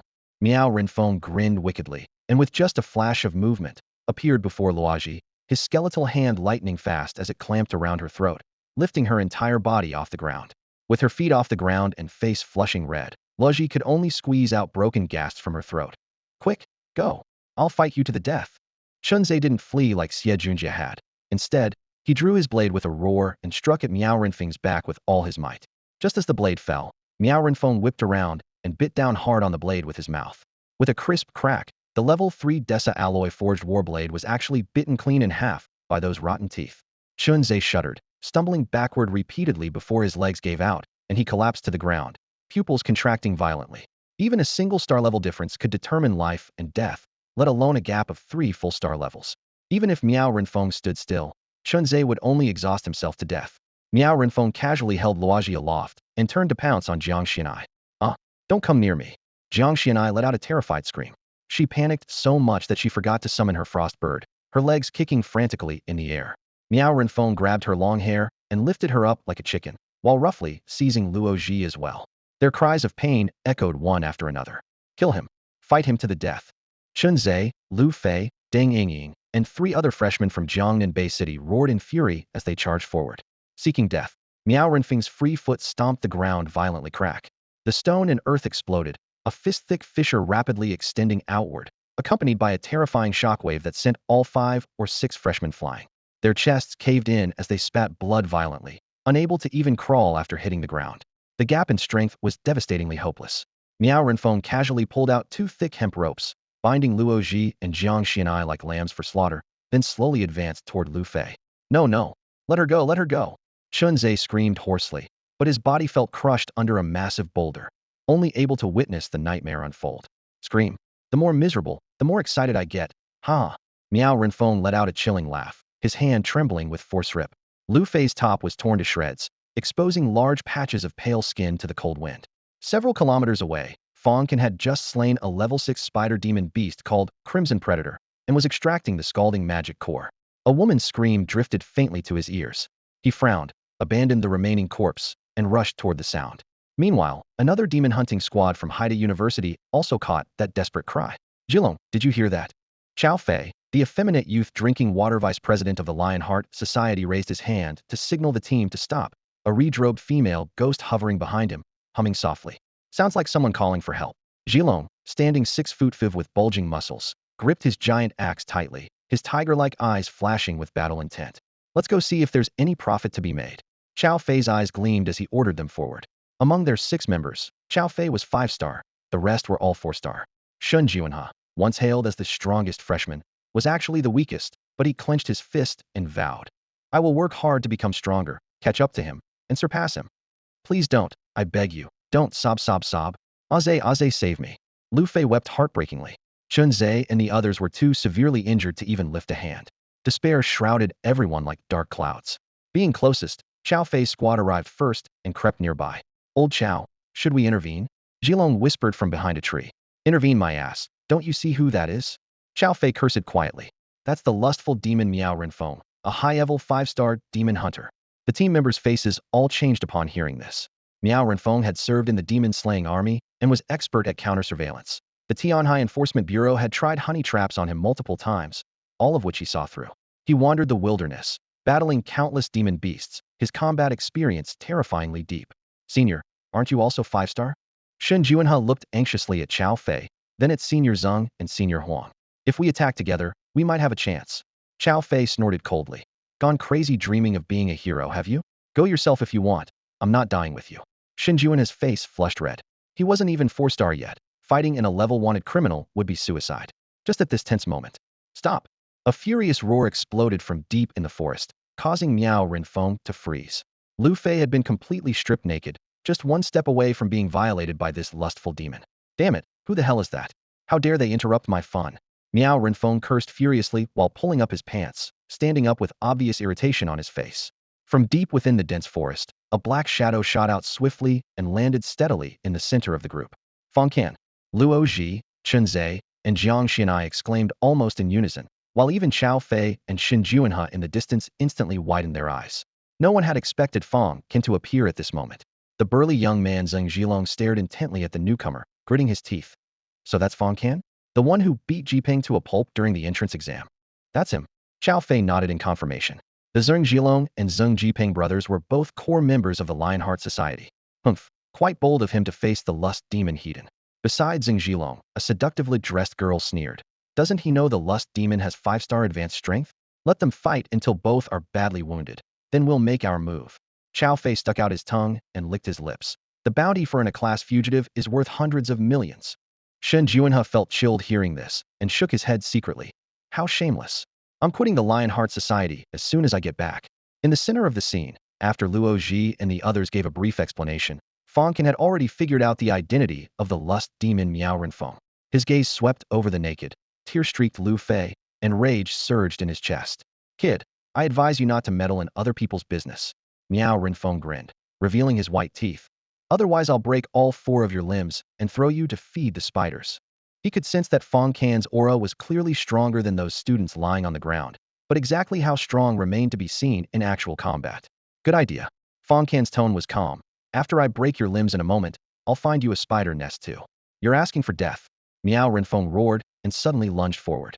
Fang Can's figure flashed as he tilted his head to dodge the hand strike, but instead of counterattacking immediately, he went to Lu Fei's side and took off his outer garment to gently cover her shoulders.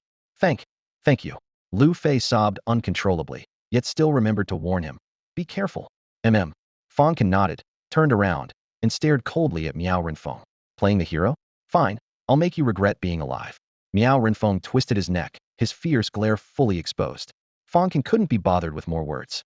He drew a cleaver with his backhand, pushed off with his foot, and charged forward fiercely.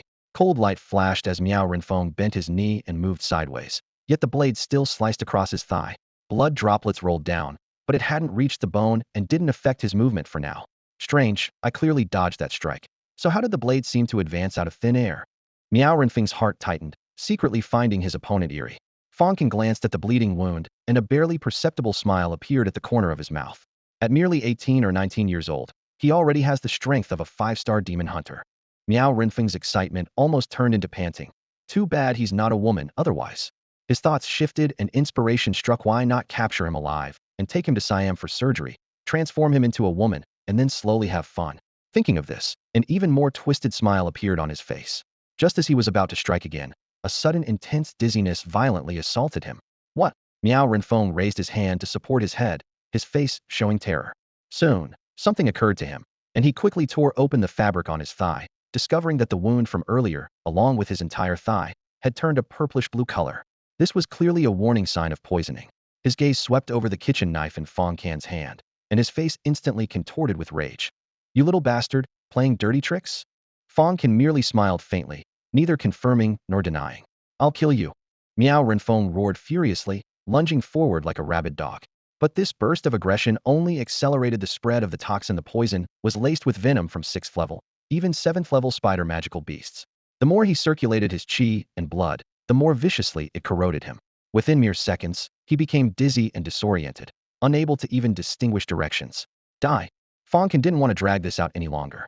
Gripping the kitchen knife in reverse with his right hand, his figure flashed forward. A cold gleam sliced through the air. Miao Renfeng's arms were severed instantly, followed by a bloody line splitting across his waist. The gap rapidly deepened as dark red blood mixed with intestines spilled onto the ground. Piercing screams echoed throughout the forest. The notorious A-class fugitive met his end just like that. Behind the trees, everyone stood dumbfounded. Boss Chow, are we still going in? Zheng Zhilong swallowed hard. Like hell we are? Let's get out of here. Xiao Fei was the first to turn and flee. Before leaving, Shun Juanhe took a long, deep look at Fang Can, his eyes filled with unwillingness and complex emotions. An hour later, Fang Can contacted the school's search and rescue team. A helicopter landed and evacuated the wounded, including Lu Fei and Chen Zhe. Lu Fei, wrapped in a borrowed coat with disheveled hair and vacant eyes, had yet to emerge from the shadow of Miao Renfeng's assault. Chen Zhe grasped Fang Can's hands, thanking him repeatedly and insisting he must treat him to a meal to repay the debt. Luo Ji, Jiang Xinai, and several other female demon hunters were equally grateful if Fang Can hadn't arrived in time. They would have faced a horrific fate of rape and murder. No matter what it takes, I will make you forgive me. I will definitely win you back. Watching Fang Can, who remained behind alone, Jiang Xinai's heart surged with emotion as she silently vowed. She had no intention of letting go of such a promising prospect. Several hours later, Fang Can walked into the law enforcement bureau carrying Miao Renfeng's head. What's the matter, student? Here to file a report. The reception officer glanced at him, assuming he was just another college student whose phone had been stolen. I'm here to collect a bounty, Fang Can smiled. Bounty? The officer looked puzzled, then noticed the round object in his hand tightly wrapped in a black plastic bag. His expression changed dramatically. What class? A class. The sex demon Miao Renfeng. What? The officer's jaw nearly hit the floor, and the entire police station erupted in commotion. The sex demon that countless 6-star officers couldn't capture had been killed by a college student. Even the cleaning lady from the restroom squeezed around the director's office door to get a look. The DNA comparison in the database was complete. Student Fang Can, confirmed to be Miao Renfeng. Thank you. Director Pei Guoliang shook hands with Fang Can, his face full of admiration. It was nothing, Fang Can smiled modestly. Would you be willing to accept an interview? We could visit your school to help promote you, Pei Guoliang suggested. Fang Can waved his hand in polite refusal, didn't want the spotlight. That's fine.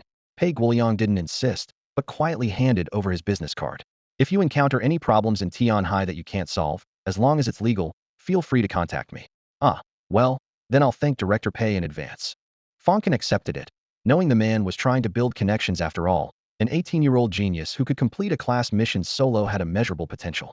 When he left the law enforcement bureau, the bounty had already been deposited into his account. A full 300 million. This didn't even include the academic credits the school would award him. Back at school, it was already past 7 in the evening. Fang Can shouldered his bulging backpack and carried over a dozen large bags filled with magic cores, spider legs, and poison sacs that reeked of a sickly sweet stench. The moment he stepped into the logistics office, all the instructors froze like statues. Once they confirmed that these materials were indeed from the Hunt the Succubus mission checklist, the previously quiet logistics office erupted into chaos. This was one of the Academy's most dangerous rank missions. The news spread like wildfire throughout the school, drawing countless gasps of amazement. After the materials were tallied, the logistics office gave their assessment, a reward of 6,500 credits. Combined with the 500 credits from his entrance exam, Fang Can's account surged to a whopping 7,000 credits. With his credits frighteningly abundant, he calculated in his mind. I have Dragon Claw for offense and 9-layer shield for defense, but I still lack a movement technique. Might as well exchange for one right now. With his decision made, an instructor led him into a fully enclosed light-controlled room. The cold metal walls were covered with sensors, and as soon as the door closed, the AI system activated.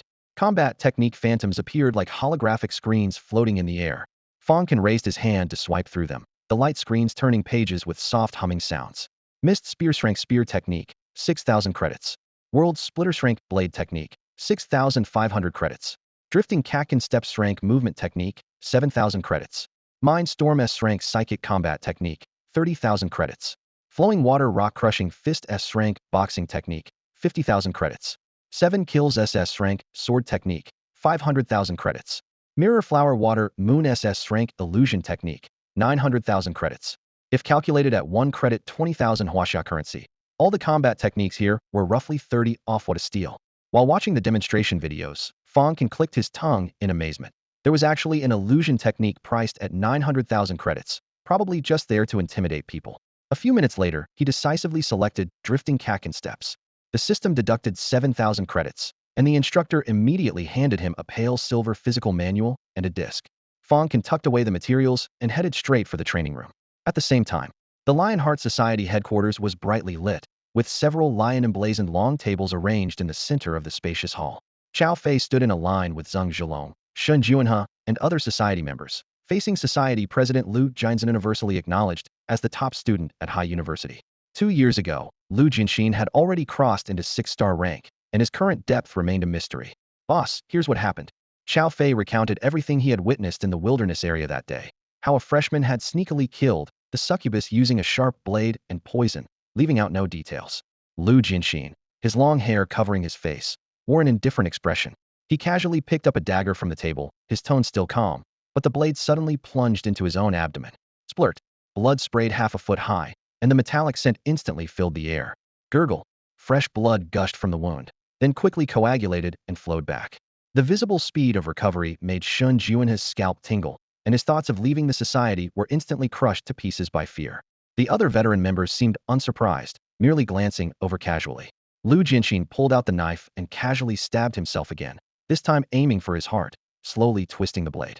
Blood flowed like a river, yet his expression remained unchanged. Chao Fei, you're saying that kid has a very sharp blade, and he coated it with poison to sneakily kill the succubus? Chao Fei nodded. Right, I only realized it later. That kid's cleaver is definitely not an ordinary weapon. A cleaver. Lu Jinxin was stunned for a moment, then squinted his eyes. It does look like one, but if it's truly a mystical weapon, it would be perfect for practicing movement techniques. Then help me find out when he has classes. I'll go meet him personally. Lu Jinxin waved his hand. You got it. Chao Fei perked up. His whole purpose for coming here was to get the boss to put Fang Can in his place. As soon as he finished speaking, Lu Jinxin pulled out a dark green genetic serum from his chest, removed the safety cap, and downed it in one gulp. The next second, he raised his hand to reveal a gleaming dagger and slashed it across his throat with a sharp hiss. Blood sprayed everywhere, making the scene immediately unsuitable for children. Everyone was so frightened they retreated repeatedly, hastily exiting the secret chamber. Senior, is the boss really okay practicing like this? Shinjuana's face turned pale. Don't worry. Chao Fei patted his shoulder. The boss also has S-level talent. He wouldn't die even if he were torn to pieces. Stop worrying about things that aren't your concern. Shinjuanha swallowed hard. Holy shit. The next day, in a classroom at Haida University, Fang Can had practiced movement techniques all night and was feeling somewhat tired, so he decided to attend an elective course to relax. He sat in the back row, propping his cheek with one hand while listlessly scrolling through his phone with the other. His 3 roommates Yang Yuhui, Han Xiu, and Wang Chong crouched down and approached from the back row. Xiaoping. Yang Yuhui caught a glimpse of the profile page on the screen and exclaimed, Isn't that Senior Qiu from the Research Institute? Kanch, do you have feelings for her? Fang Can turned his head. You know her. She's the famous genius female pharmacist from the Research Institute. She passed the 6-star assessment as a senior, and she's beautiful too. Who doesn't know her? Yang Yuhui chuckled. Too bad she has a boyfriend. Don't get any ideas, Kanch. What am I thinking? Fang Can rolled his eyes. Xiaoping was indeed beautiful, but she was only on the same level as Jiang Xinai. Compared to that goddess of war he encountered in the Jinling ruins, she fell short by more than a little. Han Xiu sighed.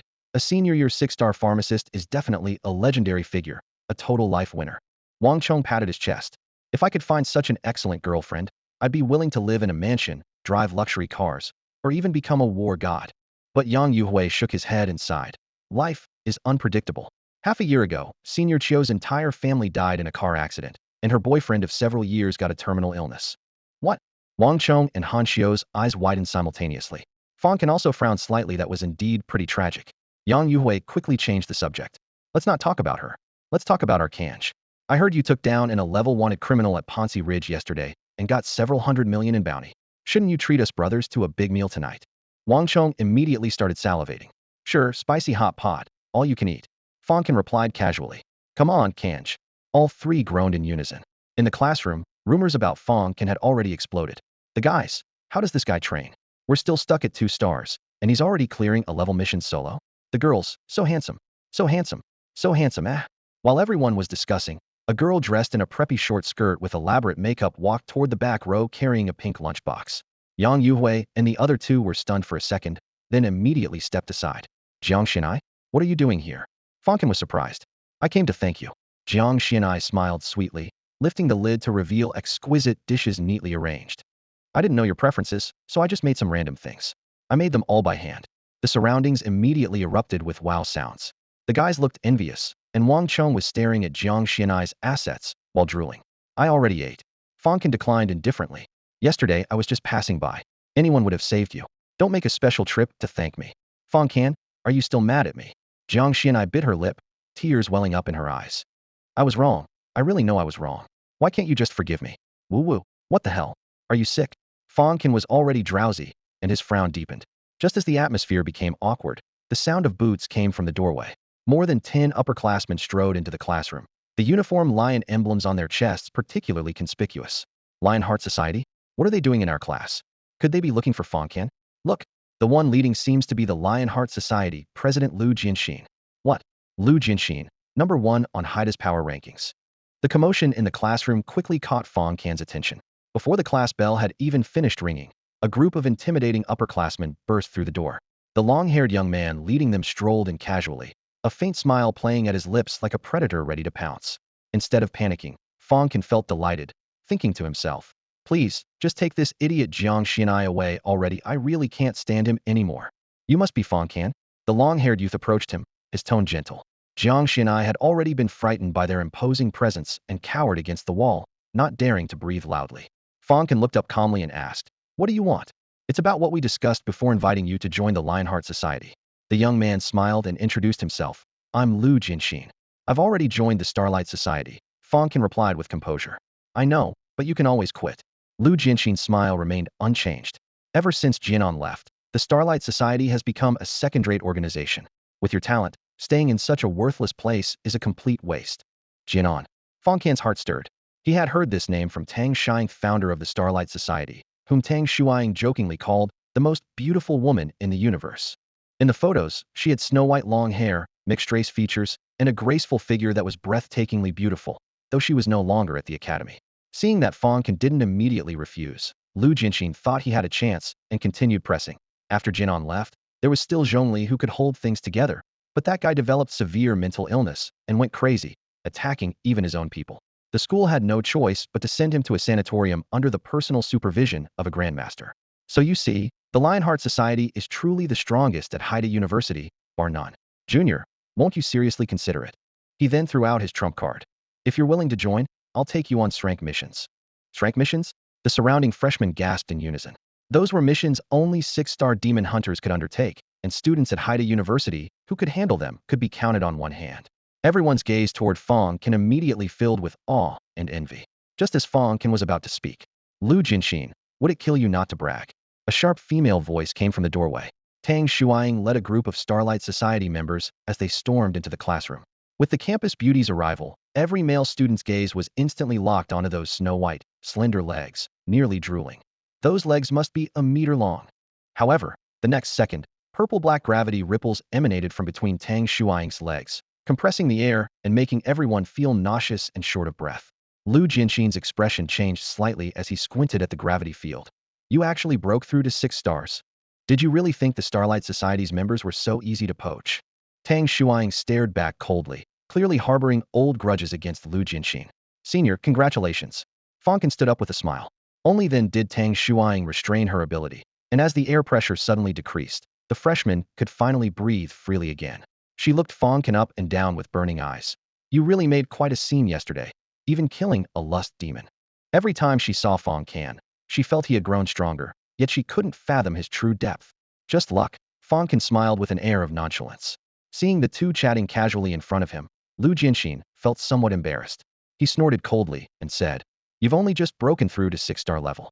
Tang Shuang, you're still far from reaching the heights of Jinan and Zhongli from back then." Behind him, Chao Fei immediately puffed out his chest and started flattering. "Exactly. Our boss is a high-level 6-star. Fang Can didn't even bother to lift an eyelid and directly cursed. "So what if you're a high-level 7-star? I said I'm not interested, and I mean it. Get lost." He had single-handedly taken down 20 to 30 level 6 and levels even magical beasts in one Gaoi. Would he fear some mere high-level 6-star student? "What did you just say?" With Boss Lu backing him up, Chao Fei felt emboldened and pointed at Fang Can, cursing furiously. "You little bastard. Who do you think you are to talk to our boss like that?" Swoosh. Fang Can's eyes lit up like cold blades as his figure moved suddenly. His steps were silent yet light as floating catkins, making his trajectory impossible to track. Crack. A thunderous slap exploded through the classroom. The next second, Chao Fei flew like a dead dog for 6 or 7 meters, crashing hard into the electronic blackboard and sliding down with a trail of shattered light. Whoosh! The classroom immediately erupted in chaos. No one expected Fang Can to actually strike during class. This wasn't just any small matter, and punishment was inevitable. Srank movement technique floating Kaken steps. Lu Jianxin and Tang Shuang exclaimed simultaneously. "Damn it, I couldn't even react." Lu Jianxin's face turned ashen, completely caught off guard by Fang Can's sudden attack. "Shit. Brothers, charge. Get him." 7 or 8 Lionheart Society members roared as they rushed forward. "Bring it on. You think we're scared?" Yaostar Society members like Lu Jun and Shi Tianan also rolled up their sleeves, and the atmosphere instantly became explosive. Just as both sides were about to clash, a thunderous shout erupted from the doorway. "What are you doing?" Along with the booming voice came a terrifying mental pressure that made everyone's chests feel tight, even the strongest among them. Lu Jianxin could barely breathe.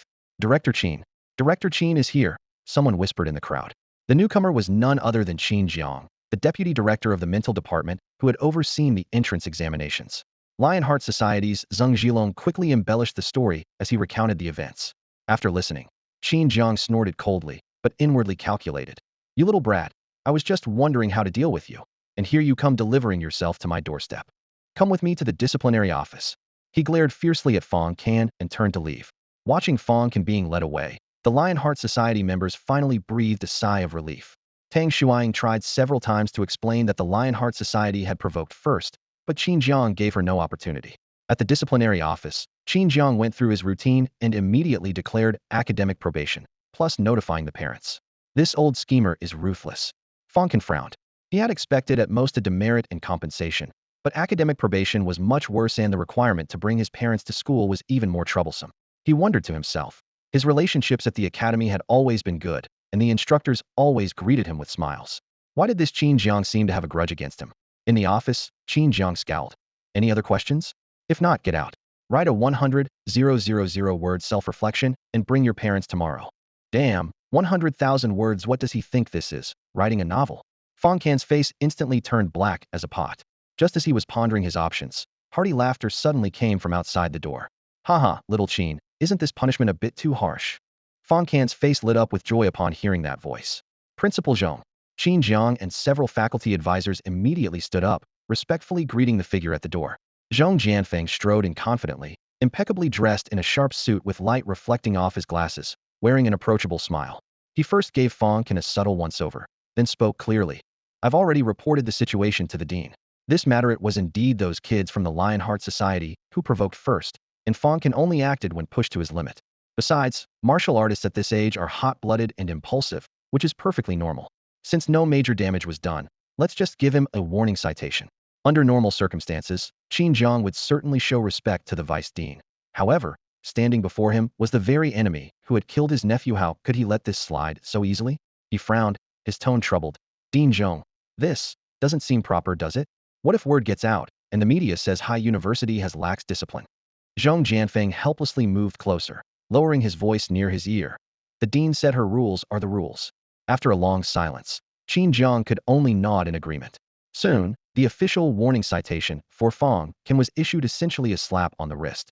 In the hallway outside the faculty office, Fang Can walked alongside Zhong Jianfeng, muttering quietly. "Dean Zhong, Is Director Qin always this rigidly impartial? Why do I feel like he's targeting me? His psychic intuition was always sharp, yet he couldn't figure this out. Wanna know? Zhong Jianfeng smiled mysteriously, keeping him in suspense. Don't keep me hanging, just tell me. Qin Jiang is Lin Jiaoyang's uncle. What? Fang Can's steps faltered slightly. Lin Jiaoyang's uncle? Damn. No wonder he's targeting me. A flash of coldness crossed his eyes before quickly disappearing.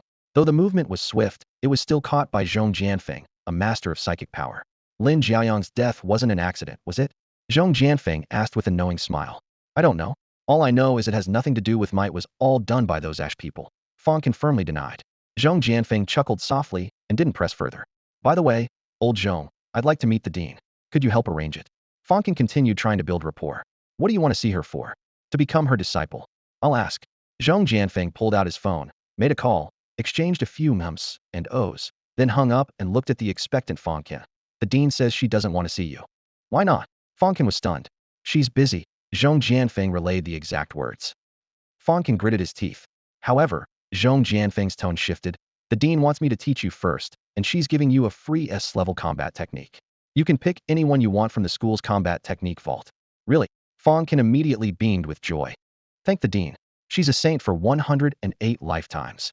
Meanwhile, in the dean's office, soft white daylight streamed through the floor-to-ceiling windows. Assistant Kong Rui looked puzzledly at the stunningly beautiful woman sitting behind the desk. Dean, why don't you want to see Fang Can?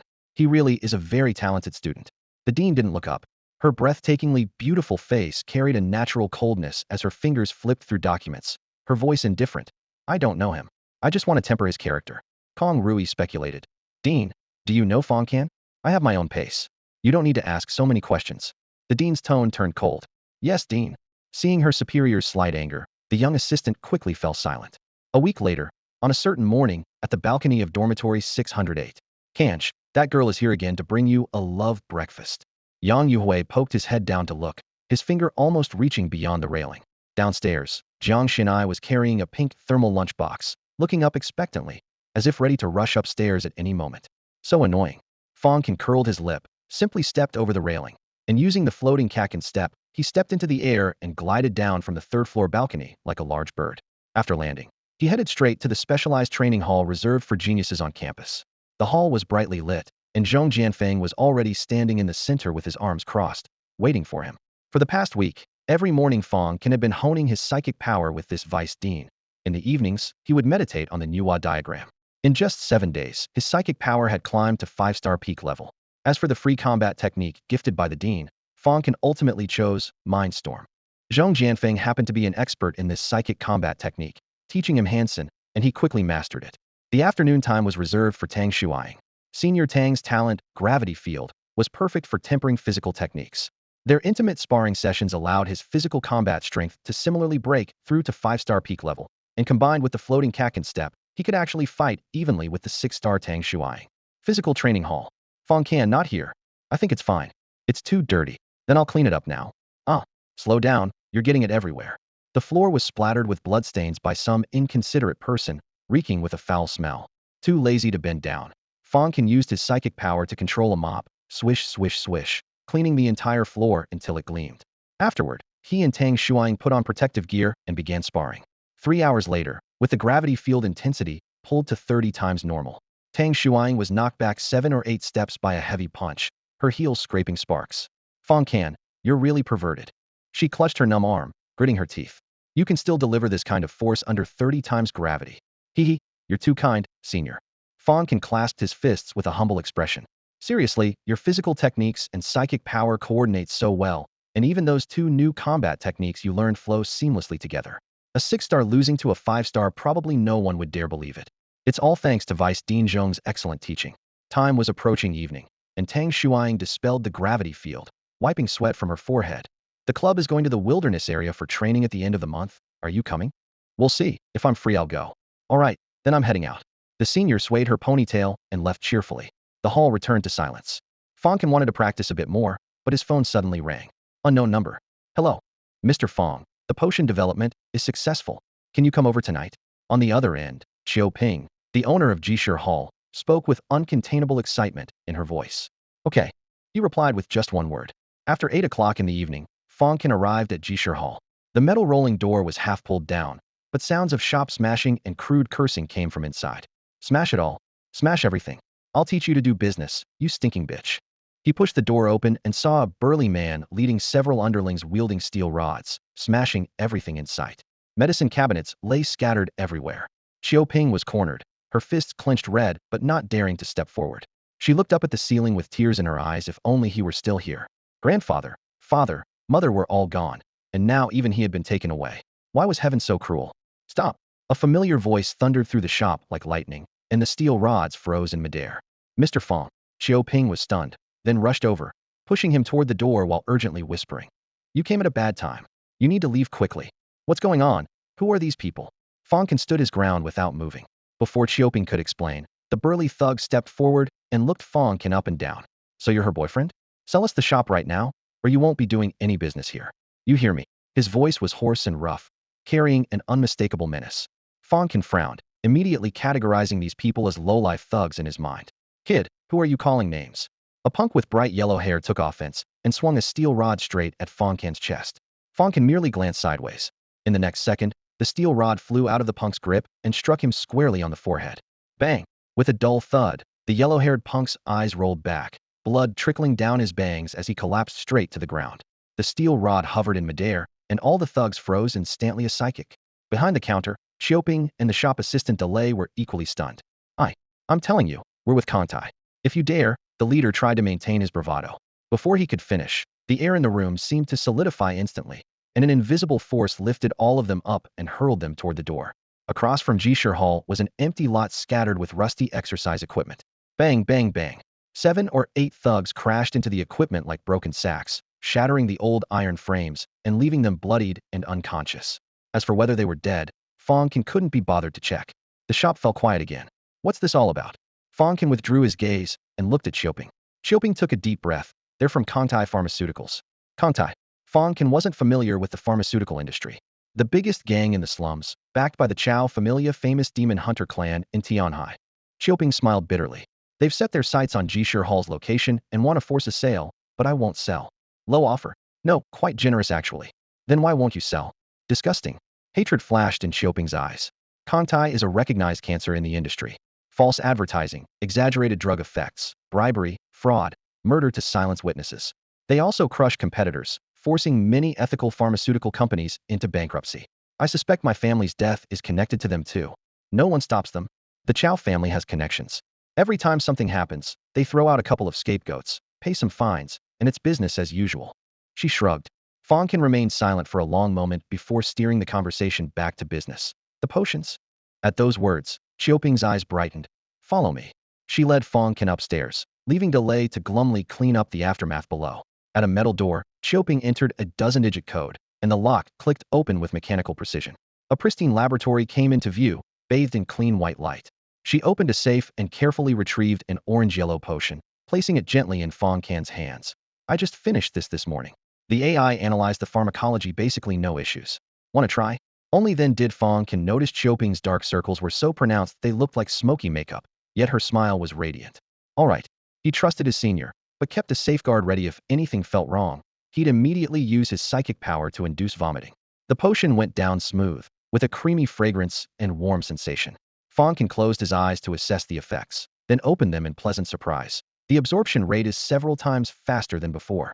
Xiaoping beamed. Not just that, the potency is also several times stronger than ordinary A-grade potions, almost reaching grade. Pretty impressive, right? What about production capacity? About 2 vials per day. That's it. Big brother, I thought you'd praise me for being a genius. Do you have any idea how difficult it is to formulate grade potions? In the laboratory, Xiaoping held a measuring spoon and earnestly explained to Fang Can that grade and higher potions required precision down to 0.001 milligrams.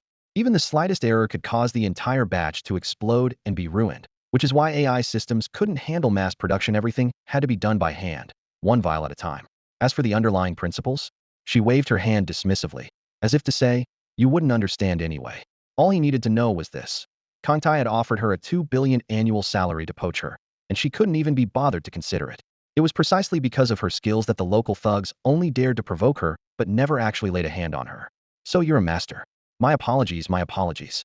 Fang Can clasped his hands together respectfully, his attitude sincere. Xiaoping raised her eyebrows smugly. Hee hee. Well then, I'll start mass-producing the potions. Oh, and I've named this potion Divine Blood. What do you think? Divine Blood. A bit dramatic, but not bad. Fang Can nodded and casually asked, by the way, you diluted the raw materials quite a bit for this potion, right? Of course. To save costs, you naturally want to maximize dilution. Why do you ask? I'd like you to help me develop an S-grade potion with minimal dilution of the raw materials. S-grade. Xiaoping frowned. I wouldn't recommend it. That would waste enormous amounts of materials, and even if we succeeded in formulating it, the production would be slow. The returns might not be worth it. I'm not selling it. It's for my own use. Fang Can smiled in response. With that, right in front of her, he pulled 5 bottles of golden bull milk from his storage ring and arranged them neatly on the laboratory table. The amber liquid gleamed with a warm luster under the lights. Holy crap. You still have this much milk? Xiaoping's eyes nearly popped out from behind her safety goggles, her mind filled with dollar signs dancing around. She secretly swallowed the drool that had rushed to her lips and immediately straightened her back, nodding solemnly. Yes, boss. Tianhai Martial Arts Academy. Adjacent to Haida University, this cradle of warriors was one of the nation's top institutions. At this moment, inside a dimly lit restaurant within the academy, the air was thick with the mingled scents of alcohol and grilled meat. Old Chow, what's wrong with you? We finally get together, and you're sitting here all gloomy? Yang Bin, a broad-shouldered, narrow-waisted man in a tank top, waved an empty bottle and drunkenly patted Chow Fei's shoulder across the table. He was Chow Fei's high school classmate and tonight's mood maker. Chow Fei had organized this dinner himself, but ever since sitting down, he'd been drinking heavily in silence. His old classmates exchanged puzzled glances, full of confusion. Yeah, Brother Fei, what's bothering you? Tell us, and we'll help you figure it out. Another friend chimed in. Beside Yangbin sat a girl with elaborate makeup and flashy clothes, their shoulders nearly touching. Yangbin's hand roamed back and forth on her thigh, bold and shameless, completely ignoring the other's stares. Damn it, someone beat me up. Before he finished speaking, Chow Fei slammed his fist on the wooden table, making the glasses clatter loudly. The private room fell silent instantly, everyone's faces filled with disbelief. Young Master Chow, you're joking, right? A crew-cut man laughed nervously. Who would dare hit you? The Chow family is one of Tianhai's most prominent clans. It wasn't Tang Shuiying, was it? Yangbin frowned, guessing. No, not her. Chow Fei shook his head, breathing heavily. It was a freshman. A freshman. Everyone was even more confused. Given Chow Fei's status at Haida, who would dare even be Ablito lay a hand on him? His name is Fang Can. Chow Fei spoke each word deliberately, squeezing the name through gritted teeth. Crack his knuckles tightened, and he crushed the wine glass in his bare hand, liquid splashing across the table. Fang Can. The crew-cut man gasped. You mean the one who took down that pervert Miao Renfeng, recently Haida's strongest freshman? That's him. Chow Fei snarled, his eyes filled with rage. Everyone exchanged glances, their expressions complex. Finally, the straightforward Yangbin spoke up. Just tell us. Old Chow, what do you want to do? Good.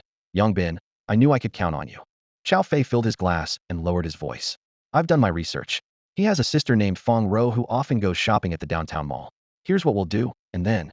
2 nights later, as the city lights began to twinkle. After class, Fang Ro went shopping downtown with her roommates as usual. Her 3 roommates were all proper rich kids with monthly allowances easily reaching millions. Originally, Fang Ro wouldn't have fit into this circle, but she had a brother who was practically a god-tier cheat code, Fang Can. He casually transferred hundreds of millions, and at just 18, he was already a 5-star demon hunter, handsome and with unlimited prospects, making her roommates incredibly envious. After 3 hours of shopping warfare, the 4 girls carried bags full of purchases, laughing and chatting as they headed to the underground parking garage. Xiao Ro, this is for you. Her roommate Chu Yao's eyes lit up as she pulled out a limited edition Huamilo smartwatch and thrust it toward Fang Ro, pressing her palms together. Give me your brother's WeChat, please. Fang Ro put her hands on her hips and raised an eyebrow teasingly. Oh, Chu Yao, I thought you were my best friend, but you want to be my sister-in-law. Oh, come on, dear Ro, I promise I won't bother him. I just want to follow his daily life from afar, okay? Chu Yao grabbed Fang Ro's hand and acted cute, while the other 2 roommates shook their heads completely speechless at this lovesick fool. Even if I give you his contact, he might not accept your request, Fang Ro said reluctantly. That's fine, just give me his WeChat. Whether he accepts depends on fate. Chu Yao stuffed the 500,000 yuan watch into Fang Ro's bag and smiled triumphantly. Thank you. I really can't do anything with you. Fang Ro shook her head and had just pulled out her phone. An old Range Rover suddenly roared to life and charged straight at her. Xiao Ro, watch out.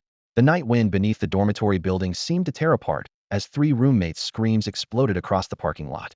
Fang Ro rolled sharply to the side, palms hitting the ground as her body sprang up like a coiled spring. With a clean, fluid cartwheel, she let the vehicle's front bumper whistle past the soles of her shoes. The acrid smell of burning rubber filled her nostrils. Before she could fully land, the car doors slammed open with a bang, and 4 or 5 young men in black masks poured out in single file.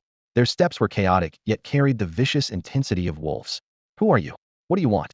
Fang Ro demanded in a low voice, backing away while steadying herself. As a top-tier 2-star warrior, the cold gleam in her eyes shone brighter than the streetlights. Her 3 roommates, still shaken but undeterred, rushed over to fight alongside her. However, with only 1-star abilities, they were knocked to the ground by a series of brutal attacks before they could coordinate, their groans echoing one after another. Damn, this bitch has top-tier 2-star strength. One of the masked men cursed, his peripheral vision catching sight of security guards patrolling in the distance. Security's coming fast, use your talent. The men exchanged glances. In the next second, one of them raised both hands, an eerie blue light emanating from his palms. Fang Ro suddenly felt her legs fill with lead, her speed instantly dragging to a crawl. Bang! A whip kick swept across, sending her flying. Her spine slammed hard against a Tesla's hood, denting the metal and triggering a piercing alarm. The sound of tearing fabric followed immediately. Damn, a grade protective underwear? This little bitch is loaded, the man tearing at her clothes cursed, his knuckles white with effort.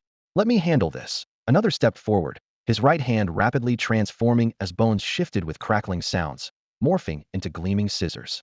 A lewd smile spread across his face while another man pulled out his phone, aiming it at Fang Ro, clearly intending to record. In this critical moment, Fang Ro raised her right hand, murderous intent blazing in her eyes. Crimson vines suddenly burst from her sleeve. Thud! Sharp thorns pierced through the air, instantly penetrating the scissorsman's chest. Blood sprayed as his shirt front was instantly stained a shocking red. His smile froze as he looked down at his chest, terror rapidly spreading through his pupils. Holy shit! The remaining 4 masked men were completely stunned. Xiaoyang is dead, run. Fuck this, the intel was wrong, run.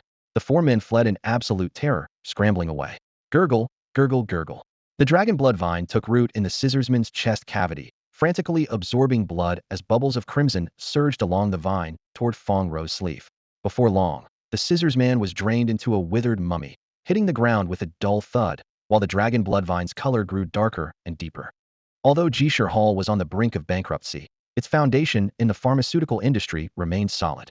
Combined with Qiu Ping's reputation as a genius female pharmacist, securing clients was effortless. The first batch of 20 divine blood potions sold out immediately after production, priced at 80 million each, instantly generating 1.6 billion in cash flow and completely reviving the old establishment. According to their agreed 90% split, 1.44 billion was quickly transferred to Fang Can's account. Not bad. Keep up the good work, Fang Can said after checking the deposit notification, then called Qiu Ping. Roger that, boss. Qiu Ping's joy was unmistakable over the phone. Though she only received 160 million in profit, which still required deducting raw material costs, earning this much in 10 days left her quite satisfied. By the way, for safety reasons, I suggest you relocate your potion production. The black market security is always unstable, and I'm worried about accidents, Fang Can advised. Yes, boss, you're absolutely right. I'll move operations right away. Qiu Ping readily agreed. After hanging up, Fang Can returned to his dorm from the cultivation room. Hot water washed away the muscle soreness, and he wrapped himself in a towel before sinking into the sofa. With a finger tap, he opened the Treasure Pavilion online store. Finally time to shop. Let me see what's worth buying. Beverages. Milk, priced at 100 million per pound purchased. Cookware. Kitchen knife, priced at 500 million per piece purchased. Potted plants. Dragon blood vine, priced at 1 billion per pot purchased. Ingredients. Fire turkey eggs, priced at 100 million per piece. Talismans. Protective charms, priced at 300 million per piece. Paintings. 18 levels of hell diagram, priced at 2 billion per piece. I wonder how Xiao Ro is doing with cultivating the dragon blood vine. I should visit her sometime. Fang Can browsed through his shopping list while swiping his finger across the light screen, his mind filled with thoughts like, can Xiao Ro really raise it properly? His gaze quickly moved from the dragon blood vine to the next item, fire turkey eggs. On the pale golden eggshell, flame patterns resembled burning vines, restlessly spreading across the surface. Just as he was about to scroll past, his heart suddenly skipped a beat. Fire element ingredients? Didn't he still have a forgotten fire element talent? Maybe it could come in handy. He clicked into the details page. Fire turkey eggs, laid by the spirit beast Fire Luan, containing the essence of Li Fire, can nourish fire's spiritual roots with a certain probability of enhancement. Price, 100 million per piece. Positive rating, 90. Eggs from the spirit beast Fire Luan. Fang Can frowned and scrolled to the review section. These aren't chicken eggs, they're genuine Fire Luan eggs. Safe to eat. I've been buying them repeatedly. This merchant is incredibly lazy. Clearly Fire Luan eggs, but labeled as fire turkey eggs. Almost missed out. Personally tested. After eating 100 eggs, my fire spiritual root advanced from low grade to mid grade. Fire 1 truly carries diluted phoenix bloodline. The eggs it lays can enhance both spiritual roots and bloodline. Tomorrow is my Tao companion's 9,000th birthday. Wanted to order 100,000 eggs, but the merchant won't respond. Fang Can quickly reached his conclusion. They could indeed enhance fire element talent. After a moment's hesitation, he ordered 5 eggs, burning through 500 million in one go. Still made his heart ache. Ding. Group order successful. Your treasure is being packaged and will be shipped from the savage demon territory. Closing the page, he opened the next item: low-grade protective charms. Low-grade protective charms. Produced by the Heavenly Talisman sect, automatically protects the master, can withstand attacks from mid-stage chi refinement cultivators. Price, 300 million per piece. Positive rating, 98. Automatically protects the master, so mom, dad, and Xiao Rou could use them too? But what level would mid-stage chi refinement be equivalent to on Earth? He scratched his head, but still decided not to take any risks. With a tap of his finger, he purchased 4 protective charms, one each for himself, his sister, and his parents. Ding. Group order successful. Your treasure is being packaged and will be shipped from the Eastern Victory Divine Continent. After completing these purchases, he casually added a few more pounds of golden milk to his cart. His balance instantly hit rock bottom, the massive zero on the interface suffocating to look at. Money is way too easy to spend. Fang Can sighed deeply, having originally wanted to take a peek at what secrets that 18 levels of hell diagram might hold. Ring, ring, ring. The phone's ringtone pierced the silence, and he answered the call. Hello, hello? Is this Brother Fang Can? A girl's voice came through, trembling slightly. Yes, this is me. Who is this? My name is Chu Yao. I'm Xiao Rou's roommate. Something terrible has happened to Xiao Rou. Where is Xiao Rou? Is she okay? Fang Can's heart sank, but he forced his voice to remain steady. On the other end of the line, his roommate Chu Yao replied through tears. She's at City First Hospital. Her life was saved, but she killed someone. I'll be right there. Wait for me at the hospital entrance. Before he finished speaking, Fang Can hung up directly. His entire body was enveloped by surging psychic power as he burst through the window and sped toward the hospital at breakneck speed. Large base cities strictly prohibited unauthorized flight. Psychic masters and flight-type awakeners had to file advance reports, but Fang Can couldn't care less about regulations at this moment. 5 minutes later, he arrived at the hospital entrance almost simultaneously with Chu Yao, who was still catching her breath. Chu Yao's hair was disheveled, her face bruised and purple on one side, her swollen eyes filled with terror. Without wasting words, she grabbed Fang Can and rushed straight to the ward. In the hospital corridor, bright lights illuminated both sides. 8 armed enforcers stood in 2 rows at the door, their 5-star badges gleaming coldly on their chests. Seeing Fang Can charging toward them aggressively, they raised their weapons in unison, blocking his path. Officer, he's Fang Rou's brother. Chu Yao quickly explained. The suspect's brother? One of the enforcers was about to inquire further when a tall enforcement captain emerged from behind a group. You're the one who was flying overhead just now? A psychic master? Don't you know base cities prohibit flight? The captain barked harshly, his attitude stern as if ready to arrest him on the spot. I want to see my sister. Fang Can met his gaze, psychic powers surging beneath the surface. The captain's mind shook, his brow furrowing even tighter as the air instantly grew tense. Brother Fang Can, stay calm. They're enforcers. Chu Yao gripped his sleeve tightly, afraid he might force his way through and get detained. Fang Can suddenly remembered something and pulled out his communicator, dialing Pei Guoyang directly. After explaining the situation in a few sentences, there was a moment of silence before the reply came. Give me 10 minutes. Soon after, a distinctive black hovering car stopped at the entrance. Pei Guoyang stepped out quickly. Director Pei. The 8 enforcers stood at attention and saluted. Pei Guoyang nodded and patted Fang Can's shoulder. Xiao Fang, don't worry. I reviewed the case files on my way here. Your sister will most likely be ruled as acting in self-defense. With that, he led him straight into the ward. Behind Fang Can, the previously aggressive enforcement captain quietly stepped aside. Chu Yao watched this scene in shock, unable to close her mouth for a long time. Xiao Rou's brother actually knows the director of the enforcement bureau. 4 enforcers remained on guard inside the ward. Seeing Pei Guoyang enter, they also stood at attention. Brother, the moment Fang Rou saw Fang Can, tears burst forth like a dam breaking. She threw herself into his arms, shoulders trembling. I didn't mean to, sob. It's okay, your brother is here. Fang Can gently patted her back, though his heart was filled with self-blame. He couldn't even protect his own sister. Pei Guoyang added from the side. The Bureau is pursuing those people with full force. I'll have an answer for you by tomorrow evening at the latest. The next day at noon, news arrived. All the masked youths had been captured. The interrogation results revealed they were small-time thugs from Tianhai's underground gangs who had been paid to act yesterday. Their plan was to beat up Fang Rou first, then take nude photos to upload online.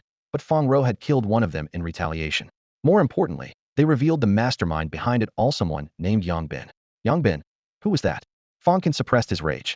In the interrogation room, keyboards clattered as the female officer quickly pulled up files. Soon, results appeared on the screen. Yang Bin, 21 years old, male, junior at Tianhai Martial Arts Academy. Tianhai Martial Academy? Fang Can felt both furious and puzzled. How could Xiao Rou have gotten involved with someone from a neighboring school? He turned to Pei Guoyang and said, Chief Pei, now that we have evidence, can we arrest this Yang Bin and interrogate him properly? I have a feeling he's being manipulated by someone else. Well, Pei Guoyang scratched his head awkwardly.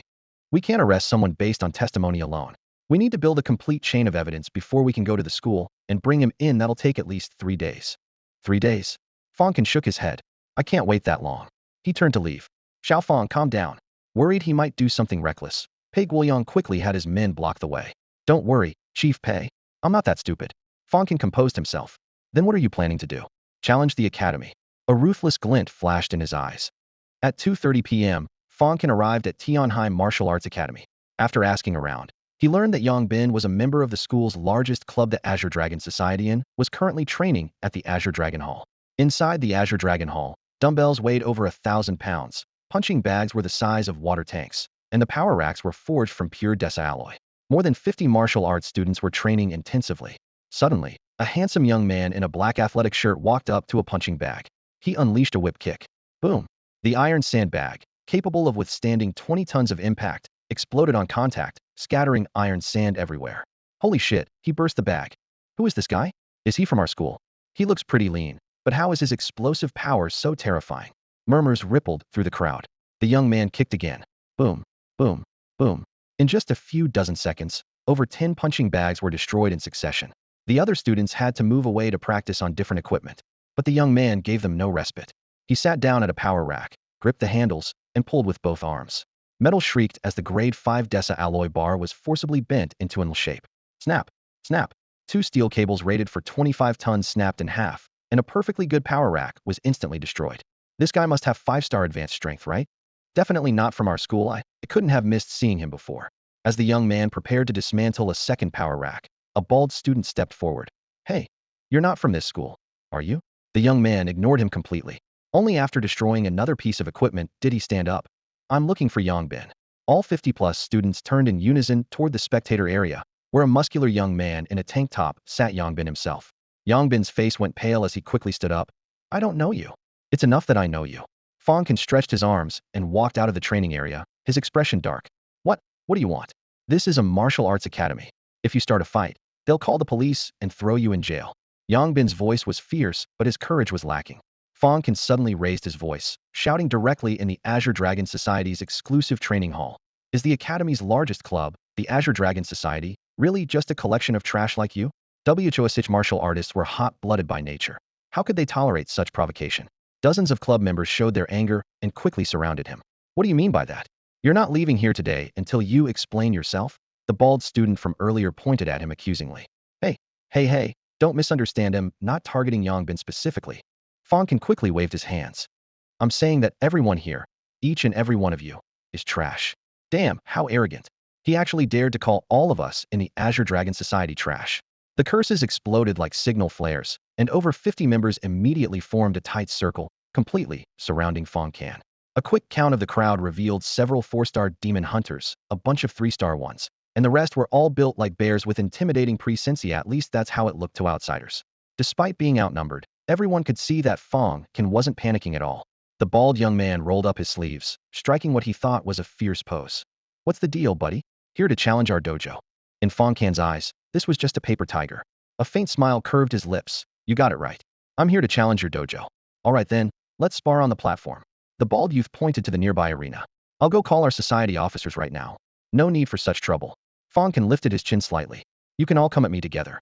All together? Are you sure? The bald youth thought he'd misheard. Damn, this guy's really arrogant. Yang Bin couldn't hold back anymore, anger flaring in his heart. 50 people. Just one punch from each person would probably be too much even for a god. Unless someone at the president's level showed up, no one could withstand this wave of assault. Truly a bunch of trash. Fang Can casually brushed his clothes, as if even dust was too dirty for his hands. Damn, get him, kill him. 2 hot-headed members lost control first, roaring as they charged forward. Bang, bang. Two dull thuds rang out as both men were flung away like broken sacks, blood streaming from their noses in perfect arcs before they crashed into the crowd. "Get him!" The bald youth roared, and the remaining 48 people swarmed forward in an instant. They had originally planned to overwhelm Fang Can with sheer numbers, but the next second they regretted it. Fang Can moved like an elongated shadow, appearing and disappearing through the crowd, his fists and feet so fast they left only afterimages. Bang bang bang bang bang. The dull sounds of fists meeting flesh merged into a drumbeat. Society members flew backward one after another, broken noses, fractured arms, dislocated shoulders covering the floor with their agonized wails. Several 4-star demon hunters had barely raised their fists before taking direct hits to the chest, their faces turning pale as they staggered back several meters. In just 4 or 5 breaths, the ground looked like it had been swept by autumn wind, with fallen bodies everywhere. Yet Fang Can remained calm and composed, his clothes unruffled, not even a bead of sweat on his face, as if he'd merely done some light stretching. Ow, how is this possible? Yang Bin was the only one who hadn't had time to attack. Now he stared wide-eyed, finally realizing what kind of monster he had provoked. 50 people attacking together, and Fang Can's breathing hadn't even changed. Was this even human? You wait here. I'm going to call for backup. Don't you dare leave if you've got guts. Yang Bin shouted while hopping around, practically leaping out of the martial arts hall, terrified that Fang Can might chase him. Fang Can just watched with a cold smile, completely unconcerned. After today, Yang Bin would have no place left at Tianhai Martial Academy. This was exactly the kind of shocking effect he wanted to create. From now on, whenever anyone mentioned Tianhai Martial Academy, they'd add, "Isn't that the place where Fang Can from Ocean University single-handedly took down the entire school? Martial Academy Student A. Martial Academy Student B. Damn it, it's all Yang Bin's fault." Yang Bin rushed out the main gate and immediately pulled out his phone, his trembling fingers dialing the president Yen Jinhua. "Hello, boss. Someone came to challenge our dojo and beat down over 50 of our people." The voice on the other end was both shocked and furious. "What? Who is it? Zhang Jinsong or Han Tai?" "Neither of them. It was a freshman from Ocean University named Fang Can." "What? Ocean University?" After hanging up the phone, Yang Bin felt this wasn't enough insurance, so he logged into the campus forum and posted a thread. The title was just one line, so arrogant. "Fang Can, a freshman from Ocean University, came to challenge our school and claimed all our martial arts students are trash." The moment the post went live, before even 60 seconds had passed, the comment count shot up like a runaway counter, instantly breaking 2,000. In dormitories, under academic buildings, at cafeteria entrances, and even in martial arts training areas, groups of martial arts students mobilized upon hearing the news, their footsteps shaking the corridor windows as they swarmed toward the Azure Dragon Hall. Such commotion quickly alerted the martial arts instructors. On the surveillance room screens, Fang Can stood alone at the main entrance of Azure Dragon Hall, showing no fear. The instructors gathered around the screens, their faces alternating between pale and flushed. Although Yang Bin embellished his post, "This kid really is here to challenge us." Someone angrily slammed the table. "Director Su, I'll have security throw him out right now," another instructor shouted, pointing at the screen. Department Director Su Hong frowned deeply. "No. Challenging is an unspoken rule in our field. If our skills aren't enough and we get humiliated, we have to accept it.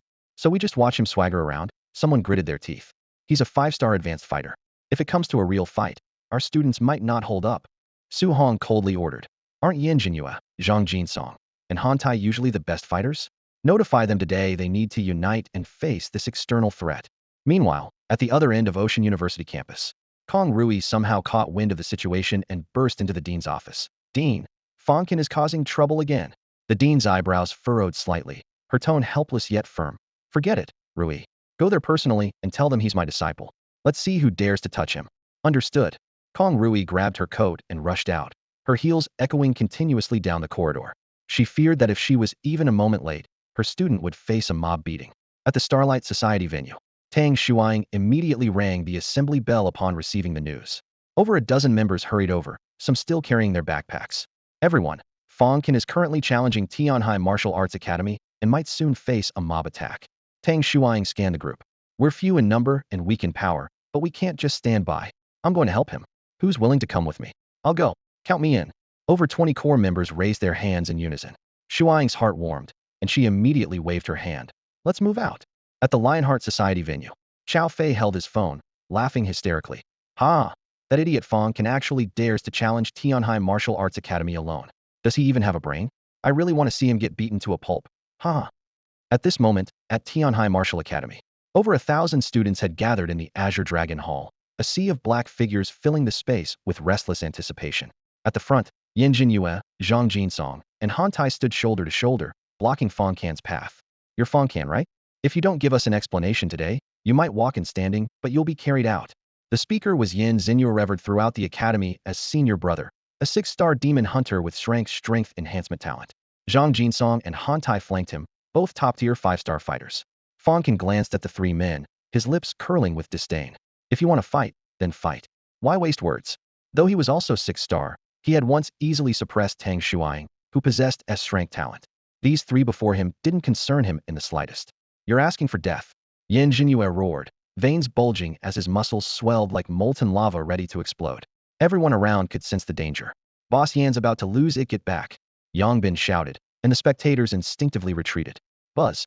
Fang Can's eyes turned cold as a surge of psychic force condensed into a storm, striking directly at the charging Yin Jinyue's rank psychic combat technique.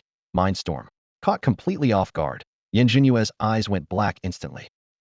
Excruciating pain pierced his brain like hundreds of steel needles, causing his consciousness to blank momentarily. Seizing the opportunity, Fang Can delivered a devastating punch to his opponent's chest, the psychic force wrapped around his elbow doubling the impact. Bang! The 6-star Yin Jinyue was sent flying on the spot, blood spraying from his mouth as he crashed into a crowd of people. Cries of pain echoed throughout. Yet the hall fell deathly silent. Over 1,000 students had witnessed their senior brother defeated with a single punch, leaving them all petrified. Fang Can shook his head with a sigh. This is the Academy's #1? How disappointing. Yin Jinyue coughed up 3 more mouthfuls of blood before losing consciousness. Damn it, let's all attack together. Zhang Jinsong, the second-in-command, roared. With this many people, how can we not take him down? Right, let's fight him. Han Tai bellowed, leading the charge. Members of the 3 major societies, Azure Dragon, For Seas, and Iron Tiger, united in rare solidarity, their battle cries thundering like an avalanche. Their target was singular. Fang Can of High University. Fang Can's cold gaze swept over them. Trash is still trash, no matter how many come. Mindstorm area effect. Boom. A visible psychic tempest erupted from beneath his feet, spreading like a tangible hurricane. Thud, thud, thud. Thousands of students rolled their eyes back and collapsed like dominoes, their white martial arts uniforms carpeting the hall floor. The scene was truly spectacular. Despite their numbers, most of them were only 1-star level and naturally couldn't withstand Fang Can's top-tier 5-star psychic power. The mental assault struck like a sledgehammer, the very air seeming to carry a stinging sensation. Waves of students collapsed on the spot, their knees buckling as they fell unconscious in heaps. Only a handful of senior students who were also 5-star level with relatively strong willpower managed to grit their teeth and remain standing. But Fang Can's devastating, instant mental kill was still deeply burned into their minds, making their scalps tingle and legs tremble. Amid the screams, those few 5-star students turned deathly pale, scrambling and crawling through gaps in the crowd to escape. Their shoes scraped sharply against the floor, fear written all over their faces. At that moment, Kong Rui, Tang Shuang, and others pushed through the doors, just in time to witness the bizarre scene in the center of the venue. They all stopped in their tracks. The arena was packed with fallen bodies, leaving no room to even step, while a young man floated in midair with his hands behind his back, his expression calm and indifferent. The rest either had their eyes rolled back or lay collapsed, completely unconscious. Other than Fang Can, they couldn't think of anyone else capable of this. My God! Tang Shuang, Lu Zhen, Shi Tianen, and other members of the Shining Star Society stared in stunned silence, their voices filled with shock. Kong Rui merely sighed and shook his head with a wry smile. This kid. Coach Kong, what are you doing here? Fang Can finally noticed the newcomers, his figure flickering as he landed and faced Kong Rui from across the space.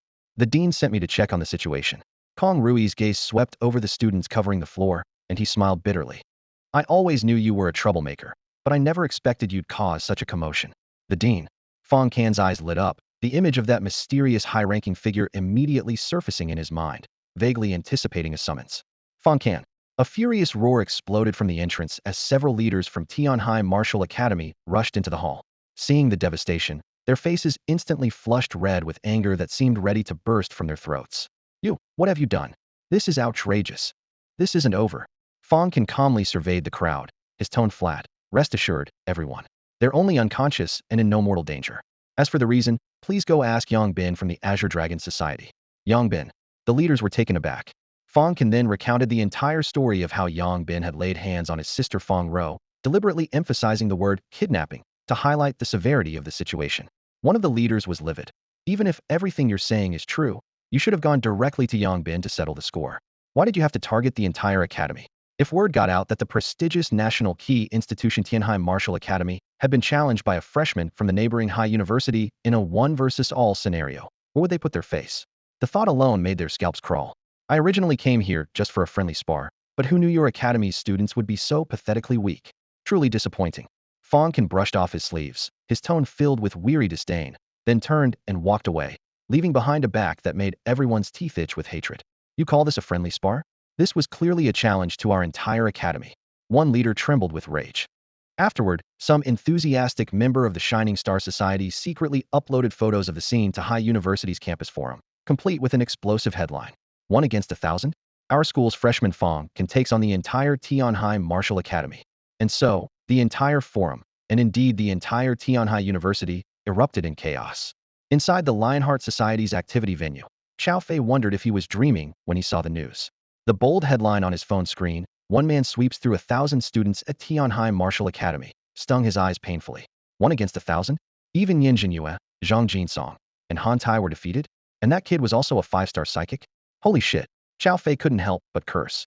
Not far away, Lu Jianxin sat cross-legged on the cold floor, several standard short blades piercing his chest, blood turning his clothes into a dark red second skin. Even so, he kept staring at the news footage, his Adam's apple bobbing as he swallowed a mouthful of blood with difficulty. This Fang Can really has some skills. Even knocked down Yin Jinyue. When mentioning Yin Jinyue, he sneered. That guy was always a simple-minded musclehead anyway. Getting defeated by a psychic sneak attack isn't surprising. Humph, if it were me, it wouldn't be so easy to deal with, little junior. In a director's office, the bitter aroma of coffee filled the air. The cup beside Qin Jiang was still steaming, but his face was dark as water, untouched. The battle reports on screen kept updating. 5-star demon hunter Fang Can defeats 6-star warriors with 5th-tier psychic power. His heart sank as he groaned inwardly. Jiaoyang, oh Jiaoyang, your nephew really knows how to cause trouble for his uncle. On the 3rd floor of the teaching building, a class was in session. Instructor Lu was pointing at tactical diagrams on the projection with a laser pointer. 2 fists can't fight 4 hands. When opponents have numerical advantage, individual strength often. Before he could finish, chaos erupted below. The sound of books snapping shut, and hushed exclamations filled the air. Who's making noise down there? Why don't you come up and teach? Teacher Lu threw a piece of chalk. Teacher Lu, looks like you just got proven wrong. The class troublemaker suppressed his laughter, dodged the flying chalk, and pointed at his communicator. Check the school forum, something big happened. Teacher Lu pushed his glasses and switched the computer projection. A pinned post on the forum's homepage blazed in bright red, 1 vs 1,000? Our school's freshman Fang Can takes on the entire Tianheim Martial Academy. He froze, mouth slightly agape. What? At Jishir Hall, following Fang Can's advice, Xiaoping had moved her laboratory from the black market to the shop's backyard over the past 2 days, and even gave Delay, who had been following her, a raise. While adjusting equipment, she received a link from her roommate. One person taking down the entire Tianheim Martial Academy. Lu Jianxin. Xiaoping casually clicked it, expecting to see a joke, but a familiar face suddenly burst into view on the video. Boss. At City First Hospital, the ward was so quiet only the ventilator's low hum could be heard. Fang Rou's legs were still wrapped in bandages as Chu Yao, Shen Jieyu, and Mi Li surrounded the bed, all 4 staring at the same tablet. Oh my god, Xiao Rou, your brother is incredible. Chu Yao's eyes reddened with envy. To avenge you, he took on the entire Tianheim Martial Academy by himself. Yin Jinyue is a 6-star demon hunter. Shen Jiayu exclaimed repeatedly. This kind of achievement could rank in the top 5 even at our Haida University, and he got instantly defeated? Mi Li covered her mouth, half believing. This post isn't just hype, is it? What level is my brother at now? Fang Rou muttered quietly, her eyes full of bewilderment and shock. Fang Rou herself was completely stunned. Although she had a good relationship with her brother Fang Can, he was always too busy with cultivation, so they rarely had opportunities to meet. She had thought her brother was only at the early 5-star level, but to her surprise, he had already approached the peak of 5-star and was even touching the threshold of 6-star, same level as their instructors. Crash. The hospital room door was suddenly pushed open, and the 4 girls who had been discussing the male protagonist all turned around in unison. Fang Can walked in carrying a bag of freshly washed fruit, grinning. Hey, everyone's here? The next morning, Fang Rou was successfully discharged from the hospital. Meanwhile, the Law Enforcement Bureau worked through the night to solve the case, securing a complete chain of evidence against Yang Bin, arresting him, and issuing a public notice. When the news broke, both inside and outside the Martial Academy were in uproar. So Fang Can stormed the Martial Academy alone to defend his sister? In an instant, Those students who had harbored resentment toward Fang Can began to soften their attitudes. Martial artists were naturally straightforward and valued loyalty above all. Now they even felt some admiration, which ultimately stemmed from respect for strength. The martial academy had been thoroughly defeated. Forum posts exploded, all pointing fingers at Yang Bin. He's a disgrace to our martial academy. Under continuous interrogation, Yang Bin finally revealed the mastermind behind it all. It was Qiao Fei, handcuffed and full of regret. He spoke those two words before hanging his head in defeat. Qiao Fei.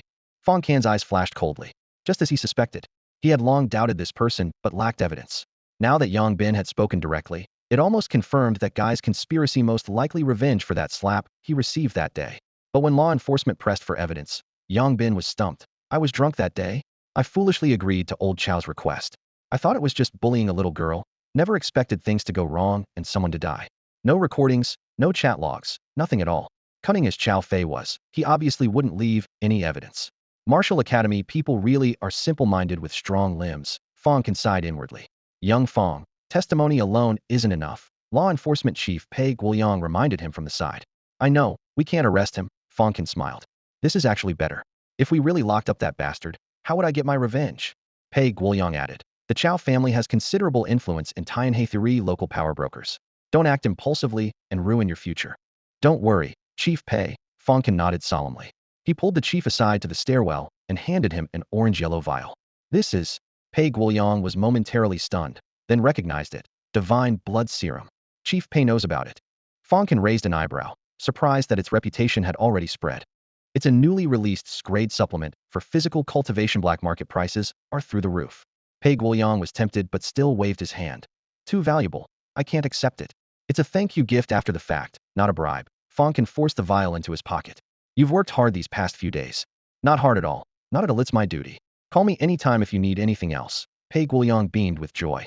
Leaving the law enforcement bureau, Fang Can returned to his school dormitory first, not immediately seeking trouble with Qiao Fei. His packages had arrived, several pounds of golden bull milk for protective talismans and 5 fire chicken eggs. The protective talismans looked ordinary, just yellow paper covered with red lines. They required blood bonding and wearing close to the body, automatically protecting the owner from fatal attacks. What level on earth would the late Qi refinement stage from the cultivation world equivalent to? 8-star Grandmaster, he mused, dripping blood on one talisman before tucking it into his chest, planning to save the other 3 for his family. Then he grabbed a fire chicken egg. The shell was fiery red, the same size as an ordinary chicken egg. He cracked it open and swallowed it in one gulp. Huh. His features instantly twisted like he had drunk molten lava directly. Ring ring ring, his phone suddenly rang. Hello, Fang Can. Something terrible happened. Xiaoping's voice was tearful. The serums were stolen. What? Fang Can's expression changed drastically. I'm heading to the black market now. Wait, I'm not at the black market, Xiaoping sobbed. Last time I listened to you and moved locations, I'm at. Half an hour later, Fang Can arrived at the laboratory's new location. This industrial park had long since left the slums behind. Glass-curtained office buildings stood one after another, with people bustling about and security guards patrolling regularly, making the entire environment appear impeccably safe. But the moment he pushed open the laboratory door, he was stunned by the chaos that greeted him. Instruments toppled everywhere, reagent bottles shattered across the floor, and the air thick with the acrid smell of chemicals. What the hell happened? Fang Can demanded in a low voice. Xiaoping crouched beside the broken glass, her eyes red and swollen, biting her lip hard. Last night, I was working on a new formula when someone knocked me out from behind. Then I don't remember anything. When I woke up, the safe was gone, and the park surveillance couldn't find any footage. Her voice carried desperation. Woo woo woo. Boss, what are we going to do? There were over 30 vials of medicine in there, and the clients already paid their deposits. Fang Can suppressed his emotions, closed his eyes to focus, and his psychic power instantly spread out, catching every minute facial twitch from Xiaoping. Micro-expression reading was a technique Zhong Jianfeng had taught him, and the precise perception of psychic power was enough to expose any lie. Within seconds, he ruled out the possibility that Xiaoping had stolen from her own workplace. Then he surveyed the laboratory, where a whole half a person's height in the wall was particularly conspicuous. That's where the safe had been embedded. Fang Can frowned inwardly. The thief didn't pick the lock, but went straight through the wall, with clean and efficient methods that resembled the style of demon hunters. Kang Tai, it must be Kang Tai. Xiaoping suddenly remembered something and looked up sharply. A few days ago, Kang Tai's general manager personally called asking me to cooperate in producing blood of the gods, but I refused. Yes, it must be them, those shameless bastards. Are you certain? Fang Can's brow furrowed tightly. Tears streamed down Xiaoping's face. but she shook her head, clearly lacking evidence. Boss, should we call the police? Wait. Fang Can waved his hand to stop her. Tell me, where is Kongtai's headquarters? Late at night, at Huayao Industrial Park. The headquarters of Kongtai Pharmaceutical Corporation, a 100-meter building blazing with lights. Even in the early morning hours, crowds of overtime workers were still hunched over their keyboards. Fang Can, dressed in black with a face mask, slipped into the building like a shadow. His powerful psychic force formed an invisible magnetic field. Signals were disrupted, camera feeds turned to static, and whispers from corners reached his mind. Flight, mind reading, network interference, panoramic perception. Conversation monitoring psychic power was called the jack of all trades for good reason. When he searched the 19th floor, he caught a conversation between two security guards. Damn it. Working this late with no overtime pay, I really don't want to do this anymore. Stop complaining. In times like these, being able to support your family is good enough. Old Cheng, have you noticed the company's security level has skyrocketed these past 2 days? Let me tell you, but you absolutely cannot spread this around. Some real treasures arrived at the 25th floor vault. What kind of treasures? How would I know? We security guards don't have that clearance. All I know is the boss brought in a bunch of demon hunters from the family to guard Idle Chow family elites, and there's even a 6-star among them. A 6-star demon hunter? Holy cow. The two guards chatted on before walking away. 100 meters away, Fang Can, dressed in night gear and wearing a mask, heard every word crystal clear. Although he had no idea what the security guard meant by big treasure, it wouldn't hurt to take a look. Within minutes, he stood at the end of the 25th floor corridor. The security level here was ridiculously high except for a select few handpicked by the boss. No one was allowed within 50 feet. Fang Can pressed against the wall and surveyed the area. The access door was made of fully sealed blast-proof alloy. The ventilation shafts were equipped with laser sensors, and even the exterior walls were lined with high-voltage electric fencing. Sneaking in quietly was virtually impossible. There was only one conclusion: a frontal assault. Since he'd come this far, might as well go for it. He took a deep breath, his mind flashing back to the data he'd gathered from his recent encounters with the Enforcement Bureau. It would take them at least 7 minutes to get here from headquarters. 7 minutes was more than enough to get the job done.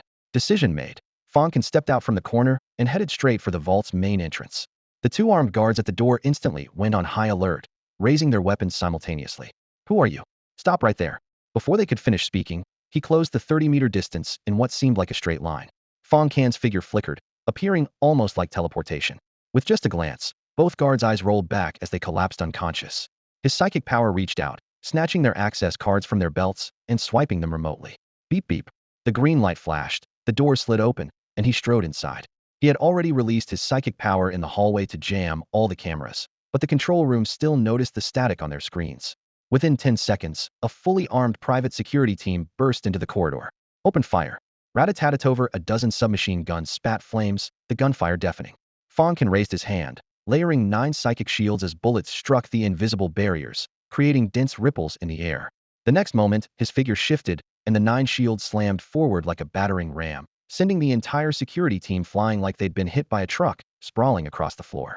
He stepped over the groaning bodies and pressed forward, only to encounter real resistance at the next corner: the Chow family's elite demon hunters. You've got some nerve breaking into Kongtai Vault. Why waste words on him? Attack. As they spoke, a man and woman lunged forward. The male demon hunter pressed his palm to the ground, his muscle fibers rapidly hardening as his skin tone merged with the floor. Within 2 seconds, he had transformed into a concrete giant. The female demon hunter raised her hand, sending a cluster of ghostly green flames roaring toward him. 4-star level. Fang Can's eyes remained calm as he focused his mind psychic storm. Violent mental energy tore through space like a hurricane, instantly crushing their consciousness. With just a oni and a half-star difference in power, he achieved an instant kill as both opponents' eyes rolled back and they collapsed. Sensing more demon hunters approaching from the distance, he didn't bother with further combat. His figure wavered as he activated his drifting step technique, combined with psychic acceleration, moving through the corridors like a wisp of shadow. Within 10 seconds, he had slipped into a laboratory. Orange-yellow vials were neatly arranged in temperature-controlled cases, their familiar glow almost painful to look at. So it really is you people. Rage surged in his chest, killing intent boiling in his blood. Behind the lab bench, over a dozen researchers in white coats cowered on the floor. We're just employees, this has nothing to do with us. Their voices trembling with fear. Fang Can grabbed the nearest bald researcher by the collar. What are you doing here? We're analyzing the compound composition, preparing to replicate it. The man's teeth chattered. Damn it, he cursed, casually throwing the bald man against the wall. His psychic power spread out, drawing all 20+ vials into his spatial ring. Still seething with anger, he drew his throwing knife. The blade flashed as expensive detection equipment, centrifuges, and cultivation chambers shattered one after another, sparks flying as glass shards and circuit boards scattered across the floor. Stop! A thunderous roar exploded through the air. A burly man with sword-like eyebrows led over a dozen fully armed demon hunters as they stormed into the laboratory, their thundering footsteps cracking the tiles beneath them. How dare you cause trouble at Kangtai? You're asking for death. His voice boomed like rolling thunder throughout the space. The ones asking for death are you. Fang Can raised his head, his gaze cold and hard, then unleashed a psychic storm in the next breath. Invisible, colorless waves of telekinetic force swept out like a torrent, as if to tear apart all consciousness. However, the demon hunters simultaneously deployed umbrella-shaped devices. The moment the pale silver metal frames opened, piercing special sound waves hummed through the air, colliding with the psychic waves and creating invisible ripples. Several weaker demon hunters still rolled their eyes back and collapsed on the spot. Humph, a psychic indeed. The thick-browed man sneered coldly, raising his hand to shut off the umbrella device's oscillating shell. Fortunately, the young master prepared anti-psychic devices in advance. If you know what's good for you, surrender obediently and spare yourself a beating. Anti-psychic devices. Fang Can knew those things cost a fortune and damaged components with each activation. Before he finished speaking, he somehow produced an old-style lighter and flicked it open with a click. Hiss, a wisp of black flame shot out, dark as ink, so scorching that the surrounding air instantly distorted. Can you counter this? The black flames roared, condensing in the blink of an eye into a millstone-sized fireball with a core black as an abyss and outer layers rolling with purplured fire patterns, the high temperature causing the steel laboratory table's surface to bubble. In the next second, the fireball crushed forward with devastating force. Floors, doors, windows, and laboratory equipment vaporized in the high temperature, turning into rolling heat waves. Boom! The explosive roar tore through the night at Huayao Industrial Park, and the entire Kangtai building seemed struck by a giant beast, its glass curtain walls shaking violently. White-collar workers still working overtime froze at their desks. What's happening? An earthquake? Can we stop working now, or what? Outside the building, pedestrians screamed and quickly pulled out their phones to frantically photograph a terrifying hole nearly 30 meters wide, had been melted through the west wall of the 25th floor, with black smoke billowing. The special concrete and steel rebar flowed like butter under the high temperature. Inside was even more like hell. Floors were burned through, layer upon layer of steel rebar dripping down as molten slag. The thick-browed man and the demon hunters left not even ash behind, completely vaporized. Only a few white-coat pharmacists who had been standing closest to Fang Can manage to escape by chance, but were left stunned speechless by the scene before them. Tell your boss that if he dares target my potions again, I'll destroy his Chow family. Fang Can coldly delivered his threat, his figure flickering before melting into the night. Half an hour later, a business car stopped at the ruins entrance. A young man with slicked-back hair wearing a custom suit Chow Jin quickly stepped into the scene. The charred, curling cracks on the walls looked particularly menacing under the emergency lights. Jisher Hall really does have backing? Chow Jin squinted, a chill running straight to his heart. Kangtai building's walls can withstand a 7-star demon hunter's full force. Who could have caused this level of destruction? Tianhai had always been a place where only Kangtai oppressed others. When had it become someone else's turn to come slaughter them? At this thought, his jaw clenched until it turned white. Young master, that person left a message before leaving. A subordinate whispered in his ear. Destroy my Chow family? What arrogance! Chow Jin sneered coldly, killing intent surfacing in his eyes. Our Chow family has a grandmaster presiding over a tree of first-class wealthy family, even in Tianhai. What does he think he is? There's also footage from the scene here, secretly recorded by one of the pharmacists. Another subordinate handed over a tablet. Chow Jin tapped the screen. In the footage, flames rolled through the laboratory as Fang Can stood holding fire, backlit like a demon. The recording lasted only a few seconds, but it made Chow Jin's heart clench violently. Throughout the entire scene, Fang Can kept his face covered, never revealing his true appearance. Moreover, he had his back turned to the group of pharmacists when he pulled out the lighter, so the lighter wasn't captured on camera. This black flame hiss. Chow Jin noticed the burning demon flame that Fang Can was controlling, and his face suddenly changed dramatically. He suddenly remembered the level 5 beast tied in the gray mist forest several months ago. According to news reports, it was a war god with mysterious black flame abilities who intervened and extinguished that beast tide, saving the lives of many soldiers and civilians. Black flame? Could it be his?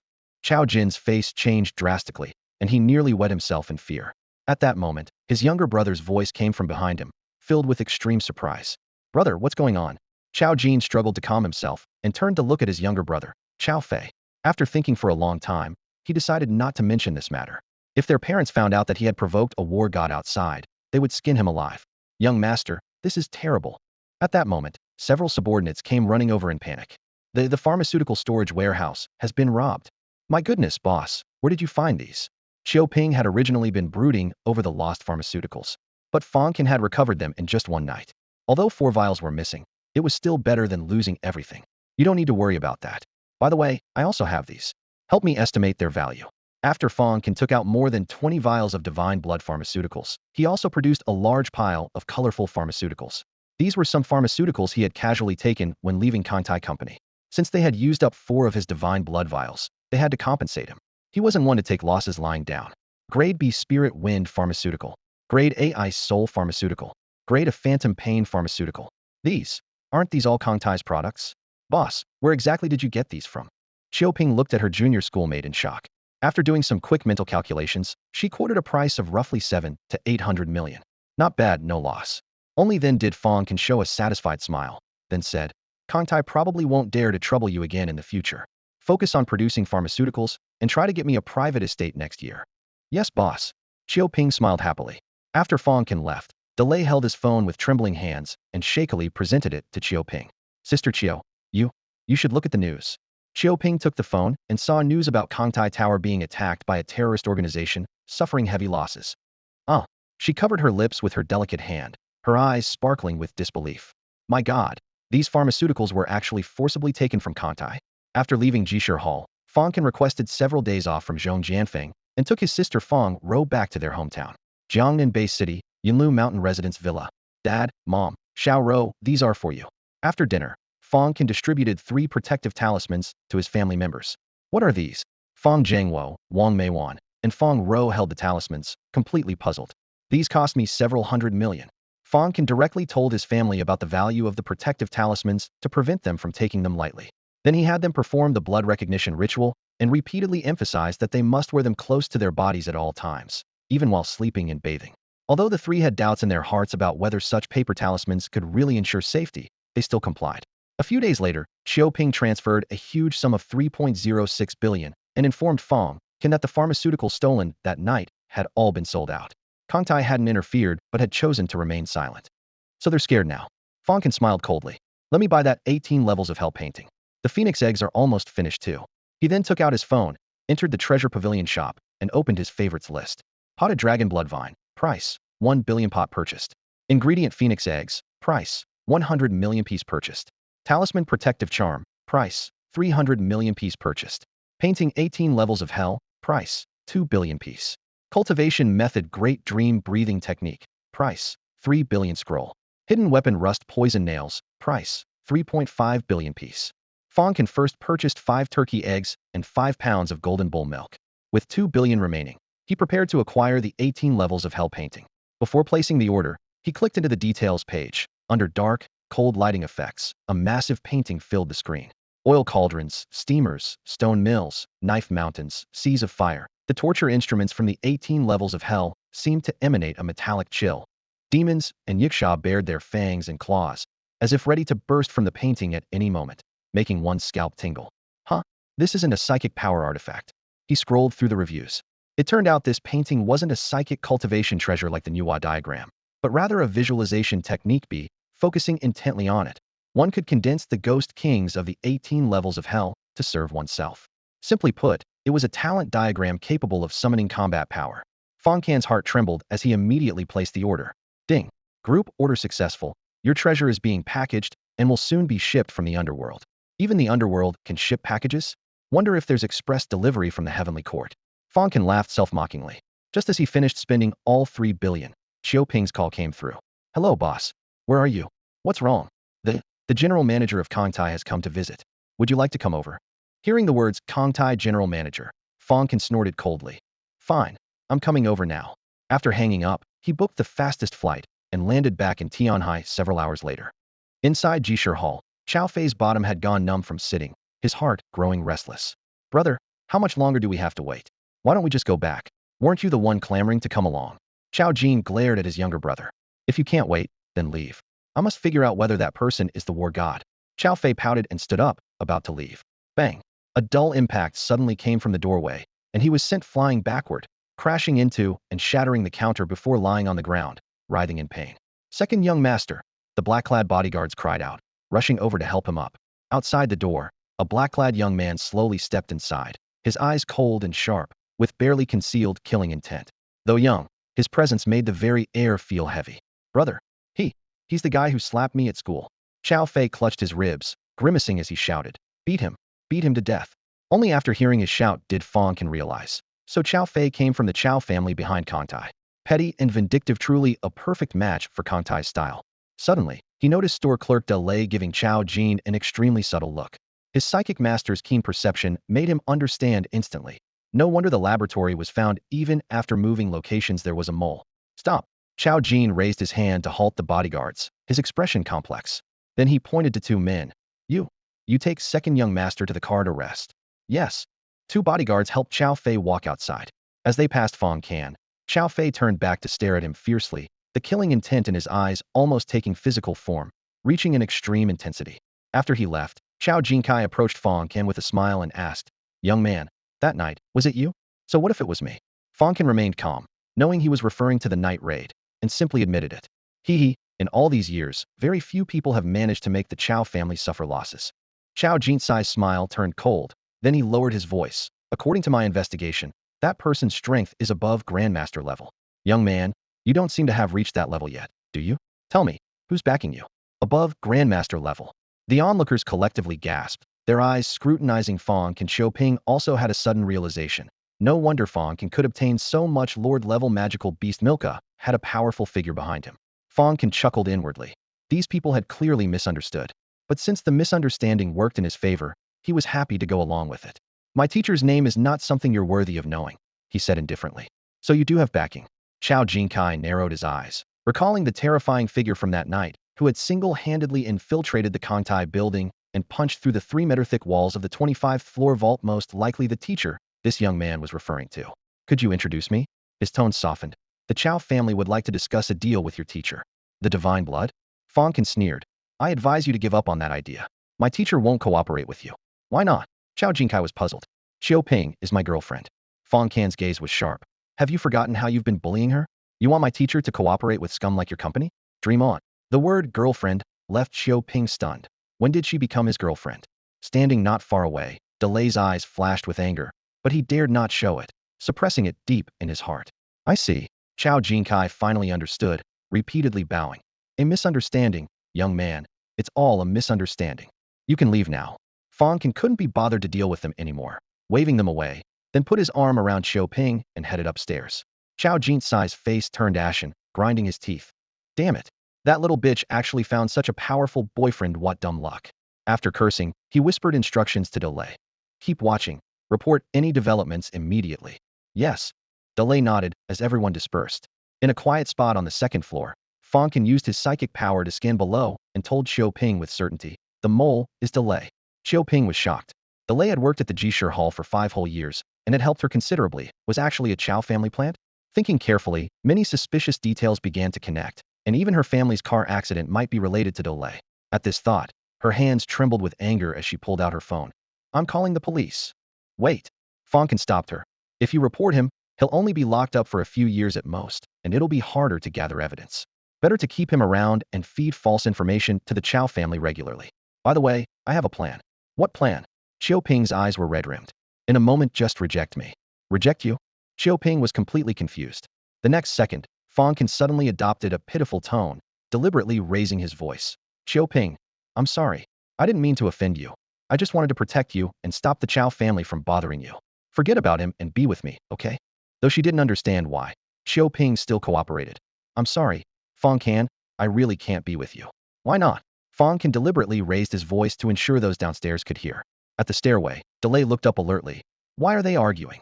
He crept upstairs and hid behind the railing to eavesdrop. Before long, he obtained news that filled him with extraordinary delight. Fang Can and Xiaoping weren't actually boyfriend and girlfriend at all. TCH, I thought he was so amazing. Turns out he's just another simp like me. What's with all the posturing? Daily I thought to himself. In the dim corridor, the sound from the phone speaker echoed. Xiaoping, let me be honest with you. I still have 100 pounds of Lord-level magical beast milk. As long as you break up with him and marry me, it's all yours. Fang San's tone was full of confidence. You should understand what 100 pounds of magical beast milk means, right? Holy crap, 100 pounds of magical beast milk. Daily Eye's head buzzed with shock. That was the core ingredient for brewing the divine blood potion. His eyes nearly popped out of their sockets. Chopin clearly didn't believe it. You can't possibly have that much. Are you trying to trick me? Don't believe me? Fine. Tomorrow I'll go to the wilderness zone and get it right in front of you. Just wait and see. Fang Can's tone didn't waver at all. Hearing this, Daily Eye bolted, running down the stairs while sending a message to Chao Jin. Major breakthrough. The young master will definitely reward me handsomely, haha. Taoyuan Manor, the Chao family's private estate. The underground garage was bathed in stark white light. As soon as the car door clicked shut, the furious Cao Fei immediately launched into his complaints. Bro, why won't you make a move against him?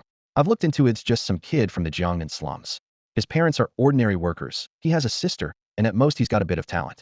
You won't even avenge your own brother over such a minor background. Cao Jin's mouth twitched violently. 18 years old, college freshman, 6-star combat power, single-handedly demolished the entire campus. And this was called a bit of talent. He suppressed his emotions and asked calmly, since you've investigated, which powerful figures does he associate with? Powerful figures? Cao Fei pondered for a moment. Vice Dean Zhong Jianfeng? But he's psychic power type. Fire type talent? None. Are you sure? Positive. That kid hasn't even been at Haida University for a month. Who could he possibly know? At most, the new female dean seems to protect him a bit. Last time he slapped me in public, the dean only gave him a warning. It's really. Chao Jin stopped listening to the rest. The female dean, that mysterious war god. Unknown talent. Never shows her face in public. That's it. It must be her. Realizing this, Cao Jin's forehead instantly broke out in cold sweat. Bro, what's wrong? Why are you sweating? Cao Fei reached out to help wipe it off. It's nothing. The garage is hot. Chao Jin swallowed twice and lowered his voice. Xiao Fei, listen carefully. From now on, don't provoke Fang Can. When you see him at school, stay away from him. Understand? Why should I? Just don't provoke him when I tell you not to. Chao Jin roared. He absolutely couldn't let his brother know about the war god behind Fang Can. If word got back to their parents, he'd be dead. Fine, I get it. Cao Fei agreed on the surface, but a cold, murderous intent flashed through his mind. Won't let me provoke him? Then I'll just kill him directly. Chao Jin hurried away. As Cao Fei prepared to turn off the lights and leave, he noticed a screen glowing in the car next to him. My brother's phone? He reached over and picked it up. A new message popped up on the screen. Tomorrow Fang Can is going to the wilderness zone to get 100 pounds of magical beast milk. Fang Can, magical beast milk. Cao Fei had no idea about the divine blood potion, but he had a vague feeling there was something significant here. So, before Chao Jin could notice, he secretly contacted a hacker friend to break into Chao Jin's phone. The screen lit up, and Cao Fei quickly scrolled down the notification bar, pulling up the chat records between his brother and the mole delay. The further he scrolled, the more violently his temples throbbed.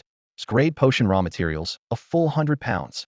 A string of numbers stung his eyes, and Cao Fei gasped. How much would all these materials be worth? A golden mountain involuntarily materialized in his mind. Within seconds, he gritted his teeth fiercely, completely deleted the entire chat record, then locked the screen and stuffed the phone back into the passenger seat storage compartment exactly as it was. Heaven is helping me. I can both eliminate Fang Can and make a fortune. Thinking of this, a sinister smile curved at the corners of his mouth. Sorry, brother. Early the next morning, the moment Fang Can opened his eyes, delivery notification sounds kept ringing. His online purchase of the 18 levels of Hell Scroll had finally arrived. With voices chattering noisily in the dormitory, he clutched the thick scroll and slipped into the cultivation room the school had opened. A drop of blood fell onto the cinnabar seal on the scroll and was instantly absorbed. Fang Can sat cross-legged on the meditation cushion, eyes fixed intently on the ink-black scroll, silently reciting the incantation. The air suddenly turned cold, and ghostly winds lingered in the corners, yet no spirits or deities manifested. What's going on? He immediately exited the visualization, slid open his terminal to check the comments, and finally found a highly rated reply. Without mental power reaching 6 stars, you can't even summon the Ghost King of the first level. Fang Can was both amused and exasperated. After several more attempts, he confirmed this was indeed the case. The scroll depicted the 18 levels of hell in sequence. Tongue pulling, blade cutting, skin flaying, intestine drawing, bone picking, dismemberment, black rope, stone crushing, Avicii, knife mountain, sea of fire, blood pool, steamer, poison, freezing ice, millstone, oil cauldron, and endless torment. Each level was guarded by a ghost king, with deeper levels harboring more terrifying powers. The Yiksha king of the first level's tongue-pulling hell stood 10 feet tall, with red hair covering his neck, blue wings sprouting from his back, wielding a 3-pronged steel fork. Yet he couldn't even visualize the creature's shadow. To meet the Yiksha king, I need to boost my mental power to 6 stars first. Fang Can silently resolved. As the cultivation room door closed behind him, he walked along the tree-leaned path back to the dormitory, Noticing subtle changes in the wind behind his ears, someone was following him. The pursuer's footsteps were scattered and breathing controlled, showing professional technique, but couldn't escape Fang Can's keen perception. Took the bait. A smile tugged at his lips as he quickened his pace directly toward the nearest campus subway station. 20 minutes later, at Haida University's campus airport. This small airport exclusively for faculty and students had few daily flights. Fang Can used 1 credit to exchange for a one-way ticket to the Zombie Mountain Range wilderness area. Zombie Mountain Range? He murmured softly, looking up at the flight display screen with a calm expression. Lionheart Society Activity Hall. Xiao Fei received information from his subordinates, his expression both strange and excited. Lord-level magical beast Milk actually appeared in the Zombie Mountain Range? That kid sure is lucky, but it'll be mine soon. He burst into laughter. His little ones exchanged glances, and someone couldn't help asking, "Young Master Qiao, what good news has you so happy?" Xiao Fei didn't respond, his gaze turning sinister. "Have Yang Ming keep a close eye on him. If he loses the trail, I'll make him pay dearly." "Don't worry, young Master Qiao." The man chuckled. Yang Ming has a grade scent enhancement Talenthy could track with his eyes closed within 30 kilometers. Only then did Xiao Fei nod, immediately dialing an encrypted number. Seconds later, a hoarse middle-aged voice came through the phone. "Hello, second young master. Uncle Wu, are you ready? Everything's prepared, ready to depart at any time. Go." The Zombie Mountain Range is in Shrank map where the magical beasts are primarily zombies, with a small number of ghosts. Level 3 and 4 zombies are commonly found on the outskirts, and the deeper you venture, the higher the beast levels become, with level 6 corpse generals lurking in the depths. From Tianhai Base City, a transport aircraft bound for the Zombie Mountain Range was cutting through clouds and wind. Inside the cabin, Guild leader Tang Shuaying faced 5 new guild members, explaining the mission details. The newcomers sat upright and attentive, with Luo Ji among them, while veteran members like Lu Zhen and Shi Tianan leaned casually against the cabin walls, watching with relaxed amusement. Zombies aren't the same as regular undead. Their bodies are as hard as alloy, nearly impervious to blades and bullets.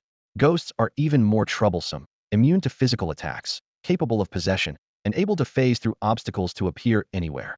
Tang Shuang's tone was steady, but her gaze was sharp. "Xinyue, if anyone gets possessed, you must purify them immediately." Zhao Xinyue nodded and patted her chest confidently. "Leave it to me." The gesture caused noticeable movement, making several male guild members swallow nervously. The tall, Ling Gao Yi couldn't help but ask, "Shuang, didn't you call Fang Can?" He was a veteran member with the Treant talent, particularly formidable in forest environments. "He's been busy lately, not available," Tang Shuang replied casually. As her words fell, the cabin atmosphere grew slightly subdued, with several newcomers scratching their heads in disappointment. At this moment, newcomer Chi Chong mustered his courage. "Senior, I saw a post on the forum saying there's a hidden S-rank map underground in the Zombie Mountain Range. Is that true?" "The Corpse Cavern does exist." Tang Shuang didn't hide the truth.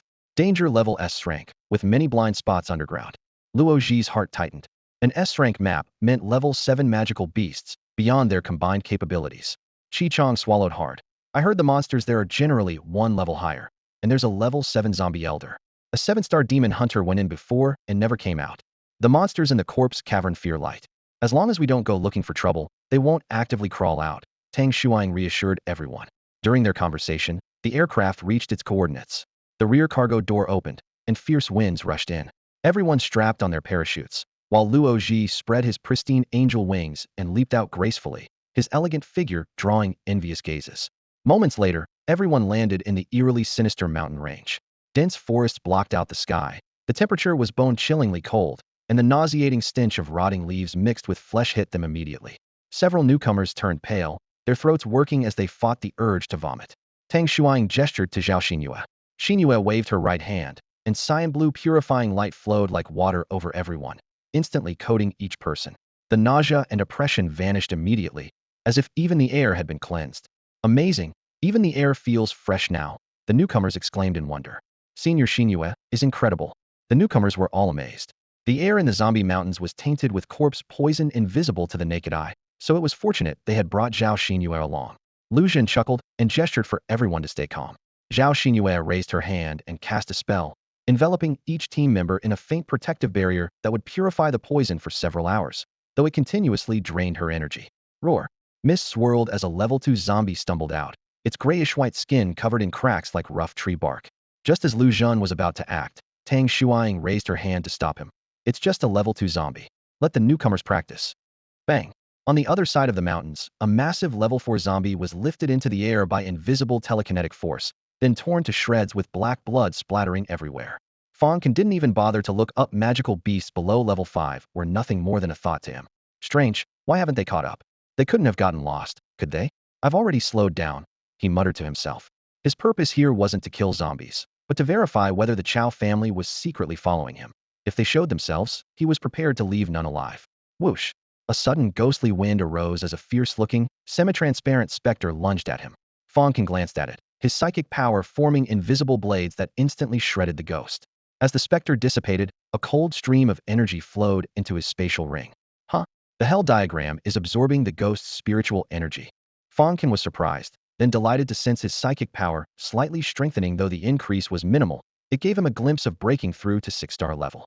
In subsequent encounters with ghosts, he killed them all with a single thought, and the hell diagram absorbed their energy as before. Fang Can was in high spirits. Excellent. Killing ghosts enhances my psychic power. However, the zombie mountains were mostly populated by zombies, and after an entire afternoon, he had only killed about 20 ghosts, still far from a breakthrough. If only I could find a large number of ghosts at once, he sighed softly. Just then, the sound of light footsteps came from the distance. Fang Can became alert but pretended not to notice, continuing deeper into the mountains. Over 800 meters away, four figures crouched stealthily behind some bushes.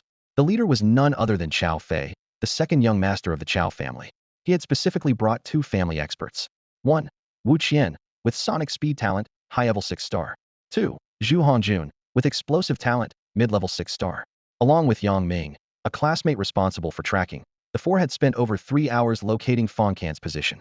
Second young master, who exactly are we supposed to kill? Why not just attack directly? Wu Qian, around 50 years old, kept his voice low but sharp. It's not someone from one of Tianhai's 4 great families, is it? Zhu Hongjun frowned. If discovered, the Chow family couldn't bear their wrath. Chow Fei waved dismissively. Uncles, don't worry. He's just a poor kid who's my classmate, from the slums of Jiangnan. He might have some talent, but no background whatsoever.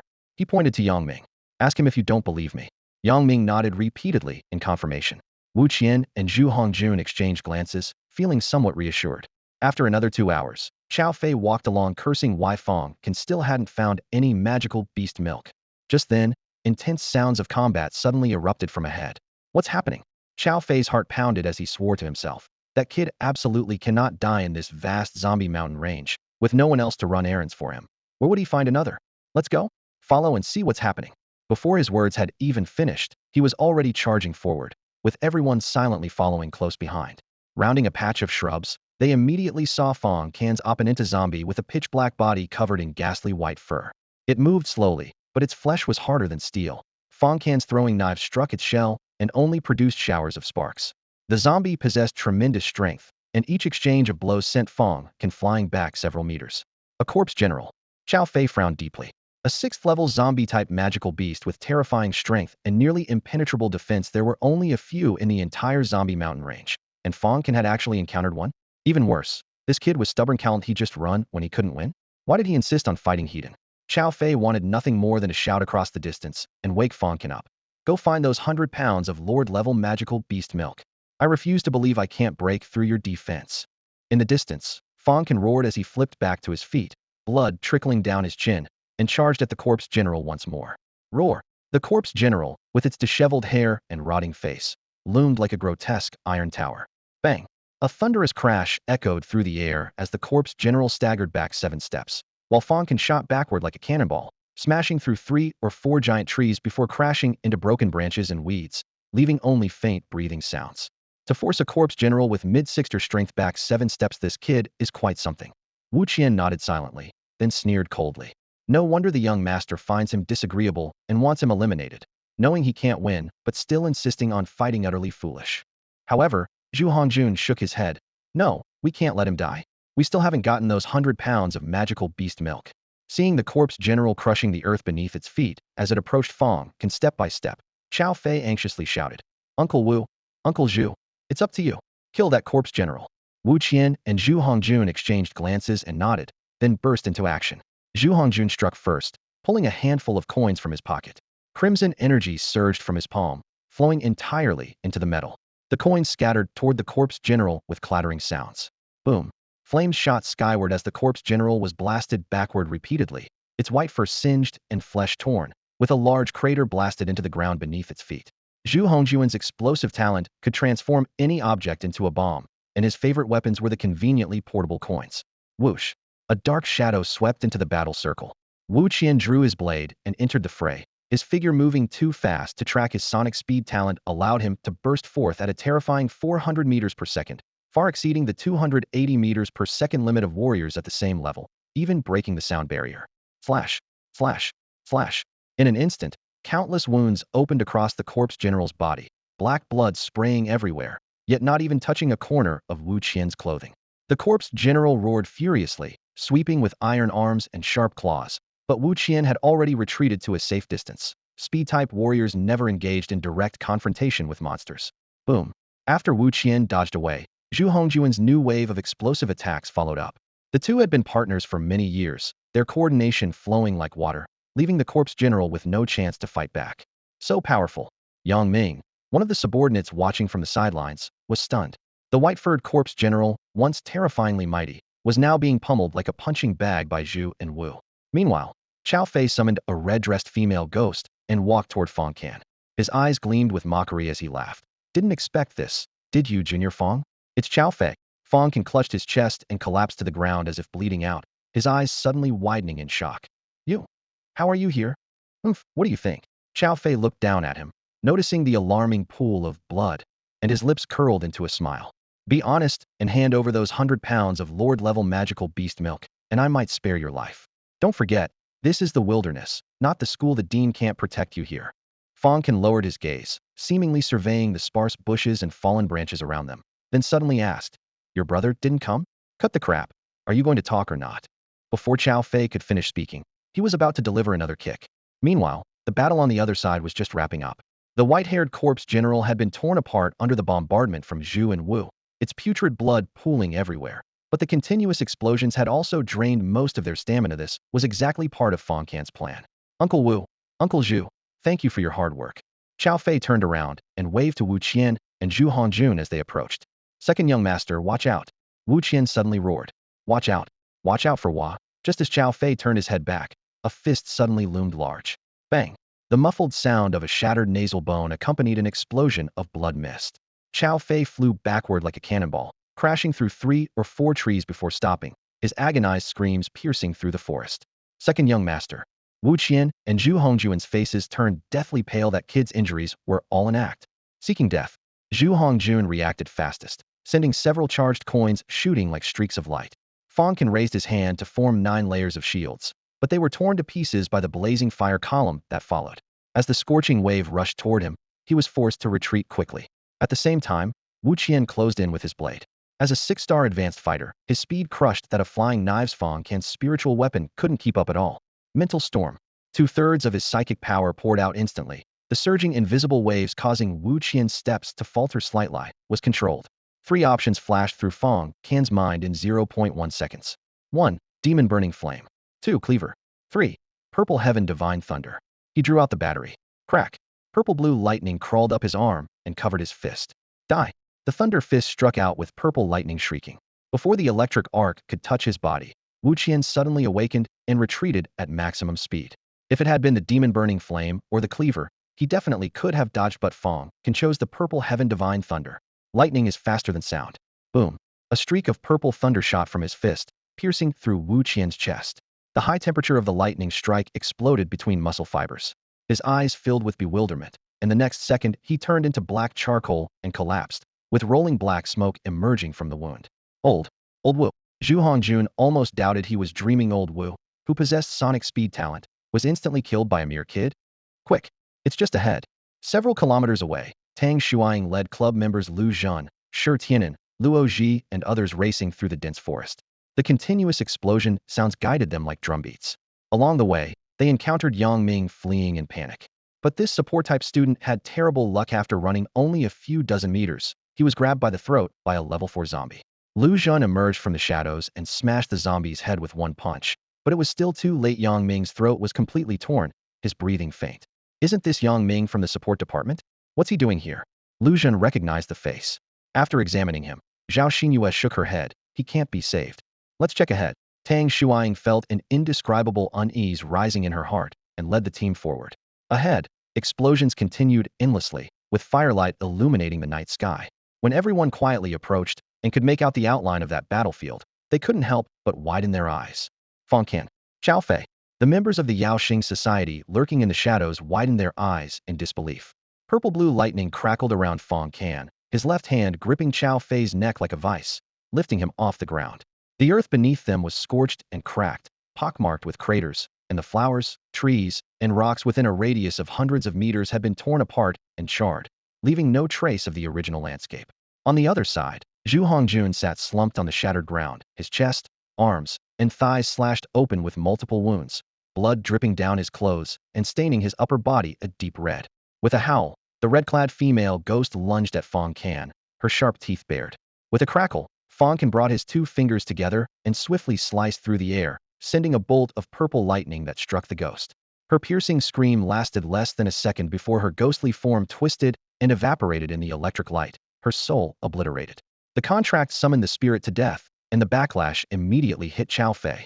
Already severely injured, he coughed up more black blood, his chest heaving as he struggled for breath. The members of the Yaoxing Society in the shadows were frozen in place. Was that really Fang Can? When did he awaken his lightning powers? And why was he fighting Xiao Fei in a place like this? Questions swirled in their minds, but no one dared to speak up. Let the second young master go, or I'll take you down with me. Zhu Hongjun gritted his teeth, propping himself up with trembling legs. Fang Can glanced at him sideways. You couldn't do anything to me even at full strength just now. Now, in this half-dead state, you still think you can take me down with you? Fang Can, if you dare to kill me, my parents won't let you go. Xiao Fei's face was swollen to a purplish hue, his eyes and nose a mess, but his voice remained defiant. Then guess if I will let you go, Fang Can sneered, his left palm vibrating slightly as a strand of purple divine lightning surged up his arm and into Xiao Fei's body. Crackle. Ah! Xiao Fei convulsed like a frog caught in an electric net, his muscles spasming violently as his shrill screams echoed through the ruins. The lurking members of the Yaoxing Society felt a chill run down their spines, their faces pale as ashes. No! Let him go, let him go! Zhu Hongjun shouted in rage. You want him that badly? Here you go. Fang Can released his grip, and Xiao Fei's charred body fell at Zhu Hongjun's feet with a dull thud. The second young master was dead on the spot. Zhu Hongjun's eyes turned bloodshot as he lunged at Fang Can in a frenzy. Fang Can drew out a chipped kitchen knife, its blade glinting coldly, ready to behead him, when suddenly his pupils constricted. Zhu Hongjun's body swelled as if filled with air, his muscles bulging, his skin turning a deep red, veins standing out. He was a living bomb ready to explode at any moment. Not good. Fang Can turned and ran for his life. Boom! A mushroom cloud rose, the scorching shockwave carrying debris and instantly sweeping everything away. Zhu Hongjun's ultimate move self-detonation was enough to severely injure an 8-star master, let alone a 5-star demon hunter. Crack! Crack! Crack! A series of sharp sounds erupted deep within the earth, the ground cracking like a spider's web from the epicenter, creating a massive pit hundreds of meters wide, dust swirling everywhere. By the force of the explosion, 10 Fang Cans would have been reduced to nothing. As the smoke cleared and the scorched earth rolled, the members of the Yaoxing Society peeked out, eager to confirm whether that figure had been obliterated only to find their astonishment caught in their throats. Fang Can, however, was completely unharmed. A pure golden bell-shaped barrier enveloped him protectively, and not only was he uninjured, but not even a single hair on his head was harmed. This was the power of the protective talisman. Fang Can quickly patted down his entire body, everything intact. He let out a long breath of relief. 300 million for one talisman, totally worth it. Without this talisman, he would either be severely wounded or already torn apart and devoured by the zombies below. At this thought, he immediately began worrying about Senior Shu Ying and the others' safety. On the other side, the Yaoxing Society had positioned themselves far enough away and retreated quickly enough to narrowly avoid the direct impact. In the critical moment, Gao Yi summoned a squad of trance that forcibly blocked the aftershock.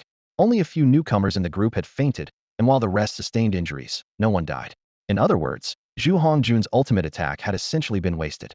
Is everyone still alive? Tang Shu-Ying shakily stood up, spitting out several mouthfuls of fresh blood as her anxious gaze swept over everyone.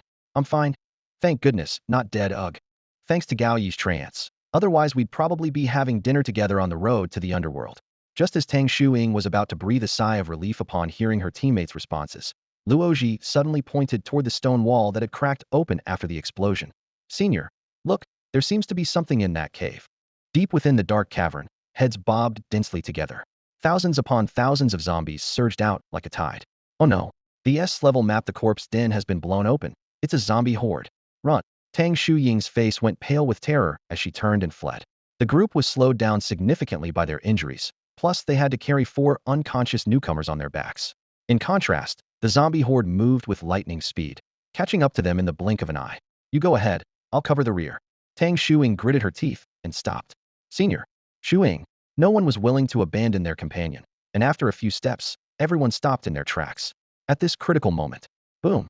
A purple lightning bolt as thick as a water barrel struck down from the sky, instantly charring the nearest batch of zombies to ash, scattering even their remains. Everyone collapsed to the ground, gasping heavily, their gazes unanimously falling on Fang Can, who appeared like a thunder god descended to earth.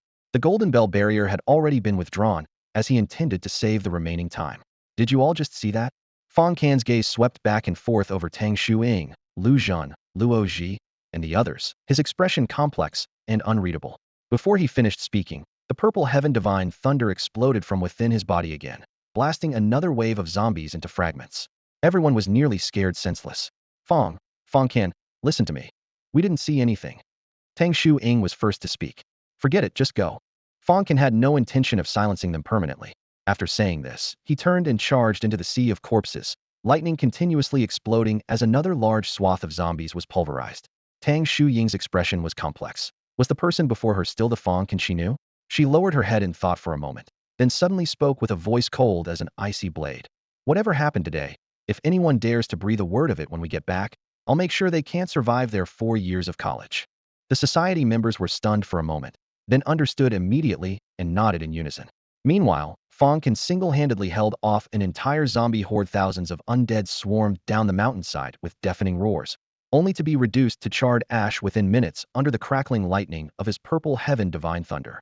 The hidden map, corpse cavern, of the zombie mountains lay before him.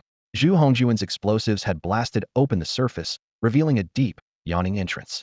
Fang Can hovered in midair, gazing down into the pitch-black abyss. After a moment's consideration, he dove straight down, determined to explore whatever lay within. The deeper he ventured into the cave, the more oppressive it became. Cold moisture seeped from the stone walls, and his light barely penetrated 10 meters before being swallowed by darkness, rendering his eyes nearly useless.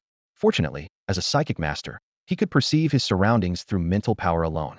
What delighted him even more was the dense concentration of spirits here, far more numerous than the zombies outside, with powerful phantoms charging at him in groups. Excellent. He laughed heartily as he hunted for targets, his purple heaven divine thunder streaking like lightning, obliterating white-haired corpse generals and bloodthirsty spirits alike. According to the information he'd gathered on his way here, this place housed a 7th-tier zombie elder whose 7th-tier magic core was worth billions on the market. Compared to that treasure, the pile of 1st and 2nd-tier zombies he'd encountered earlier weren't even worth the effort of bending down to extract their cores. With his thunder clearing the path, his protective talismans providing invincibility, and a full pack of backup batteries in reserve, Fang Can felt supremely confident. Half a day later, he had consumed 2.5 batteries worth of energy. When yet another spirit exploded in the lightning and its soul energy was absorbed, his psychic power suddenly expanded, extending his coverage radius to a full kilometer, the mark of a 6-star psychic master. I've broken through. Time to test the Hell Scroll. He found a safe clearing and eagerly retrieved the 18 layers of Hell Scroll, using his mental power to suspend the painting in midair. Just as he predicted, his 6-star psychic ability could barely manage to visualize the first layer's Demon King. Ghostly winds howled through the dark cavern as his mental power rapidly drained, pouring into the scroll. The first page suddenly became crystal clear.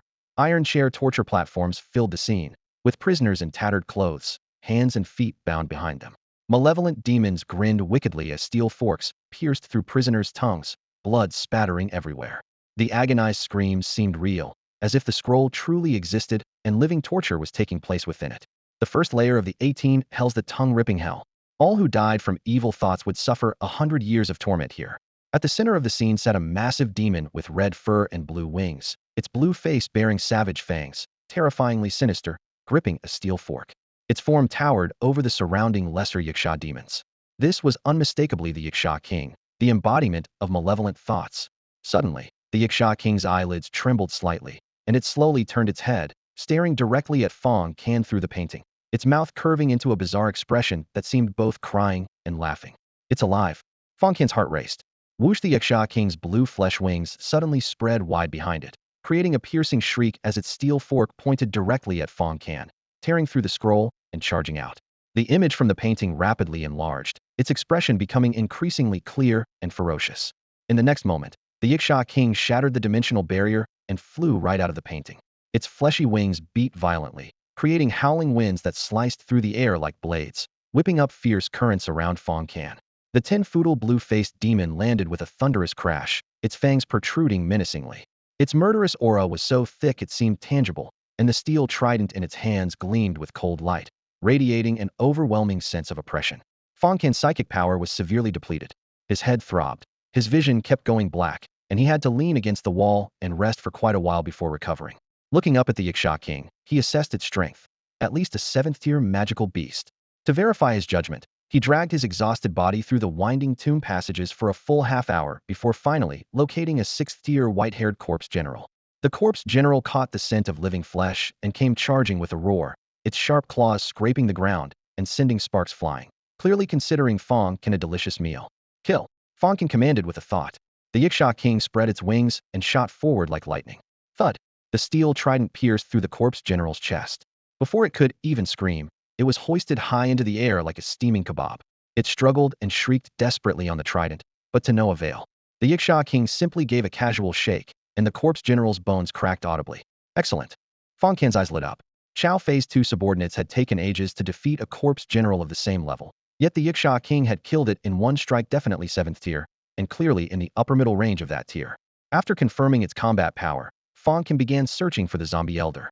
He deliberately caused a massive commotion, letting the Yiksha king rampage through the corpse den, its trident weaving back and forth, skewering one kebab after another, stirring up the entire tomb until corpse energy roiled and all manner of ghosts and ghouls emerged.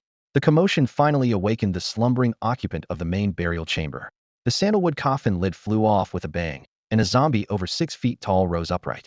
It wore rotting Qing dynasty official robes, its skin was steel blue like iron, its fingernails were like daggers, and its corpse energy was so thick it seemed impenetrable. Fang Can felt both anticipation and nervousness. Could the Yiksha king win? In the next instant, the 2 7th-tier monsters collided. The zombie elder swiped with one claw, immediately tearing 5 trenches several meters deep in the ground. With one punch, it shattered a rock wall over 30 feet long. Even from dozens of meters away, Fang Can was hit by the shockwave, causing his protective talisman to light up, showing just how ferocious the creature was. But even such ferocity wasn't enough against the Yiksha king. After only dozens of exchanges, the Yiksha king seized an opening and delivered a heart-piercing strike, pinning the zombie elder to the spot. Roar! The zombie elder struggled with all its might, sending waves of putrid wind and blood in all directions. The Yiksha king spread its wings and dove down, stomping repeatedly with its iron feet. The first stomp, the skull exploded, gray matter splattering everywhere. The second stomp, the entire skull turned to bloody mist. Withdrawing its trident, the Yiksha king looked down at Fang Can, as if seeking praise. Fang Can's heart pounded as he made mental calculations. The zombie elder's full speed was 390,400 milliseconds, with a punch force of 80,100 tons, definitely a high-tier 7th-level magical beast. The Yiksha king had destroyed it with only minor injuries. This was already top-tier 7th level. Holy crap! He gasped. Had he actually become a top-tier 7th-level demon hunter summoner? Even more absurd was that the Yiksha king ranked dead last among the 18 levels of hell, nicknamed the Thailander. If the Thailander had 7th-tier combat power, how strong must the top 10 Ghost Kings be? Fang Can's head began to spin. His thoughts churning, he quickly made a decision. Since the boss was dead, he might as well clear out the entire corpse den and improve his psychic power while he was at it. If his mental power grew just a bit stronger, even after manifesting the Yiksha king, he himself could still maintain combat effectiveness. Of course, he'd collect the zombie elder's magic core. 1st to 7th tier magic core was worth hundreds of millions. Another day slipped by. The underground corpse cave remained damp, clammy, and reeking of rot. Yet Fang Can moved with a light step, leading the Yiksha king in a systematic sweep of the vast, tangled maze. Flesh and gore flew, ghostly mist scattered, and he had long since stopped counting how many monsters had cut down. When he ran into packs of 4th and 5th tier zombies, he simply waved for the Yiksha king to stand down and plunged in alone, using the horde to hone his floating floss step.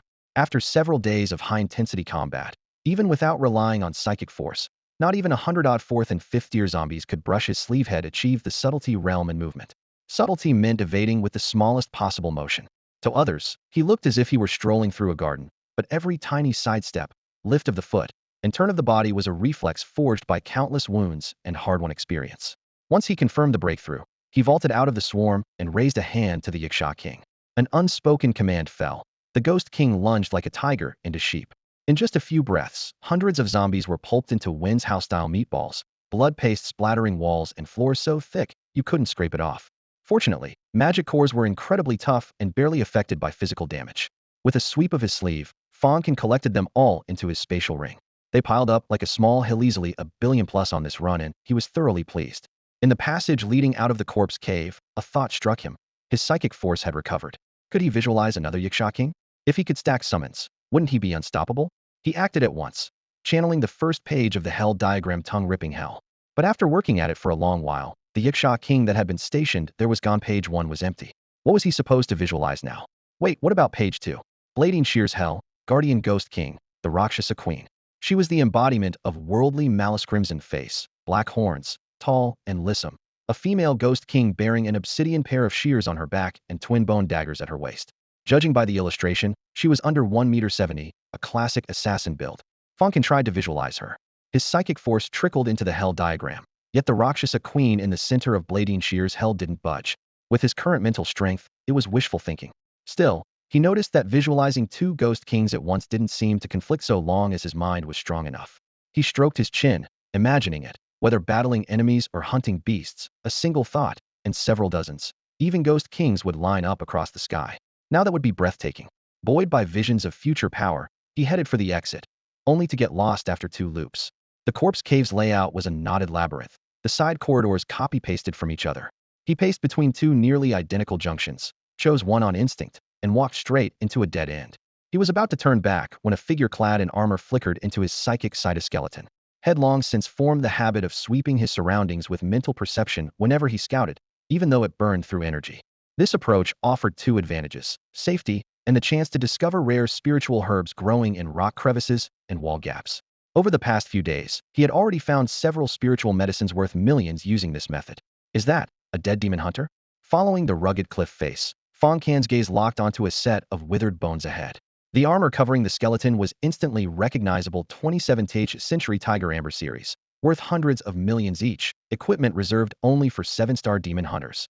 After confirming no movement in the surrounding area, he slipped into a hidden cave concealed by vines, where a stream babbled softly. The skeleton leaned against the stone wall, clearly dead for years, with traces still visible in the bone joints from gripping tightly during battle. Fang Can channeled his psychic power, gently yet decisively removing the armor from the bones, then reached to unfasten the wristwatch clasp. Beep! A crisp sound rang out as the wristwatch seemed to trigger an automatic program, instantly projecting a blue-white beam of light. Fang Can's heart tightened, and he immediately dodged behind the Yiksha King. Greetings, fellow traveler. My name is Liang Jing, from Linan district of Jiangnan Bay City. I am a 7-star demon hunter, a major general in the official demon hunting corps, and a father. The blue light coalesced into the holographic image of a middle-aged man floating in the air. Confirming it was merely a projection, Fang Can relaxed slightly but remained vigilant. Jiangnan Bay City? He's actually from my hometown. Liang Jing's voice continued emanating from the wristwatch, carrying a hoarse echo. If someone is watching this video, then I must be dead. I never imagined that I, Liang Jing, would die in such a godforsaken place, with no one even to collect my body. How tragic, how lamentable. But I don't regret becoming a demon hunter. To exterminate all demonic beasts and reclaim the territory that belongs to humanity, this has been my lifelong aspiration. It's the oath I swore from my first day of service. I believe that day will eventually come, but sadly, I won't live to see it. Cough, cough. Cough, cough, cough. Blood foam continuously splattered from the phantom's mouth, accompanied by Liang Jing's labored breathing, making the entire plea particularly heavy. Fellow traveler, since you've managed to reach this place, you most likely possess 7-star level strength like me. But I must warn you, don't venture any deeper. In the main burial chamber of this corpse cave sleeps a high-level 7th grade zombie elder. It was this creature that wounded me, leaving me in this state. Damn it, I was too arrogant. I should have called Old Yang and the others. Remember this, fellow traveler. Without peak 7th grade strength, never attempt to challenge that thing. It's far more terrifying than you can imagine.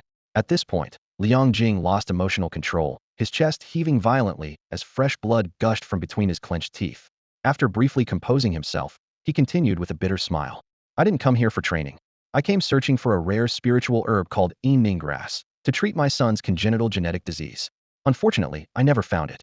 The wristwatch simultaneously projected a 3-dimensional holographic image, an eerily cold, emerald green medicinal herb with lifelike leaf vein patterns. Fang Can frowned. almost instinctively retrieving an equally cold herb from his spatial ring. Comparing the two, they were identical. So this spiritual herb is called evening grass. I'm familiar with quite a few medicinal plants, but I've never seen this one before. It must truly be rare, otherwise a major general of the Demon Hunting Corps wouldn't need to search for it personally. Fang Can sighed inwardly, returning the herb to his spatial ring. As if sensing the moment, Liang Jing suddenly knelt in the projection, hands pressed to the ground, blood dripping from his chin. Fellow traveler, if you find the evening grass, I beg you to deliver it to a woman named Zhou Yaqian at Building 301, Liuan Community, Linen District, Jiangnan Bay City. She's my wife. My son, Xiao Fan, suffers from a congenital genetic disease. Only gene therapy made from evening grass can save his life. The doctors diagnosed that Xiao Fan has only 1 year left. If you find the evening grass, I implore you save my son. In return, I'll give you all my equipment. This tiger amber battle armor, plus this cutter laser sword, are worth at least 800 million. There's also an inscribed combat technique called tsunami. Cough, cough. Cough, cough, cough. I know, a dead man has no right to bargain with you. But, please, save my son. I'll kowtow to you. With that, he truly kowtowed heavily, and the moment the phantom's forehead struck the ground, blood splattered, staining even the afterimage dark red. Fang Can felt his heart tighten and instinctively reached out to help, only to remember this was just a recording. A father's love is as steadfast as a mountain. Fang Can felt infinite respect welling up in his heart, but looking at the decayed, blackened remains before him, he still let out a sigh. Judging by the corpse spots and degree of decomposition, the death had occurred no less than 3 years ago. Alas, even if he had delivered the spiritual medicine back then, that child probably wouldn't have survived until today. The projection continued to flicker. In the image, Liang Jing finished his final kowtow and slowly slid down the stone wall to sit on the ground, gasping heavily as blood dripped from the corner of his lips. Unable to rise again, his life had reached its end. Yiqian. The dying man called out his wife's name with a trembling voice. We were childhood sweethearts who secretly started dating in our first year of high school. It wasn't until I awakened my level talent that her family finally approved. We were inseparable throughout 4 years at the same university and got our marriage certificate on the very first day after graduation. Her talent wasn't strong, but I truly loved her. Unfortunately, I can't accompany her through the rest of her life. Liang Jing raised his hand, struggling to wipe away his tears. Yiqian, if you can see this recording, don't wait for me. Find someone who treats you well and marry him. And Xiao Fan, daddy, loves you. His voice grew weaker and weaker, and after several dozen seconds of silence, the image automatically went dark. In the dim stone chamber, Fang Can's eye sockets felt as if bricks had been stuffed into them, aching terribly. Yet he still held back his tears and began looting the wristwatch, battle armor, laser sword, and a USB drive. All went into his backpack. Brother Liang Jing, I couldn't save your son, but I will personally deliver this recording to your wife. With that, he activated his demon burning flame, the firelight turning the cave walls red as he reduced the bones to ash. He found a metal medicine bottle and carefully collected all the ashes, planning to properly inter them when he returned to Jiangnan Bay City.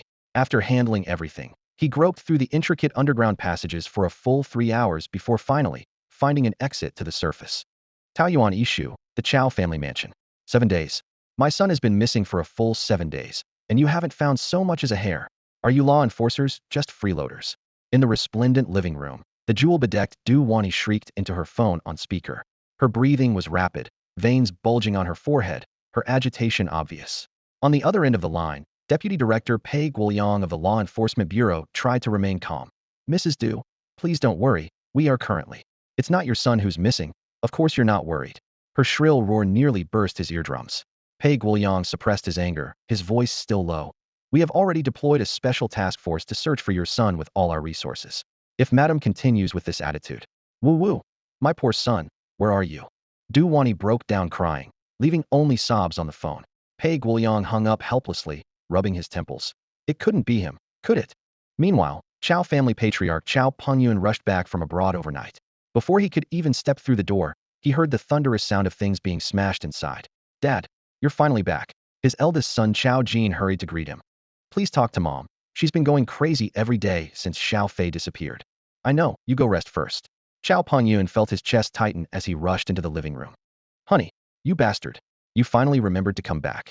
When Du Wani saw him, she grabbed a vase worth tens of millions and hurled it at him.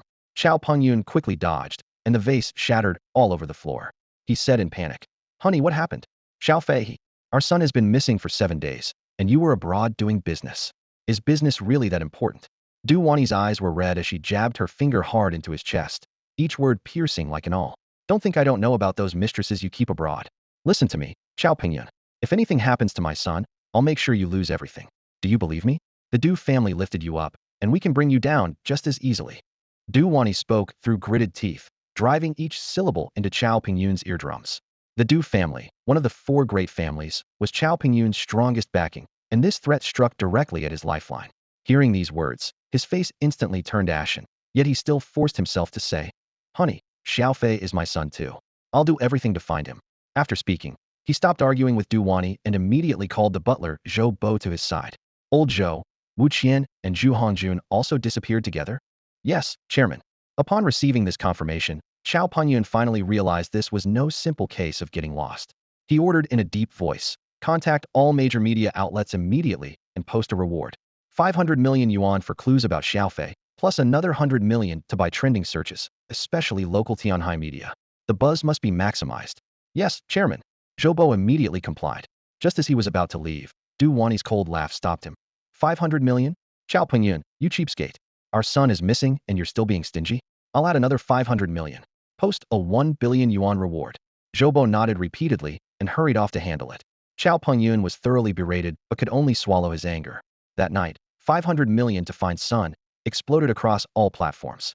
The overwhelming advertising campaign set Tianhai City ablaze, and Haida University was surrounded so tightly that not even water could pass through. Students throughout the city all wanted to find Chao Fei and claim that 1 billion yuan reward. But strangely, Chao Fei seemed to have vanished into thin air without a trace. Lionheart Society activity venue. Tang Shuang brought core members for training almost every day. The 5 newcomers including Luo Ji and Qi Chong also showed up without fail, as everyone knew the vice president was clearly keeping watch over them. "Shuang, Fang Can is back." Lu Zhen suddenly looked up from his phone and called out, keeping his voice low. "Someone saw him at cafeteria number 5. Let's go." Tang Shuang waved her hand and immediately led everyone straight to cafeteria number 5. In the most remote corner of the cafeteria, Fang Can was hunched over gnawing on a duck leg, with a full plate of dishes piled on his table. Grease dripped from his knuckles onto the tray, but he ate with great relish. "Boss, you're still in the mood to eat." Tang Shuang lowered her voice as she led the group to surround the table. Chao Fei's disappearance has turned everything upside down, and his parents are offering a 1 billion yuan reward. "I know." Fang Can still had meat in his mouth and spoke unclearly. "I just saw it scrolling through TikTok's local feed. But so what? Man is iron, rice is steel. Even if he really died, I still need to eat." The Starlight Society, formerly Lionheart Society members, exchanged glances if they hadn't witnessed it with their own eyes that day. This Oscar-level acting could have fooled them completely. "Wanna eat? My treat." Fang Can smiled and raised his chopsticks. Everyone waved their hands. "We've already eaten." Before long, the society members left one by one, leaving only Tang Shuang sitting face to face with him. "Hey, about that lightning talent of yours that day. What was that all about?" She finally couldn't contain her curiosity. "What lightning talent? I really don't understand what you're talking about." Fang Can continued playing dumb. "Stop pretending with me." Tang Shuang grabbed his arm, her posture clearly indicating no answer, no freedom. "Hey, what are you doing, senior?" Fang Can feigned panic, his elbow accidentally brushing against the softness of her chest. Tang Shuang's pretty face instantly flushed red as she quickly let go. Thinking about how Fang Can had gotten a solid feel during their sparring session at her place a few days ago, her face grew even redder. Ahem. Fang Can coughed twice to mask his embarrassment. "Well, since you're asking so earnestly, I'll graciously tell you." Tang Shuang quickly cast aside her shyness, her eyes sparkling with undisguised curiosity and anticipation. "I do indeed have a lightning-type talent." Fang Can raised his right hand and clenched his fist. Crackling sounds filled the air as fine purple-blue currents slithered like serpents across his knuckles. He slowly opened his palm, and a lightning orb the size of a lychee floated upward, its violet arcs casting his fingers in dark shadows. The electrical current came from a nearby battery, used his telekinesis to extract the energy and temporarily attach it to his body's surface. His mental power had already swept the surrounding area, confirming no one was paying attention to this secluded corner before he felt safe to demonstrate. "When did you awaken this?" Tang Shuang asked in amazement and delight, keeping her voice extremely low. "Why have you been hiding it all this time? There's no need to expose everything. It's better to keep it as a trump card." Fang Can closed his fingers, and the lightning orb dissipated with a hissing sound. "Besides, I already have a new trump card." "You're right." Tang Shuang nodded, but then her expression grew subtle, her gaze heavy with worry. Thinking she was concerned about the Chao family's investigation, Fang Can offered comfort. "Don't worry, the Chao family won't find me anytime soon. If they do track me down, I'll face whatever comes, I have my ways. Tang Shuang shook her head. That's not what I'm worried about. I'm concerned about your talent. For talents. Fang Can blinked, playing dumb. Combat arts, psychic telekinesis, lightning, and the flame you awakened earliest. You now have 4 talents total. Do you know what this means? Tang Shuang's tone was particularly grave. It means I have 4 talents. He continued to joke. Stop it. I'm not in the mood for jokes. Her expression darkened. Do you remember Senior Zhongli? Zhongli? Yes, I remember. Fang Can nodded. He'd heard this name during his first group dinner and during Lu Jianxin's incident. A former core member of the Stellar Society who later reportedly went insane. He'd asked Tang Shuang for details before, but never got answers. Are you free this afternoon? Tang Shuang suddenly asked. Yes. Then I'll take you to the sanatorium to see Senior Zhongli. All right. The two got up to leave, stopping by to buy fruits and nutritional supplements on their way out of campus. The Sea University Sanatorium was located at the boundary between the Demon Hunter Academy and Research Academy. Sprawling across vast grounds with lakes, lawns, and tree-lined walkways, it was hailed as the nation's premier rehabilitation center. Many students injured in the wilderness zones were brought here for treatment. Zhongli was housed in an isolated compound in the deepest section. The academy had specially assigned an entire team of expert-level medical staff to work in 24-hour shifts for him, along with a Grandmaster-level powerhouse and 3 7-star demon hunters for round-the-clock protection, showing the level of importance placed on him. At the compound's entrance, a girl about Tang Shuang's age was waiting. She wore a gentle smile, though her pallor betrayed her exhaustion. Senior Qiao. Tang Shuang waved from a distance. Shuang, you're here. The girl surnamed Qiao smiled like a spring breeze, though it couldn't hide the weariness from sleepless nights. Fang Can got a clear look at her face and stopped in his tracks. Wasn't this Qiao Ping? Boss, he blurted out. Qiao Ping was equally stunned, her beautiful eyes widening as she looked back and forth between him and Tang Shuang in disbelief. Shuang, this is the junior student you mentioned? That's right. Tang Shuang never expected the two to know each other, and they seemed quite familiar. What's going on with you two?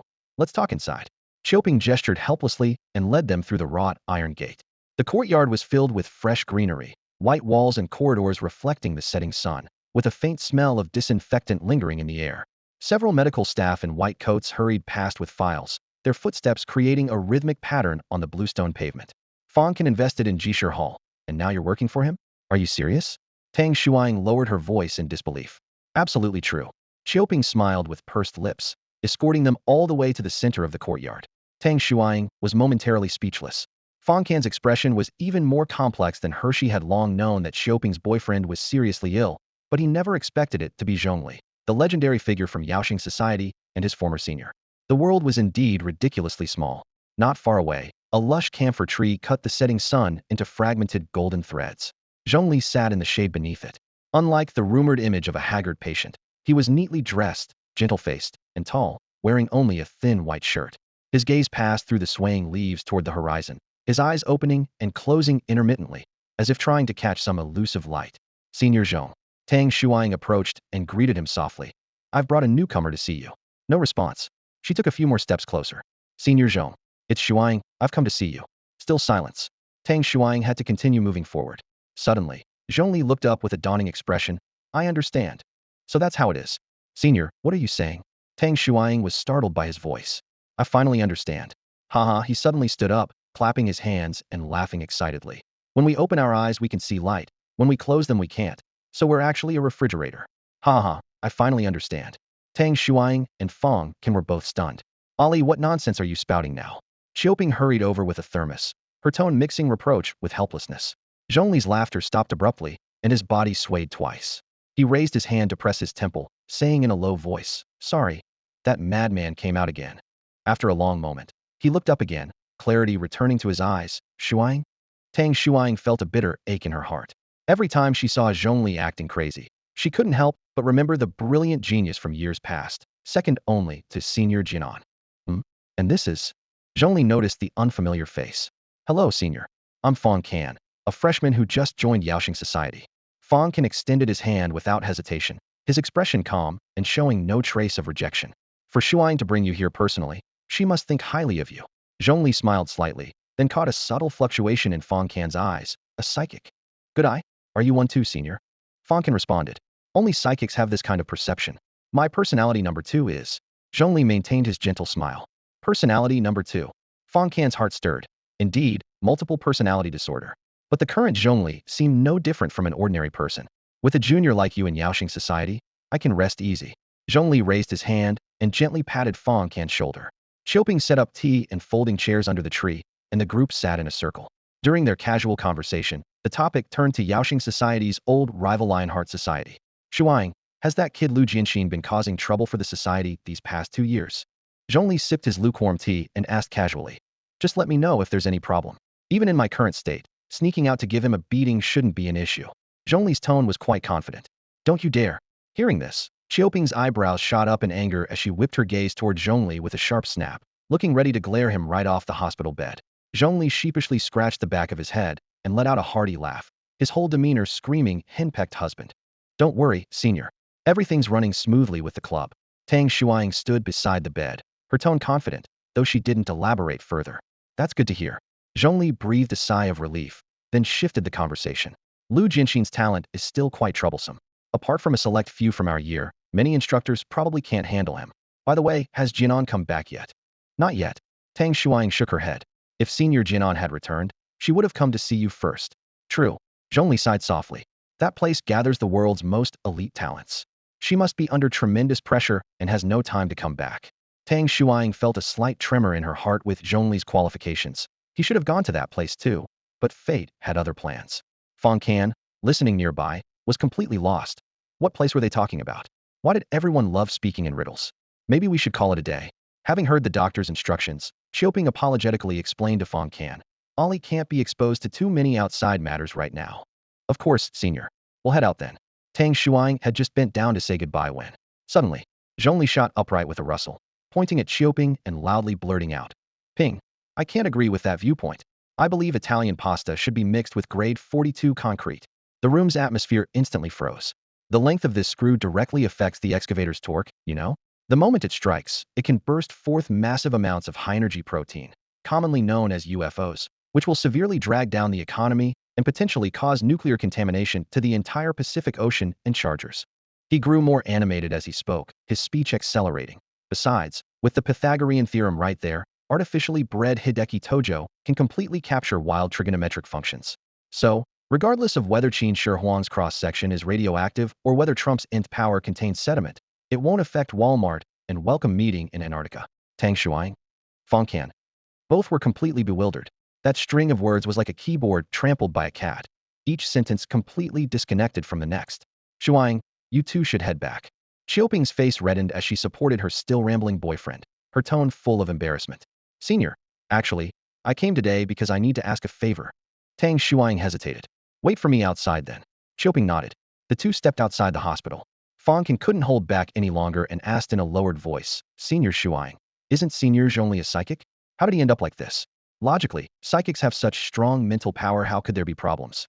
Ordinary people suffer mental breakdowns from being unable to handle trauma, but psychics usually don't need to worry about that. Tang Shuang's expression grew complex. Zhongli became this way because of his talent. She paused for half a second, her tone suddenly turning heavy. Zhongli's talent is SS rank. Even at the talent-rich Haida University, such ability appears once in a century. SS rank.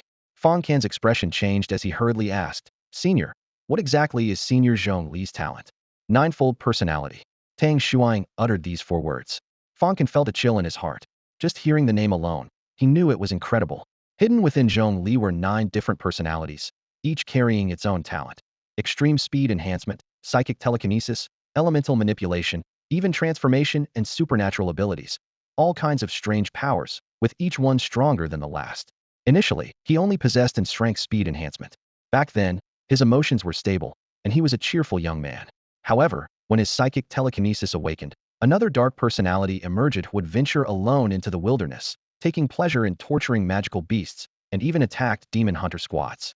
Later, when his lightning talent activated, he became violent and quick to anger. A few years ago, an officer from the Martial Arts Society was nearly crippled by him over a verbal offense. If Senior Jianan hadn't arrived in time, the consequences would have been unthinkable. Tang Shuang sighed. As of last year, he had awakened 9 talents and split into 9 personalities, with his mind on the verge of collapse. The academy had no choice but to send him to a sanatorium, guarded around the clock by Grandmaster-level experts. At this point, the girl suddenly looked at Fang Can with a strange expression. Fang Can felt a chill down his spine. Why are you looking at me like that? You don't think I have multiple personalities too, do you? Hard to say. Tang Shuang's expression was serious, Ordinary people have at most 2 talents, but you already have 4. That's a dangerous sign. I think I'm fine. Fang Can shrugged. Then why did you kill Qiao Fei? He may have been a bastard, but it wasn't enough for you to? Senior, there are things you don't know. Fang Can told her everything about his grudge with Qiao Fei that day in the zombie mountains. Qiao Fei had struck first, and he was merely defending himself. Tang Shuang had always trusted him. After hearing the story, she patted her chest lightly.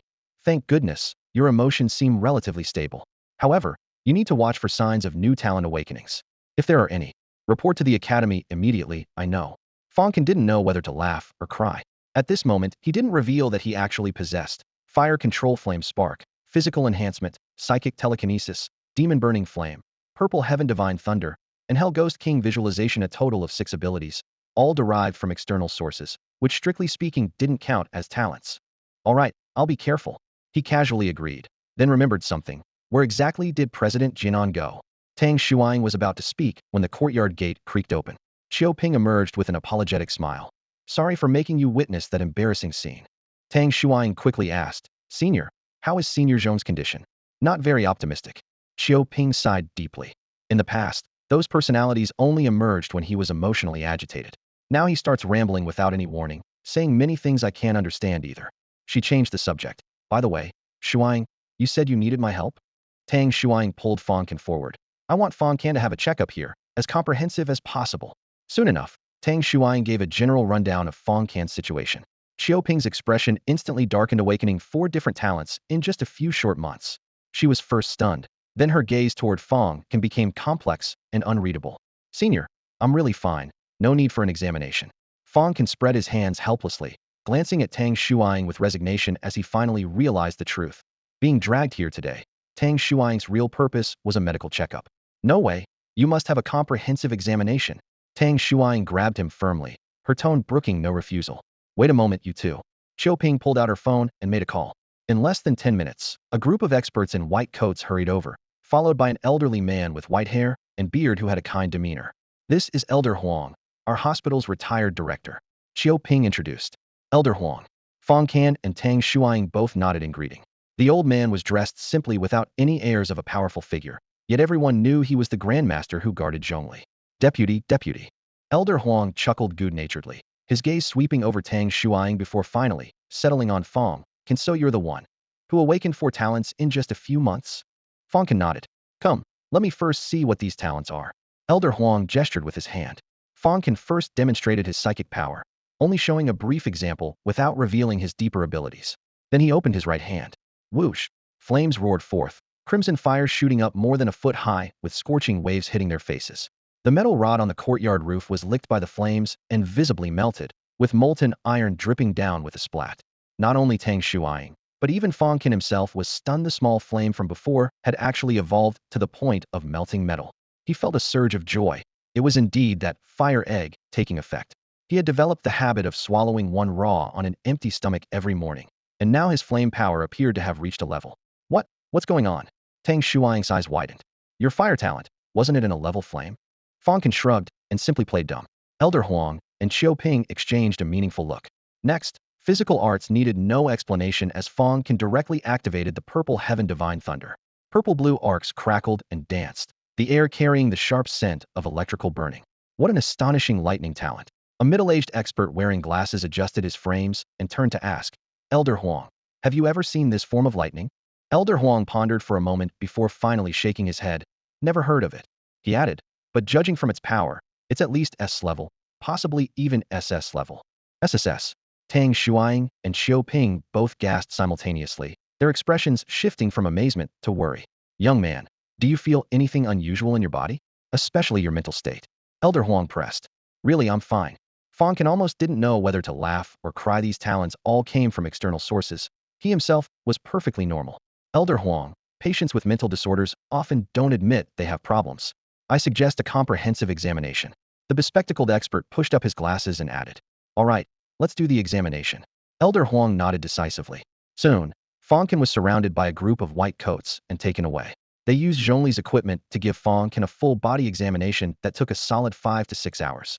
Blood, hair, excrement, genetic material, everything was extracted and thoroughly examined.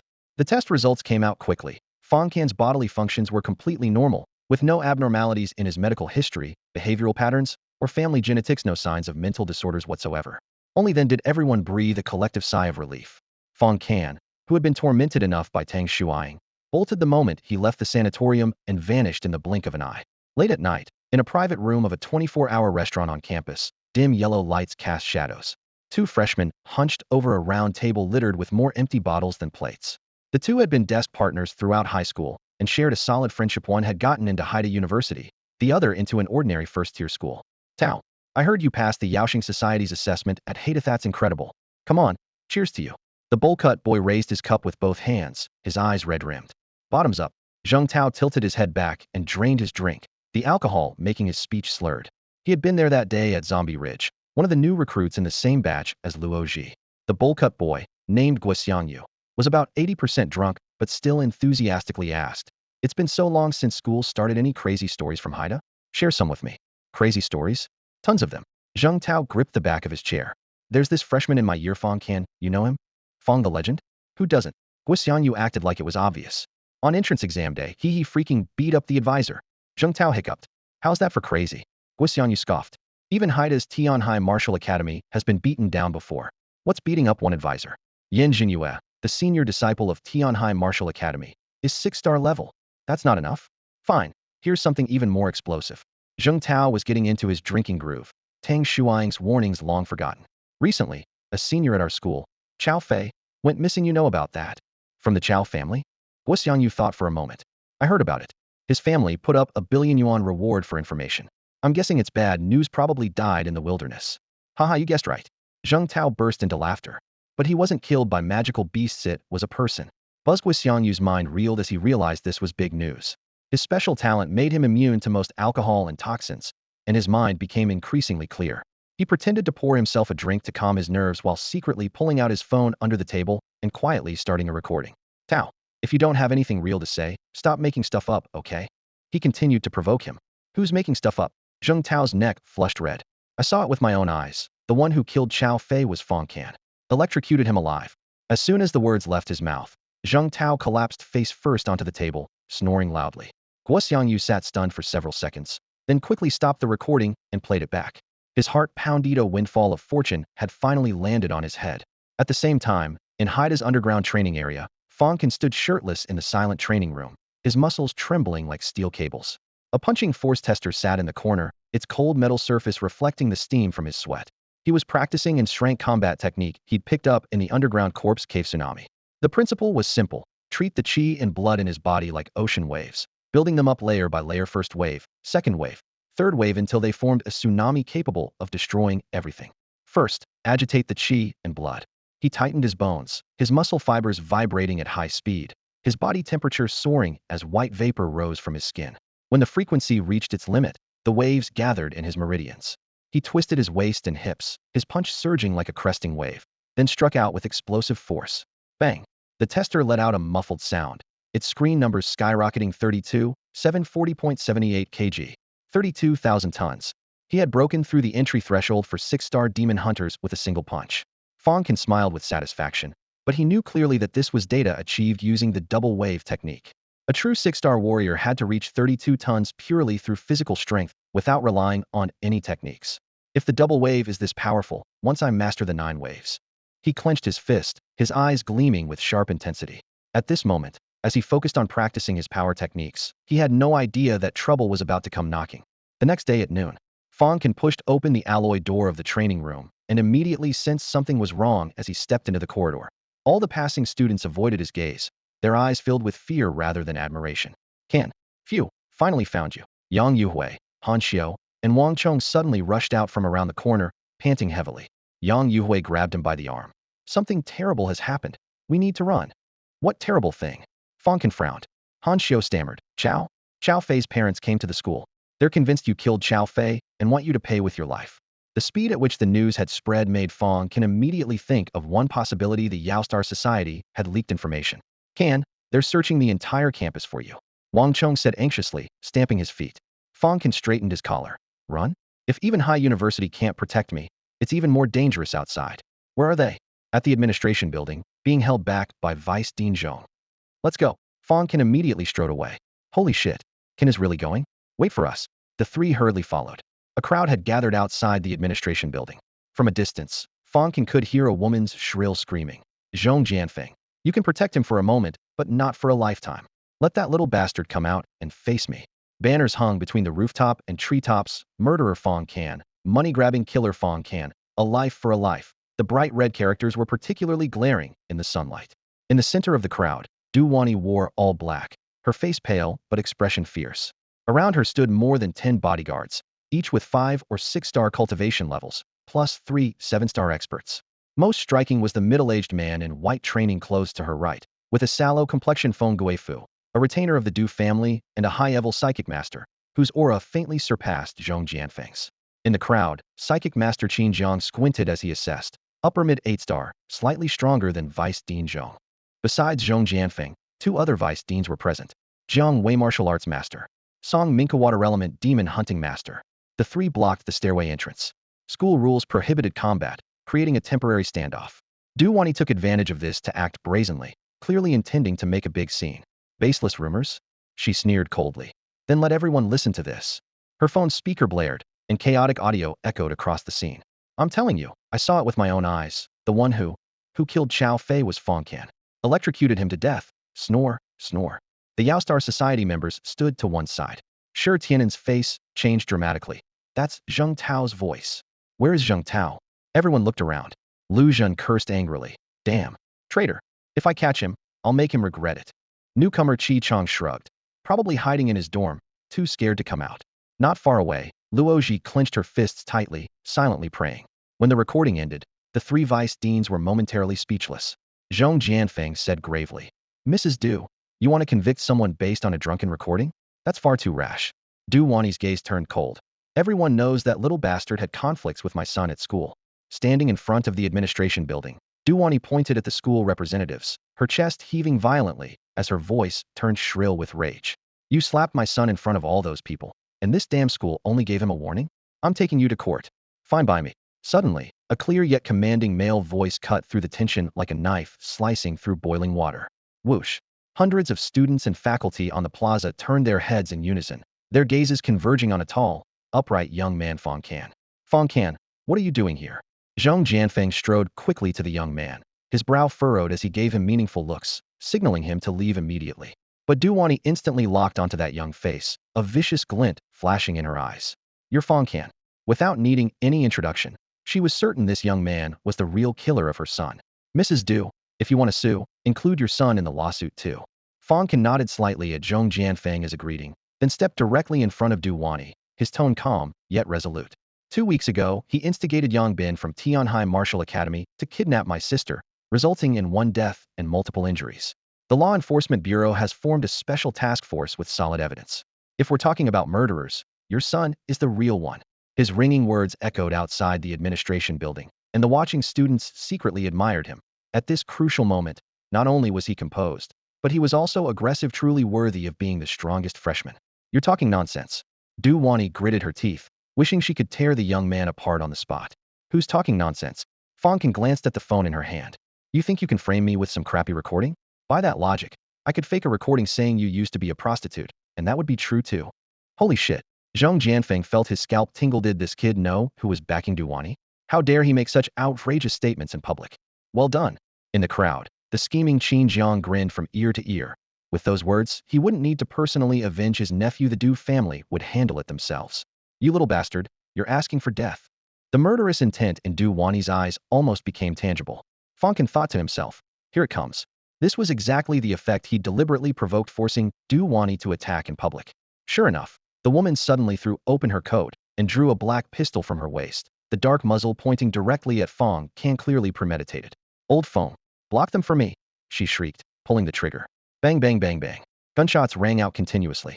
Just as Zhong Jianfeng, Jiang Wei, and Song Mingqi were about to rush forward, they were forcibly pushed back by the sudden burst of powerful psychic force from the sallow-faced man Feng Guifu.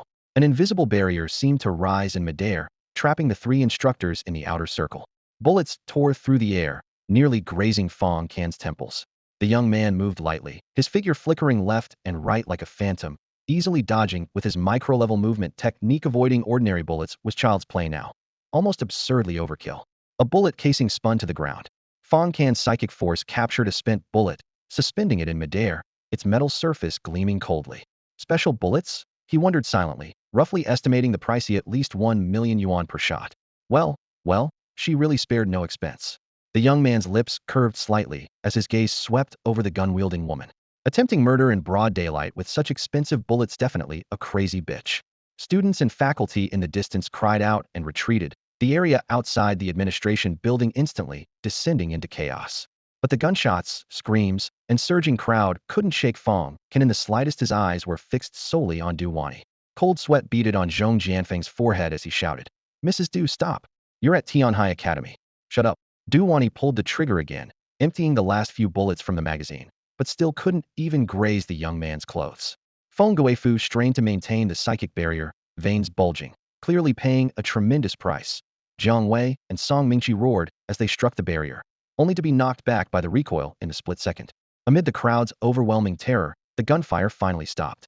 Du Wani gasped for breath, looking at the unharmed Fang Can, her face twisted with a mixture of rage, fear, and shock. Fang Can toyed with the expensive special bullet, sighing with a half-smile. Well, this woman really wanted to kill me in front of everyone. What a crazy bitch. Then he added silently, "No wonder Chao Fei's father didn't calm. He probably doesn't want anything to do with this woman. Kill, kill." Click, click, click out of bullets. The chamber was empty, gunpowder smoke still lingering in the air, as Fang Can stood unmoved, not even a thread of his clothing disturbed. "I'll kill you," Du Wani screamed hysterically, raising the empty gun like a club and frantically swinging it at Fang Can's head, completely losing her mind. Fang Can lifted his wrist slightly, about to retaliate. How annoying. An ice-cold female voice drifted down from the 5th floor of the administration building. Whoosh. A black shadow streaked through the air like lightning. Thud. A pin pierced through Du Wani's shoulder, blood spattering as it moved 1,000 times faster than any bullet, so fast that even Fang Can didn't have time to blink. So fast. His heart trembled. Only then did he clearly see that what had penetrated flesh and blood was an ordinary pin, not a hidden weapon or bullet. Miss. Feng Guifu's face turned deathly pale as he quickly helped Du Wani up, then looked up and roared angrily. Who dares to touch the eldest daughter of the Du family? Do you have a death wish? The Du family? How impressive. A contemptuous response came from the 5th floor, followed by a graceful figure descending through the air like a fairy touching down to earth.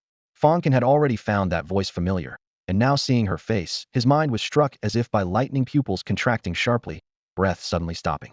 The newcomer was none other than the female war goddess of his dreams, Lian. Dean. The 3 vice deans Zhong Jianfeng, Jiang Wei, and Song Mingqi all bowed in unison. The surrounding teachers and students finally snapped out of their shock and paid their respects. She's the new dean? So beautiful, like she's not real. Even a fairy descending to earth wouldn't be more than this. This is the first time I've seen such a beautiful female war goddess. The crowd whispered among themselves. The female dean's aura was intimidating, her gaze that seemed to look down upon all living beings, making ordinary people afraid to meet her eyes directly. Feng Guifu gritted his teeth and called out her name. "You must be Hainan University's new Dean Yanqinyu?" Though he knew she was a war goddess, he still forced himself to say, "Hainan University isn't the only one with war goddesses. The Du family has them too. This matter will not end here." "Yanqinyu. Qinyu Luoyan. Luoyan." Fang Can murmured as if in a dream. She was still breathtaking. Hair elegantly pinned up, jade neck slender and graceful, features cold and exquisite like a manga heroine. Today she wasn't wearing battle attire, but rather a form-fitting white business suit, her shirt slightly straining against her proud curves. Light makeup accentuated her features, red lips alluring, adding more charm than when he'd seen her in the ruins of Jinling. Her impossibly long legs were wrapped in flesh-toned stockings. Paired with nude heels, she embodied the phrase, ice-cold beauty, to perfection. Even Hainan University's campus belle Tang, Shuang, paled in comparison. Faced with the threat, Yanqinyu couldn't be bothered to say more. Her jade hand turned over, producing a token from nowhere and tossing it to Feng Guifu. Fang Can caught a glimpse of the token, the character Wu on the front, Shan on the back. "Take this and show it to your Du family's war goddess." After speaking, her cold eyes swept over Fang Can once more. "Come to my office." Under everyone's watchful gaze, Fang Can followed her, as if bewitched. "You wait, this isn't over. I'll make you pay for this." Du Wani's left arm was covered in blood, yet she still gritted her teeth and roared at Yanqinyu's retreating figure. Yanqinyu stopped in her tracks and glanced back sideways. That single look was like thunder and lightning, an invisible force instantly crushing down. Puff Du Wani felt a sweetness in her throat as she spat out a mouthful of fresh blood, her face visibly draining of all color. "Young miss." Feng Guifu was alarmed and immediately raised his hand, releasing all his psychic power to create a protective shield between them. Shatter. Her lips parted slightly as Yin Xinyu transformed that aura into a blade. The shield was pierced through like paper, fragments scattering everywhere. Crack accompanied by a crisp, bone-breaking sound. Du Wani's left shoulder shattered instantly, her screams tearing through the air. Feng Guifu was horrified even with all his strength. He couldn't protect the young miss. This new dean of Haida University was definitely no ordinary war god. The next instant, those cold, moon-like eyes fell upon him.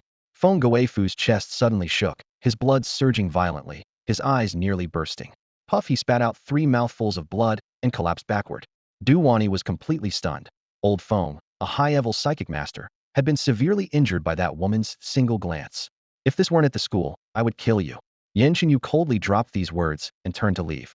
Her tone was chilling to the bone, and everyone present believed every word she said. Whoosh. The 3 vice deans Zhong Jianfeng, Jiang Wei, and Song Mingqi only breathed a sigh of relief after she had walked far away. Fang Can followed behind Yin Xinyu, his mind churning. She's actually the dean of Haida's Demon Hunting Academy? Completely recovered? Does she remember what happened that night?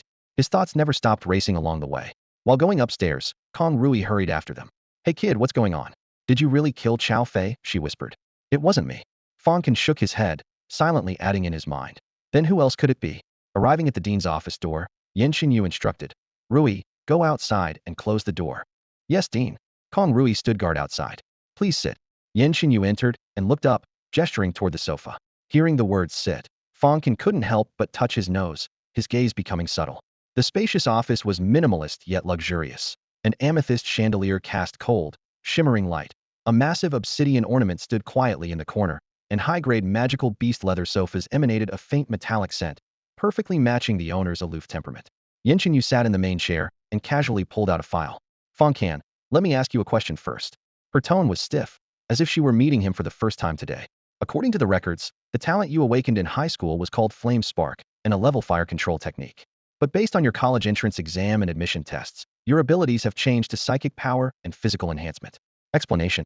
She didn't mention Chao Fei, as if it were just an insignificant matter. Fang Can played dumb. I'm not sure either. The physical enhancement and psychic power awaken later. Triple talents. Yin Xinyu glanced at the small flame flickering in his palm and continued asking. Have you experienced any headaches or auditory hallucinations recently? Please rest assured, Dean, there are no signs of mental splitting for now. She nodded slightly and looked down at the files, the air instantly becoming tense. Fang Can thought she was very composed, but the woman's heart was equally unsettled after all. This student before her had experienced such madness together with her. Every time she recalled it, she wished she could crawl into a crack in the ground. Fortunately, as a war god, she had extreme control over her body, showing not a trace of embarrassment on her face. After finishing the files, she looked up. What are your plans for personal development? Physical arts and psychic power, will you pursue both or specialize? I want to pursue both. Fang Can blurted out. Hearing those 2 words with their ambiguous implications, Yin Xinyu's originally cold gaze instantly filled with deep shame and annoyance. What I meant was dual cultivation of psychic powers and combat techniques, Fang Can explained awkwardly. His gaze wandered around the room before settling on the face of the cold, stunning dean across from him. A faint blush flashed across Yin Xinyu's jade cheeks, but it was instantly masked by her usual coldness, her voice remaining as icy as ever. Starting next week, I'll teach you combat techniques. For psychic powers, Dean Zhong will continue to be in charge for now. We'll finalize the detailed training plan later. All right. Fang Can nodded, readily agreeing. If there's nothing else, you can go. Next Monday morning at 7 sharp, report to my office on time. The woman's tone was crisp as she issued what was clearly a dismissal. Her blunt attitude sent a chill through Fang Can's heart. He had just pushed back his chair to stand when something occurred to him. Stopping at the door, he turned back. By the way, did you find the magic core of that twin-headed Crimson Jiao? Yes, we found it. At the mention of the twin-headed Crimson Jiao, Yin Xinyu's expression faltered slightly, involuntarily recalling that detestable, obscene sack, causing an alluring rose-colored flush to appear on her beautiful face. Her voice softened somewhat from before. Thanks to your intelligence. Yet inwardly she sighed. What must be faced cannot be avoided forever. She thought Fang Can was about to bring up that night of passion, but instead the young man slowly added, intelligence about a 9th-grade magic core goes for about $1 billion on the market. You know what I mean. Yin Xinyu nearly choked. So this kid was here for money? Fang Can held up 2 fingers with complete seriousness, gesturing a discount. Considering our deep connection, I'll give you a discount 800 million. Fine, I'll give it to you. Yin Xinyu was so angry she took a deep breath. her surging blood making her already prominent peaks strain against her shirt buttons until they nearly burst.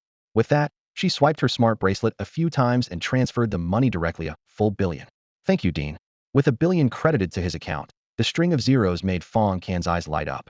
He had only been trying his luck, never expecting to actually receive the full amount. A war god was indeed incredibly wealthy. Anything else? If not, get out. Yin Qinyu's voice dropped back to freezing, cursing inwardly. Little money grubber. Fang Can didn't leave immediately, instead sighing with a nostalgic expression. Actually, I've been dreaming these past few days, dreaming about that night. Shut up. Yin Qinyu's beautiful face instantly turned cold as frost. Tremendous blood energy erupted from within her, making the entire office feel like it had plunged into a battlefield from hell. Fang Can felt his throat seized by an invisible hand, unable to squeeze out a single word. Mention that incident again, and I'll break your third leg. The woman placed her hand on the corner of her solid wood desk, her slender fingers giving it a light twist crack. The hardwood corner shattered instantly. Dean, please calm down. Fang Can awkwardly swallowed the rest of his words, grinning sheepishly as he backed toward the door. Get out. Yin Qinyue pointed toward the door. Fang Can shrugged helplessly and pushed through the door, disappearing into the hallway. Only after his footsteps faded did the oppressive aura in the office gradually dissipate. Damn it. Yin Qinyue pressed her jade wrist to her forehead, gently massaging her temples. Why did it have to be with a student? If it were an ordinary student, that would be one thing, but he just had to be a super genius who can't be ignored. How on earth am I supposed to resolve this cursed entanglement? Throughout the campus, rumors about the goddess Dean had already spread like wildfire, with almost everyone discussing the name Yin Qinyue. The students who missed witnessing her stunning beauty and godlike combat skills were filled with regret. In front of the administration building, Tang Shuang stood on her tiptoes, craning her neck to look around. When she saw Fang Can walking out of the main entrance, she immediately ran over to him, her brow furrowed with worry. How did it go? How did what go? Fang Can asked casually. Chow Fei's situation. How did the dean handle it? The girl stamped her feet anxiously. Didn't the dean say anything to you? No. Only then did Fang Can realize that the female dean hadn't mentioned Chow Fei at all from beginning to end, as if she couldn't care less about the incident.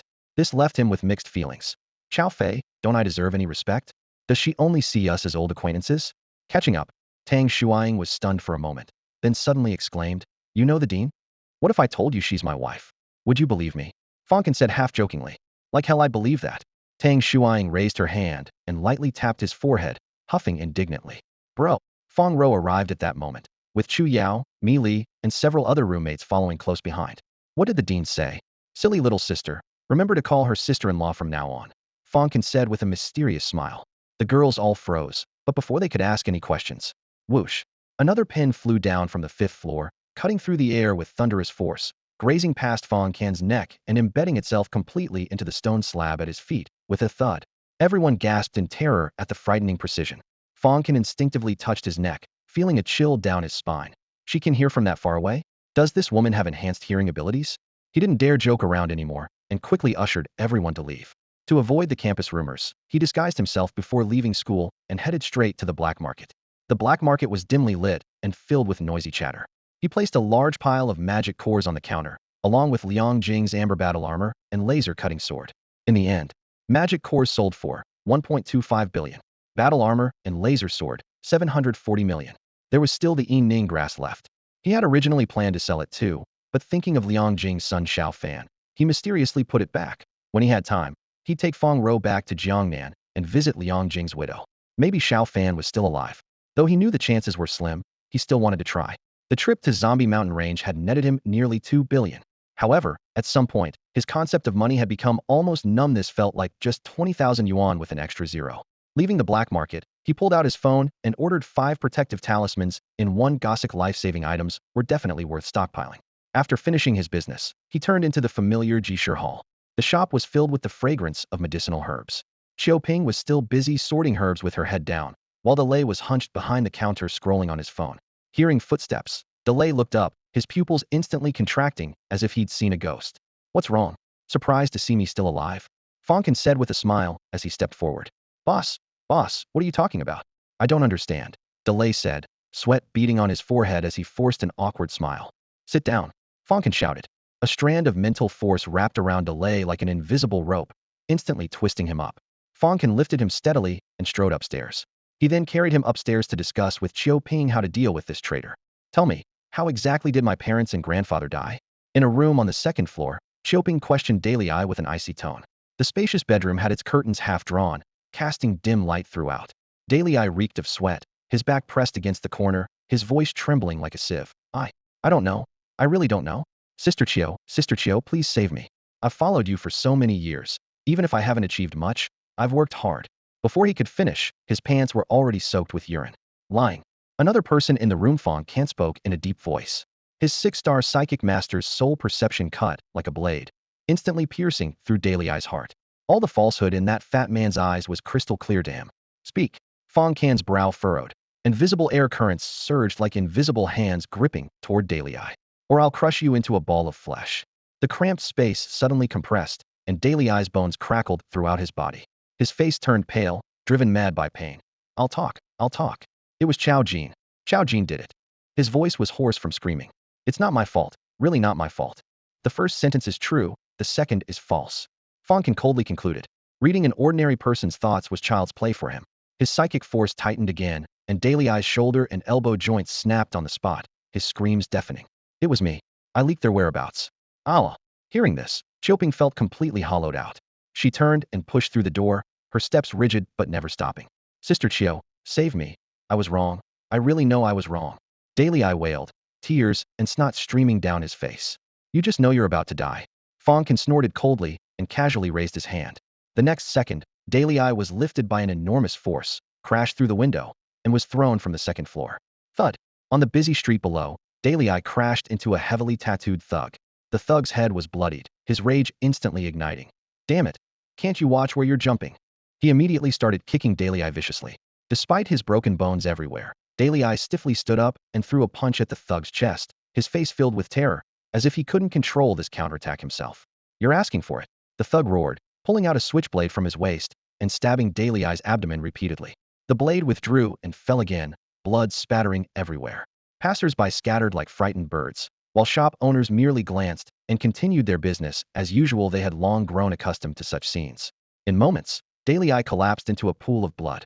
The thug, seeing that he couldn't stop his knife, felt chilled to the bone. What the hell? I just wanted to stab once. How come I suddenly can't stop? Not daring to think further, he fled frantically. No one noticed the hair-thin psychic threads quietly dissipating in the air. Fang Can's handiwork. Meanwhile, in a private hospital in the city center with understated but enormously expensive decor, the ward was completely silent. Xiao Pengyun sat on the edge of the bed, looking at his wife Du Wani, who was connected to various tubes, displaying perfectly appropriate grief on his face. Honey, don't worry, we definitely won't let this slide. No matter who the opponent is, what their status, I will fight her to the end.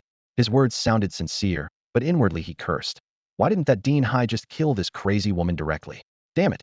Du Wani's breathing was weak as she barely managed to speak. Xiao Fei's body has it been found? This morning, they received news that their son Xiao Fei's last flight was headed to the Zombie Mountains. So she caused a scene at Hai University campus while her husband went to search for their son's body. The couple split up to take action. Xiao Pengyun grasped her cold hand. I've already hired 10 demon hunter squads to search the mountains. There will be results. Du Wani closed her eyes and gasped for a moment before uttering. Not enough. Hire 20 more. Before she could finish, the ward door was pushed open, and their eldest son Chao Jin quickly entered, leading an elderly man. Mom, look who's here. Du Wani struggled to lift her head, tears immediately bursting forth. She saw a tall, bald elderly man with his hands clasped behind his back walking into the ward, cold light flashing in his eyes. Behind him, the Du family's high-ranking members filed in, each wearing grim, teeth-gritting expressions. Grandpa, Du Wani cried. Wani, don't worry. No matter who she is, Grandpa will make her pay. Inside the hospital room, a nearly tangible rage churned within the bald, old man's chest. He suddenly turned his head, casting a cold glare at Feng Guifu, whose face had turned sallow. Before he could even speak, his overwhelming presence swept through the room. Crack! The tiles beneath Feng Guifu's feet split apart, and fine cracks appeared on the wall behind him, as if torn by invisible blades. His face instantly turned deathly pale, his throat sweetened, and he nearly vomited blood again. I told you to protect the young lady, and this is how you protect her. The bald old man snarled through gritted teeth, his voice like thunder. An ancestor, please look at this. Feng Guifu suppressed the churning blood and qi, his trembling hands pulling out a token from his chest, using his mental power to lift it into the air. The bald old man gave it only a casual glance, but his pupils immediately contracted to pinpoints. Wush's aged yet agile figure instantly flashed to the token, snatching it into his palm and examining it repeatedly, his face visibly tightening. This is what the new dean of High University told me to show you. Feng Guifu's voice trembled as he dared not lift his head. Gulp. The old man swallowed hard, then tucked the token into his chest and rushed toward the hospital room door. Dad, what's wrong? Great-grandfather, where are you going? The Chao father and son looked at each other in confusion, completely bewildered. The bald old man rushed to the door, then turned back, barking at Chao Pingyun. Quick, prepare a generous gift. Prepare a gift? Chao Pingyun was stunned. Dad, what do you need a gift for? To go to High University and apologize. As his words fell, the hospital room fell into dead silence. According to our news report, today at 12:13 p.m., a woman led people into Tianhai University's Demon Hunter Academy, claiming that a freshman had killed her son and got into a conflict with school officials. It's understood that this freshman is named Fang Can, the strongest freshman of High University's 29th class. In Tianhai Bay City, inside a luxuriously decorated high-end villa, the lights were dim. A seductive woman in a purple nightgown reclined on a leather sofa, gently swirling her wine glass, her gaze fixed on the television screen. When the photo and name appeared simultaneously, she narrowed her eyes, her gaze becoming profound. Fang Can, I've been so busy lately, I almost forgot about you. She murmured to herself, her red lips curving slightly. Oh right, didn't I send Zhang Kuei and Wei Min to bring him here? Why haven't I heard anything yet? Ring ring. The phone on the coffee table lit up. The woman reached out and slid to answer. Hello, Sister Yin, came an excited voice from the other end. We found out who's behind the Divine Blood. It's a High University student named Fang Can. All of Jishir Hall's raw materials come from him. Fang Can. The woman in the purple nightgown revealed a meaningful smile. I'm becoming more and more interested in you. Sister Yin, what should we do now? Send Terror Crocodile and Crimson Smoke. Yes. A few days later, on High University campus. Inside the dedicated training room, air currents swirled with fierce winds mixed with the thunderous sounds of impacts. Fang Can sparred with Kong Rui, their fists and feet interweaving. A few months ago at the youth training camp, he was only at 3-star strength, but now he was approaching 6 stars. Kong Rui was shocked. How exactly did this little monster train? Fang Can was completely unaware that he had already become a monster in the girl's eyes. Keenly catching Kong Rui's moment of distraction, a gleam flashed in his eyes. Great opportunity. Tsunami combat technique. His blood and chi surged like ocean waves, flowing from his spine to his right arm in successive waves. For tsunami waves stacked together, Fang Can's right arm muscles turned red, like a heated iron rod, his punch carrying the force of raging waves, striking directly at Kong Rui's chest. Kong Rui suddenly snapped back to attention, crossing her arms to protect her chest. Bang! The air exploded, and she was pushed sideways more than 20 meters, her boot soles carving 2 deep tracks on the smooth floor. Upon landing, even she, a 6-star advanced demon hunter warrior, couldn't help but gasp. A clear fist-shaped dent had appeared on her forearm, burning with pain. Rui, why were you distracted? A cold, heavenly voice came from nearby. Yen Xinyu was observing the training session. After several days of intensive practice, Fang Can had finally advanced his tsunami force technique to the 4th level under her guidance. My apologies, Dean. Kong Rui wiped away her sweat, though she couldn't help but grumble inwardly. This little monster is absolutely terrifying. 5-star peak martial arts, psychic abilities of the same level kept hidden, combined with micro-level movement techniques, plus the tsunami force that can instantly amplify punch power several times over. If it came to a real fight, she wouldn't stand a chance. That's enough for today. Yen Xinyu concluded the session, her white training outfit accentuating her graceful curves. Her cool, elegant features needed no makeup to outshine any entertainment industry starlet. These past few days, Fang Can often wondered if he was dreaming. How had he encountered her again? Follow me. Yen Xinyu glanced at Fang Can indifferently and headed toward the academy's administrative area. Fang Can assumed she wanted to discuss cultivation matters, but as soon as they entered her office, the woman cut straight to the point. Chao Fei, the junior student, did you kill him? His instinct was to deny it, but meeting those all-seeing eyes, he could only admit, yes, I killed him. Good. Yen Xinyu simply nodded, her tone cold. The woman who shot at you that day was Chao Fei's mother, the eldest daughter of the Du family, one of Tianhai's 4 great families. Du Wani. You know this, right? I know. Fang Can nodded. She's using her connections in the Law Enforcement Bureau to prepare charges against you, and she has a witness. Yen Xinyu's tone shifted. Zheng Tao from the Yaostar Society, correct? Just yesterday, Fang Can had heard from Tang Shuai. The newcomer Zheng Tao had leaked information to a friend while drunk, and that friend sold the intelligence to the Chao family for 100 million. Feeling he could no longer survive at Haida University, Zheng Tao simply dropped out, told the Chao family everything, and agreed to testify in court, earning himself a 500 million reward. But you don't need to worry. Yen Xinyu's expression remained calm. I also have connections in Tianhai's Law Enforcement Bureau, and am working to mediate on your behalf. It shouldn't be a major problem. The National University League Championship begins in just over a month. Your main task is cultivation. Put everything else out of your mind. The National University League Championship, an official tournament gathering over 100 universities from across China, held every 3 years to select the most outstanding college students. The previous champion was Haida's Canaan, and Yenxinyu hoped this year's crown would remain with Haida. All right, I'll do my best. Fang Can agreed, then couldn't help but ask curiously, aren't you going to ask why I killed Qiao Fei? He's dead, there's nothing to ask about. The woman's tone remained icy, as if nothing in the world could stir her emotions. He attacked me first, so I fought back. I need to make that clear. Fang Can explained earnestly, not wanting to be mistaken for someone like Qiao Fei.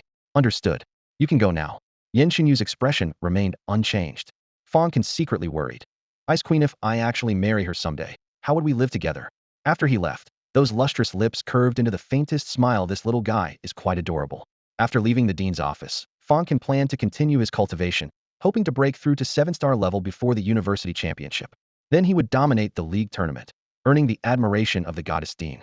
However, Xiaoping called. Fang Can thought trouble was brewing again and answered impatiently. Hello? Unexpectedly, an excited voice came through the phone. Boss, Divine Blood Generation 2V, successfully developed it. Hearing this, Fang Can's eyes lit up instantly. He left only a brief, on my way, before hanging up and rushing toward Jishir Hall. Divine Blood Generation 2 was an S-grade potion that Xiaoping had developed according to Fang Can's specifications, never intended for public. Salif planned to use it himself. Inside Jishir Hall, after Delay's death, Xiaoping had hired several new clerks to handle daily operations. She didn't even bother checking the books anymore, since the entire store's profits combined couldn't match a fraction of what Divine Blood earned. But this ordinary pharmacy facade had to be maintained. Fang Can burst through the door and headed straight upstairs. Boss, here you go. Xiaoping presented an orange-eared potion, unable to hide her excitement. Fang Can tilted his head back and drank it down. Instantly, energy surged through his body, and he felt with delight that the absorption efficiency was 5 times greater than the previous generation. Under the lights, Xiaoping's face looked haggard from consecutive sleepless nights, with dark circles under her eyes. Fang Can's heart softened, and he said, Xiaoping, from now on we'll split the profits 80-20. Really, really? She asked in disbelief. He feigned seriousness. If you don't want it, we can make it 90-10. No, I want it. Xiaoping nodded repeatedly, tears nearly falling. Thank you, boss. Fang Can patted her shoulder. Keep it up. When Jishir Hall surpasses Kongtai in scale, you'll definitely be able to avenge your family. Yes. The flame of revenge blazed in the young woman's eyes. After brief pleasantries, Fang Can pocketed several vials of Divine Blood Generation 2 and left Jishir Hall. He hadn't gone far when his sharp mental perception detected something unusual. Someone was following him. People sent by the Chao family? He kept walking while staying secretly alert. The pursuers were a man and a woman. The man wore a black cloak made of special material that could block psychic powers. His frame was massive, especially his enormous head, which stretched the hood out of shape. The woman was petite, her tight leather outfit outlining her graceful curves, with delicate, alluring features. Though they maintained distance, they frequently exchanged glances, clearly working together. Fang Can pretended to stroll casually and turned onto the busy main street. Crowds flowed past, but the two remained behind him, looking for an opportunity to strike. Moments later, he ducked into a narrow alley where the lighting suddenly dimmed. Footsteps approached, and he stopped in the shadows. Who are you? Why are you following me? He demanded coldly. Impressive detection skills. The nearly 2-meter-tall cloaked man laughed and raised his hand to remove his hood, revealing a dinosaur head covered in scales. In the demon hunter world, physical mutations weren't uncommon. Beast claws, fangs, scales, wings, tails, even extra appendages. Fang Can wasn't surprised at all. His gaze fell on the man's neck, a tattoo like burnt paper, ashes. A chill ran through him. Them again. Correct. The dinosaur-headed man grinned, showing gleaming white teeth, and introduced himself. Terror Croc. The leather-clad woman frowned impatiently. Terror Croc, cut the chatter. Where are Zhang Kuei and Wei Min? Who? Fang Can raised an eyebrow. I only know Zhang Wuji and Zhao Min. Still joking when death is at your door? The woman's eyes suddenly flashed with fierce purple light. Fang Can smiled with realization. Oh, you mean that green-haired guy and that female psychic?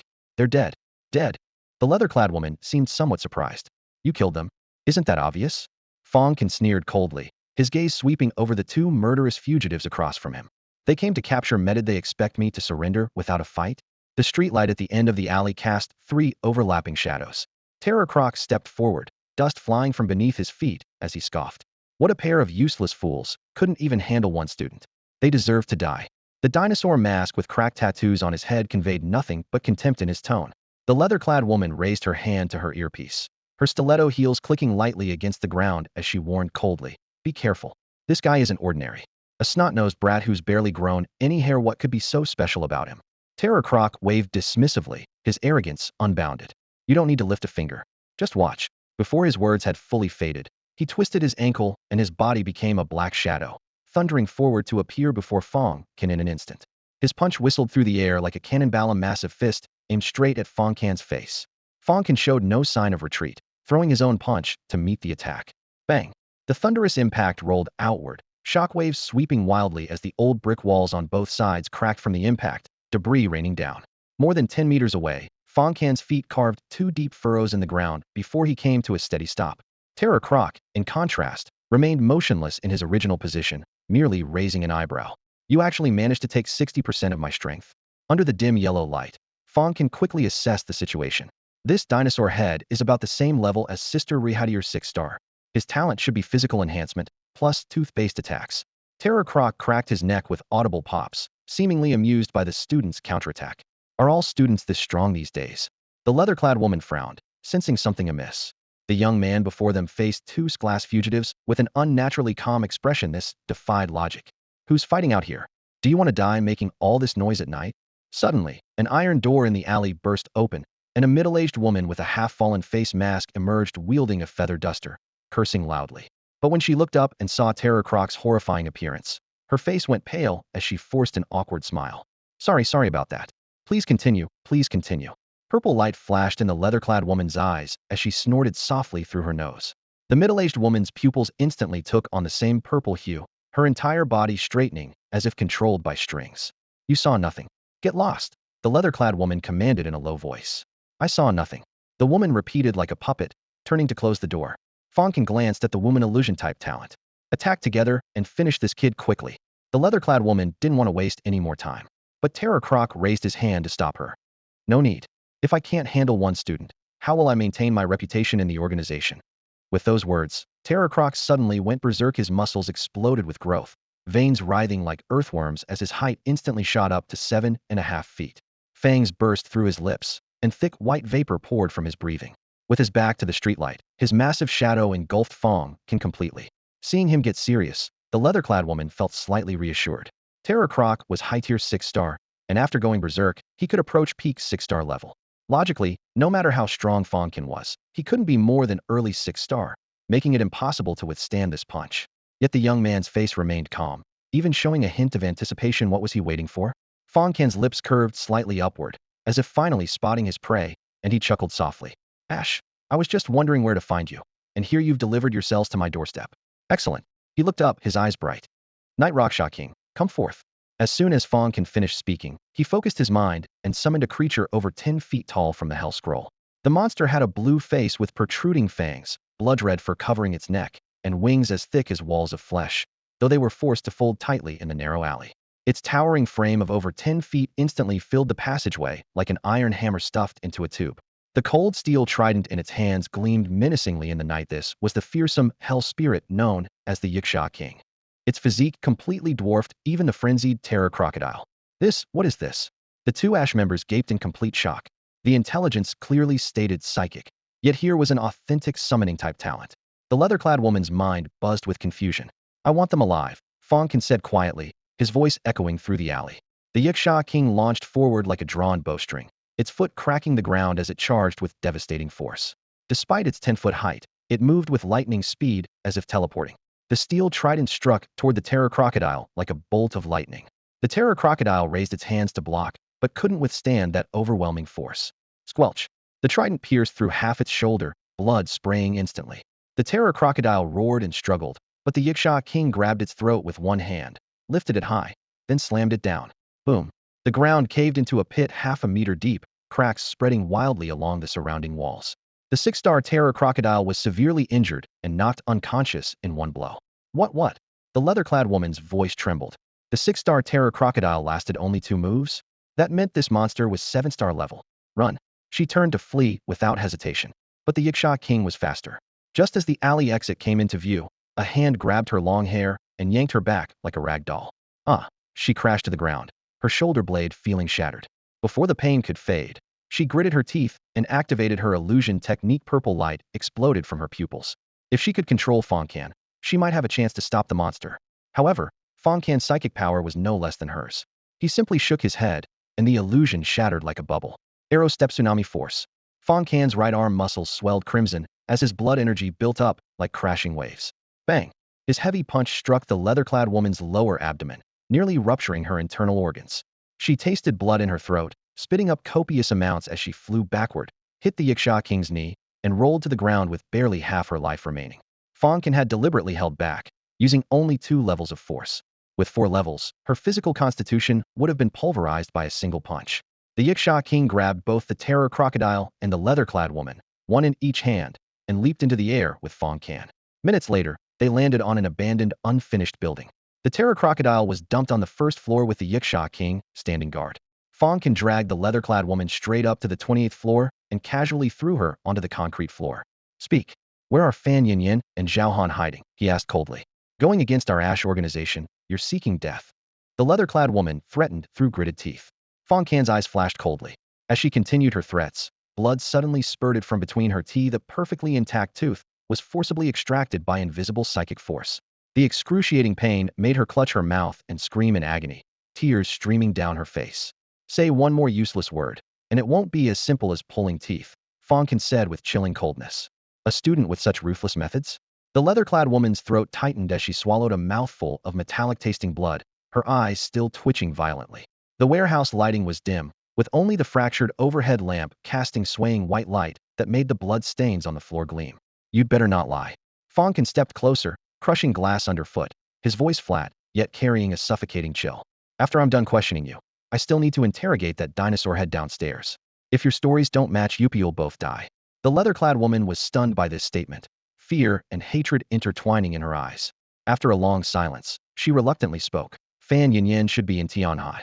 As for Boss Zhao, I really don't know. Fang Can narrowed his eyes. Think again. I truly don't know where Zhao Han is. The leather-clad woman gritted her teeth, her voice hoarse. He's a core member of the organization. What right would a small fry like me have to know the whereabouts of someone at that level? Fang Can nodded slightly, then pressed further. Fan Yin is an S-level fugitive, yet she dares hide in Tianhai? Does she think Huagua's Sky Eye surveillance system is just for show? The most dangerous place is the safest place. The leather-clad woman snorted coldly. Besides, there's the thousand-faced man. The thousand-faced man. Fang Can's brow immediately furrowed. The Void Maiden and the thousand-faced man, 2 S-level fugitives with the highest bounties in the Academy's demon hunting missions. If he could actually capture them. After pondering for a moment, he continued questioning. Where exactly is Fan Yin? The leather-clad woman laughed dryly. Would she tell me something like that? She only contacts us when there's a mission. She suddenly looked up, purple light flickering in her eyes, her voice becoming low and seductive. Kid, let me give you some advice. It interpose ashes, or you won't even know how you died. Join us. The divine blood serum formula in your hands could elevate you to the heavens, earning the worship of countless assassins. Purple light instantly climbed into her pupils, attempting to control Fang Can. His expression darkened as he stepped forward and delivered a vicious straight punch to her chest. Bang! The leather-clad woman's ribs seemed to shift from the impact. Blood gushed from her mouth as her eyes rolled back, and she fainted on the spot. Fang Can grabbed her, dragged her to a corner on the first floor, and casually threw her against the wall, sending dust flying. Then he returned to the basement level, approaching the other captive, the crocodile man, with a steel fork piercing his shoulder. The creature's scales were shattered, blood flowing freely, his berserker state forcibly terminated, his breathing now like a broken bellows. Will you talk or not? Fang Can drew his dagger, pressing it against the fragile scales on the crocodile's face. The creature first roared wildly, cursing continuously. Dare to mess with ashes, and 10 lives won't be enough for you. Rip. Fang Can directly pulled off a fingernail, blood dripping down. The excruciating pain of the connection between fingers and heart made veins bulge on the crocodile's forehead. After the 10th fingernail was forcibly pried off, he finally couldn't endure it, his voice tearful. I'll talk. Fan Yin is indeed hiding in Tianhai, but we really don't know the location. As for Zhao Han, we don't know that either. The answer was identical to the leather-clad woman's. Fang Can thought to himself, an S-level fugitive hiding in the depths of a base city with tens of millions of people hiding in plain sight was indeed bold. He raised his hand, and the Yiksha King immediately stepped forward, striking the crocodile's neck with a palm, completely knocking the monster unconscious. After dealing with the captives, Fang Can pulled out his phone and dialed a number he knew by heart. Yin Chinyu. They had exchanged contact information at the training ground. The call connected, and a cold female voice answered. Hello, Cheniahoni. Fang Can smiled mischievously. What did you just call me? The tone on the other end instantly dropped to freezing, with faint sounds of water mixed in the background. Fang Can's expression turned peculiar as his gaze fell on the blood stains on his fingers, but his mind conjured an image, wondering if she might be taking a bath. He couldn't help but picture the woman in his mind wearing a shower cap, looking lazy and relaxed as she sat in a white bathtub, only her pale shoulders visible while talking to him on the phone. You'd better watch your mouth. The woman's voice through the receiver carried a chill, like an icy blade pressed against his ear. I didn't even say anything dirty. Before he could finish, she hung up with a sharp click. Fang Can sighed helplessly and redialed. Wait, don't hang up. As soon as the call connected, he cut straight to the point. Can you come to Tianhai's old district? 2 Ash members tried to assassinate me. I caught them and managed to extract some intel. Ash. The woman's voice carried surprise and suspicion, clearly remembering how Fang Can had also been hunted by Ash in the Jinling ruins. Are you hurt? Don't worry, I'm still breathing. Hearing his wife's concern, Fang Can felt warmth spread through his chest. I'll be there soon. The phone went dead again. Indeed, just as Fang Can had imagined, Yin Xinyu was soaking in her bathtub. The bathroom was filled with swirling steam and warmth, but the moment the call ended, the temperature plummeted. The 194F water instantly began to frost over. Her talent, Demon Devourer, wasn't even ice-based, but growth type. Yet her aura alone could drop the air temperature to freezing point, revealing terrifying power far beyond ordinary war gods. 10 minutes later, Yin Xinyu arrived with her assistant Kong Rui, following the coordinates. On the rooftop of the dilapidated unfinished building, night winds howled as Fang Can had already tied up Crocodile Terror and the leather-clad woman Fei Yin like pretzels, leaving them at his feet. You're here. He stood up from beside the low wall. Fang Can, how are you? Are you hurt? Kong Rui rushed over, practically grabbing his arms to examine him from every angle. When she'd heard from the director that Fang Can had been targeted by Ash assassins, she'd nearly fainted from fear. I'm fine, Sister Rui. Fang Can felt warmth flow through his heart. Yin Xinyu also studied him carefully, and only when she saw he was completely unharmed did the worry fade from her brow. Only then did Kong Rui notice the captives on the ground, her pupils dilating instantly. Crocodile Terror, Fei Yin. S-level wanted criminals. S-level wanted criminals were internally classified as S, and S, with S already being 6-star high-risk level. And he'd captured 2 at once. Yet Fang Can was completely unharmed? Even Yin Xinyu found this little money grubber increasingly unfathomable. Director, I have a plan. Fang Can suddenly looked at Yin Xinyu with utmost seriousness. What plan? The moonlight white battle suit accentuated Yin Xinyu's graceful figure, her skin like snow and face like a painting, inspiring reverence rather than desire. I plan to use myself as bait to draw out the plunderer Zhao Han, then kill him. Fang Can's words were shocking. What? Both women exclaimed in unison. Kill an Ash leader? Was he serious? Let's hear it. Ripples stirred in Yin Xinyu's calm eyes. Fang Can laid out the strategy he'd spent all night developing. 1. First, bring in 2 experts with mind-reading talents to reinterrogate Crocodile Terror and Fei Yin, confirming the intelligence was accurate. 2. Then he would appear publicly in the city, provoking Fan Yinyan to act. 3. As a core Ash member, Fan Yinyan would surely present him to Zhao Han to curry favor. 4. Following this lead, whether they captured or killed Zhao Han, they could severely weaken Ash and deliver justice for the people and law enforcement. I'd like to call this plan Operation Ash Sweep. Fang Can's tone was both serious and excited. No way. Kong Rui was the first to object. Fang Can, have you lost your mind? The marauder Zhao Han is no ordinary opponent. Even the 3 Vice Deans combined couldn't stop him. He could kill you 100 times over with a single move. Even if the Dean protects you throughout the entire plan, there's no guarantee you'd come out unscathed. Yin Xinyu remained silent. Kong Rui was speaking the truth. If Zhao Han decided to kill, Fang Can would almost certainly die, unless he truly had some life-saving trump card. She unconsciously touched her god-tier battle armor, a thought flashing through her mind. Should she lend it to him? You want to borrow my armor? She raised an eyebrow, questioning herself before immediately dismissing the idea. No. Ash is as cunning as a wraith. Spot the problem immediately. Borrow your armor? No. Fang Can waved his hands frantically. I have my own methods. No matter how strong Zhao Han is, he can't kill me in a short time. Really? Yin Xinyu looked surprised, raising her delicate eyebrows slightly. What methods? Show me. Fang Can felt awkward. The protective talisman could only be triggered passively, had no way to demonstrate it actively. Was he really going to let Yin Xinyu stab him with a sword? Kong Rui continued persuading. Fang Can, you're just a student. This kind of matter isn't for you to handle. The Ash problem should be left to law enforcement. Your job is to focus on cultivation. Opportunities are fleeting. I made my decision. Fang Can's tone was resolute. If you won't help, I'll do it myself. Kong Rui was completely speechless. After all, Fang Can was targeting the largest terrorist organization in China. Yan Qinyu pondered for a moment. Fine. As long as you can prove you can withstand a strike from a high-level grandmaster, I'll agree. Really? Fang Can's eyes lit up. Just as he was about to demonstrate, he heard Yan Qinyu add, "It's too late today. Come to my office tomorrow morning." All right. Fang Can was thrilled as Dear Qinyu really did support him. It was true that behind every successful man stood a woman silently helping him. Afterward, he handed the two fugitives over to Yan Qinyu and Kong Rui to deal with, then returned to school. Along the way, he continuously refined and perfected his entire plan. Back in dorm room 608, he called his three roommates Yang Yuhui, Han Xiao, and Wang Chong. "Guys, want to make some serious money?" The three immediately perked up. "Yes." "How?" "Help me with something, and I guarantee each of you will get 100 million. That'll cover all your university expenses for 4 years. Wang Chong, who came from the poorest family, was instantly excited. "Holy shit, are you serious? 100 million would be enough for me to buy a house in Tianhai after graduation." Fang Can then explained his plan.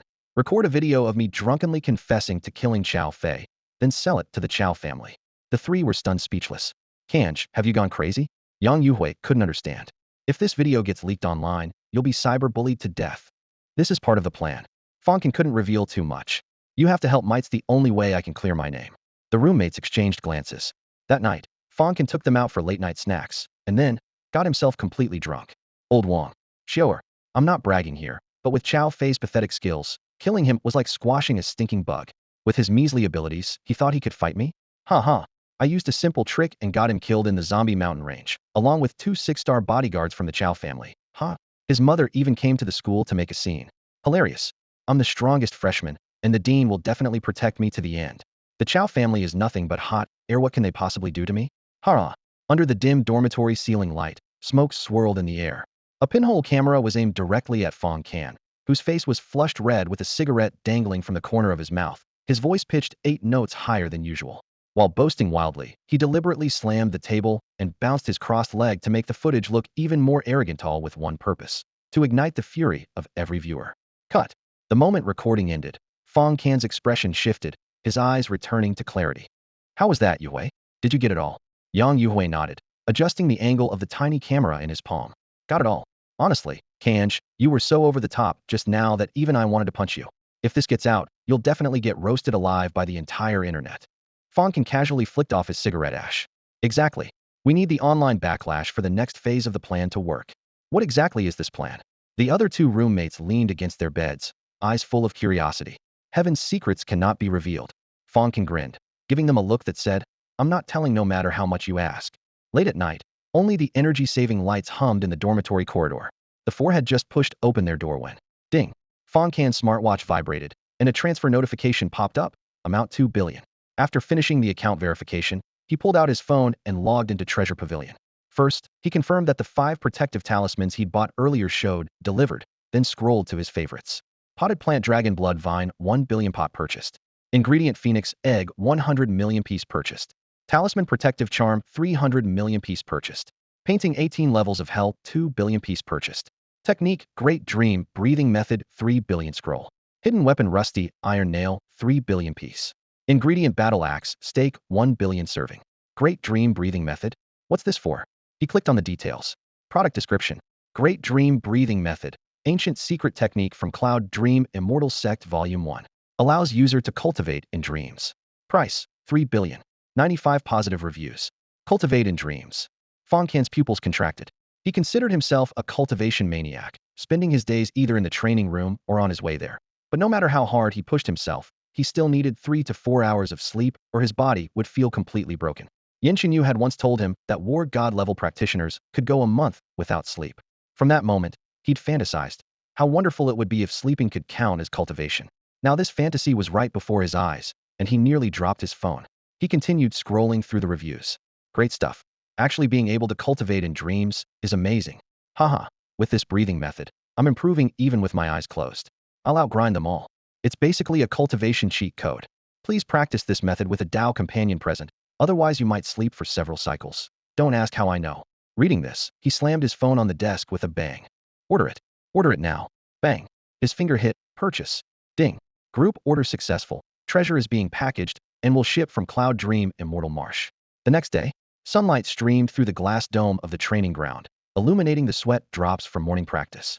Fang Can shook his arms and headed straight for the faculty office on the top floor of the academic building. He pushed open the door. The room was filled with the fragrant aroma of Longjing tea. Yan Xinyu was pouring tea, but several unexpected faces sat on the sofa, apparently waiting specifically for him. Uncle Tang, Brother Lu. He paused mid-step, surprise escaping his lips. Why were Tang Yuan and Lu Ting here? Xiaofang, long time no see. Tang Yuan rose from the sofa and walked forward under the soft lighting, his smile as warm as a spring breeze.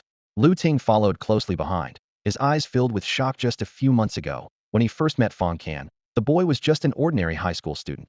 But now he was about to use himself as bait to draw out Ashes, the most troublesome terrorist organization in the country. The transformation was simply absurd. Uncle Tang, Brother Lu, what are you doing here? Fang Can had just begun to speak. I invited Mayor Tang to come. Yan Xinyu spoke first. She sat in the main seat, her tone calm, yet unquestionable. To deal with Ashes this time, we need sufficient manpower, and they must be absolutely reliable to prevent infiltration by the thousand-faced man. Fang Can nodded. Uncle Tang had always been trustworthy. His gaze swept across several unfamiliar faces in the room. All were elites over 40 years old, either imposing or righteous. Every one of them a powerful figure holding authority. Zhong Jianfeng stood up and introduced them one by one.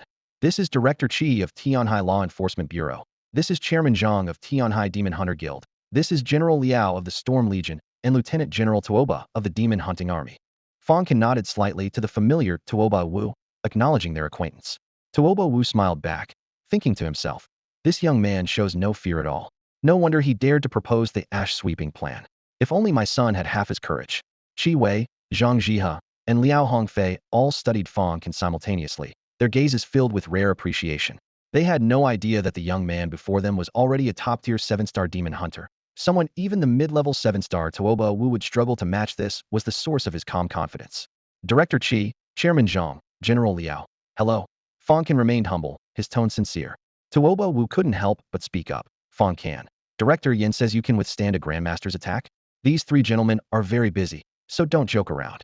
Fang Can simply smiled faintly and looked around the room. Who among you has the strongest Grandmaster level power? All eyes naturally fell on Lu Ting. Lu Ting walked to the center of the room, raising his fist half jokingly, half warningly. Kid, are you sure? This punch of mine can kill. Come on, Brother Lu. Fang Can stepped back 2 paces, giving both sides space. The others also consciously spread out, parting like a tide to create a large open area. Director, Kong Rui nervously approached Yan Xinyu, whispering a reminder. Yan Xinyu narrowed her elegant autumn water eyes. Observing quietly, she too wanted to see what gave this young man the confidence to claim he could withstand a Grandmaster's strike. Lu Ting reminded him again. Here I come. Then he crouched to gather power. He silently counted down 3 seconds, giving Fang Can ample time to regret his decision, then threw his punch with tremendous force. Surging red qi and blood erupted from his fist, shooting out like a solid cannonball. External qi projection, the hallmark of a Grandmaster-level demon hunter warrior. Boom. The punch force stirred up violent air currents, sending tables, chairs, coffee tables, and sofas flying in all directions. Even so, everyone could tell that Mayor Tang's bodyguard hadn't used his full strength. There wasn't even a sonic boomerang. Nothing bad will happen, right? Kong Rui's forehead broke out in sweat, her hands cold with nervousness, terrified that Fang Can might be killed by a single punch. The next second, a brilliant golden light burst forth from Fang Can's body. Dong! Like war drums beating, a deep and thunderous bell toll accompanied by shockwaves swept across the entire room. Paintings on the walls trembled, and documents on the desk were sent flying. Almost instinctively, Zhong Jianfeng's mental energy surged, quickly weaving an invisible barrier in midair to contain the aftershocks within the office. What? Yan Xinyu and the others turned their gazes in unison, only to see a golden giant bell, about 10 feet tall, rising from thin air beside Fang Can. Mystical runes flowed across the bell's surface, radiating brilliant light. What is that thing? Lu Ting stared in disbelief, his eyes wide. To be honest, when Lu Ting raised his fist, Fang Can's heart had tightened for a moment. After all, his opponent was a Grandmaster. But the instant the protective talisman activated, his tense nerves immediately relaxed, and he even called out mockingly, Brother Lu, didn't you eat breakfast this morning? The taunting words successfully ignited Lu Ting's fury. You little brat. Let me smash that thing of yours. He lowered his stance to gather power, his blood energy surging wildly as his fist, accompanied by sonic boom rings, shot forward at nearly 500 meters per second. If such a blow landed on a 7-star defensive demon hunter, even severe fractures would be considered light injuries. However, dong! The giant bell rang out a second time. Zhong Jianfeng's mental barrier was forcibly stretched and deformed, causing him to hastily increase his output. When the reverberations faded, Fang Can still stood in place, his robes unmoved, while the golden bell slowly rotated, its surface completely undamaged. What exactly is this? Everyone was shocked, and even the usually composed war god, Yan Xinyu, showed an expression of disbelief. Fang Can smiled as he looked at Lu Ting. Brother Lu, shall we continue? Bring it on. Lu Ting gritted his teeth, veins bulging on his cheeks as his blood energy surged again, climbing from high 8-star to peak 8-star level. Tuobo Wu raised an eyebrow. Liberation? He's even activated his talent. Lu Ting is getting serious now. Fang Can's pupils contracted slightly. His opponent seemed to possess a brief berserker-type talent, causing his combat power to surge dramatically. The thought had barely crossed his mind when Lu Ting appeared before him like a phantom, his right fist transformed into a heavy cannon, striking viciously at the golden bell. The destructive force of that blow was enough to level the entire building. Fang Can had no time to react. Dong! Tornado-like air currents swirled, causing even the reinforced glass to emit sharp wails, and Zhong Jianfeng's barrier nearly burst. Tuobo Wu, Kong Rui, and others with weaker cultivation felt their hearts racing and their breathing stop. When the air currents dissipated, a crack finally appeared on the bell's surface about half a finger's length. It actually cracked. Fang Can's heart sank. If that punch had landed on him, 10 lives wouldn't have been enough. But Lu Ting was even more shocked. Fang Can, what the hell is this thing? My full power punch only left such a small crack. Everyone was stunned into silence. Seeing Lu Ting withdraw his fist, Zhong Jianfeng also dispelled his mental barrier. A treasure I happened to obtain from ancient civilization ruins. Fang Can answered vaguely, then turned to Yan Xinyu. Yan Xinyu pondered for a moment, then turned to give instructions. Old Zhong, you try as well. All right, Zhong Jianfeng responded. Several minutes later, the result was identical. Even with his cultivation as a high-level mental psychic, he couldn't damage the bell shield in the slightest.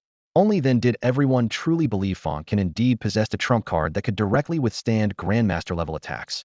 Looking at the golden bell now covered with several cracks, Fang Can wondered to himself, what exactly was the limit of this protective talisman? He looked up at Yan Xinyu and said, Dean, why don't you give it a try as well? Very well. Yan Xinyu had been eager to test it herself. Whoosh. With graceful steps that seemed to teleport, she flipped her jade palm and struck the golden bell shield at an incredible speed. The crisp sound of her palm strike was like thunder, tearing a vortex through the very air crack. The deafening boom echoed as spider web-like fractures instantly spread across the golden bell shield's surface. Everyone present witnessed this scene before they could even blink. Fang Can instinctively swallowed hard. Lu Ting, Zhong Jianfeng, Tuobo Wu, and the others all gasped in shock. Was this the true power of a war god? That thing of yours is really quite tough. Yan Xinyu withdrew her palm and stood upright, her tone carrying a hint of surprise. To others, this comment was merely an observation, but to Fang Can's ears, it carried strange implications. His expression stiffened. Noticing his subtle reaction, Yan Xinyu's eyes flashed with mild anger, and she added 3 more points of force to her jade palm, striking again fiercely. Crack! The golden bell shield shattered on the spot, countless fragments shooting out like golden meteors before turning to fine powder in midair. The protective talisman in Fang Can's chest dimmed accordingly, its light quickly extinguishing. It finally broke. Everyone exclaimed in hushed tones, their shock still unsettled. Fang Can took a breath, trying to remain calm. It seems my treasure can't withstand a war god's attack. You're being modest. Yan Xinyu withdrew her palm, gazing at him for a moment before continuing. I only used 30% of my strength. If it were an ordinary war god, even at full power, it would take 3 to 5 minutes to break through your turtle shell. Hearing this, Fang Can raised an eyebrow. His wife Xinyu was actually a high-level, perhaps even top-tier war god. If they truly encountered danger in the future, having her take action would be enough. Yan Xinyu then asked with concern, your defensive equipment isn't damaged, is it? Can it still be used? It's fine, just needs a few days of rest to recover. Fang Can shrugged. She wondered to herself. During those days in the Jinling ruins, he never brought out this defensive equipment. Could he have acquired it recently? After a brief pause, Fang Can looked at her. Dean, can my plan be put on the agenda now? Everyone in the office's eyes lit up. Are you certain? Yan Xinyu's tone was serious. Although you have powerful defensive equipment, there are countless strange talents in this world. Someone might specifically counter you. For instance, Fan Yinyan's Void Gate comes with cutting attributes. This plan is too dangerous, with too many variables. Where there's a will, there's a way. Fang Can interrupted directly. As long as we can capture and kill the Ash organization's core members, I'm willing to take the gamble. Little Fang. Tang Yuan's eyes reddened. Zhao Han, a core member of Ash, was his mortal enemy. Fang Can's actions were undoubtedly standing up for him. Qi Wei, Liao Hongfei, and Zhang Jihe also felt moved. If only their own sons had such courage. However, Fang Can wasn't just helping the Tang family, was seeking revenge for himself. Ash had attempted assassination multiple times. How could he not retaliate? After a moment of contemplation, Yin Chenyu nodded. All right, I agree. Everyone gathered around Fang Can, pressing for details. Yin Chenyu spoke first. What's your first step? First step, you need to give me some money. Fang Can grinned. Money. Yin Chenyu was speechless. The little money grubber was back online. Fang Can said seriously, that test just now cost 400 million. In reality, a protective talisman could be bought for 300 million. Fine. Yin Chenyu rolled her eyes at him.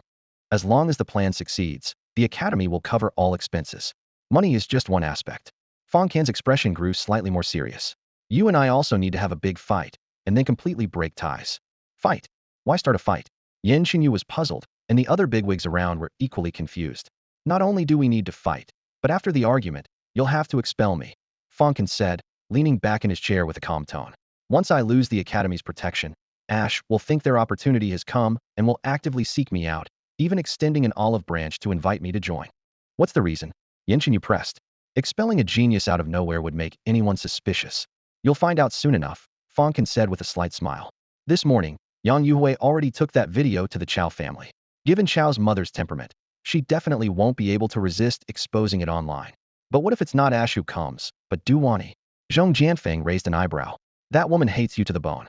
Once she hears you've been expelled, she'll definitely hire assassins.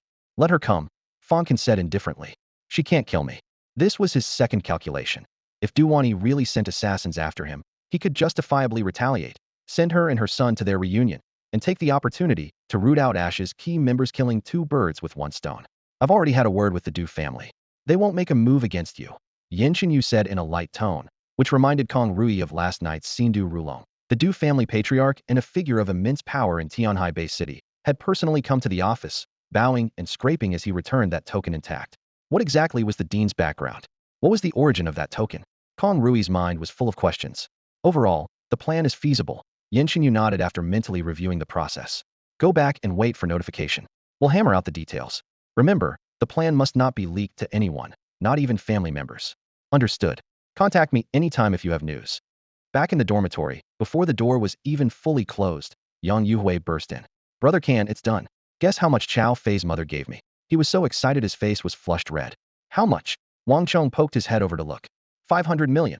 Yang Yuhui held up 5 fingers, grinning like a fox. Holy shit. Wang Chong and Han Xiao exclaimed in unison. Fang Can smiled too. Although that secretly recorded video from after drinking couldn't be used in court, it was enough to ruin Chao Fei's reputation. It was perfectly normal for Du Wani to pay big money for it. Given that crazy woman's nature, she definitely wouldn't listen to the Du family and would eventually hire assassins, which would save him the trouble of finding an excuse to strike. At this thought, a cold glint flashed in his eyes. Brother Can, we discussed it and want to give you 100 million of this money, Yang Yuhui said, handing over a card. No need, you guys split it, Fang Can waved his hand. Old Yang, you take the biggest share. After the video is released, all the criticism will come your way, and selling intelligence carries risks too. I'm just getting a little backlash. Yang Yuhui insisted, and Fang Can couldn't refuse, so he had to accept the 100 million. The final distribution, Yang Yuhui got 300 million, Wang Chong and Han Xiao each got 100 million, and everyone was happy. Sure enough, before 8 o'clock that evening, Du Wani released the video across all platforms and hired internet trolls to frantically boost its popularity. Within just a few hours, the entire internet was in uproar, and the campus forum exploded as well. Did Fang Can really kill Chao Fei from the summoning department? Holy shit, what the hell? I'm unfollowing him. I must have been blind. Disgusting. He's a murderer. Look at that arrogant face of his. It was just a minor conflict, and he killed someone over it. Terrifying. I'm a parent, and I have something to say. Keeping this kind of student at Ocean University is like having a ticking time bomb. He must be expelled. I'm reporting this to the school administration, law enforcement, and the education department. If they don't act, we'll organize protests and boycotts. Poor Fang Can chose the wrong friends. Even this kind of video got leaked. In just one night, Ocean University's campus was in complete uproar, and social media platforms were flooded with angry public opinion. Parents collectively demanded the school expel Fang Can. Even his sister Fang Ro had to hide in her dormitory, though fortunately Fang Can had prepared her mentally beforehand. 3 days passed, and the Chao family secretly manipulated public opinion, causing the situation to escalate further. It was on the verge of becoming a national sensation. Finally, unable to withstand the pressure, the school issued an announcement. Ocean University's Demon Hunter Academy has decided to expel Fang Can. Sharp laughter erupted in the living room of Taoyuan Manor. Ha ha ha ha ha. Old Chao, did you see that? We did it. Du waved her phone, laughing so hard she could barely breathe. That brat got expelled. Those 500 million were so worth it. Her disheveled hair, bloodshot eyes, and haggard appearance from days without sleep made her look like a twisted ghost. Wonderful, honey. Xiao Pingyun's face showed matching excitement and trembling, though inwardly he felt disgusted. Still, he cooperatively embraced his wife. Fang Can, I want you dead. Du gritted her teeth, though she retained some rationality. If someone was expelled one day and found dead on the street the next, even an idiot would know they were responsible. Student Fang Can, you are no longer a student of this university. You have 2 days to move out of the dormitory, or we will use force. At the door of dormitory 608, the 4-star demon hunter-level dorm supervisor announced the order expressionlessly. Fine, Fang Can responded lazily. To play his part thoroughly, he even had a big fight with his roommate Yang Yuhui and broke off their friendship on the spot. Then he threw all his belongings into his spatial ring, including the purple-covered, great dream breathing technique that had just arrived that morning. On the cover, a woman in purple gauze sat cross-legged with her 5 points facing heaven, lifelike in detail. As he went downstairs, he suppressed the urge to flip through the book and just kept walking. When former classmates passed by, instead of the usual envy, jealousy, and admiration, their faces now showed disgust, fear, and anger. They avoided him from afar, though no one dared curse him to his face. His terrifying strength remained. Fang Can walked all the way to the administration building when he suddenly caught sight of a familiar figure, Jiang Xianai and her 3 roommates. Xianai, look, her roommate Su Sherwin pointed at him. What's there to see? Let's go. Jiang Xianai glanced at Fang Can, frowned with disgust, then quickened her pace to leave, avoiding him like the plague. Now when she thought about those breakfasts she used to send him, she felt physically sick. How could she have been so blind to fall for someone like that? Fang Can wore a faint smile at the corner of his mouth, as if he didn't care about her disgust at all. He strolled leisurely down the hallway and finally stopped at the dean's office door, raising his hand to push it open. You're here. Yen Xinyu looked up from inside the room, her tone flat. Kong Rui stood beside her, looking alert. There was also a stranger in the room, an elderly man with silver hair and deep wrinkles, sitting in a wheelchair, who appeared to be at least 100 years old. This is Professor Su, Yen Xinyu introduced briefly. His ability is to establish mental links between 2 people. Once linked, you can hear each other's thoughts around the clock and communicate without barriers. However, if the distance exceeds 100 kilometers, you can only vaguely sense each other's location. Fang Can nodded, secretly impressed by the thorough arrangement. If Fan Yin kidnapped him and used the Void Gate to teleport hundreds of kilometers away, ordinary communication methods would likely fail, but a mental link would be extremely discreet, with virtually zero risk of exposure. Thank you for your trouble, Professor Su. He clasped his hands and bowed. Heroes have always emerged young. Professor Su smiled as he studied Fang Can, clearly having heard about the ash sweeping plan and quite impressed with this young man. He then raised his hand to touch both their foreheads, instantly forming the mental link and explaining how to control it. Pinch the nose bridge to toggle it on and off, to avoid constant mental monitoring. After seeing Professor Su off, Kong Rui secretly escorted him away. Fang Can returned to the sofa and plopped down, lounging as if he were in his own home. Where did you find this, Professor? With this ability, our plan's success rate just went up another notch, he asked casually. That's none of your concern. I have connections. Yen Xinyu glanced at him coolly, then frowned. Get up. I have something to ask you. Go ahead and ask. Fang Can remained too lazy to move, just turning his head toward her. It wasn't until she pulled an orange-yellow vial from her drawer that his expression clearly changed. The mastermind behind Jishir Hall is you, isn't it?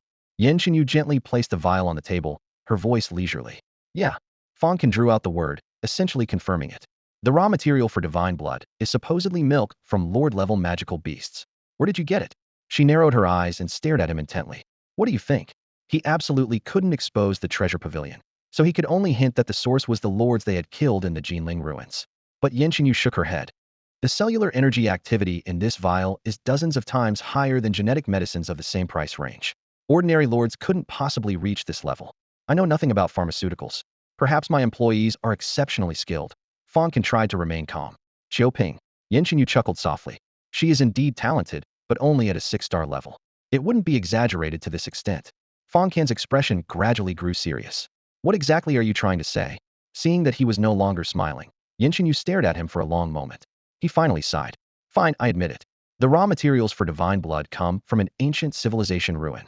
Even my defensive treasure was obtained there. Inheritance. She murmured to herself. What? Fang Can didn't catch it. Nothing. Yen Xinyu shook her head, her tone suddenly becoming serious. Fang Can, medicine of this quality that crushes competitors by dozens of times is enough to drive any capital force crazy. You have no idea how dangerous what you're doing is. My advice: immediately stop all business and focus on cultivation. Wait until you advance to war god level and have sufficient connections and power before considering commerce again. Otherwise, you'll encounter unimaginable trouble, or perhaps that trouble is already brewing. She didn't seem to be joking. Fang Can's heart skipped a beat as he suddenly realized that the conflicts with the Chao family and the Ash assassinations all seemed to revolve around divine blood. I'll think about it, he replied quietly, then looked up. For now, let's finish performing this act. Agreed.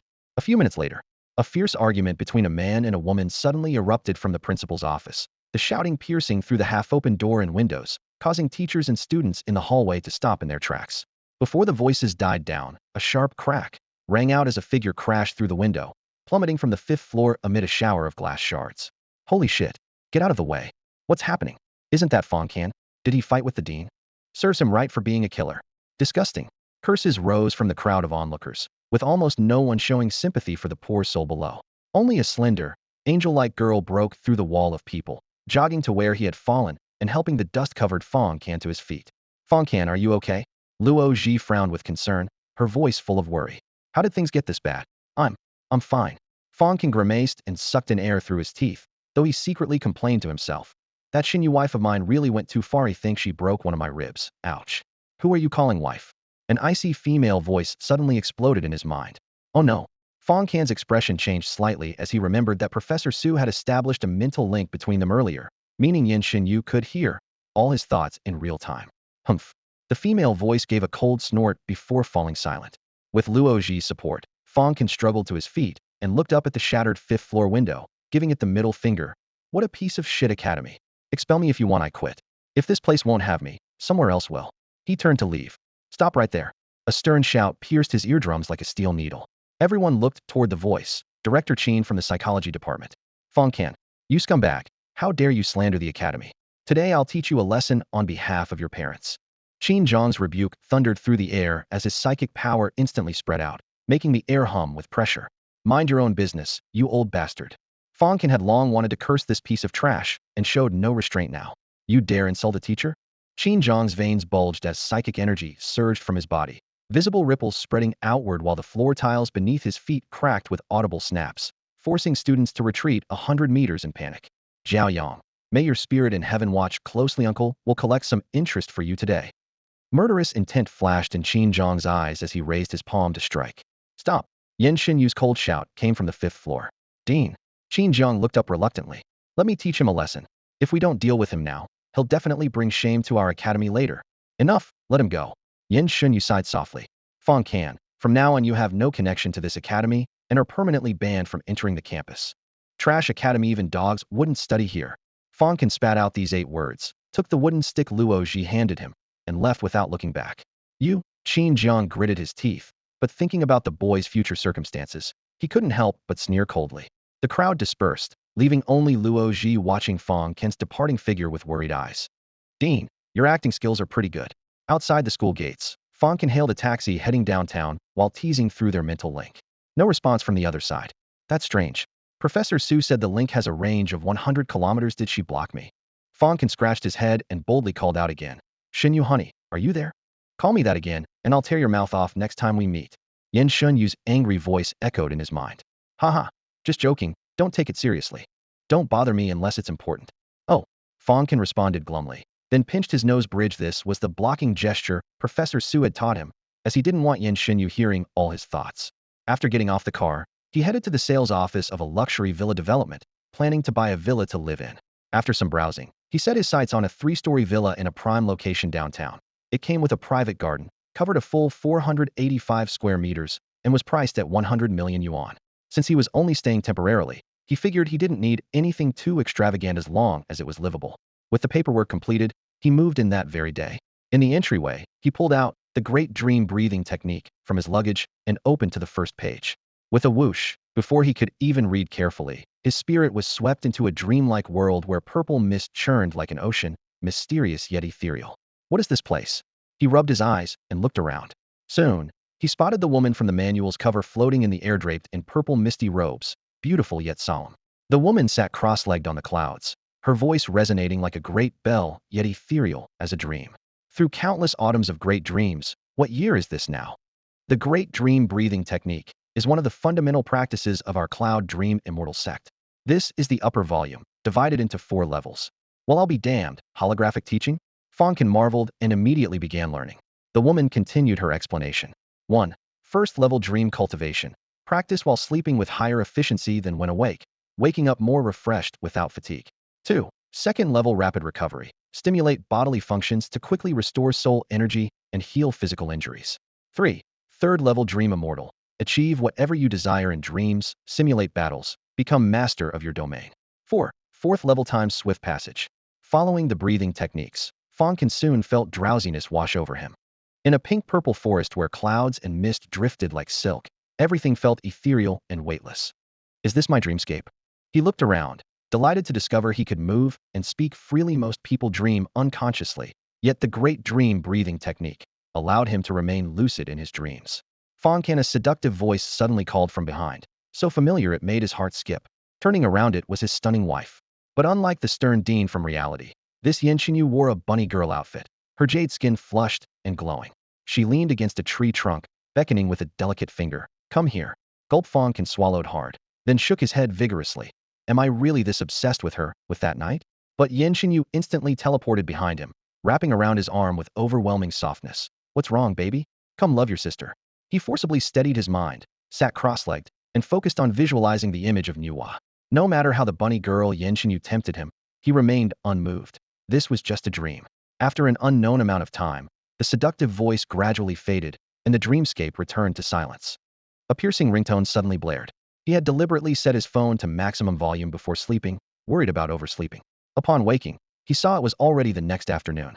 Amazing. He assessed his mental state. Not only wasn't he tired, but he felt refreshed and clear-headed. Even Grandmaster-level warriors needed rest after prolonged training, yet theoretically, he could now train non-stop for 24 hours. Fang Can clenched his fists, excitement surging through him. Wasn't this basically like having cheat codes? Knock, knock, knock. The sound of knocking came from the front door downstairs. Fang Can raised an eyebrow, his psychic power spreading like ripples through water, instantly capturing the figures outside the door. Ting Shuang, Luo Ji, Lu Zhen, Shi Tianan, and several other members of the Shining Star Society, along with his sister Feng Rou and 2 roommates Wang Chong and Han Xiao. The address information reminded him that he had sent the villa's location to his sister beforehand, which was how they had found this place.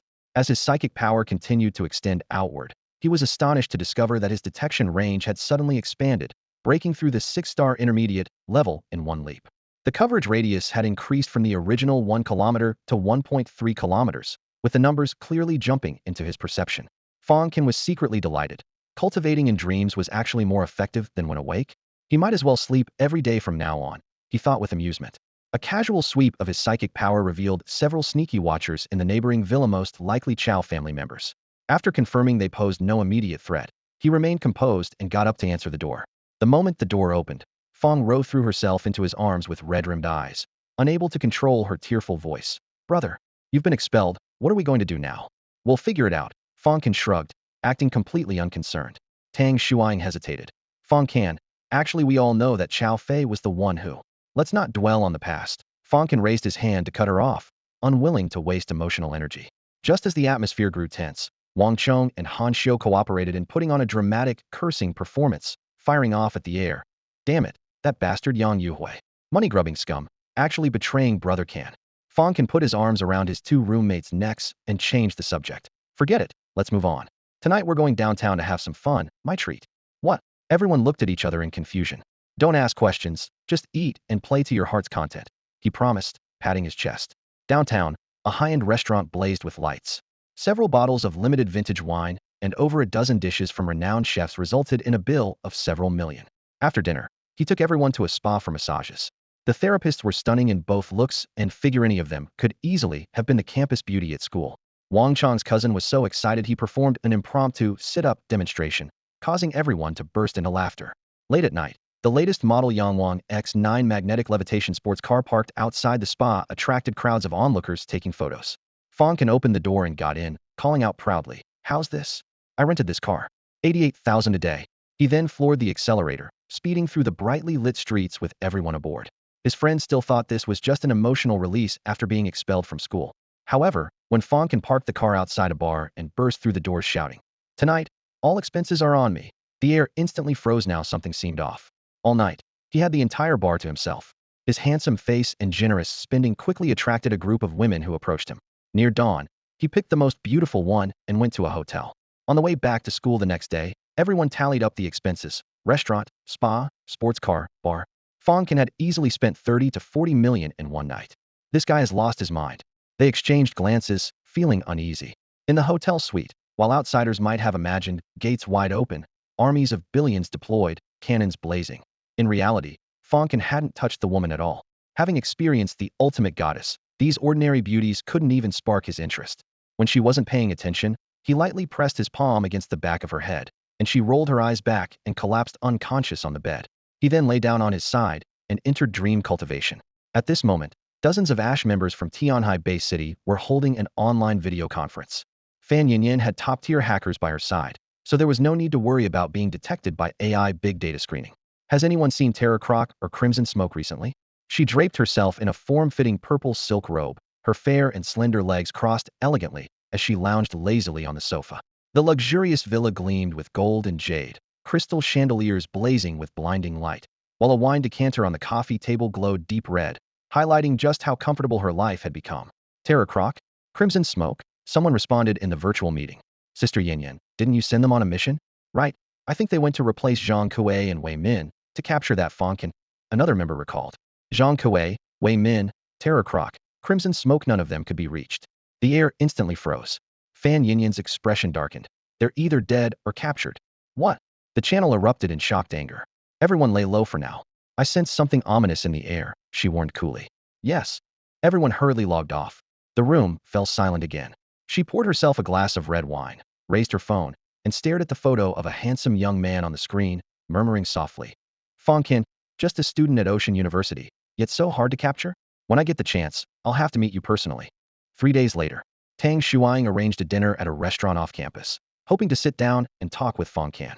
The afternoon sun scorched the streets. The private room door swung open, and Fang Can stumbled in, reeking of alcohol. Unshaven, his shirt buttoned wrong, still clutching an unfinished bottle of foreign liquor, the former promising young talent now looked like a complete drunk. Holy shit, Fang Can, how much did you drink?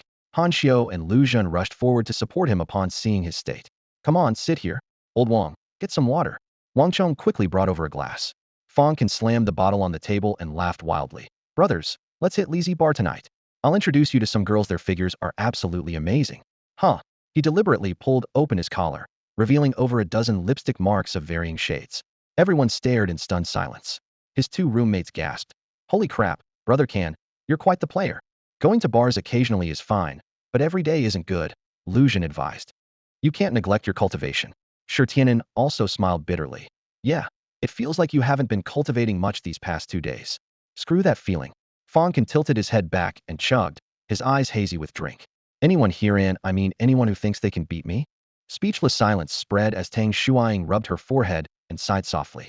Back at the villa, he slept until 7 in the evening, then woke up and dragged his friends into the city center. Fine dining, spa massages, then bar hopping as extravagant as possible. This pattern continued for 7 straight days.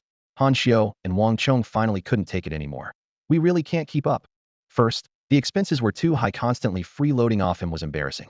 Second, the lifestyle was too indulgent. He'd worked hard to get into Ocean University and didn't want to waste it like this. Starting the second week, Fang Can had to pursue his debauchery alone. News of his downfall quickly spread throughout the school. Did you hear?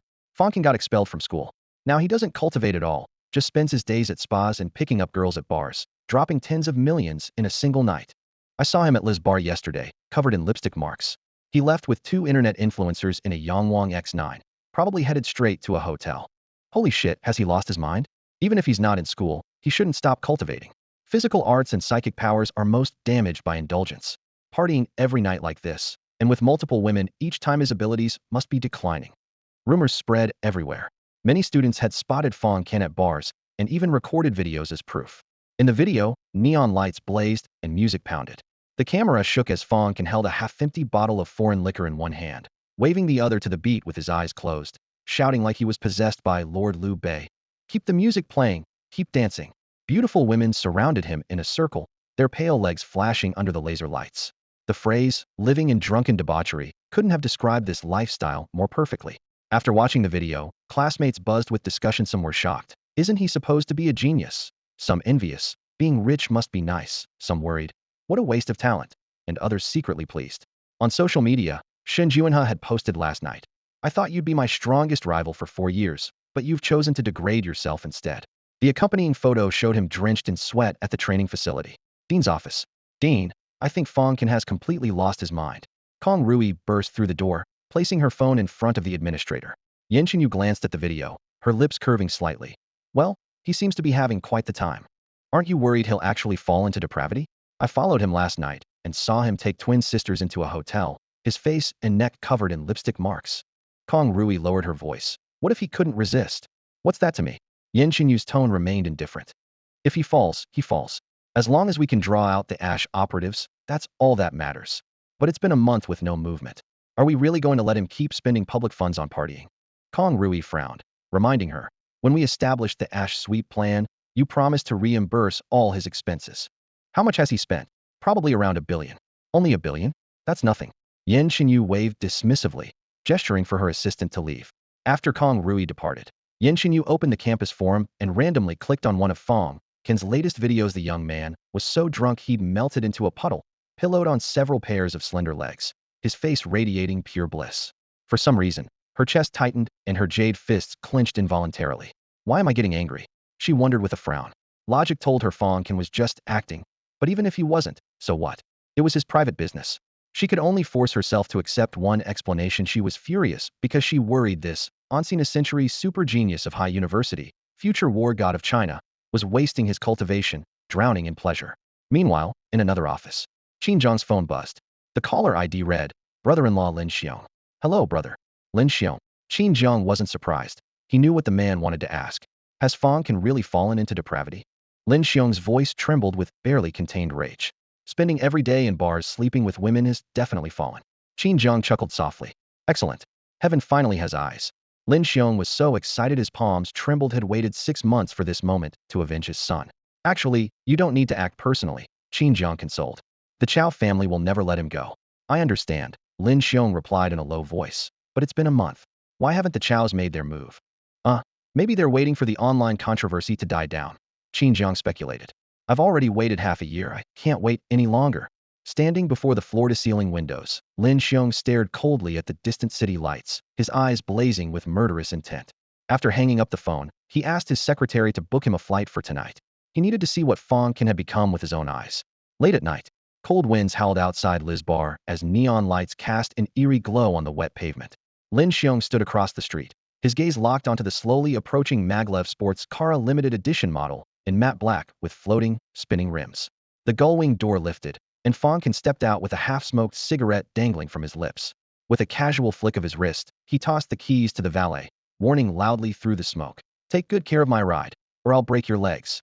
Ha ha ha. Before he finished speaking, he had already wrapped his arms around 2 curvaceous women and strode into the brightly lit bar. Who's that guy? So arrogant. The genius kicked out of high university. Fang Can. I heard he became a 5-star demon hunter at 18. 18? 5-star? No way, that's bullshit. Go ask around. This kid's been partying here every night lately. Screams and chatter erupted everywhere. Fang Can's flamboyance was like a spotlight wherever he appeared. He commanded everyone's attention. Across the street, Lin Xiong witnessed the entire scene, a slow smile spreading across his face. Hearing was one thing, but seeing was believing. Fang Can's downfall was more convincing than any rumor.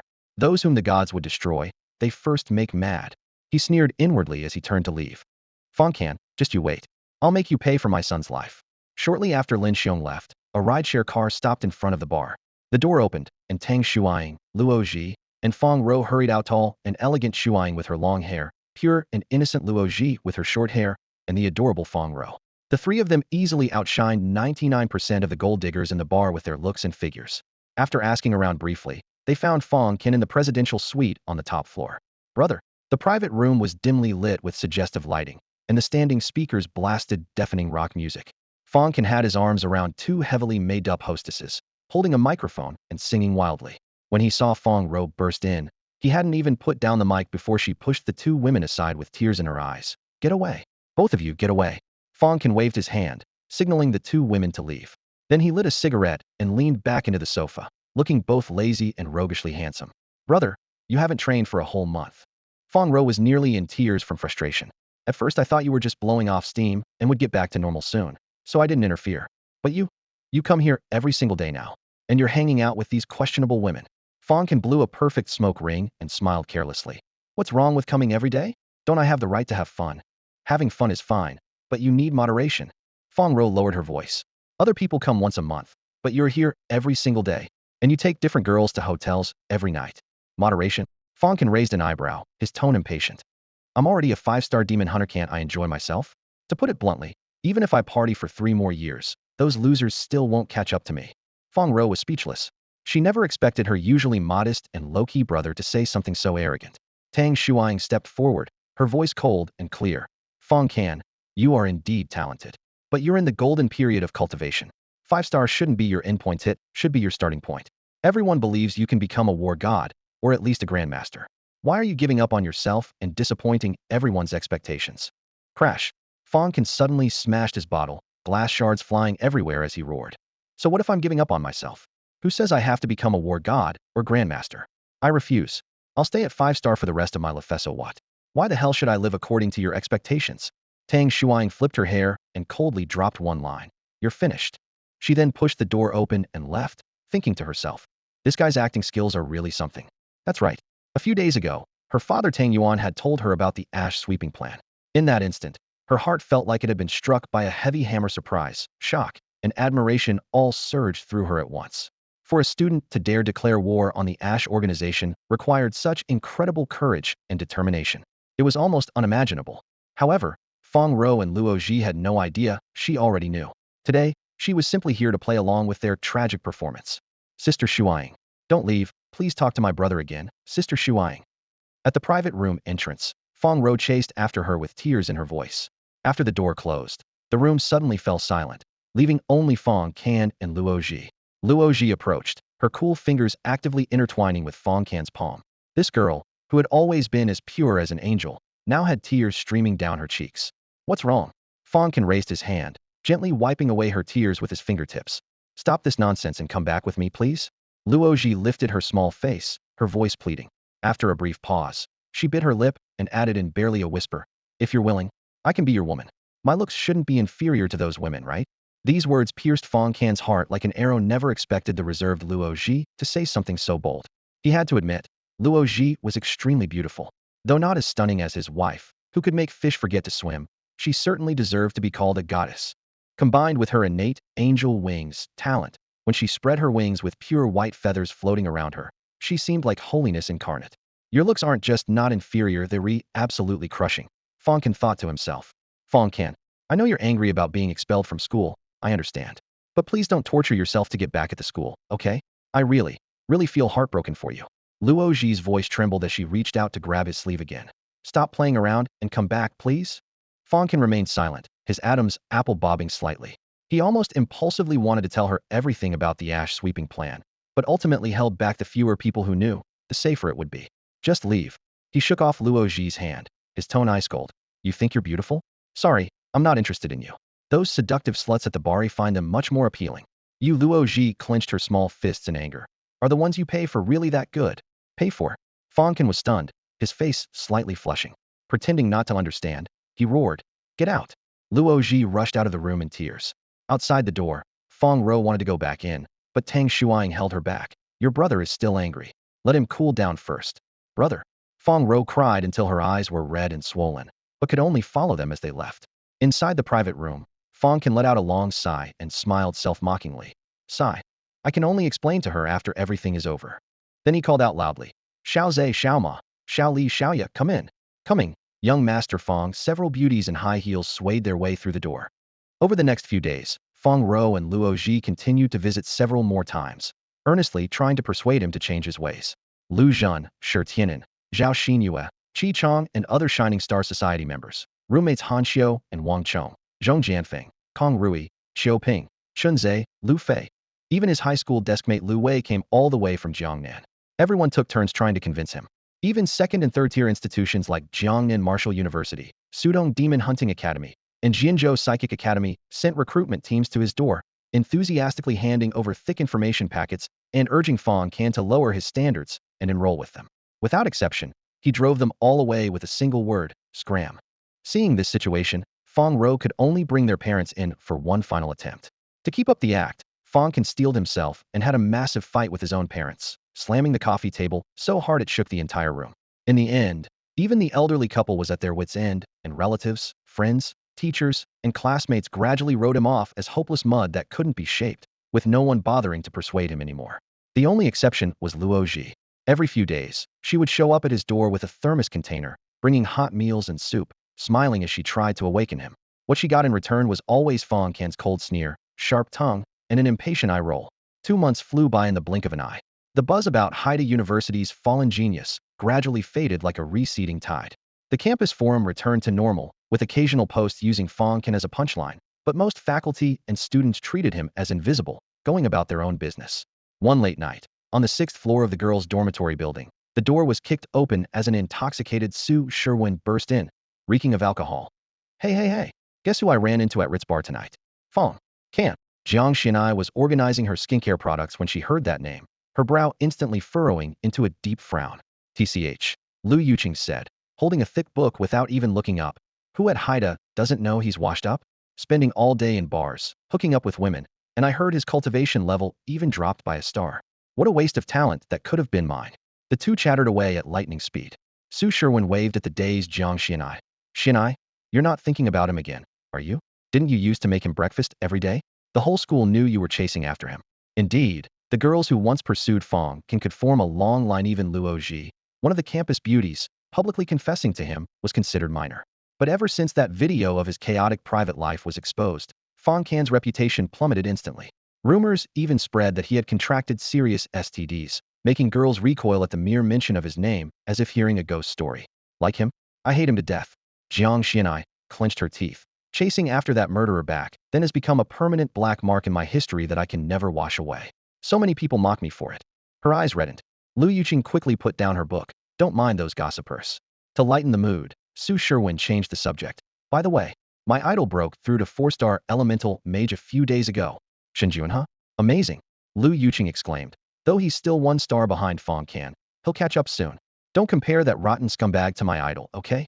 Su Sherwin rolled her eyes. The intercollegiate tournament is coming up, and Shen Juanhe trains every day while Fang Can sleeps until noon at home. In 6 months, he'll only be able to look up at my idol. In my heart, Shen Juanhe is the most outstanding freshman of our year. Hearing Shen Juanhe's name made Jiang Xinai feel even more suffocated. She also liked Shen Juanhe, but because of her own stain, she didn't even have the courage to show interest, and it was all Fang Can's fault. Probably only that lapdog Luo Ji is still trying to reform Fang Can, huh? Lu Yuqing suddenly burst out laughing. Mentioning Luo Ji immediately gave the 3 girls a common topic. Fang Can is completely rotten, yet she still won't let go. What's the point? Who knows what kind of spell he cast on her? I heard Luo Ji goes to bars looking for him every few days, and even insults can't drive her away. Fang Can, trying to avoid her, hopped between bars like a cunning rabbit, while Luo Ji, disregarding her own reputation, continued chasing him to the ends of the earth. Jiang Xinai shook her head and sighed. She really couldn't understand why Luo Ji would go to such lengths for a waste of space. Wasn't she afraid no one would dare marry her in the future? At this moment, Luo Ji walked into a newly opened bar in the city center, carrying a silver-gray thermal lunchbox. With spinning disco balls and deafening music, she immediately spotted Fang Can in a semi-private booth. The guy was lounging lazily on the sofa, his fingertips moving slightly as a beer bottle floated in midair, causing several scantily dressed girls to gasp and applaud in amazement. Wearing a knee-length white dress, Luo Ji quietly approached the booth, still holding the thermal box with both hands. Without turning around, Fang Can already knew who had arrived. His heart warmed, but he deliberately put on an impatient, even disgusted expression. Why are you here again? Luo Ji had long grown accustomed to this tone. Ignoring him, she walked straight to one of the gold-digging girls and said in a suddenly cold voice, "Get up. Who are you? What gives you the right to kick me out?" The other woman protested. Luo Ji merely released a trace of her aura, and that invisible pressure made the woman's hair stand on end. She immediately grabbed her Gucci bag and fled in panic. The surrounding women exchanged glances, thinking the legitimate girlfriend had arrived, and quickly made excuses to leave. Sensing that aura, Fang Can's eyes flashed. 3-star advanced level now. Only then did Luo Ji sit down beside him, her pretty face returning to an innocent, flawless smile. She opened the lunchbox, releasing aromatic steam as she laid out braised pork, steamed mandarin fish, stir-fried beef with celery, filling the entire table in one go. I made all your favorites. Looking at the colorful and fragrant dishes, Fang Can felt a mix of emotions. He sighed. Luoji, you really don't need to do this for someone like me. Here. Luoji picked up a piece of braised pork and placed it directly at his lips, cutting off his words. With his speech blocked, he could only chew and swallow. After a few bites of the warm food, Fang Can wiped his mouth and suddenly felt moved. Don't leave tonight. Stay with me. Luoji's delicate body trembled slightly, her eyes flickering with emotion. She certainly understood what stay with me meant. After hesitating for a second, she still nodded. All right. I don't like bars though. Let's take a walk by the river. Half an hour later, the two strolled side by side along the Huangpu River. The night breeze carried moisture from the water, and lights danced on the river's surface. Fang Can rarely enjoyed such peaceful moments. While Luoji wore a satisfied smile, this was her first real solo date with Fang Can. However, as they walked, Fang Can frowned. Something was wrong. From the bar until now, someone had been following them. Without looking back, he immediately established a mental connection with Yen Xinyu. Director, did you send people to protect me? No. Yen Xinyu quickly responded. What's wrong? Is there movement? What about the city? Did anyone come over? A few minutes later, after checking with all parties, Yen Xinyu answered, no. You said you were afraid of exposure, so we haven't sent anyone these past few months. I see. Looks like someone can't wait any longer and wants to make a move on me. Fang Can's eyes gleamed with sharp light. Are you certain? Not certain yet. Let's see first. Understood. Stay in contact. After the brief exchange, the mental channel disconnected. Fang Can suddenly stopped and said to Luoji, you should go back first. Huh. Luoji was stunned. But didn't we agree? I suddenly lost interest in you. To shake her off, he could only harden his heart. Just go. I won't go. Luoji's tone was stubborn. Wherever you go today, I'll go too. Don't even think about ditching me. No you.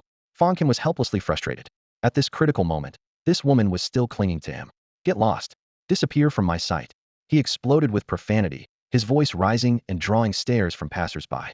How can this guy act like this? How can he bear to scold such a beautiful girlfriend? What a piece of trash. Exactly. If I had such a gorgeous girlfriend, I'd treat her like a queen. The young men in the crowd, witnessing Luoji's beauty, were filled with indignation and jealousy. A burly man in black clothes lurked in the crowd, staring intently at Fang Can. I'm not leaving. Luoji grabbed the hem of Fang Can's shirt, her eyes quickly welling up with tears. She bit her lip with her pearly teeth, looking so pitiful that the onlooking men wanted nothing more than to rush forward and beat up Fang Can. The assassin could strike at any moment. He had to get her away quickly. Fang Can panicked. Then he slapped Luoji across the face. Smack. The crisp sound of the slap echoed around them, instantly igniting the fury of countless men, women, and children nearby. Damn. How could he lay a hand on such a beautiful girl? What a beast. Get him. Beat him up. A group of angry men surrounded them, while women raised their phones to record Fang Can's despicable behavior. Luoji covered her left cheek, staring at Fang Can in disbelief. A crystal tear rolled down her pale cheek. Fang Can felt a pang of guilt, but for the girl's safety, he had to raise his hand again threateningly. You disgust me. Get lost. Finally, Luoji pushed through the crowd and disappeared into the night, crying. Kill this scumbag, a young man shouted angrily. Get lost. Fang Can released a hint of his psychic power. The dozen or so indignant men were immediately intimidated by this terrifying aura, their faces turning pale as they dared not approach any closer. They could only watch as he walked away from the riverside with his hands in his pockets. Afterward, as usual, he went to a bar to drink himself into oblivion. At midnight, he left for a hotel with a long-legged beauty. Handsome, should you shower first or should I? Once in the room, the long-legged beauty got straight to the point. Her eyes were seductive and her cheeks flushed with a smile, as if she couldn't wait to devour Fang Can. You go first. Fang Can lit a cigarette. All right. The long-legged beauty tossed her bag onto the sofa and swayed her hips as she headed to the bathroom. Soon, the sound of running water could be heard. Just then, a figure mysteriously appeared in the room. It was the burly man in black who had been following Fang Can. He apparently possessed the ability to phase through walls. Fang Can smoked his cigarette, making eye contact with the intruder. You don't seem surprised at all. The burly man in black narrowed his eyes, sizing up Fang Can. Why should I be surprised? This isn't the first or second time you people have tried to assassinate me. Fang Can blew a smoke ring. Upon hearing this, the burly man in black showed a puzzled expression. Huh? What's going on? After 2 months of dream cultivation, Fang Can's psychic power had reached 6-star advanced level. He could instantly determine what someone was thinking through their micro-expressions. Seems like he's not from ashes. Fang Can thought to himself, then smiled. How much is due money paying you? I'll double it. What nonsense. Die. The burly man in black was done talking. He stepped forward, and the terrifying aura of a 6-star advanced demon hunter immediately filled the hotel suite. Not sent by the Chow family either? Fang Can was slightly puzzled. Die. The burly man in black drew a short blade from his waist and charged at Fang Can. But in the next moment, A void portal suddenly opened in front of him. Unable to dodge in time, he crashed headfirst into it. Crack! The void portal instantly closed, severing the burly man in black at the waist. The man's upper body vanished without a trace, while his lower half collapsed onto the hotel floor. Blood and organs splattered everywhere, creating a scene of carnage. This sudden turn of events made Fang Can jump to his feet, his eyes wide with shock as he looked around. Finally, his gaze fell upon the long-legged beauty who had finished her shower and emerged from the bathroom. She wore nothing, displaying her snow-white skin and curvaceous figure completely before Fang Can. She showed no surprise at seeing the half-corpse on the floor because she was the one who had done it. "Who are you?" Fang Can fixed his gaze on the long-legged beauty, assuming a combat stance. At the same time, he urgently called through their mental link. "Dean, Fan Yinyan has appeared. I repeat, Fan Yinyan has appeared." On the Haida University campus, Yin Xinyu, who was patrolling, immediately tensed up. She quickly coordinated the communication network, notifying all available forces. "Fang Can's in trouble. Provide backup immediately." In the hotel suite, neon lights from behind the floor-to-ceiling windows cast their glow on the long-legged woman. Her figure suddenly twisted and compressed like melting mercury, taking only 2 seconds to solidify into an alluring woman dressed in a tight purple outfit. The woman's eyes gleamed with mockery, like a hunter examining prey that had finally revealed itself. "Who exactly are you?" Fang Can asked again, his voice tense. The woman didn't answer, merely raised her hand and swept it through the air. The air exploded open with a pitch-black crack, like a doorway. 4 or 5 demon hunters filed out one after another. In the scarred, burly man's hands was a familiar girl. Fang Can. The girl was bound with energy ropes, her hands purple and bruised, her pretty face pale as paper, her trembling body like a captured cat with no room to struggle. "Luo Ji." Fang Can's heart clenched suddenly as he roared angrily. "Let her go.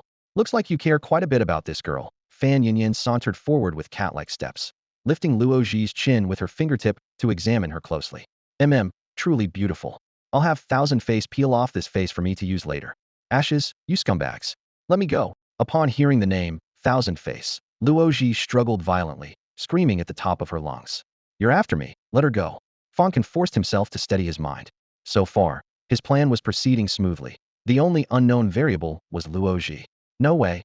I just love this face of hers." Fan Yinyan's voice was gentle, but her tone was like a poison blade as she caressed Luo Ji's cheek with a brilliant smile. "Aren't you afraid I'll call for help?" Fang Can's brow furrowed tightly. "Stop pretending, kid." The yellow-toothed man swaggered forward, his lips curled in contempt. "We've been watching you for over a month. There are no strong protectors around you at all. Haida University has completely abandoned you." "Watching me for a month?" Fang Can's heart skipped a beat. During this time, he had only dealt with one burly man in black and hadn't noticed any other surveillance. Ashes truly had extremely covert monitoring methods. Fortunately, he had prepared contingencies. He quickly transmitted news of Luo Ji's capture back to Haida University. Yin Xinyu rubbed her forehead and sighed. "Try to ensure Luo Ji's safety. I really don't understand what the new dean is thinking, letting a genius like you abandon yourself like this. How strange." Fan Yinyan suddenly looked at Fang Can with a beaming smile. "How about simply joining our ashes?" "Sure." Fang Can nodded without hesitation, pointing at Luo Ji. "Let her go and I'll join. This world has disappointed me thoroughly anyway." Fang Can, "No. You can't," Luo Ji cried out in terror. In his current state, he really might fall into the abyss. "Deng Biao, make her shut up." Fan Yinyan gave a look to a short, fat man. The next second, an energy seal covered Luo Ji's red lips, and the girl could only whimper softly. "You keep asking me to let her go. It seems this girl holds quite an important place in your heart." Fan Yinyan laughed like a blooming flower, which only made me more determined not to let her go. "Sister Yinyan, stop wasting time with this kid and just take him to see Boss Zhao," urged Huang Banya, crossing his arms and flashing his yellowed teeth with a sinister grin. "Boss Zhao." Fang Can's heart suddenly pounded. Fan Yinyan snapped her fingers, and the air seemed to tear apart as a deep, pitch-black, void gate thunderously materialized. She raised an eyebrow at Fang Can. "Will you go in yourself, or shall I invite you in?" Fang Can's fists turned white as his gaze lingered on Luo Ji for a moment. Finally, he took a deep breath and stepped toward the portal. At the same time, he called out through their mental link to Yin Xinyu, who was far away at Haida University. "Dean, I'm about to enter the void gate. I'm not sure of the destination, but they say they're taking me to see Zhao Han." "Don't worry. Fan Yinyan's void gate has a maximum range of only 300 kilometers. As long as you don't exceed that distance, I can track you." Yin Xinyu replied almost instantly. With that reassurance, Fang Can hesitated no more. He stepped forward and disappeared into the twisted black ripples. Fan Yinyan, Huang Banya, the short fat man, the scarred brute, and Luo Ji with her hands bound behind her back followed closely behind. Less than 2 seconds after the void gate closed, a flesh-colored liquid quietly seeped through the door crack into the suite, slithering across the floor before coalescing into human form an assassin with a liquefaction talent. Water penetrates everywhere. As long as there's a gap, he could infiltrate anywhere. But when he saw the half-corpse in the center of the living room, he froze completely. What the hell? Where is everyone? On the other end, Fang Can landed in an unfamiliar wilderness. Night wind carrying the damp, earthy scent swept through the forest, surrounded by endless dark woods. Dean, can you hear me? Xingyu, my love. He called out repeatedly, but heard only echoes with no response. At the same moment, on the rooftop of Haida University's administration building, Yan Xingyu stood by the railing, her mecha's shell gleaming coldly in the moonlight with its turbine wings retracted. She kept calling out, Fang can you hear me? Her breathing was rapid, her chest rising and falling dramatically. Dean, how is it? Zhong Jianfeng gripped his sword tightly, urgency creasing his brow. I can't reach him. The distance must exceed 100 kilometers. Yan Xingyu closed her eyes, extending her consciousness to forcibly capture that faint spiritual coordinate. On the rooftop, Song Mingqi, Jiang Wei, Tang Yuan, Tang Shuang, Lu Ting, Kong Rui, along with powerhouses from the Law Enforcement Bureau, Demon Hunting Army, Demon Hunter Guild, and Storm Legion all stood ready. 5 grandmasters and over a dozen 7-star demon hunters, an unprecedented assembly. Dozens of seconds later, Yan Xingyu suddenly raised her hand, pointing northwest. Over there. Before her words faded, her celestial god suit instantly activated. The turbine wings roared to life as she transformed into a platinum streak of light shooting skyward, creating violent air currents. Quick, follow her, Zhong Jianfeng shouted. The assembled powerhouses used their various abilities to pursue. Lu Ting, Kong Rui, and Jiang Wei, who couldn't fly, were grabbed by their companions as the group rushed toward the target area at maximum speed. Hundreds of kilometers away, deep in the wilderness forest, the scarred brute, finding it troublesome, tossed Luo Ji like a sack against a tree root. Just a 3-star weakling, where could she run? Once the guards turned away, Fang Can immediately rushed over, grasping Luo Ji's cold hands and helping her up. I'm sorry, Luo Ji, for dragging you into this. Luo Ji shook her head, tear stains still on her face, but she forced herself to stay strong. Fang Can. What? What do we do now? Hold my hand tight, and don't let go no matter what, Fang Can instructed solemnly. Yes. Luo Ji bit her lip and nodded firmly. She thought this was a romantic declaration. Even if they had to die, dying together with him didn't seem so frightening.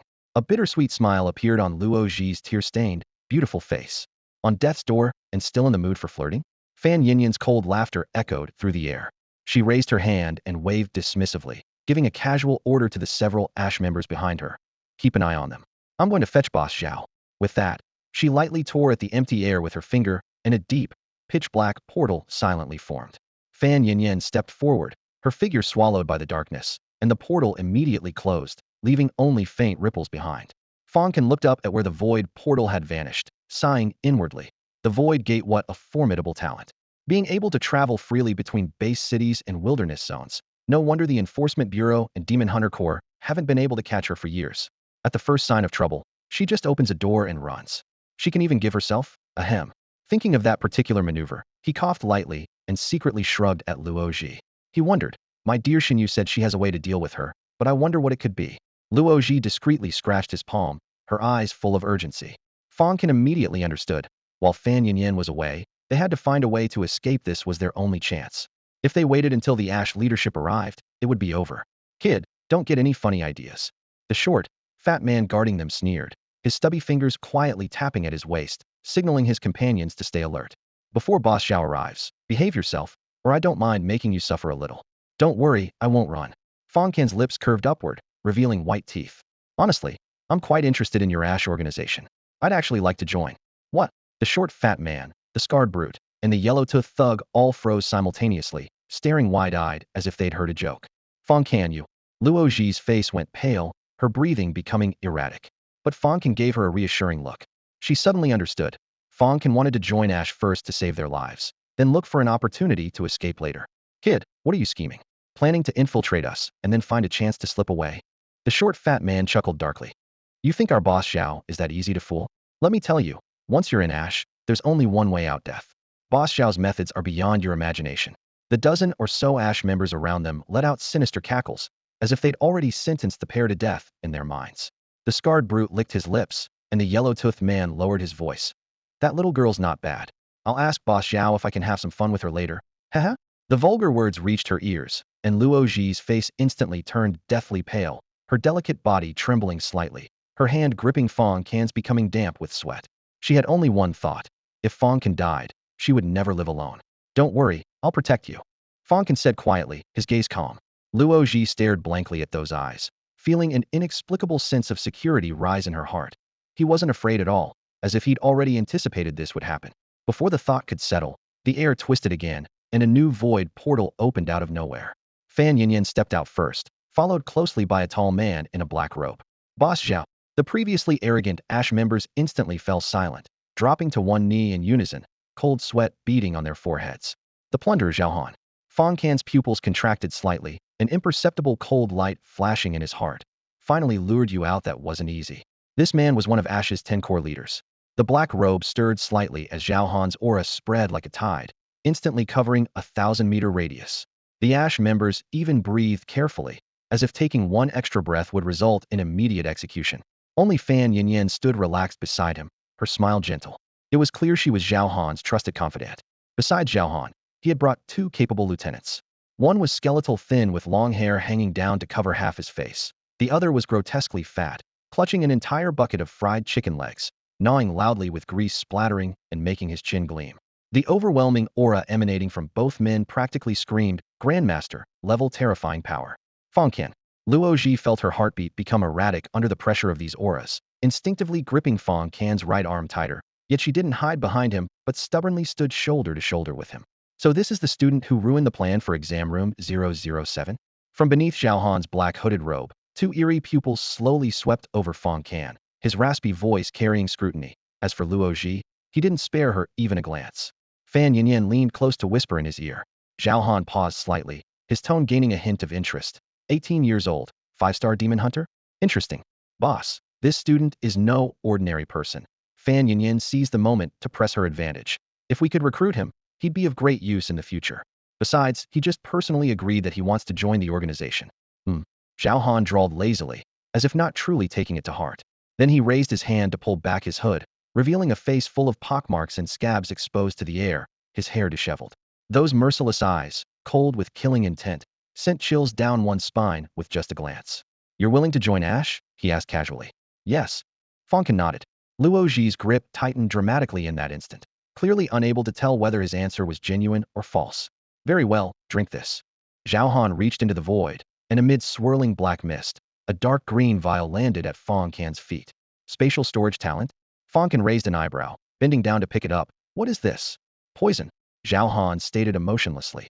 After drinking it, you must come for the antidote every month, or you'll die from the poison in agony. Same old routine. Fang Can toyed with the vial, letting out a light sneer. Zhao Han suddenly added. Then, kill the girl beside you. What? Luo Ji cried out. A pledge of loyalty? Fang Can's brow furrowed tightly. Getting into Ash was proving to be anything but easy. Can't bear to do it. Zhao Han seemed to have seen through his hesitation long ago, sneering coldly. Kill her, and I'll record it for the archives. Consider it leverage I'll hold over you. If you can't even do this, then you're just pretending to surrender. All right, I admit it. I never intended to join your organization. Fang Can spread his hands with a rueful laugh. Damn it. Looking for death. How dare you toy with us? Boss, kill him. The surrounding Ash members roared in fury. Fan Yinyan crossed her arms and glanced over mockingly. Fool, do you really think you have a choice? Boss Zhao's hypnotic eyes can brainwash you in minutes and turn you into a death soldier. Zhao Han seemed to find the long night boring and suddenly wanted some entertainment, saying to Fang Can, I can give you one chance. A chance? Fang Can looked puzzled. He didn't answer, only raised his eyes to indicate the yellow-toothed man. Beat him, and I'll consider letting you go. Heh. The yellow-toothed man grinned, showing his rotten teeth. As a 6-star demon hunter, he was confident that crushing a student would be child's play. This should be entertaining. The surrounding members jeered. Though Pan Zi was considered the weakest among them, even at his weakest he was still 6-star. What student could withstand that? Everyone laughed and chattered, waiting for the show. Fine. Unexpectedly, Fang Can agreed readily. Fang Can. Luo Ji urgently grabbed him. I'll fight alongside you. Come on, sis, don't mess around. Fang Can looked up with an expressionless face, his voice cold and hard. You're too weak. You'll only drag me down. These words pierced Luo Ji's heart like a sharp arrow. Her breath caught, but she still forced herself to nod. Be careful. The girl bit her lower lip tightly, her eyes moist as she silently stepped aside. With her mere 3-star strength, even if the Ash members let her go, she would hardly make it out of the wasteland alive. She understood this all too clearly. Pinxixi, don't kill him, Zhao Han ordered in a deep voice. Got it, Boss Zhao. The yellow-toothed man grinned, revealing his white gums with a sinister chuckle. He shrugged his shoulders and turned toward Fang Can. Kid, you ready? Fang Can didn't answer. He shifted his stance, lowered his body, and assumed a fighting position. Whoosh, accompanied by a sound like ocean wind rushing forward, the yellow-toothed man's heavy punch came crashing down with howling force. Fang Can raised both arms to block. Bang! Tremendous force penetrated his bones, instantly numbing the muscles in his arms. Bang bang bang, bang bang bang bang bang. The yellow-toothed man's fists fell like rain 10 punches per second. The high-frequency vibrations almost formed afterimages as his talent, fist speed, was unleashed to its fullest. A 6-star intermediate demon hunter? Fang Can quickly assessed in his mind. Ha ha ha. Kid, feeling good getting beaten up? Why aren't you talking? Are you mute? The yellow-toothed man laughed maniacally as he continued his relentless assault. The ground was carved into deep furrows by rapidly retreating footsteps as Fang Can was forced to retreat continuously. Fang Can. Luo Ji clenched her fists tightly, tears welling up in her eyes. But she didn't dare step forward with that kind of punching speed. She would die instantly if she got hit even once. Nearby, the short, fat man with energy manipulation talent yawned. Yawn, how boring. The scarred, burly man crossed his arms and shook his head. No fun at all. This kid is completely outmatched by Pinxixi. Just as everyone was about to look away, Fang Can's skin suddenly turned crimson red. Zhao Han raised an eyebrow. Fang Can's right arm muscles instantly swelled, his blood surging like waves, veins writhing beneath his skin. The next moment, his crimson right fist shot out like a dragon breaking through water, striking directly at Pinxixi's chest. Five-fold tsunami strike. Killing intent exploded in his eyes. Bang! After the deafening roar, Pinxixi was sent flying like he'd been hit by heavy artillery, his entire body becoming a human cannonball. Crack! More than a dozen trees were snapped in succession, with chips flying everywhere. When Pinxixi hit the ground, his chest was already mangled. A terrifying fist crater had nearly penetrated from his front to his back, killing him instantly. The Ash members stood frozen like wooden statues. Even Zhao Han's eyes flashed with surprise. Luo Ji stared wide-eyed, almost thinking she was dreaming. Fang Can had actually killed a 6-star demon hunter with a single punch. Fang Can slowly withdrew his fist, his voice low. Next, the Ash members looked at each other in bewilderment. What just happened? He got taken out just like that? Pinxixi was a 6-star intermediate warrior.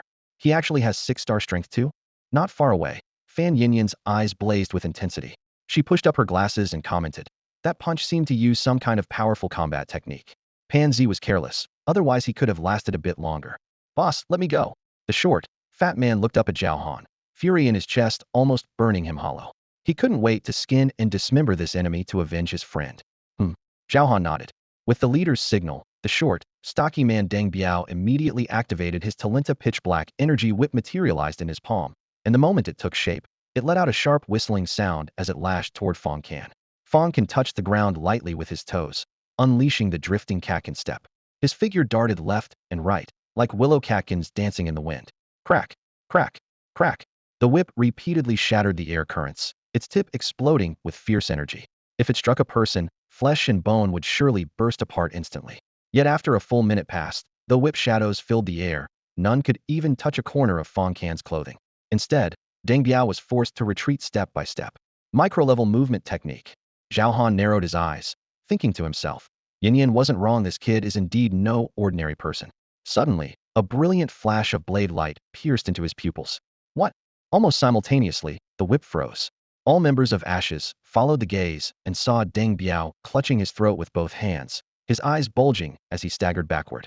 Between his fingers, blood sprayed like water from a burst pipe. Yu up psychic blade. The final word master never escaped his lips. Deng Biao's knees buckled, and he collapsed with a thud, falling heavily to the ground with blood gushing forth, dead on the spot. 6-star advanced psychic blade master. The scarred, burly man Gu Tao stared at the trajectory of Fang Can's blade strike, grinding his teeth in fury. 6-star advanced. How is this possible? Luo Ji was dumbstruck. For nearly 2 months, Fang Can had been drowning himself in wine and pleasure every night, showing no signs of cultivation, yet his strength hadn't declined, it had actually broken through to such a terrifying level. Fang Can's expression remained calm as he spoke 2 words. Next one. Beside him, a flying blade hovered in the air, its edge still stained with Deng Biao's blood, thick drops falling to the ground. Killing 2 6-star demon hunters was like crushing 2 roadside insects to him. The Ashes members' hearts instantly raced out of rhythm. Damn it. I almost forgot he's also a psychic blade master. Fan Yinyan's face turned ashen as she cursed under her breath. Deng Biao must have been careless, killed by that sudden sneak attack. Fool. A playful smile appeared on Zhao Han's scarred face. An interesting young man. It had been a long time since he'd encountered such a cunning youth. Gu Tao. He raised his hand to designate another person. The scarred giant was already boiling with fighting spirit. Kid, I'm going to tear you apart. As his words fell, he immediately activated his transformation talent. Unlike others who grew larger, his form compressed in reverse. Within just a few breaths, his imposing 6'3" frame shrank to about 4'7", becoming a diminutive giant. His bulging muscles were extremely compressed, forming tight lines like cast steel, his skin taking on a reddish-brown metallic sheen, as if his strength had been forged into solid armor. Whoosh! The blood-stained flying blade suddenly swept forward, its cold light flashing before Gu Tao's face. He showed disdain, his 5 fingers like pincers as he caught the blade barehanded, gripping it tightly in his palm. No matter how hard Fang Can tried to pull, he couldn't extract it. 7-star strength? Fang Can frowned as he assessed his opponent's power level. Gu Tao suddenly clenched his right palm, his knuckles turning white as the gleaming Qishao series throwing knife was instantly crushed into a twisted lump of metal, which he casually tossed aside like scrap iron. Show me whatever other tricks you've got. He beckoned to Fang Can with a crooked finger, his lips curled in contempt. The next second whoosh, Gu Tao vanished from his spot. A violent wind swept through, instantly lifting the fallen leaves from the ground as a clear sonic boom ring exploded in the air. Boom. Fang Can was struck as if hit by a speeding train, his entire body flying sideways and crashing through several trees as thick as bowls with a series of crackling sounds. Fang Can, Luo Ji cried out in alarm, tears already streaming down her cheeks, despair and worry written across her beautiful face. 7-star. This man possessed the strength of a 7-star warrior. That shocking sonic boom was the most direct proof. The dividing line between 6-star and 7-star lay in whether one's speed could break the sound barrier. Speed enhancement talent users excluded. Boss, I can't kill him, but breaking his arms and legs should be fine, right? Gu Tao's voice was cold, clearly indicating his close relationship with Pan Zi and Deng Biao. Just leave him breathing. Zhao Han nodded indifferently. Perfect. With permission granted, Gu Tao's eyes gleamed menacingly as his figure flashed again. Bang! He appeared beside Fang Can, lifting his foot to stomp down hard, aiming for Fang Can's left arm. Fang Can rolled away, barely avoiding the attack. Thud! The tremendous force hit empty ground, creating a half-meter deep crater as debris scattered everywhere. Luo Ji couldn't help but scream, imagining how the arm would surely be broken if the attack had connected. Slippery little brat. Gu Tao snorted coldly, pulling his foot free and charging again. Several heavy punches accompanied by sonic booms crashed down, sending Fang Can flying once more, breaking even more trees before finally rolling to a stop not far from Luo Ji. Blood trickled from the corner of his mouth. Fang Can wiped it away and slowly stood up, having personally experienced the terrifying power of a 7-star demon hunter warrior. But immediately after, everyone witnessed an incredible scene. Fang Can actually charged toward Gu Tao. Whoosh! 6 throwing knives appeared from nowhere, transforming into silver streaks as they attacked Gu Tao from all directions. Actually taking the offensive? Seeking death? Fan Yinyan sneered. Gu Tao clenched both fists and strode forward to meet the attack. As the throwing knives struck one after another, he endured them with his bare flesh. The blade edges that could slice through 5th-level demon beast scales only left red scratches on his skin, demonstrating his terrifying defense. The 5th knife tip bounced off, and the 6th followed closely, similarly deflected by his face. Gu Tao roared impatiently, useless, as if declaring Fang Can's attacks ineffective. Swish! Another blade light cut through the air. A thin but striking line of blood appeared across the center of Gu Tao's face. His entire upper skull above the bridge of his nose was sliced clean off by the sharp blade. Blood and brain matter gushed forth, filling the air with a sickly sweet metallic smell. Ah! Luo Ji screamed. Gu Tao, left with only half a head, staggered 2 steps before falling straight to the ground. Gu Tao, what? How is this possible? The Ash members collectively fell silent, and even the 2 grandmasters Zhao Han had brought seemed unable to remain calm. An 18-year-old student actually killed the demonic muscle man Gu Tao? If they hadn't witnessed it with their own eyes, they would never have dared to believe it. Next, Fang Can stepped forward carrying his cleaver, blood droplets still clinging to the blade's edge, rolling down the spine. A few drops of fresh blood splattered onto his handsome face, adding a fierce touch to that youthful countenance. Luo Ji stared in a daze, almost entranced. It was so powerful. I refuse to believe this. Having lost 3 generals in a row, Zhao Han's old face couldn't bear the shame. Furious and humiliated, his gaze swept over the Ash members. Everyone lowered their heads, cowering and ashamed. Even Gu Tao with his 7-star strength was dead. Who among them would dare step forward? A bunch of useless fools. Zhao Han was so angry his liver ached. Let me handle this, boss. Fan Yinyan emerged from the crowd. Her. Fang Can raised an eyebrow. In his memory, Fan Yinyan had always been support personnel with limited combat ability. With her Void Gates cutting attribute, her speed was far insufficient to threaten him. A 6-star advanced psychic master, she could only rely on surprise attacks. Think I have no fighting power? Fan Yinyan chuckled softly and snapped her fingers. Dark void tore open beside her, instantly forming a gate. The next moment, a crimson mantis-like magical beast, standing 2 meters tall, stepped through. Its arms bore heavy scythe blades like battle axes. Behind it spread 2 pairs of blood-colored wings, as if cast from steel and iron. Its triangular head rotated eerily, sinister and terrifying. Come here, Fan Yinyan commanded. The mantis beast struggled briefly, but ultimately obediently stood beside her. A 7th-level advanced magical beast blood wing axe mantis. Someone among the Ash members gasped. How is Sister Yinyan controlling it? Forgot? Sister Yinyan once kidnapped scientists from primordial technology. Another Ash member chuckled quietly. She probably implanted a chip in its brain. Impressive. A 7th-level advanced bloodwing axe mantis 7 grandmasters would need a few rounds to deal with it. This kid is doomed. At the crucial moment, we still have to rely on Sister Yinyan. The group of Ash lackeys began flattering, and Zhao Han also showed a satisfied smile. In his view, Fang Can had only killed Gu Tao through a sneak attack with that sharp cleaver. Facing the bloodwing axe mantis, he absolutely couldn't survive. Kill. Fan Yinyan's jade finger pointed toward Fang Can. The bloodwing axe mantis vanished from its position with a thunderous roar, its massive body stirring up a hurricane. It was at least 100 times stronger than the Deathblade mantis that Fang Can had slain in the college entrance exam arena. It's over. Luo Ji's pretty face turned deathly pale. A 7th-level advanced magical beast, how could anyone possibly defeat it? Unless Fang Can has Grandmaster-level strength. Everyone was certain Fang Can would be chopped into mincemeat with one strike. However, clang. The clash of metal rang through the mountain forest, causing everyone's eardrums to ache. Looking at the battlefield again, they were stunned speechless. What is that thing? The Ash lackeys cried out in shock.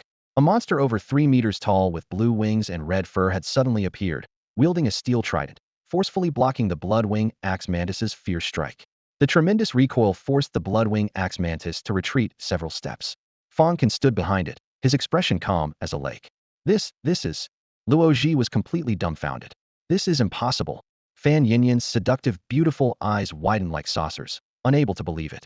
This tall, ghostly creature wielding a steel trident with blue wings and red fur was precisely the Yiksha king that Fang Can had visualized from the 18 levels of Hell Scroll. No one had anticipated that Fang Can also possess summoning talents. Fascinating. Haha. Absolutely fascinating. Zhao Han suddenly threw his head back and roared with laughter, the sound rumbling in his chest like muffled thunder, making the spacious hall buzz and echo. The more he looked at the student named Fang Can, the more his blood surged with excitement. An aberrant-type summoned spirit was truly a rare find. The 2 capable lieutenants beside him wore equally astonished expressions, as if they had witnessed an unrecorded gemstone in its raw form, their eyes filled with greed and curiosity. In the next instant, the Yiksha king had already lunged ferociously at the blood-winged axe mantis. Steel fork clashed against axe blade, the roar of metal against metal shaking the walls and sending clusters of sparks flying. After 10 brutal exchanges, the blood-winged axe mantis's heavy axe suddenly snapped with a sharp crack, and the creature shrieked in pain and disbelief. No, impossible. How can this kid's summoned spirit be so strong? Fan Yinyan felt a chill in her heart. That blood-winged axe mantis was a 7th-tier, high-level magical beast. She had paid a fortune to have the organization's elite capture it, then spent 3 full months having primordial technology scientists implant a custom chip. It had helped her kill 2 7-star level enemies. Now, seeing it about to perish at the hands of the Yiksha king, Fan Yinyan's eyes blazed with murderous intent. Suddenly, a dark void portal opened beneath the Yiksha king's feet, and the giant creature lost its footing and plummeted. The moment the portal's edges snapped shut, sharp as a severing blade, they brutally severed one of the Yiksha king's legs, blood gushing forth in a scene identical to when the burly man in black had been bisected earlier. But in that split second, a cold gleam slashed toward Fan Yinyan from the side. I was waiting for exactly that move. Fang Can's voice was low like the whisper of death from beneath grave soil, making Fan Yinyan's pupils contract sharply. Die! He swung his cleaver, the gleaming blade aimed straight at her carotid artery. The speed was like lightning pulled taut, and with Fan Yinyan's attention scattered, she had no time to react. At the critical moment, the fat man beside Zhao Han, who had been gnawing on a chicken leg, impossibly flashed into position, protruding his bulging belly almost, as if he were 10 months pregnant, attempting to block the cleaver with his stomach. Seeking death, Fang Can didn't change course, his blade strike becoming even more fierce. However, when the blade tip touched skin, The fat man's belly seemed like thick rubber clay, instantly caving inward and completely jamming the blade. What kind of freakish talent was this? The cleaver wouldn't come free. Fang Can immediately released his Gripa cleaver wasn't worth much money, but losing his hand would be a huge loss. Whoosh. He retreated several steps, returning to Luo Ji's side and grasping her wrist with his other hand. Luo Ji's heart lurched violently, soft light rippling in her eyes. At this moment, Fang Can seemed like a descended deity in her sight. Sunken fishwife? Is sunken fishwife there? Fang Can called urgently to Yin Shenyu in his mind, his expression darkening slightly. Damn it, the distance was too great, and he couldn't sense their mental link. During this tense standoff, Zhao Han looked him up and down with great interest. Kid, I'm very curious, how can you possess so many talents? Setting aside your physical techniques, you have psychic power, spatial storage, a 7-star peak combat summon spirit, and micro-level movement skills. You truly surprise me. By the end, he licked his lips like a hungry wolf eyeing hot, bloody meat. Fang Can couldn't be bothered to respond, only gripping Luo Ji's hand tighter. Boss, let me handle this. The fat man who had saved Fan Yin wiped the grease from his mouth and requested battle in a simple voice. I should be the one, said the other Ash Grandmaster, a gaunt man with disheveled long hair, his tone cold and sinister. A student possessing 7-star peak combat power completely defied common sense. They were certain that Fang Can must harbor countless secrets. A demon hunter's strength was determined by their talents. Since Fang Can could summon a 7-star peak level Yiksha King, he must be a 7-star peak demon hunter. However, no one in the world had ever heard of an 18-year-old 7-star peak demon hunter. One step further would be the Grandmaster realm. Even Zhao Han's 2 capable lieutenants were merely entry-level Grandmasters. I've lost. Fan Yin now slumped on the ground, her face pale as death, breathing erratically. But she soon thought of something even more bizarre. If this kid possessed such strength, why had he allowed himself to be threatened by her and obediently followed along? At the hotel, he could have easily slaughtered everyone. Could it really be to protect that girl surnamed Luo? Who would have thought that Fang Can was actually such a romantic fool? I'll handle this myself. Zhao Han declined his 2 Grandmaster subordinates' request to fight. As his words fell, everyone present trembled in unison when the predator Zhao Han made his move. Was there any suspense left in the battle? His fearsome reputation made even ordinary Grandmaster demon hunters retreat in terror. Fang Can, what do we do? Luo Ji's fingertips were ice cold. She had certainly heard of Zhao Han's notorious reputation. Once he personally took action, no one could expect to survive. Hold my hand tight, don't let go. Fang Can said only this. Luo Ji complied, her knuckles turning white from the force. Boss, Fan Yin suddenly realized something, lowering her voice to remind him. You want this kid's talent? So what if I do? Zhao Han licked the corner of his mouth, revealing a smile more cruel than any beast's, glancing up at the Yiksha King hovering in midair. His summoning talent is rare. You've never seen anything like it. The grade must be quite high. But that won't work. Boss, your mental state. I know my own body. Zhao Han raised his hand, cutting her off directly. The next moment, blazing red light erupted from the depths of his eyes, and 2 laser beams shot forth like burning pillars of fire, blasting toward the Yiksha King. Boom. The Yiksha King held his steel trident horizontally to block. High temperatures swept over, rapidly melting the trident's surface, metal dripping like boiling water. The Yiksha King's arms were burned black, leaving only 10 exposed finger bones. Boss. Fan Yin felt intense unease rising in her heart, cold sweat beading on her forehead. Zhao Han snorted coldly. The skin on his back bulged, and in an instant, over a dozen tentacles covered with suction cups burst forth, violently wrapping around the Yiksha King's limbs. Immediately after, he activated his muscle explosion talent, his upper body muscles frantically expanding and concentrating into his right arm, veins bulging like twisted dragons, his skin stretched to the breaking point. Bang! With just one punch, the Yiksha King exploded into a blood mist in midair, shattered bones mixed with viscous chunks of flesh scattering in all directions. That was a 7-star peak-level summoned spirit. The terrifying power made the Ash members gasp in shock. The boss's strength is getting more terrifying. The skeletal thin man swallowed hard. Huh?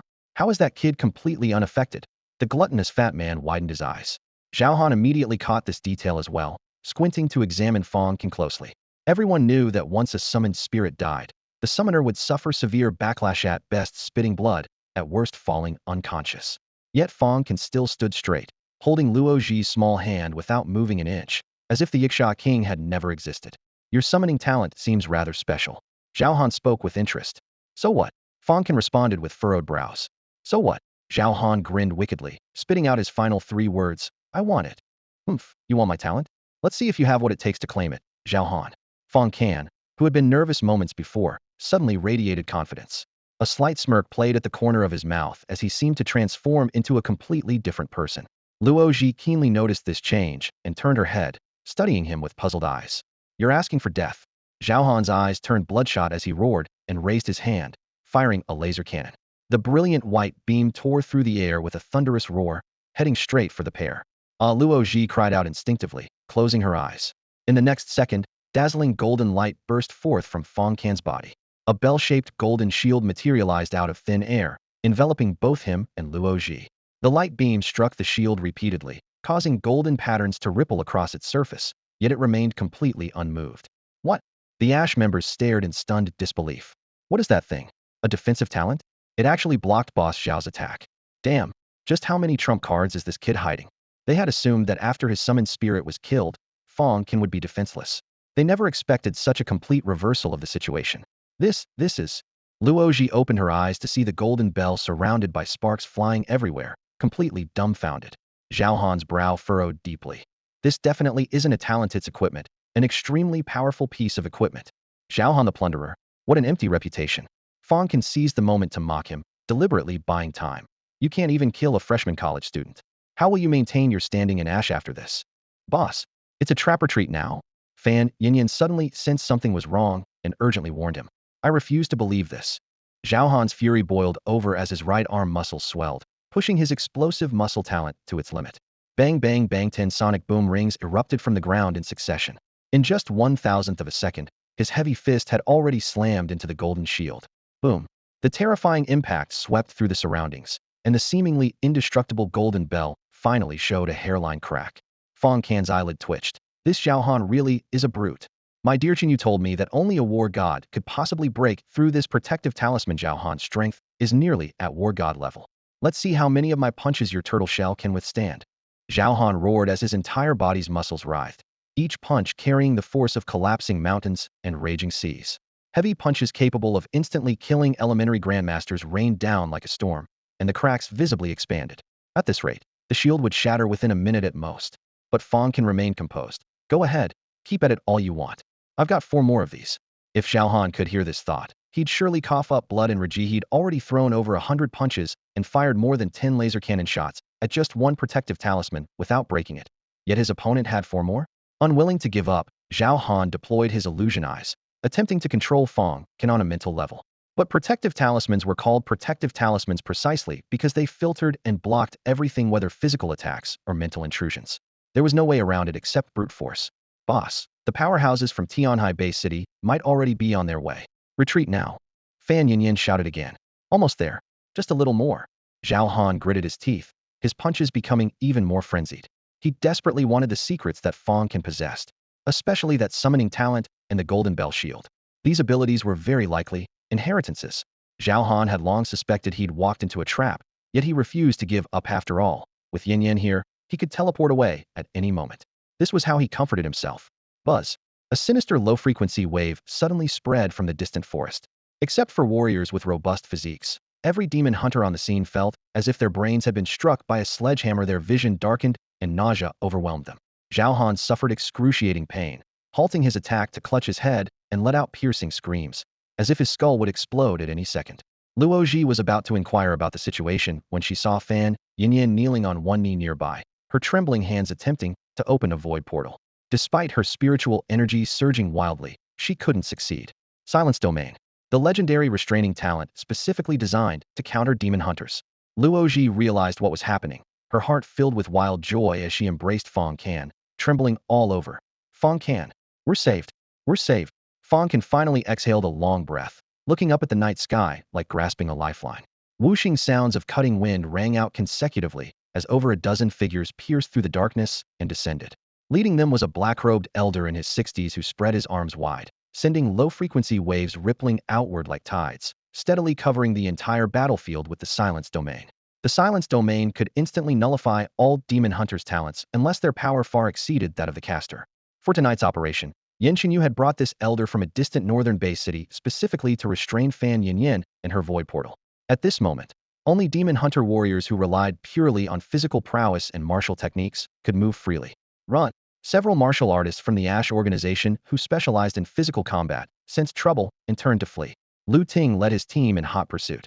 Zhong Jianfeng locked onto Fan Yinyin in the crowd, his psychic force crashing down to pin her in place.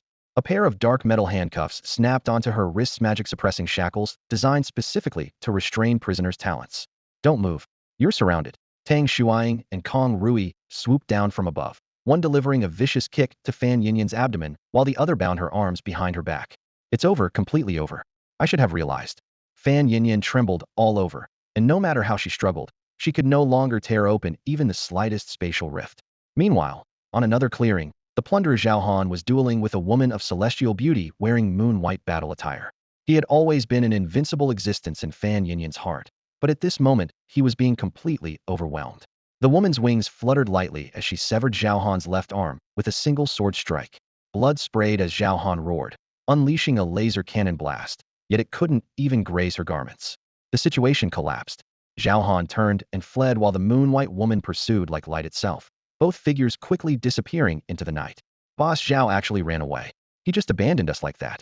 Fan Yinyin felt utterly dejected, unaware that Zhao Han himself was barely escaping with his life. On the other side, Lu Ting joined forces with 3 vice principals from Tianhai Demon Hunter Academy to subdue and pin down the fat and thin grandmasters. Of the dozen-plus Ash members on the battlefield, all were captured except for the 3 killed by Fang Can. This time, they were thoroughly finished. That's all for today. Thank you so much for watching.